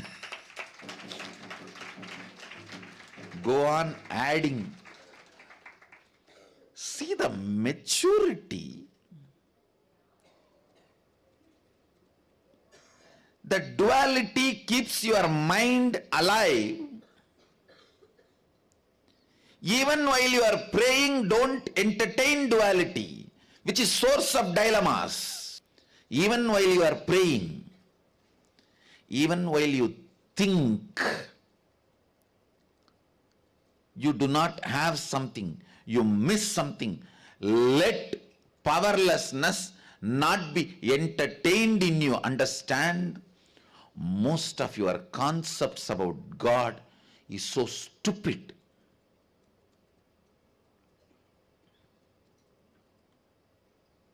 It affects the concepts you carry about you. Understand, if you have no business with God and you have a stupid concept, it's okay. But when you are doing business with Him and you have a stupid concept about Him, is something seriously wrong.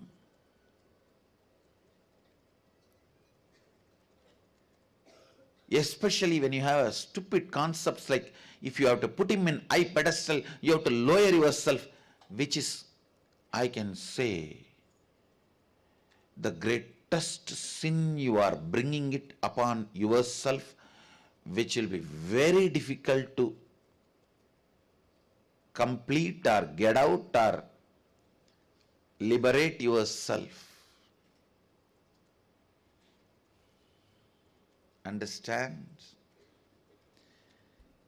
Even when you pray, even when you have not experienced oneness, even when you have not understood experientially your oneness, you are one. Sohamasmi. I think this should be the word written in all temples. This verse should be written in all temples in golden letters, at least in all our temples, all our devotees' puja room. Because this gives you the right context and concept about God. Even while you are praying, putting Him in the high pedestal does not require putting you in lower pedestal. This duality, entertained duality, will make you so powerless, you will never be able to get out of it, because you will always feel the guilt. If you become powerful and raise, you will feel you are doing something against God, which is not true. The duality of the logic or inefficiency of the language.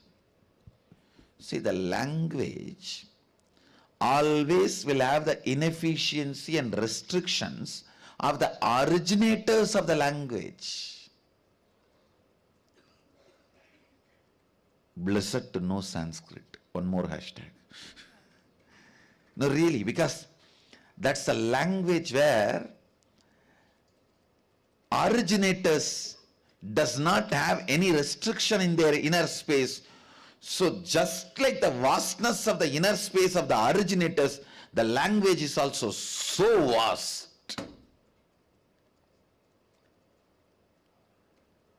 this concept, putting yourself lower, is not a prerequisite. It is not necessary for putting the God up. I don't know whether any other language even have the capacity to express this truth without the restriction of duality, because all other major languages function based on the duality. Is good means is not bad, is not good means immediately is bad.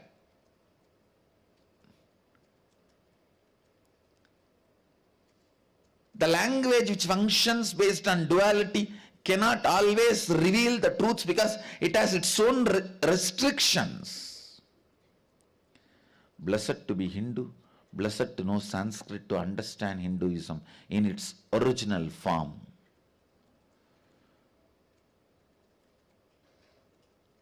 Now, most of you are committing one of the worst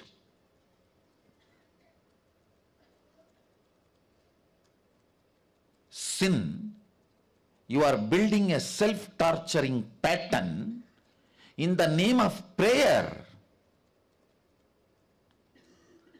because you are always taught put yourself down to put God up,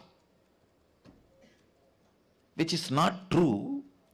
And once you learn this pattern of belief of if you have to put God up, you have to put yourself down, one of the worst thing happens is you never come up. Even by mistake, once in a while you feel good about yourself, you feel something is wrong. You get into the guilt. Oh, I'm feeling so good about me. Am I putting God down? Because I'm all the time supposed to be shivering inside, praying, oh God, oh God, oh God, oh God. No, that is one of the most dangerous belief systems you build. In the name of religion, I tell you, slavery was never abolished. You are only made to think so.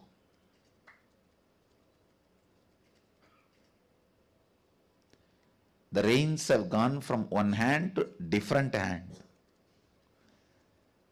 The different hand is brilliant enough to make you believe slavery has been abolished.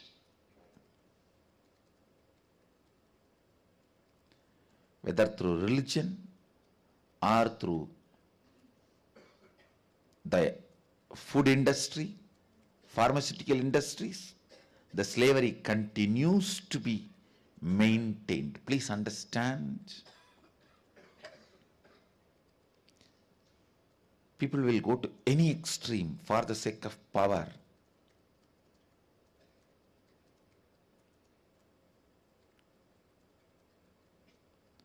I understood this truth when I read about different revelations by the insiders of the corporate companies and big money walas.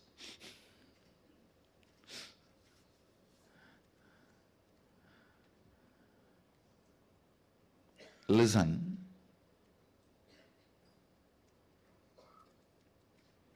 Sometimes religion is also used as a controlling mechanism. Don't get caught in that net.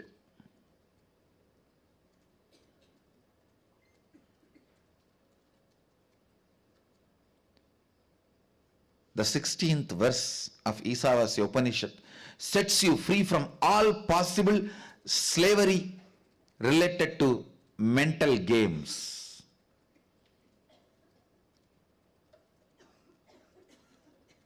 There are many traditions where lowering yourself more and more is appreciated, respected, worshipped. The more lower inner image you build, more you are respected, worshipped, recognized. If that is what you want, get a pig or buffalo and put it on the throne and do worship. It has lowest inner image. Because without any shyness, it can go and put its mouth on anything. It is such a stupid concept. Such stupid concept. Please understand.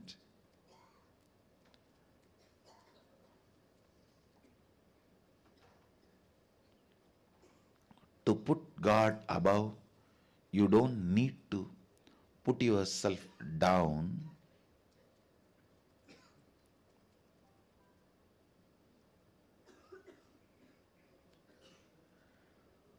Because prayer itself is a technique to break this non-duality.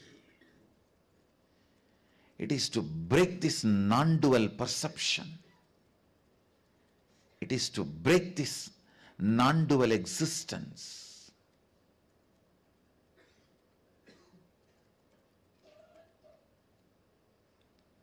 Lower inner image. Understand? The lower inner image.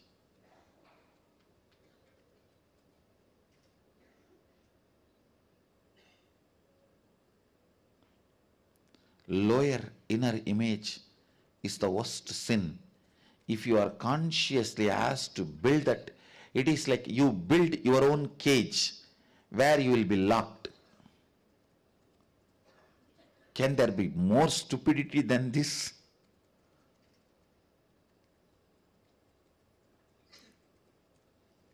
The verse is very clear, the sutra is very clear, rishis are very clear.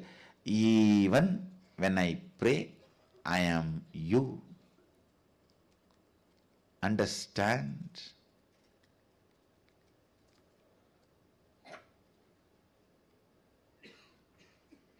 Even when I pray, I am you. Sohamasmi. It's not that only after realization. Even while I have not realized my oneness with you, even though I am a devotee praying to you, I know the truth, I am one with you. I tell you, in all our temples, in our tradition, this verse should be written in golden verse wherever you pray, and prayer should be taught based on this verse. This is the definition of prayer.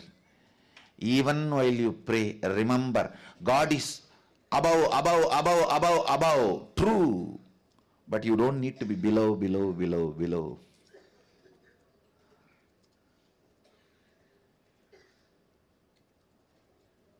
You don't need to be below for the God to be above.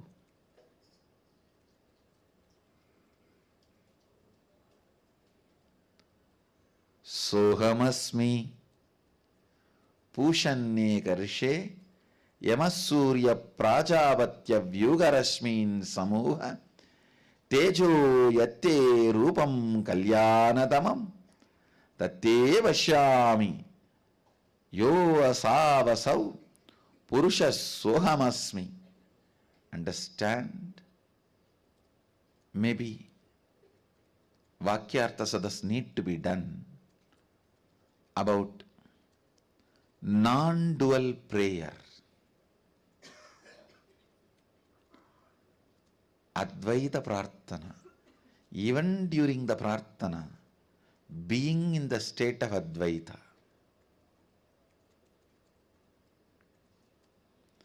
Some of the most stupid stands you take because of ignorance is blasted by this one verse.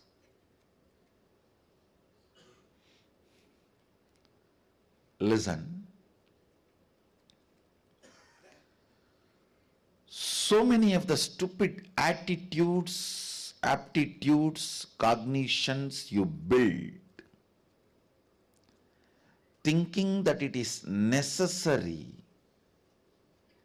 to get the grace of the God, put yourself in the guilt, powerlessness, which actually no way supports you, helps you to experience enlightenment,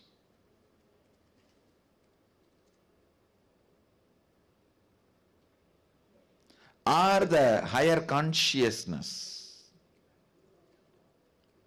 remember the right context and bring prayer in your life, prayer itself will lead to enlightenment. Prayerfulness itself will lead to enlightenment. Pushanne karshe yama surya prajavatya vyugarashmin samoha tejo yatte rupam kalyanatamam datte pashyami yo asavasau purusha sohamasmi. Sohamasmi. Even while you are praying, you are one with Him. Let the Advaitic cognition be brought even during the prayer. Most of your religious stupidity, please understand, I am using the word religious stupidity.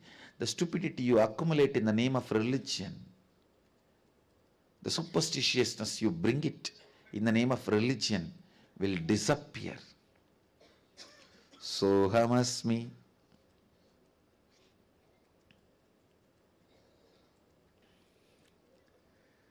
Today, the deities in Singapore are celebrating their anniversary.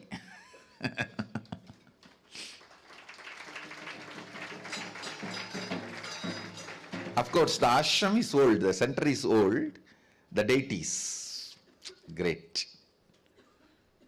And with this, I bless you all.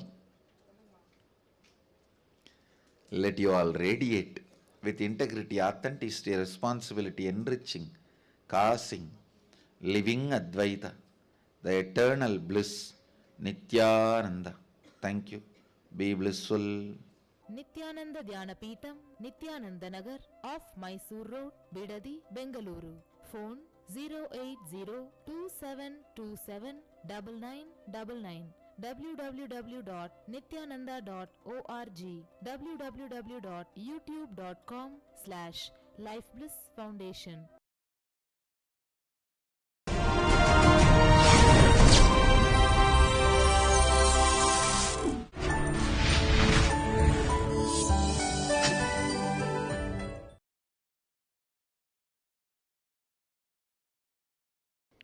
नित्यानन्देश्वर समारम्भां नित्यानन्देश्वरि मध्यमाम् अस्मदाचार्यपर्यन्तां वन्दे गुरुपरम्पराम्.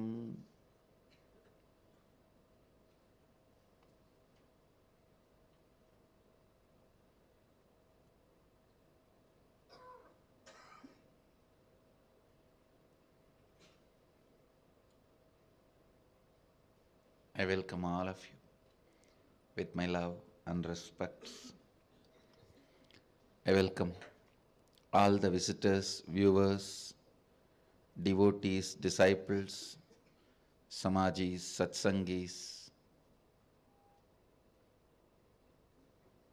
owners of Sarvanyapita, Sri Mahants, Mahants, Kotaris, Tanidars, everyone sitting with us all over the world, this time through Nithyananda TV and Sadhana TV, Ara TV, Nakshatra TV, and through two-way video conferencing, having Nayana Diksha all over the world.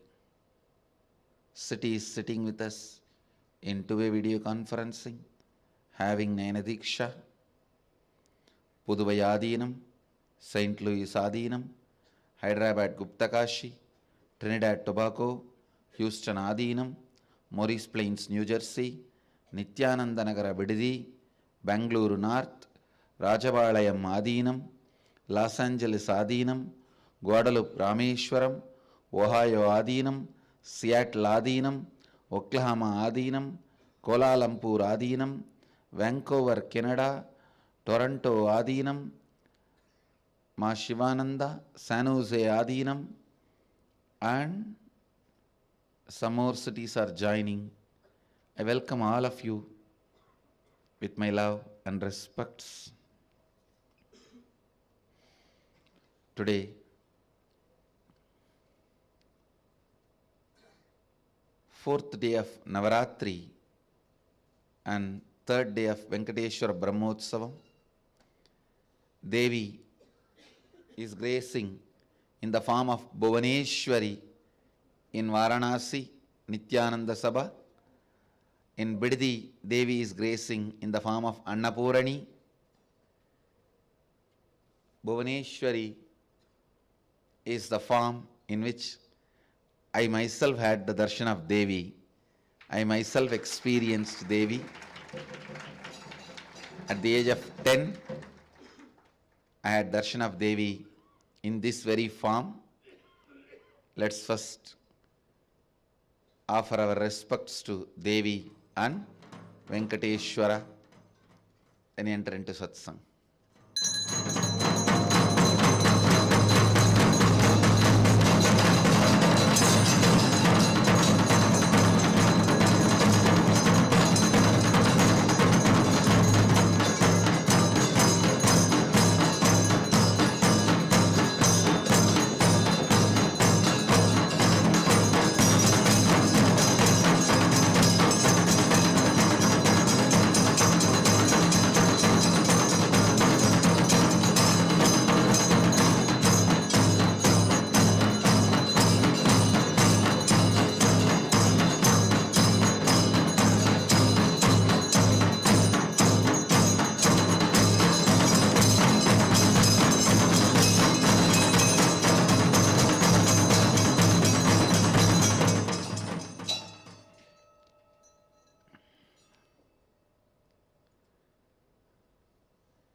In Bidadi, Venkateshwara is gracing on Simhavahana, Swarana Simha, Golden Simha lion vehicle.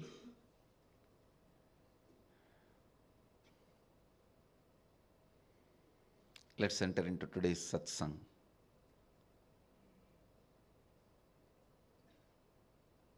At the age of 10, in Arunachaleshwara temple, in the shrine Sannidhi of Devi Unnamulayamman,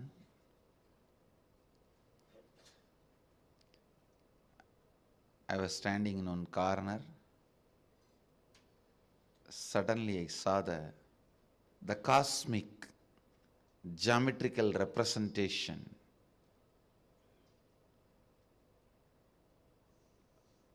That time I did not know the word, only now, later on I came to know it is Sri Yantra in the golden, shining, absolute energy light form.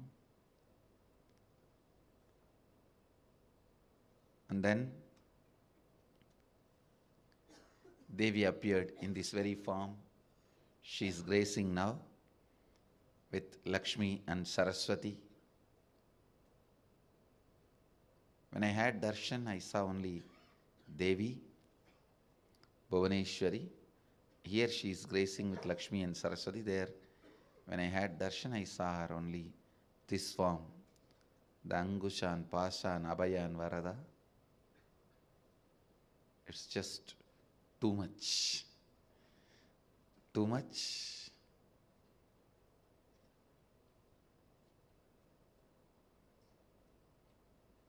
Slowly, that very geometry and that form both disappeared into my inner space. Then I went back to home, carved the deity as I experienced in the stone, carved the Devi the same way I saw in stone, and carved that Sri Chakra the same way I saw in copper plate. This happened. You can see the yantra I carved after the darshan at the age of 10. And this is the deity of the Devi. This is the deity of the Devi I carved at the age of 10. Actually, this happened during Navaratri time only. I do not know whether it happened exactly on the 4th day, 5th day and all that, but during the Navaratri time,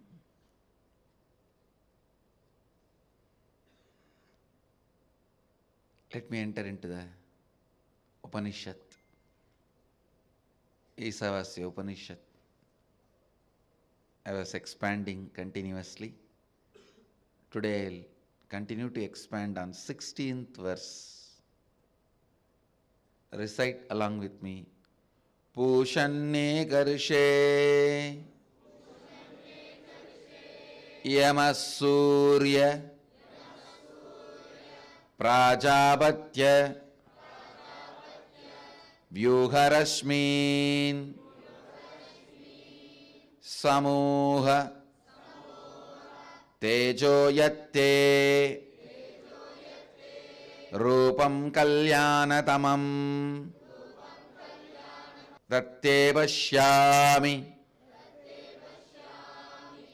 Yosavasau Purushaha Sohamasmi. The translation goes, O Pushan, consciousness, who is the nourisher, sustainer of all, the primeval solitary traveler, the disciplining principle of all, is like the bright effulgent sun and is the Lord of entire creation, which is his subject. Please remove all your rays of this radiating, brilliant golden light which had blinded me, so that by your grace I can have the divine vision of that most auspicious, graceful, beautiful form of yours. That which is there, the glorious sun, is the mirror of the Supreme Being, who is all-pervading, pure consciousness of the cosmos. Indeed, I am He. Sohamasmi.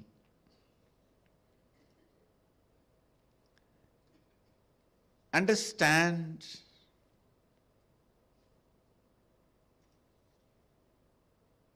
the power of truth.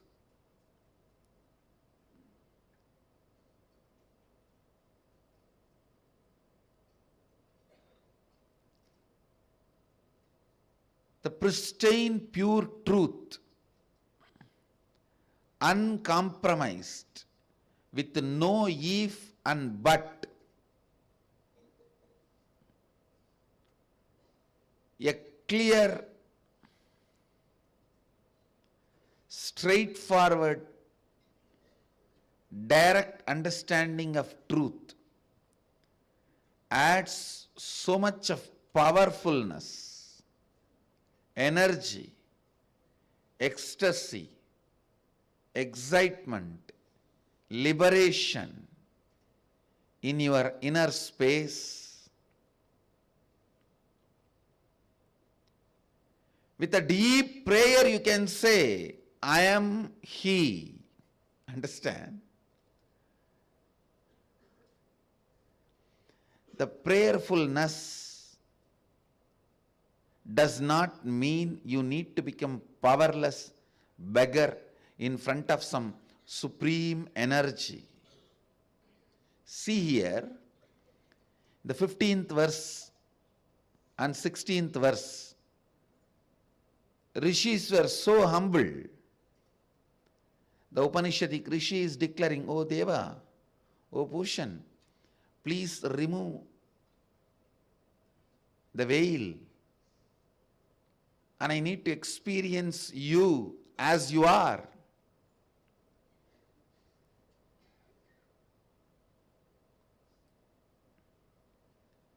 Such a deep prayerfulness, even in this verse.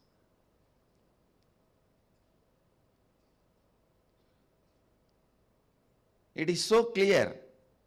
Prajavatya vyugarasmin samoga tejo yatte rupam kalyanadamam tatte vashyami. By your grace, let me have the divine vision of you. It's a deep prayer, but ultimately the Rishi knows he is not powerless. Just because he is praying, he is not separate from the whole. It is like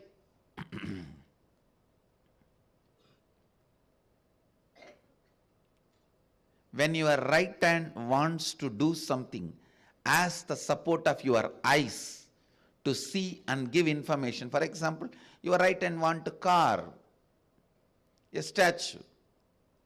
It asks the support of your eyes, saying, "Oh eyes, please see and give me the information so that I can carve exactly as the statue is." Please understand, your own eyes, your own hands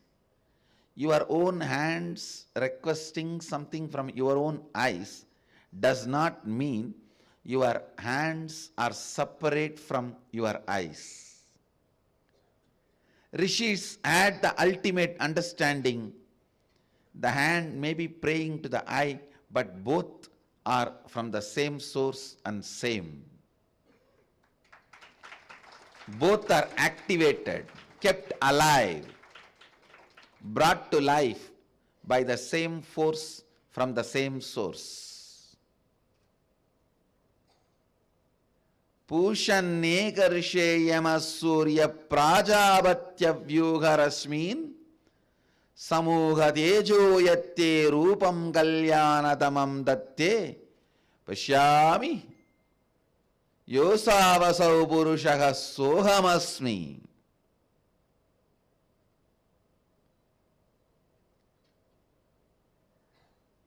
Understand the beauty of the way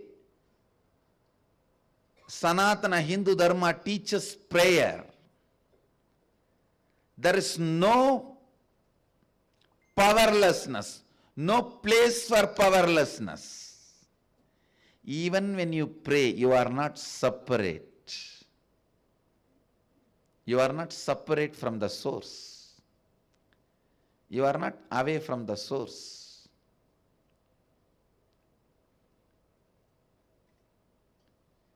Even when you are praying, remembering that I am He, I tell you, this one truth, the thought current, will be so useful for all of you. Please understand. Even when you pray, you should know you are not separate from the divine to whom you are praying. Even when you pray, you need to know you are not separate from the prayer to whom the prayer is offered. Listen. Who is praying and the prayer to whom prayer is offered, all the three are from the same source. I am trying to decode the inner space of the rishis and reproduce it in all of you. That will give you so much understanding about the concept of prayer in Sanatana Hindu Dharma. You don't pray to somebody who is far away.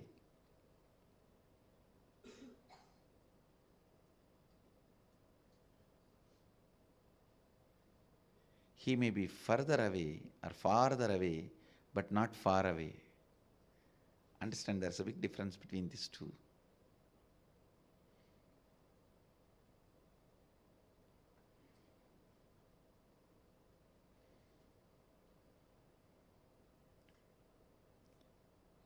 The inner image you assume even while you are praying is not a lower inner image, a inauthentic identity. Even when you have not realized the oneness with the cosmos, even when you are practicing, doing sadhana, prayer, to achieve the cosmic oneness, you are one with cosmos. That is reminded as the undercurrent. Never at any point, never at any moment, the separation is recognized in Sanatana Hindu Dharma. Because that is not the truth. That is not the reality. Even when you think you have not achieved the oneness with the cosmos, even when you think you are not become a realized, enlightened, living Advaita,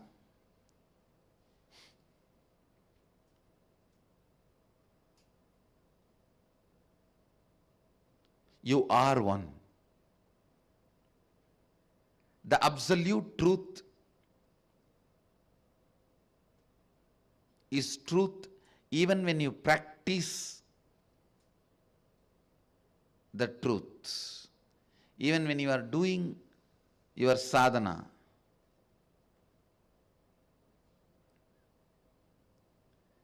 Please understand, this truth need to be remembered.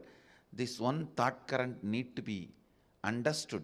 This sacred truth need to be realized. This sacred secret need to be revealed to you. It will help you in a big way, even for doing third eye awakening and blindfold reading, which many of you are practicing. Understand?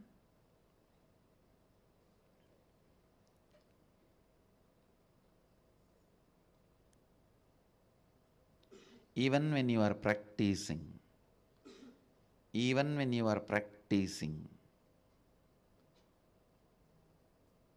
may not have realized it. You may be only practicing. Even at that time, the truth is absolute. You are living Advaita. You are living the truth.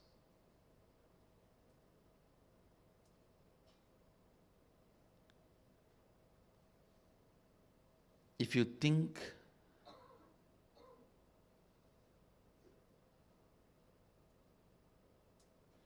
you need to achieve it by your prayer, you are wrong.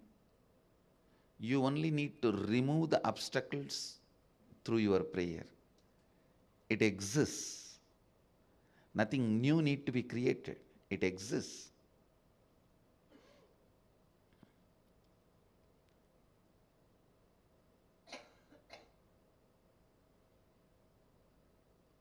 Even when you are practicing third eye, remember one thing. You only need to complete and drop the incompletions happens to you now. Whatever incompletion comes now, drop it. Don't plan to drop the incompletions which may come in the whole future, because incompletions may come in the future itself is an illusion. If you are trying to fight with the illusion, how are you going to win?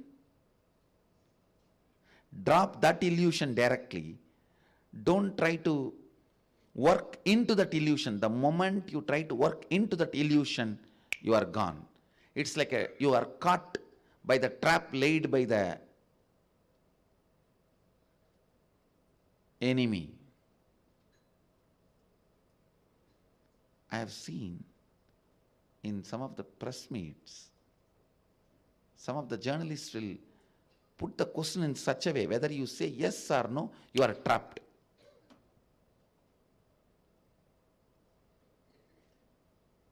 Both the way you are trapped. The moment you engage with that question, you are gone. Over. Same way, the moment you engage with the fear, incompletions may come, what will I do at that time? Over. You are gone. Whether you have the confidence, I can drop it at that time also, or you have the feeling, I may not be able to drop it at the time, in both the way, you are gone. Even if you say, I can drop at that time also, then immediately one part of your mind say, who knows, how many times we tried, never succeeded. Come on. How do you say, for sure, you will be able to drop in future?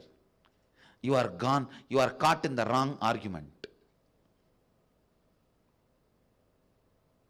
You want to go for your office, but you are caught in the argument in your house about the lunch, what should be cooked. So you are stuck in the dining table, you will not even go to the office. If you are stuck in the argument in the dining table about your lunch, what you should take in the office. Finally, what lunch? Even for dinner, you will be sitting in the same dining table.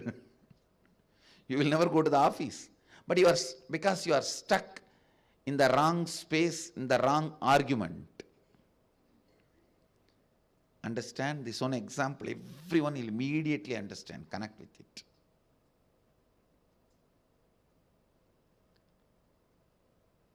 The moment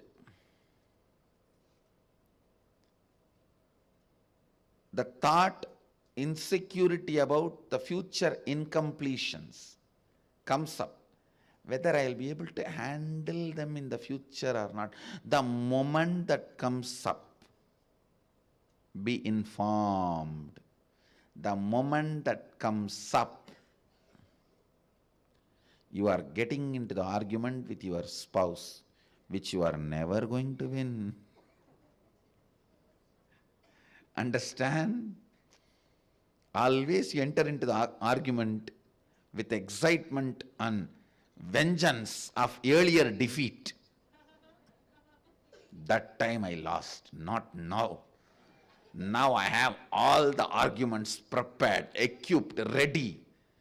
AK-47, 57, whether it is 47, 57 or 97.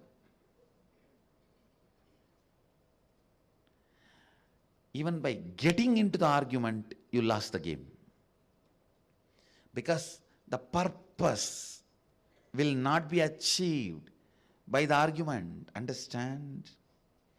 The moment you entertain or cherish the insecurity, will I be able to handle my incompletions comes up in the future?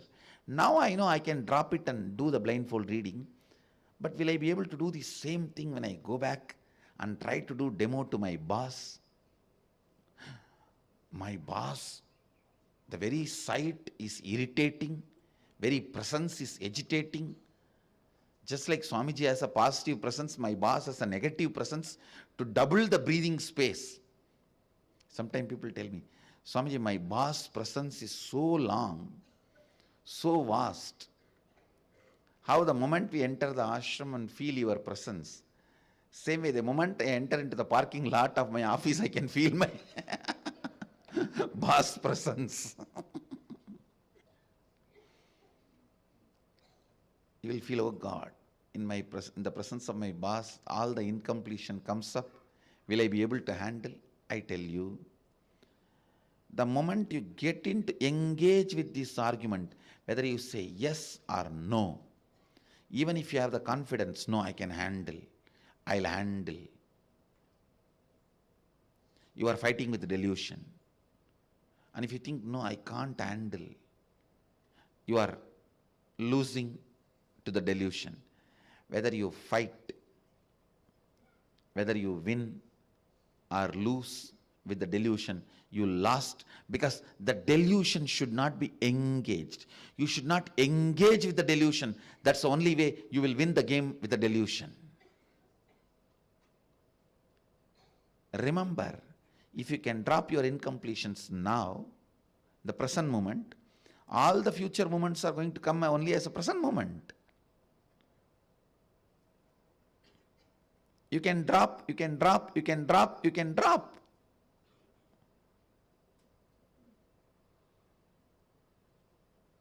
You can go on dropping. Now listen, I'm going to connect what I said now and the Advaita. Listen to this component. No, don't miss it.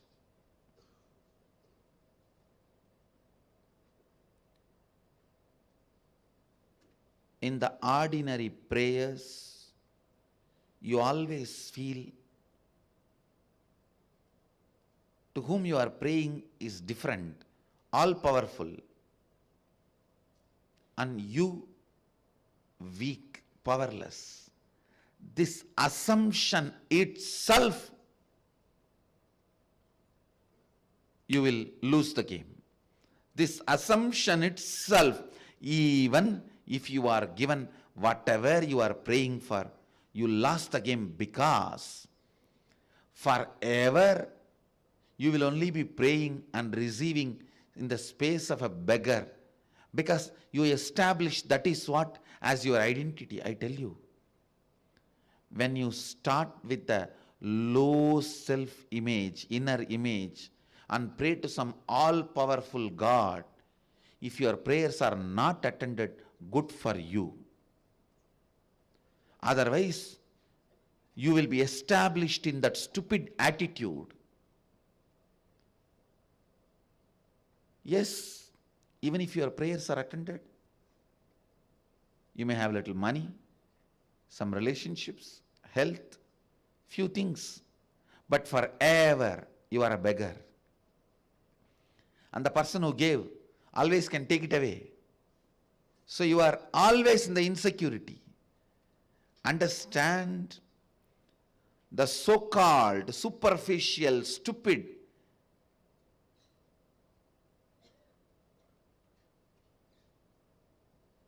immature understanding about prayer, cognition about prayer, whether you get what you are asking or did not get what you are asking, you are trapped, gone, you are a failure. The right attitude to pray is explained in this verse by Upanishadic rishis. You need to know, however low you may feel with your self-inner image, however great you may feel your God is, you need to remember the absolute reality. Both are from the same source. Both are from the same source. Only with this clarity, your prayer will become reality. Please understand, with this clarity, whether your prayer is answered or not, you will win the game. In the delusion, whether it is answered or not, you lose the game. I tell you, sometime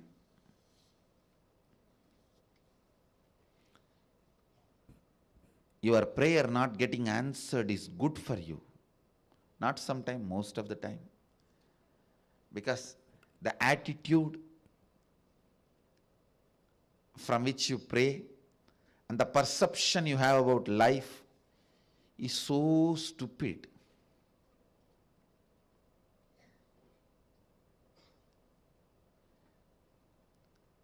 God is great because He doesn't answer many of your stupid prayers. Otherwise, your life would have been a worst mess. No, really. It would have been a worst mess.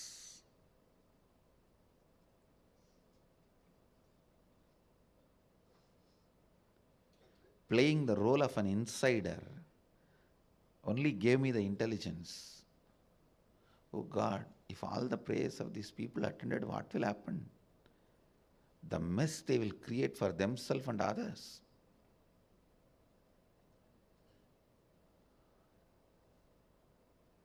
Each one will become like one Ravana. And then the mess created by one incarnation, 2000 or 3000 incarnations have to come to clean it up. If your prayers are answered, understand, if you are having the context and the attitude of low self-image, inner image, and God is great, huge, and both of you are separate, if your prayers are answered, you will get established and stuck in this same attitude. That is the worst failure. It is like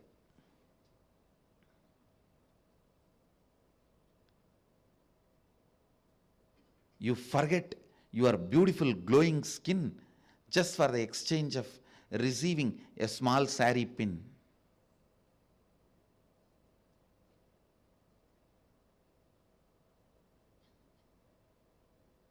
It's like somebody says, I'll give you one sari pin, but I'll take away the memory of your glowing skin you have.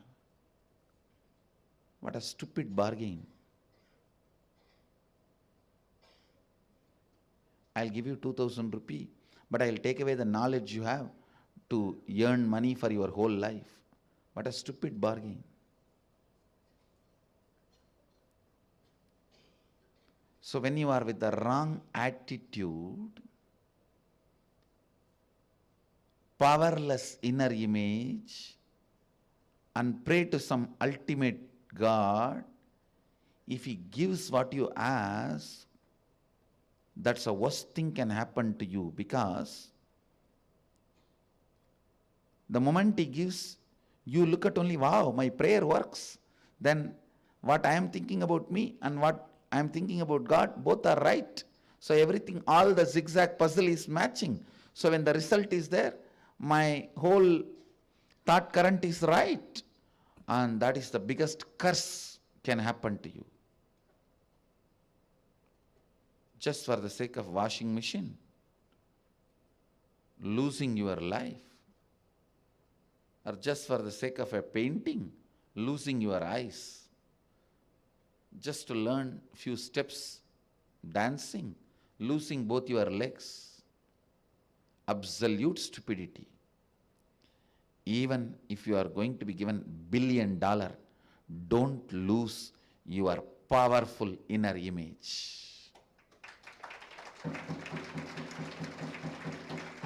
Powerful, real, true understanding about you, the Advaitic understanding about you. Because if that one is there, what billion, trillions, you can make anything. You can make planets out of your feet dust.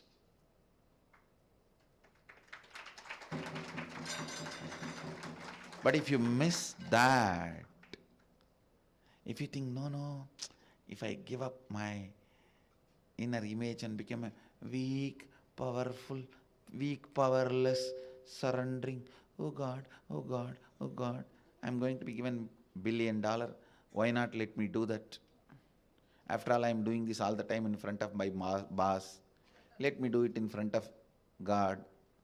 Understand? Boss is okay because you can throw him out after the work.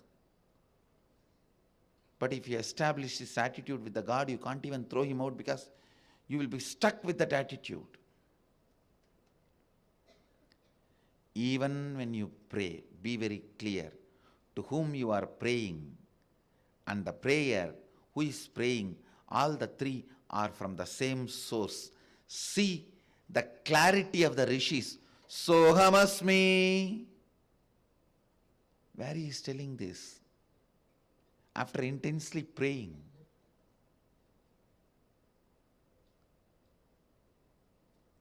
Understand? Yes, I am awakening your third eye, but you and me are from the same source. You, me, And this technology of awakening your third eye, all three are from same source. Only with that Advaitic clarity, your practice itself will be beautiful and the perfection also useful. If you become powerless, oh, powerless receiver, I am a useless, powerless guy, and Guru is all powerful, please give me. When you are stuck with that powerlessness, even if I give, you will ever be a beggar, which is not right. Understand, what I am giving, who I am and who you are, all three are from same source. With this understanding, when you receive it, it is permanently good for you. Not temporary, permanently good for you. Understand? Everything received from the Advaitic understanding only should be cherished, celebrated, lived. Anything which did not come from the Advaitic understanding, throw it in the dustbin as early as possible. The earlier you throw it, better for you, good for you, great for you.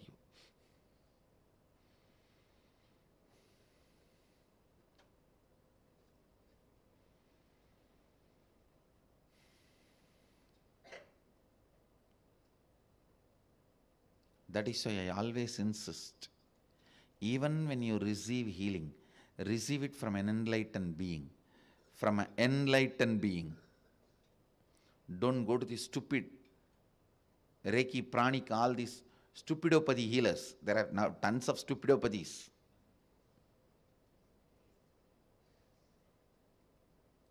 Now, any word comes from your mouth, that becomes a brand. Jilk healers, jink healers, junk healers, I don't know what all the... Please don't, because even if you receive, the attitude in which you are established may become dangerous to you. Understand, that is the difference between gods and demigods. Demigods may give you what you want, but they will not give you the intelligence. They and you are one and the same. The gods only will give you what you want, and the intelligence, they and you are one and the same.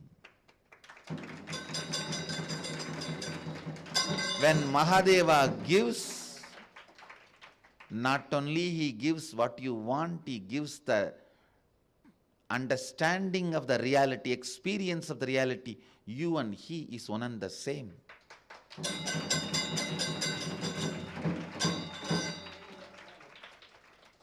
When he gives what you want, along with it he sends the experience of Shivoham also. Both come in one package. Two in one package. When he gives you third eye awakening, not only he gives you the power of third eye, he gives you the clarity of Shivoham. Both are one and the same.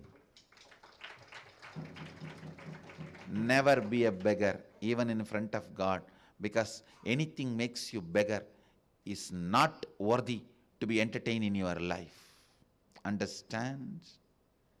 The real God never makes you beggar. He makes you powerful. Only when you don't stand up to become powerful, want to continue to be in your cozy blanket of begging, stupid, powerless inner image, he shakes you. He becomes Kala Bhairava. He becomes Kala Bhairava not to destroy you, but to remind you about your powerfulness.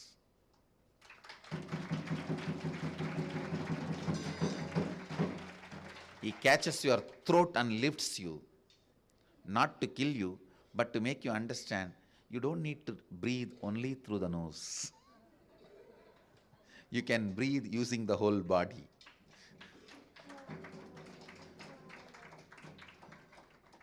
But when he lifts you by the throat, you say, ah, ah, ah.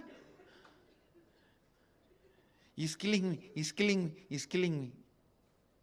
Relax. You can breathe through your hands, legs, all over your body. Don't act human. Don't act human is the slap given to everybody by Kala Bhairava.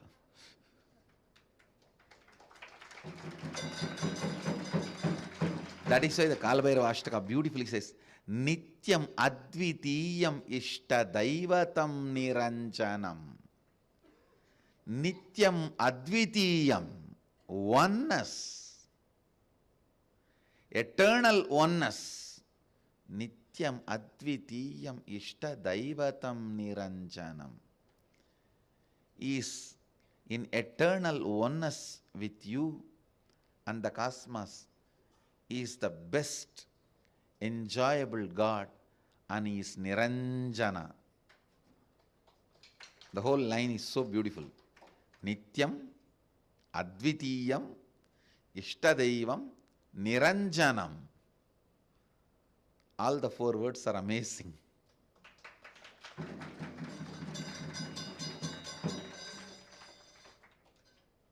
Understand,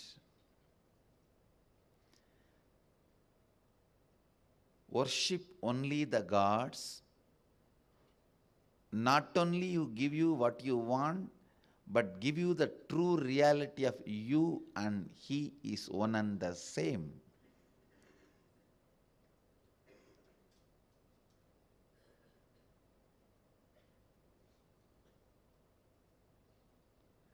Even if you get what you want, don't go to the demigods who don't allow the Advaita to happen, who don't give you the Advaitic experience. Because just to have a painting, you should not lose your eyes. Just to have a painting, you should not give up your legs. Just to have some things in the life, you should not lose the life itself, which comes only by powerful inner image. If you lose the powerful inner image and become powerless in your inner image and become a beggar, even if you receive what you ask, you will not have life to enjoy what you asked, what you got. First and foremost, the God should be giving you what you asked and the experience of oneness. I tell you, don't go to the God who doesn't give oneness, Advaita with you. And don't go to Guru who doesn't teach you oneness with him. Be very clear. The real God gives you what you want and the oneness with him. The real Guru gives you what you want and oneness with him.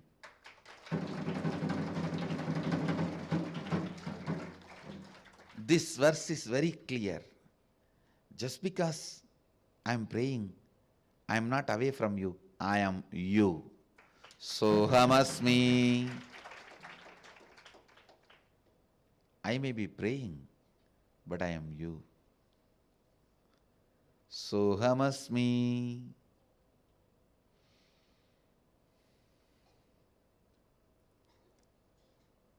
Remember this keyword, Sohamasmi. Today's subject for Vakyartha Sadas. Right attitude for prayer. Reality you need to be established even while praying. Subject today for Vakyartha Sadas.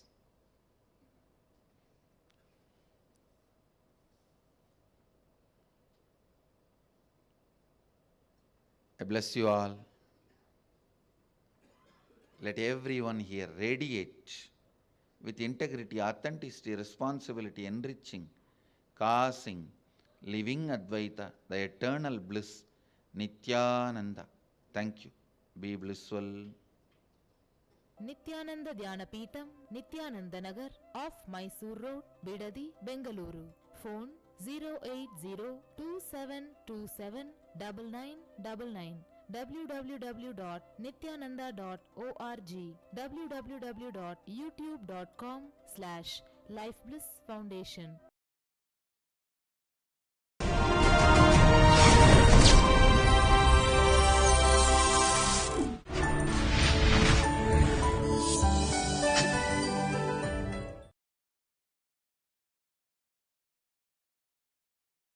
नित्यानन्देश्वर समारम्भां नित्यानन्देश्वरि मध्यमाम् अस्मदाचार्यपर्यन्तां वन्दे गुरुपरम्पराम्.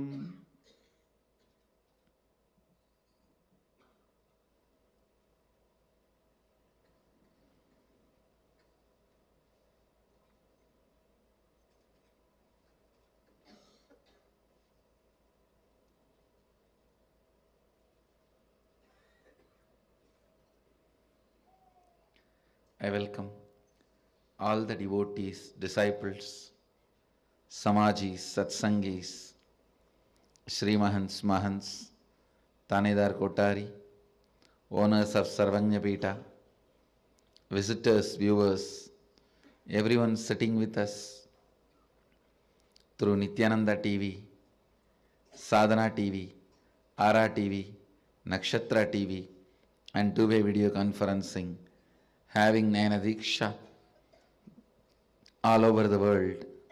The city is sitting with us in two-way video conferencing, having Nayana Diksha, Puduvai Adinam, Nithyananda Nagara Bidadi, Dubai Adinam, Houston Adinam, Hyderabad Guptakashi, Singapore Adinam, Bangalore North, Morris Plains, New Jersey, Trinidad Tobago, Indrani, New Jersey, Kastau, Croatia, St. Louis Adinam,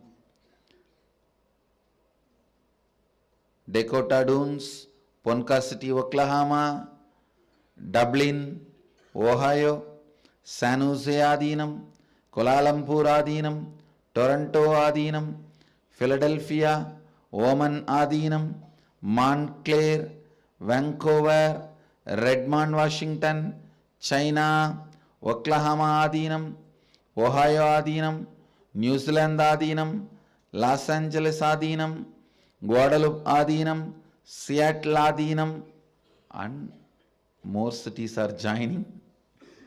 I welcome all of you with my love and respects.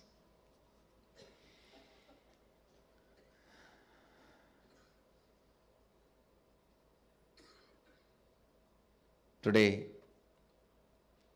the second day of Navaratri and first day of Venkateshwara Brahmotsavam,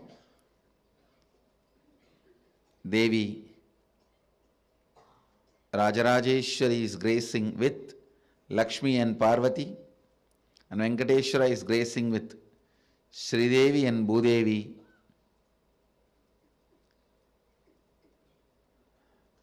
Let's first receive their blessings.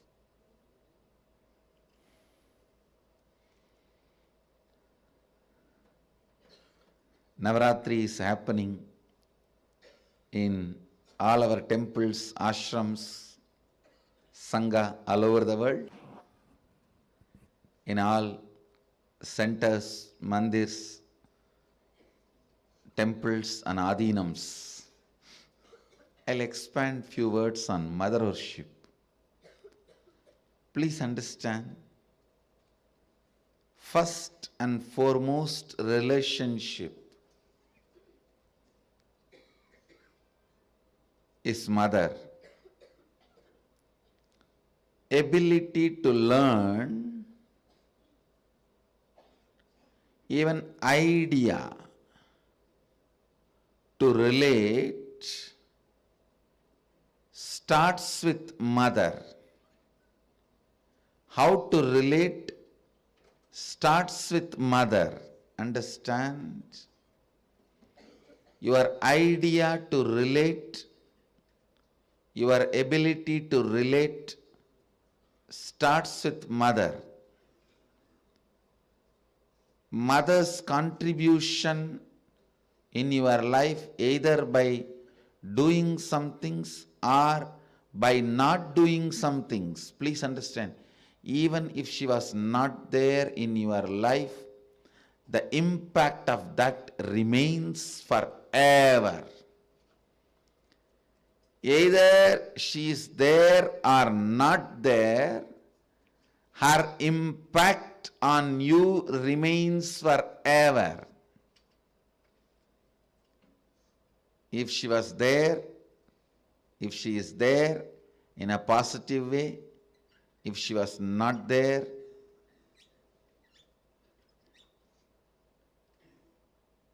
her absence impacts you forever, I tell you. Mother is too important way to connect what you think as life.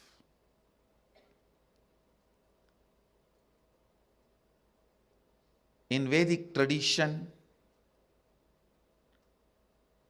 our rishis were aware.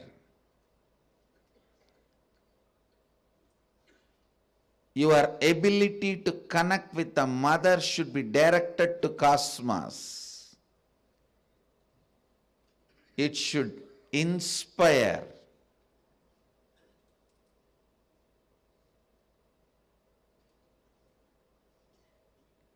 It should awaken your higher consciousness. It should inspire your higher consciousness to express through you. It should awaken your higher consciousness.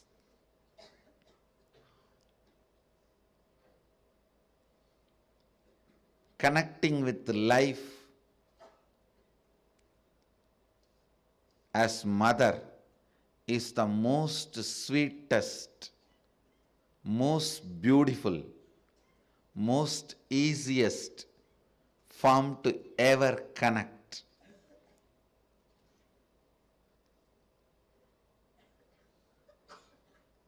Please understand, my childhood was full of spiritual experiences, amazing spiritual masters,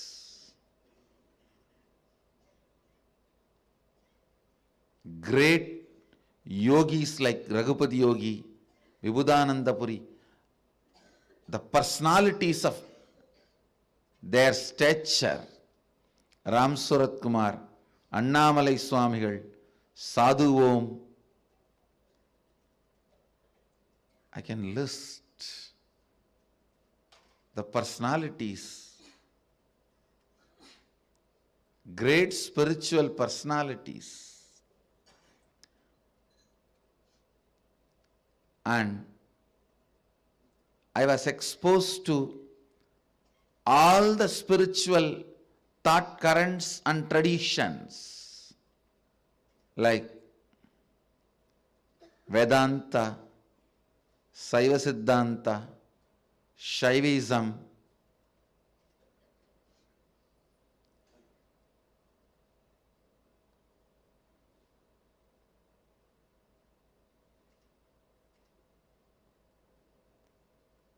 even the thought currents of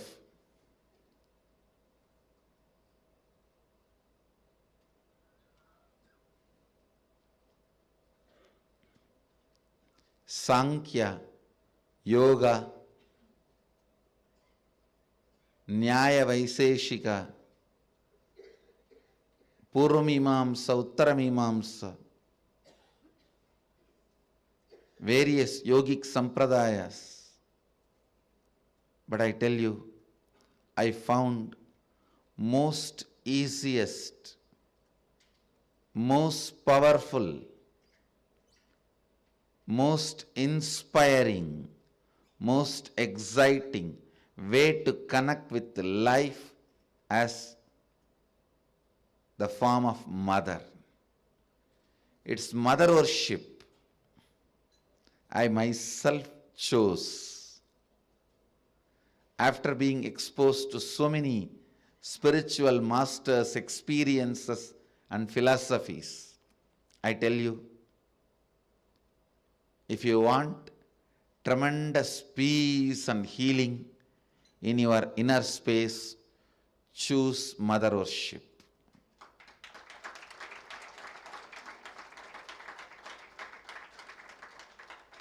Even with your guru or your Ishtadevata, relate as mother. You will see the kind of a healing in your biomemory. It will lead to extraordinary healing, unimaginable healing, extraordinary completion, unimaginable completion.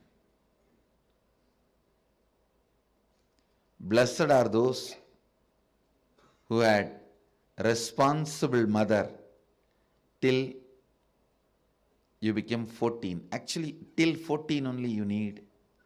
Till you become physically matured, you need mother.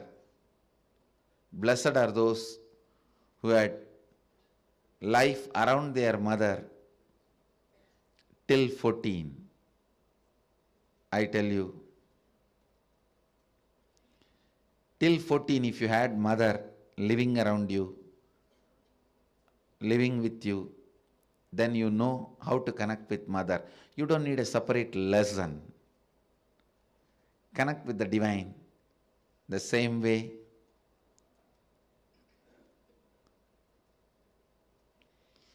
So much completion will happen to you. So much means really, really so much, I tell you.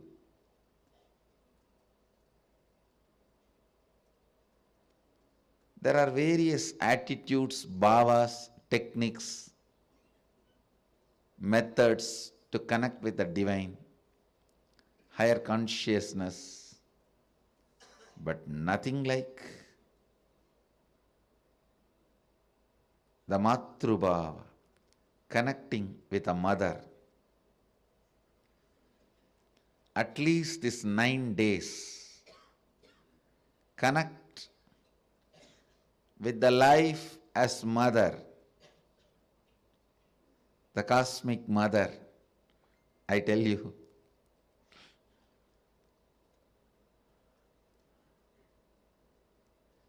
then you will understand you will never be same again after these 9 nights.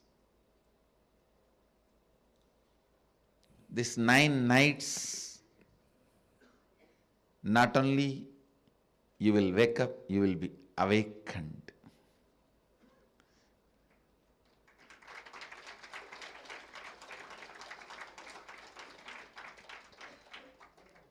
If you can connect with the life with the same attitude of connecting with your mother, and if you had incompletions with your mother, complete with that first. And connect with the cosmos, the cosmic mother.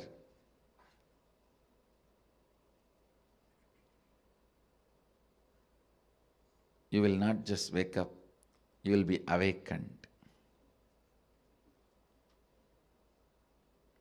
I myself had a great mother, and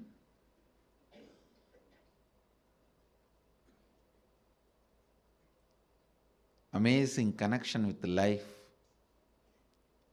in the form of mother.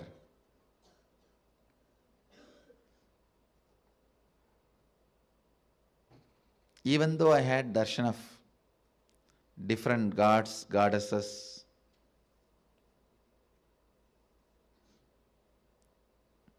Mahadeva himself in the form of Arunagiri Yogeshwara, but everything was in the undercurrent, with the undercurrent of mother. Even Arunagiri Yogeshwara, You are so much mother for me than Guru. Even Raghupati Yogi, a old yogi, so much of motherliness I experienced with him than his Gurugiri, than him being a Guru. I tell you, of course, Mata Vibhudananda Puri, she's a woman, an elderly woman. By nature, naturally you will experience her motherhood. But even with Raghupati Yogi, the kind of a motherliness I experienced is amazing. Connect with cosmos, the form of mother. You will experience so much completion, so much motherliness in everything.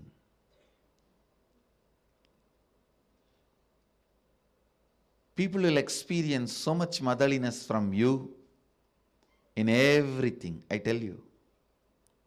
When motherliness starts oozing out in you, even the chair on which you sit will become complete.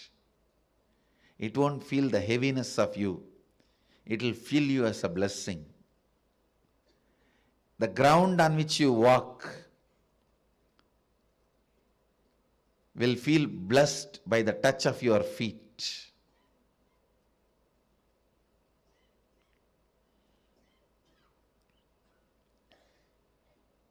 The air you breathe will be blessed. People whom you see with your eyes will experience that love and compassion. I tell you, nothing can be compared to receiving the love of motherliness and sharing, radiating the love of motherliness. If you can't radiate, receive and radiate, whoever you may be, you waste your life. You are missing one of the major dimensions of your life. Whether you relate with your Guru or your God, it can be any God, Shiva, Vishnu, Parvati, Durga, Kali, Ganesha, Subramanya, any God. If you can relate with the tremendous motherliness, if you can perceive motherliness from your God and Guru and radiate that motherliness to the people around you, you have succeeded in the game of completion. You will bring so much completion into you and to others. So much completion into you and to others. My Navaratri message to all of you: connect with the whole world as you connect with your mother.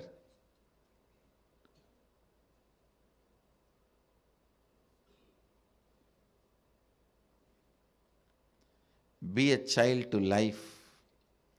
Be a mother to people you are giving life.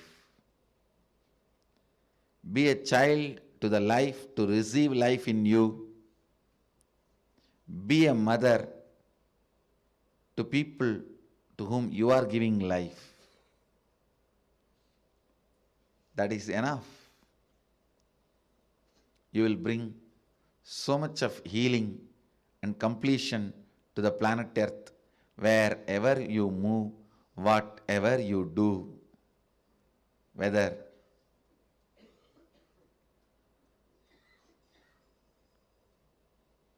you are a professional, engineer, lawyer, doctor, politician, political leader, celebrity, spiritual leader, whatever you may be doing,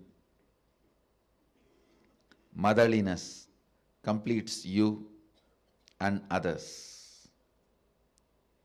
Today I wanted the Vakyartha Sadas to be done on connecting with life as mother. Being a child to life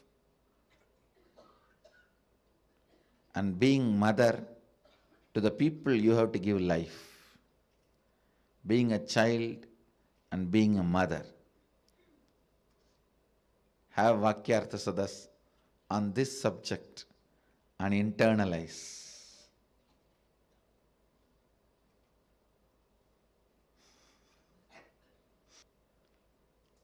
With this, I bless you all. Let you all radiate with integrity, authenticity, responsibility, enriching, causing, living Advaita, the eternal bliss, Nithyananda. Thank you. Be blissful. Nithyananda Dhyana Peetham, Nithyananda Nagar, off Mysore Road, Bidadi, Bengaluru. Phone 08027279999. www.nithyananda.org. www.youtube.com/lifeblissfoundation.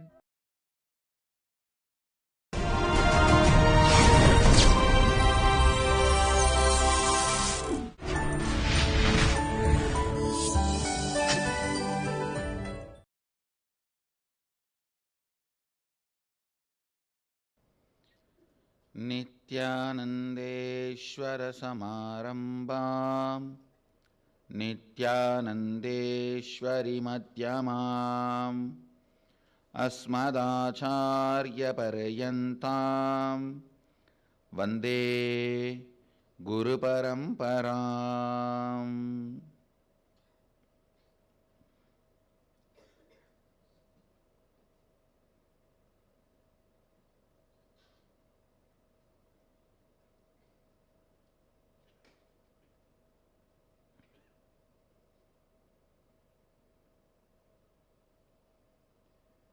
I welcome all the devotees, disciples, Samajis, Satsangis,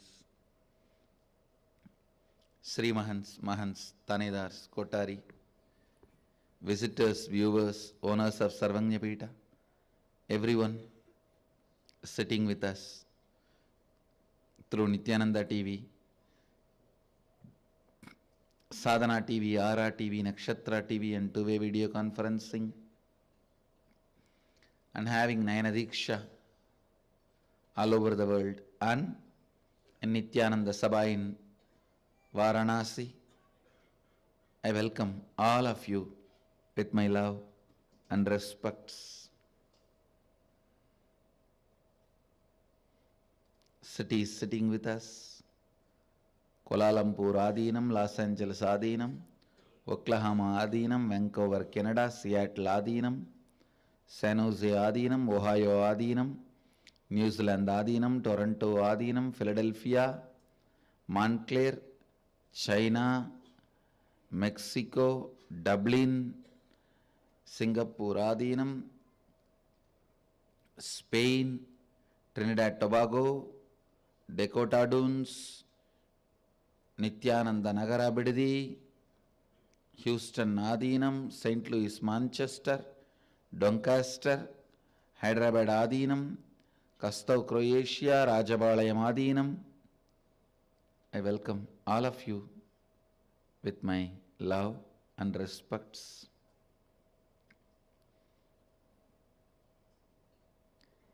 Before entering into the verse, I wanted to explain some basic truths about seeking, which is explained in these verses. See, if I explain the basic concepts, the truth expressed in this verse will become more experiential for all of you.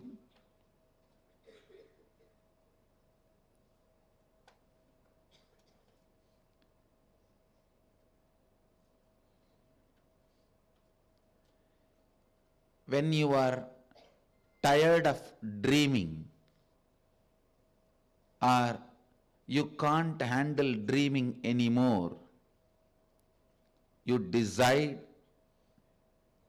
to wake up. If there is a nightmare, if there is a fantasy dream where the dream becomes too sweet or too harsh to handle, then you wake up. Same way, the waking state, if you make it too sweet or too harsh, you will become awakened. Making it too harsh, becoming awakened, is the lifestyle of renunciation. Making it too sweet and waking up is lifestyle of devotion. Listen. I'll repeat. In the dream state, if you see two tigers are chasing you or snakes are chasing you, it's harsh to handle. You will wake up. Same way, if it is too fantastic, exactly the same place you always wanted to be is there, the same person with whom you wanted to be is there, you will suddenly wake up. If it is too sweet, you will wake up. Too harsh, you will wake up. So the dream state is sustained in the struggle, not in the extremes. Listen. Only in the struggle the dream continues, not in the extremes. Same way, in the waking state, if it is extreme sweetness, you will be awakened. Or extreme harshness, you will be awakened. But as long as there is a struggle between these two, the struggle between the extreme sweetness and harshness, greed and fear, is what is your incompletion. As long as there is a struggle, you will continue to maintain this waking state. This state, you will continue to maintain. If anyone takes over, it's all over.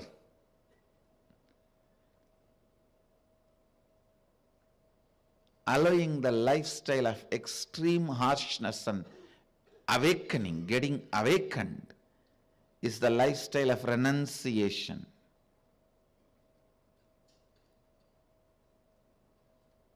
A Naga, a Agori,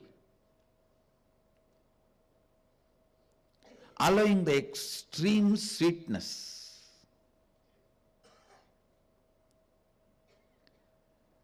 and awakening is the lifestyle of devotion. A Shaivite,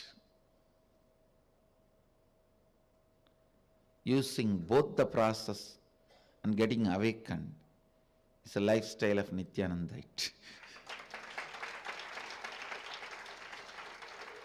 I use all available possible methods, process, kriyas to help you into awakening. Whether it is nightmare or fantasy dream, you will wake up. You will wake up. You will wake up. Understand?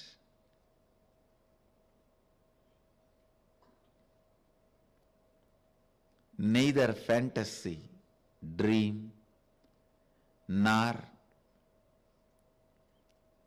nightmare will let you continue sleep. Same way, neither extreme harshness nor the extreme sweetness will help you to continue your waking state. It will lead to awakening. It will lead to awakening.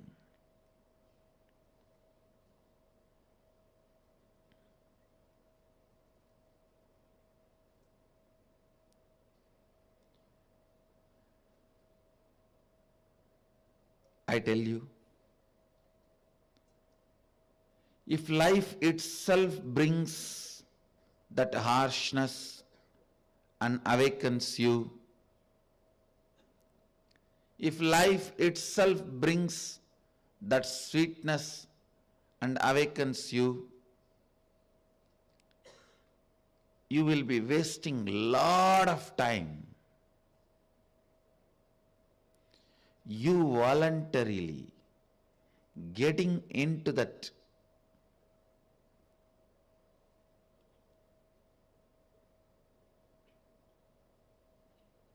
state, cooperating for your awakening is what I call seeking.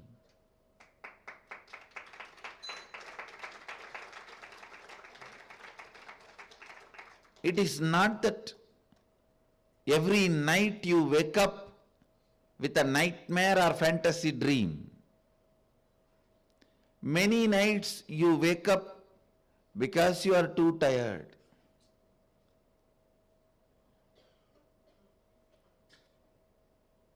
Understand?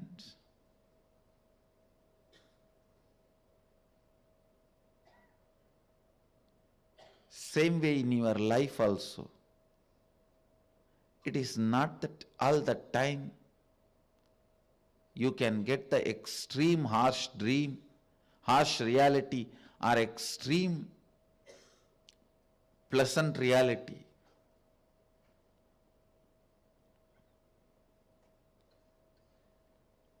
Creating either extreme harshness of reality or extreme pleasantness of reality leads to your awakening.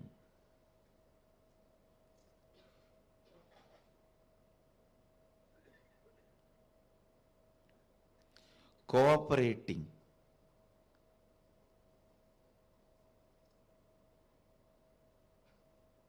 with the life to create extreme harshness or extreme pleasantness is seeking.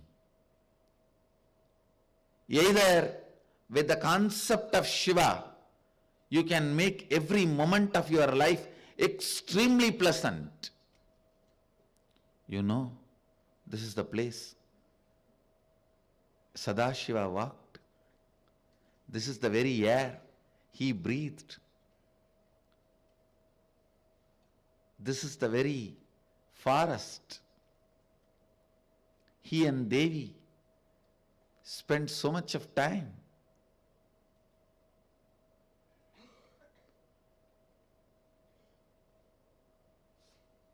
Every tree here is the descendant of the trees which had the fortune of having darshan of Sadashiva. Still the moon and the sun is a living witnesses.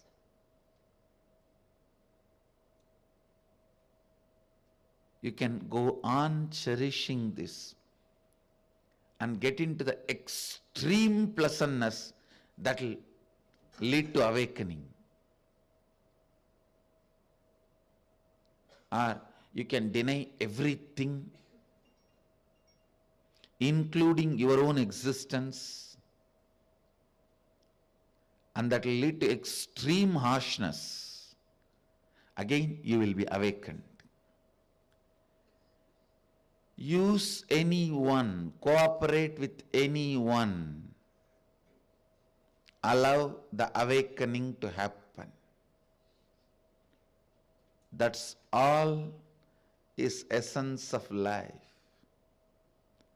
That's all is essence of life. Your self-doubt, self-hatred, self-denial neither allows you to experience extreme harshness or extreme pleasantness. If you go through pleasantness, you doubt it. No, this cannot be permanent or eternal. If you go through harshness, you build a hope. No, I'll get out of it and I will have pleasantness, joy one day. The hope stops you going to the extreme harshness. Doubt stops you going to the extreme pleasantness. And you don't allow both. Continue to enjoy your struggling state in completion, because only that will maintain your ordinary waking state. Sleep is the base material out of which the dreams can be dreamt. Confusion is the base material out of which this waking state can be perceived. Only if you are in the state of sleep, you can dream. Only if you are in the state of confusion, you can see this waking state. Understand, that is why confusion is a very precious investment for you. It's one of the most precious investment. Most precious investment.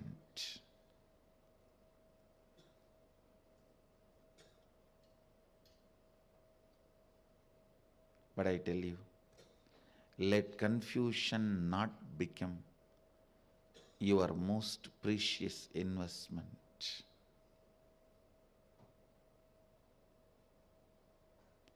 In every step, every line, every inch of your life,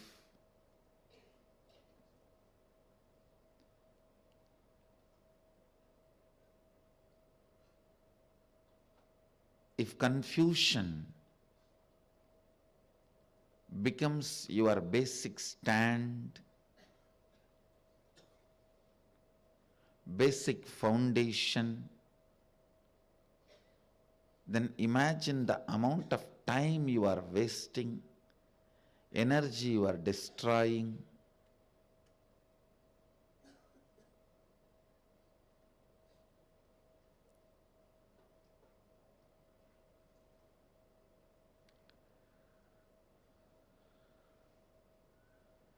There is a beautiful verse in Taittiriya Upanishad.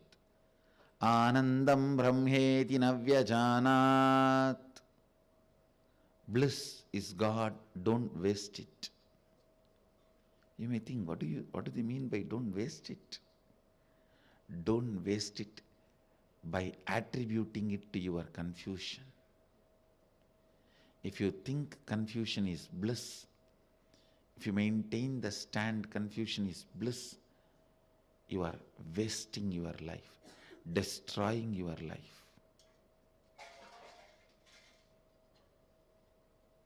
You are wasting the bliss, destroying bliss. Anandam brahmedi navyajanat.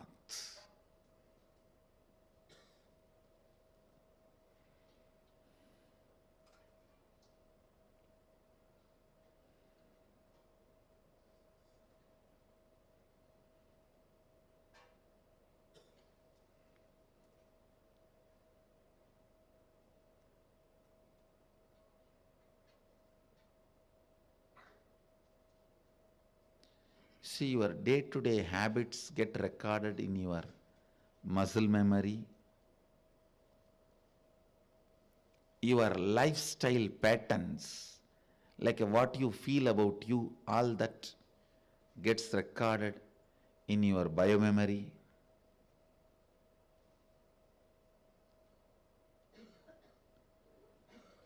cleaning up your muscle memory can be done by building good habits.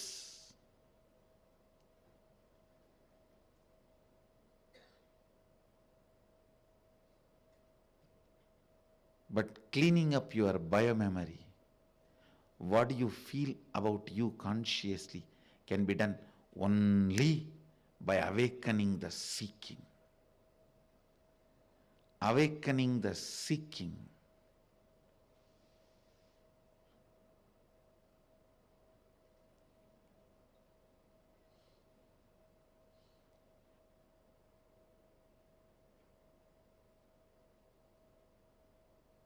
Listen carefully to this statement, to these truths.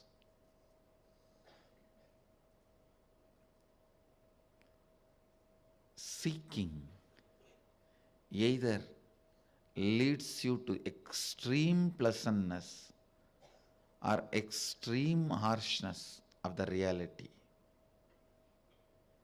In both ways, it awakens you. Whether you get into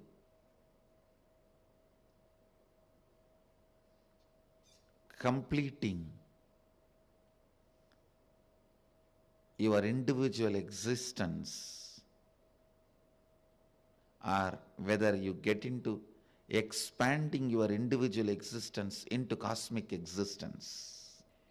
If your individual existence becoming cosmic existence by devotion, it is called upasana.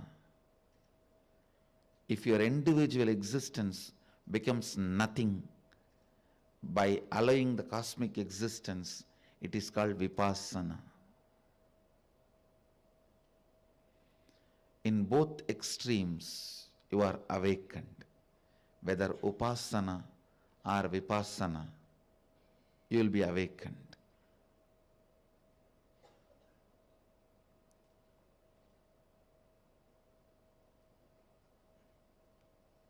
But go to any one extreme, only then you will be awakened. Don't continue to play in the field of confusion. You will continue to be just in this dilemma, waking state.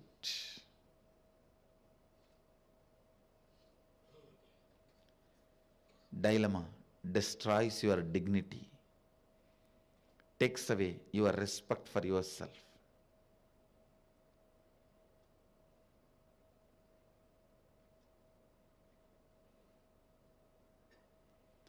Dilemma destroys your dignity, takes away your respect for yourself.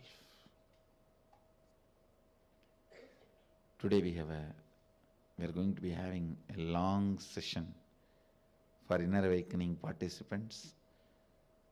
It's going in high speed. This inner awakening, I can say, is one of the unique inner awakenings where this no break IA, which I introduced, the concept of no break IA, NBIA, no break inner awakening,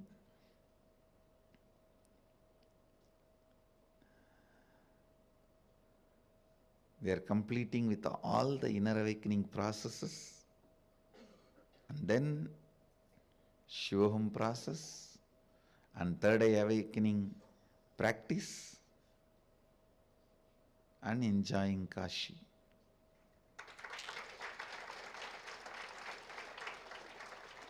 Today we are going to be working with the world and my world, which is going to be quite a enjoying process, a joyful process. So today's satsang's essence, upasana or vipassana. The subject for Vakyartha Sadas, understanding upasana and understanding vipassana, how both leads to awakening.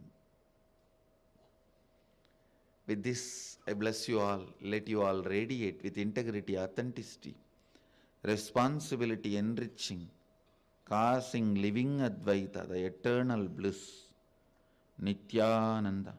Thank you. Be blissful. Nithyananda Dhyana Peetham, Nithyananda Nagar, off Mysore Road, Bidadi, Bengaluru. Phone 08027279999. www.nithyananda.org. www.youtube.com/lifeblissfoundation.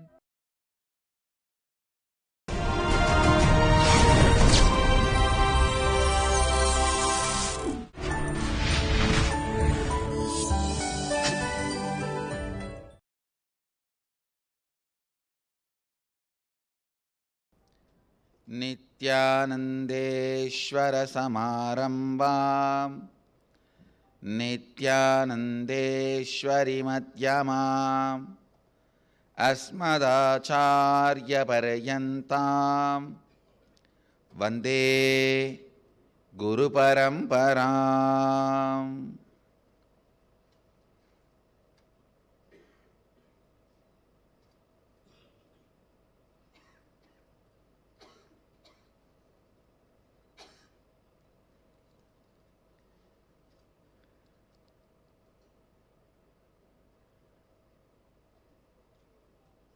I welcome all of you with my love and respects.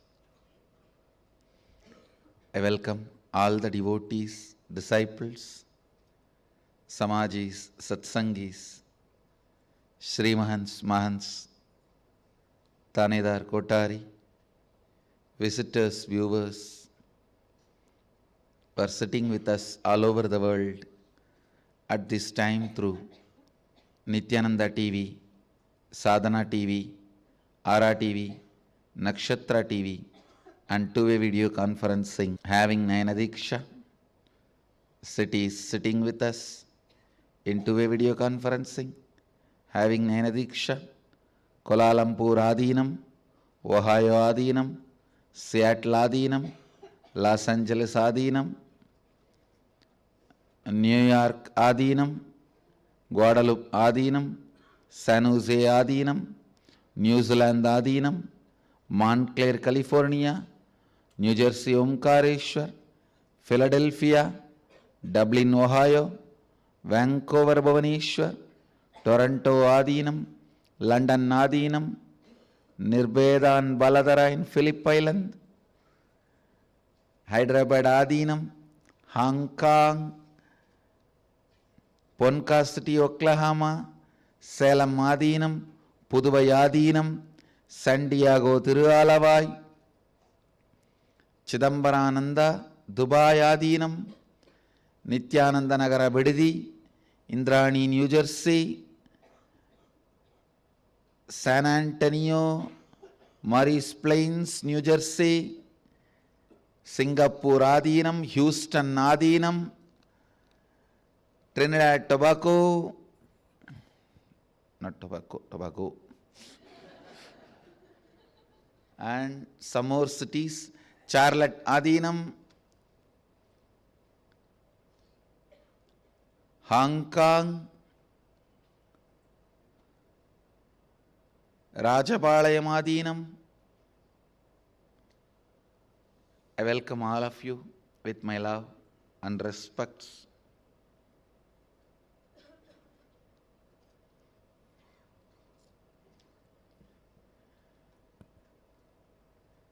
I'll enter into the next verse of Ishavasya Upanishad, the 16th verse. Recite along with me. Pushanne karshe Yamasurya Prajabatya Vyuharashmin Samoha Tejo yatte Rupam Kalyanadamam datte Pashyami Yosavasau Purushaha Sohamasmi.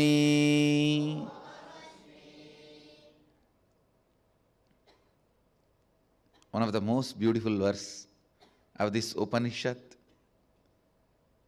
The translation goes, O Pushan, consciousness, who is the nourisher, sustainer of all, the primeval, solitary traveler, the disciplining principle of all, is like the bright, effulgent sun and is the Lord of entire creation, which is his subject. Please remove all your rays of this radiating, brilliant golden light which had blinded me, so that by your grace I can have the divine vision of that most auspicious, graceful, beautiful form of yours, that which is there, the glorious sun, is the mirror of the Supreme Being, who is all-pervading pure consciousness of the cosmos. Indeed, I am He, that being Sohamasmi. Just in the earlier verse, Rishis explain seeking. Now they are declaring realization. In the next verse, they are declaring the realization. Now the sacred secret they wanted to reveal to all of us. The moment authentic seeking is awakened, simply realization happens. Understand, the moment authentic seeking is awakened, simply realization happens. You need to understand deeper and deeper about seeking. Seeking is nothing but your identity, your image about you, the inner image, getting matured, ripened. Please understand. If your taste is growing, if your taste is getting matured, if your taste is evolving, you are living. Whether you live or not, whether you are alive or not, whether you are living or not, is not decided by the number of incidents happening in your life or the number of days you pass in your life. The status quo life means every day when you wake up, every day when you go for your work, every day when you come back, every day when you go to bed, your mental state, your thought pattern, your thought current, your incompletions, if it is same, be very clear, you are dead, waiting to be buried. Just because you have not been buried or cremated does not mean you are alive. You are an orphan body. Dead, waiting to be buried.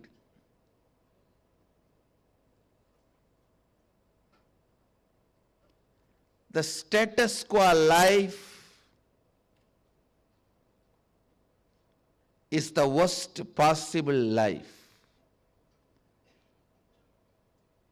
Every day, if you approach your experiences, good, bad, right, wrong, consciously, so much of reinvention of you will happen. Please understand.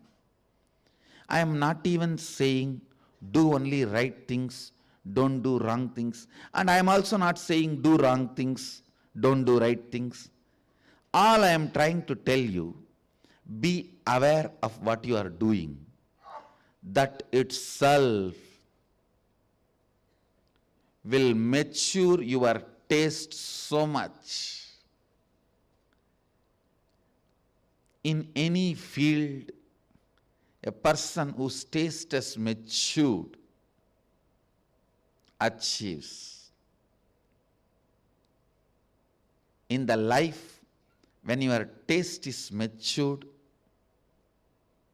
you become seeker. You become seeker. Listen.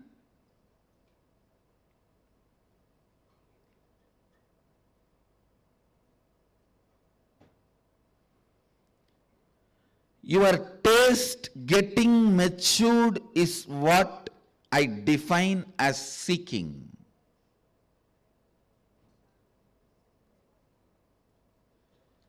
Your taste getting matured. Listen. If you live consciously, every experience will mature your taste. Every experience will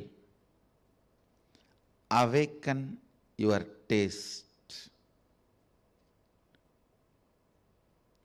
Man whose taste is not getting matured, his life is waste. Now really I am telling you. Your identity about you, what you value as joy, what you value as right, what you value as success, what you think as pain, what do you think as pleasure, all this should go on getting matured.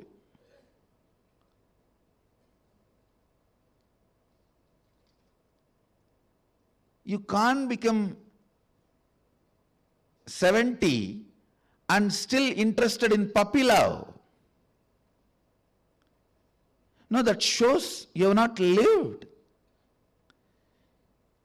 If you are 17 and interested in puppy love, okay.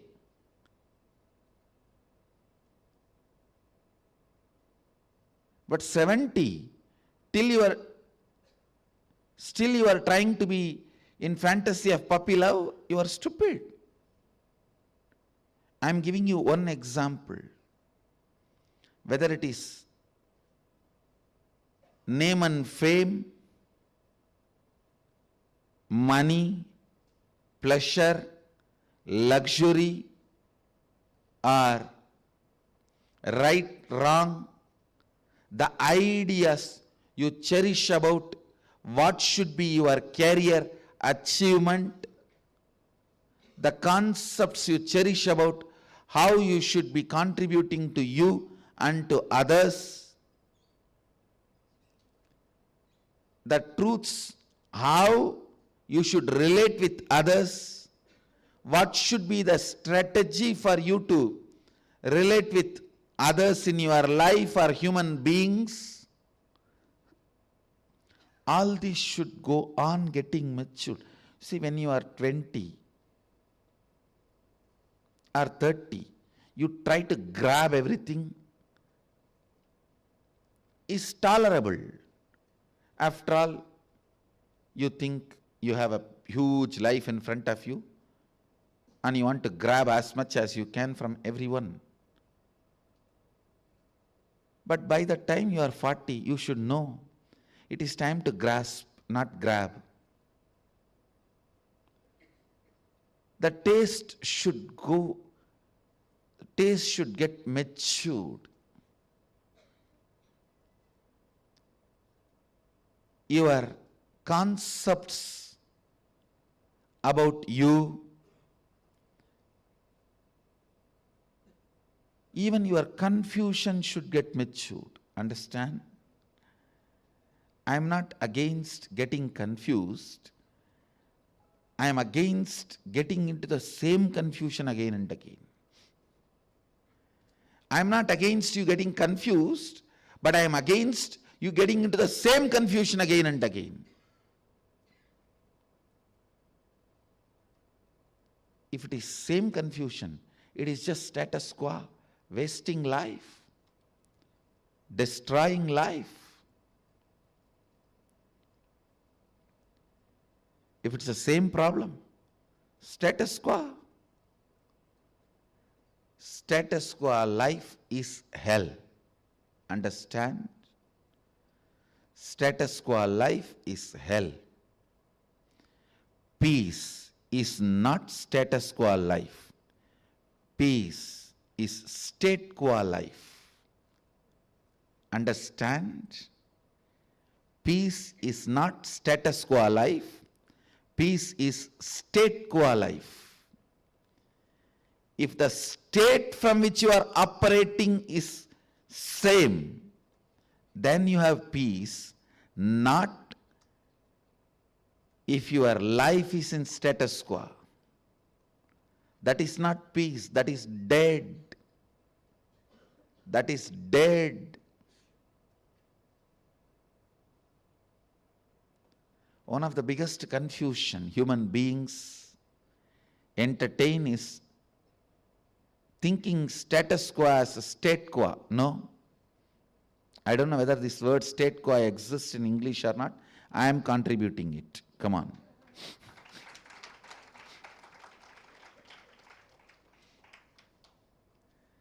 Today's subject for Vakyartha Sadas should be, what is status quo and what is state quo?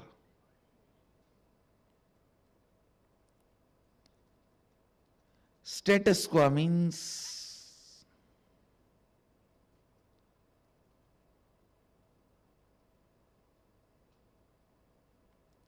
stuck in the same thought current, incompletion, mental pattern,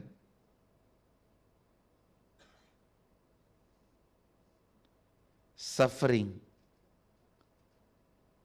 taste, identity, ideas about you and others, everything just remains same.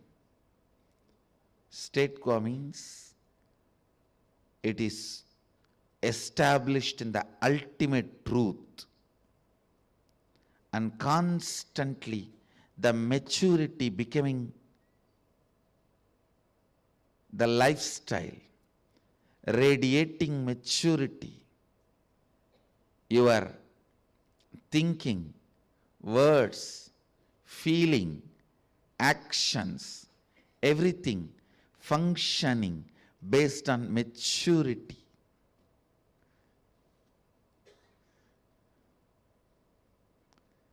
Everything functioning based on maturity.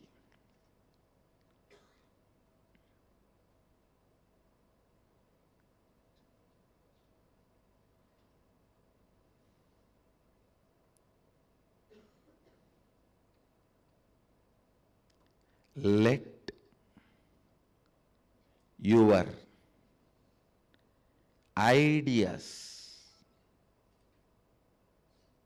let your concepts, your concept about world, your concept about life, your concept about dharma, your concept about karma, your concept about give and take, right and wrong, everything should get matured, should get updated by your experience, your internalizing, your internalizing.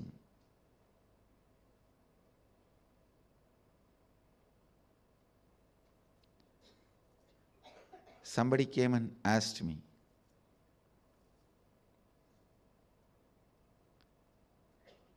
Swamiji, last year I went to that pilgrimage and all those temples. This year also, should I go? I told him, have your idea, context, why you should go, as it evolved, got matured.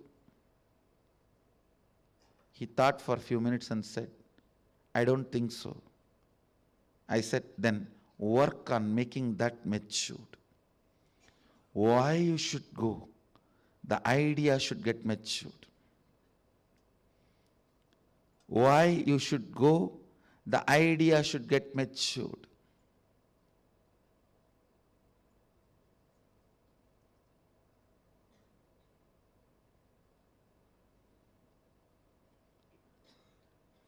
If the why is not getting matured, your actions are not going to liberate you.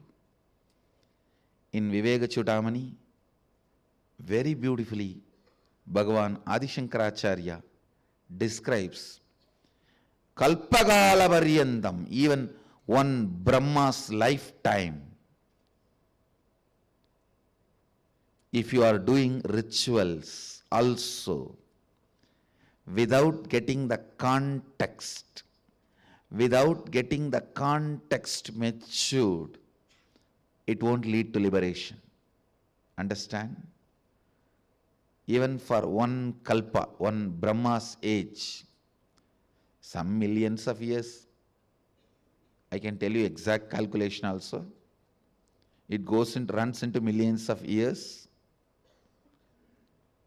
Even those millions of years, if you are doing rituals, worship, all that, without getting your context matured, it won't lead to enlightenment, liberation. It won't lead to mukti. Understand? Context getting matured.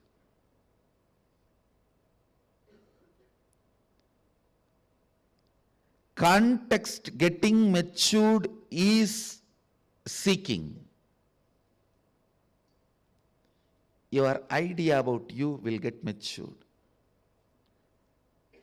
I tell you, the biggest gift you should receive from me is best inner image. Your outer image, others' image, life image and all will automatically get tuned.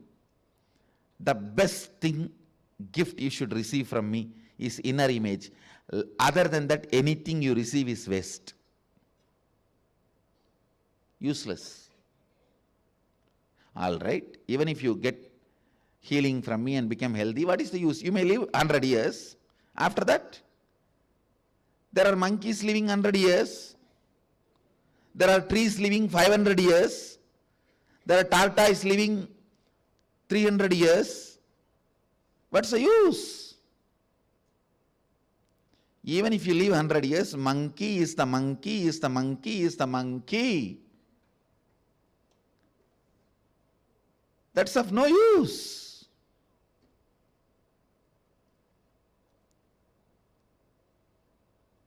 If you receive the gift of best inner image, your whole life will become matured. I tell you.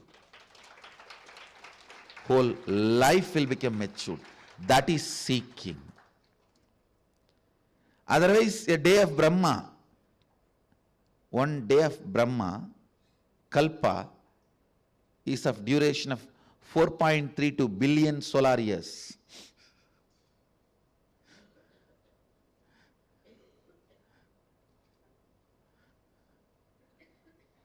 How many billion solar years you may do ritual without getting your context matured? It won't lead to liberation.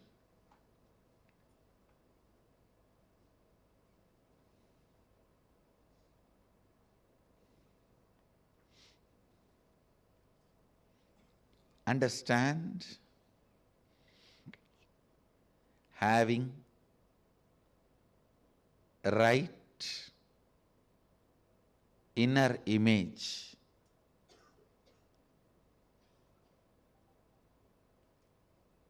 awakens seeking in you. If the seeking is awakened, everything is done. After that, nothing else can hijack your life. Even if I heal you, and you live 100 years, there is a possibility your hormones can hijack your life. Or your desire for name and fame can hijack your life. Or your delusion, confusion can hijack your life. Confusion and inaction can hijack your life. But if the seeking is awakened, nothing can hijack your life. Nothing can hijack your life. Only in a person whom seeking is awakened, he is safe. He lives. He is protected. He is showered.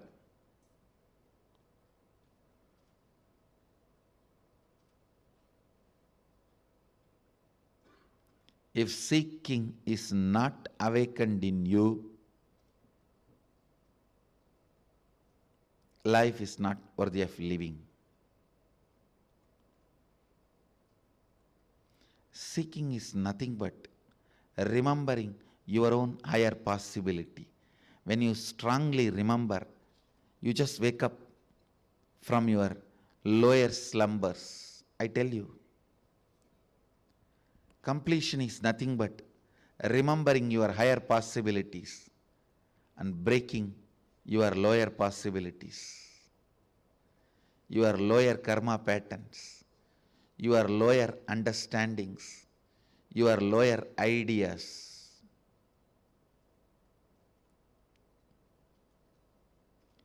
Your lower identities.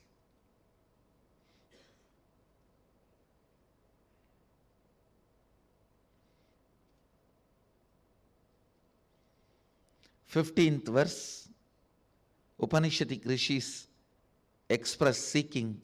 In 16th verse, they declare enlightenment. Then understand the kind of authenticity they have in their seeking.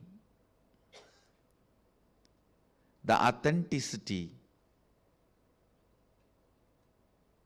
and maturity which is there in their seeking.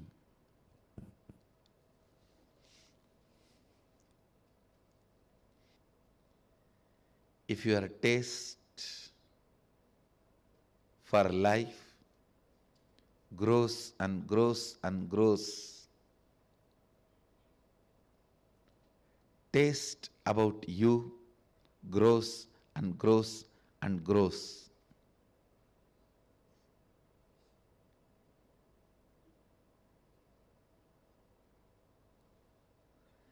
When your taste about you gets matured, your taste about world, your taste about God, everything will get matured.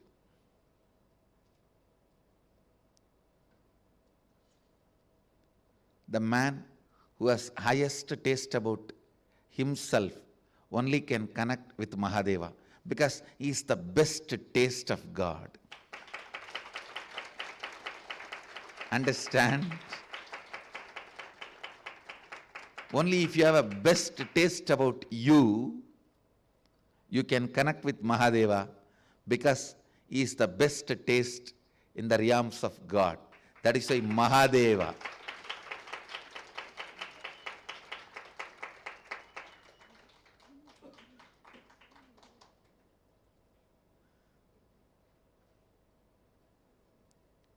Life is all about your taste getting matured, seeking awakening.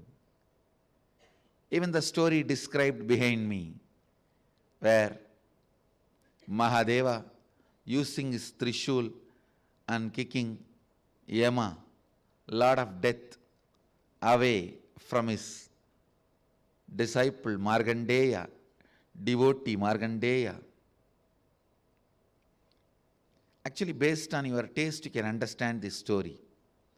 If your taste is very low, you will think, oh, when the death is about to come, if I just put a Shivalinga and tightly hold on to it, Shiva will appear and kick Yamadharma out, and I will be out of bed, and I can live as long as I want. You can understand this way. Or if your taste is matured, you know, even while death walks in, if you hold on to that space of Mahadeva, he will see to it, even death cannot kill you. You will be liberated and living eternal life, Jivan Mukti.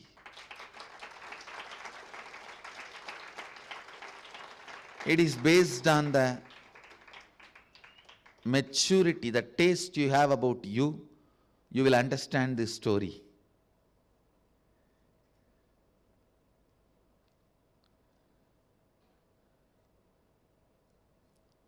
When you are entering into the waking state from the dream state, your taste is getting matured. Enough, you wandered in the dreams. Now you want to live a more matured life. You move to the waking state. From here, if you move to the awakened state, that is the ultimate taste. Your taste getting into the ultimate maturity.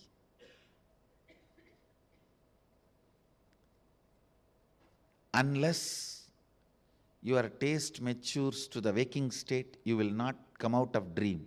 You will continue to be dreaming and blabbering in the dream. Remember a proverb. You can eat in the dream, even kiss in the dream, but never piss in the dream, because that is set up. You will realize the bathroom is set up. If you have experienced only, you can understand what I am saying. Understand, there are some things which you should never do in dream. Don't use the restroom in the dream because it is set up. If you use, then you will realize, you will wake up and realize, yes, it was set up. It's your bladder which is filled, created the whole restroom for you. Actually, if you analyze all this, your whole being will get matured. Same way, it is your hormones which is full in your body, creates the ambience where you think pleasure happens. All your pleasure, pain, good, bad, is nothing more than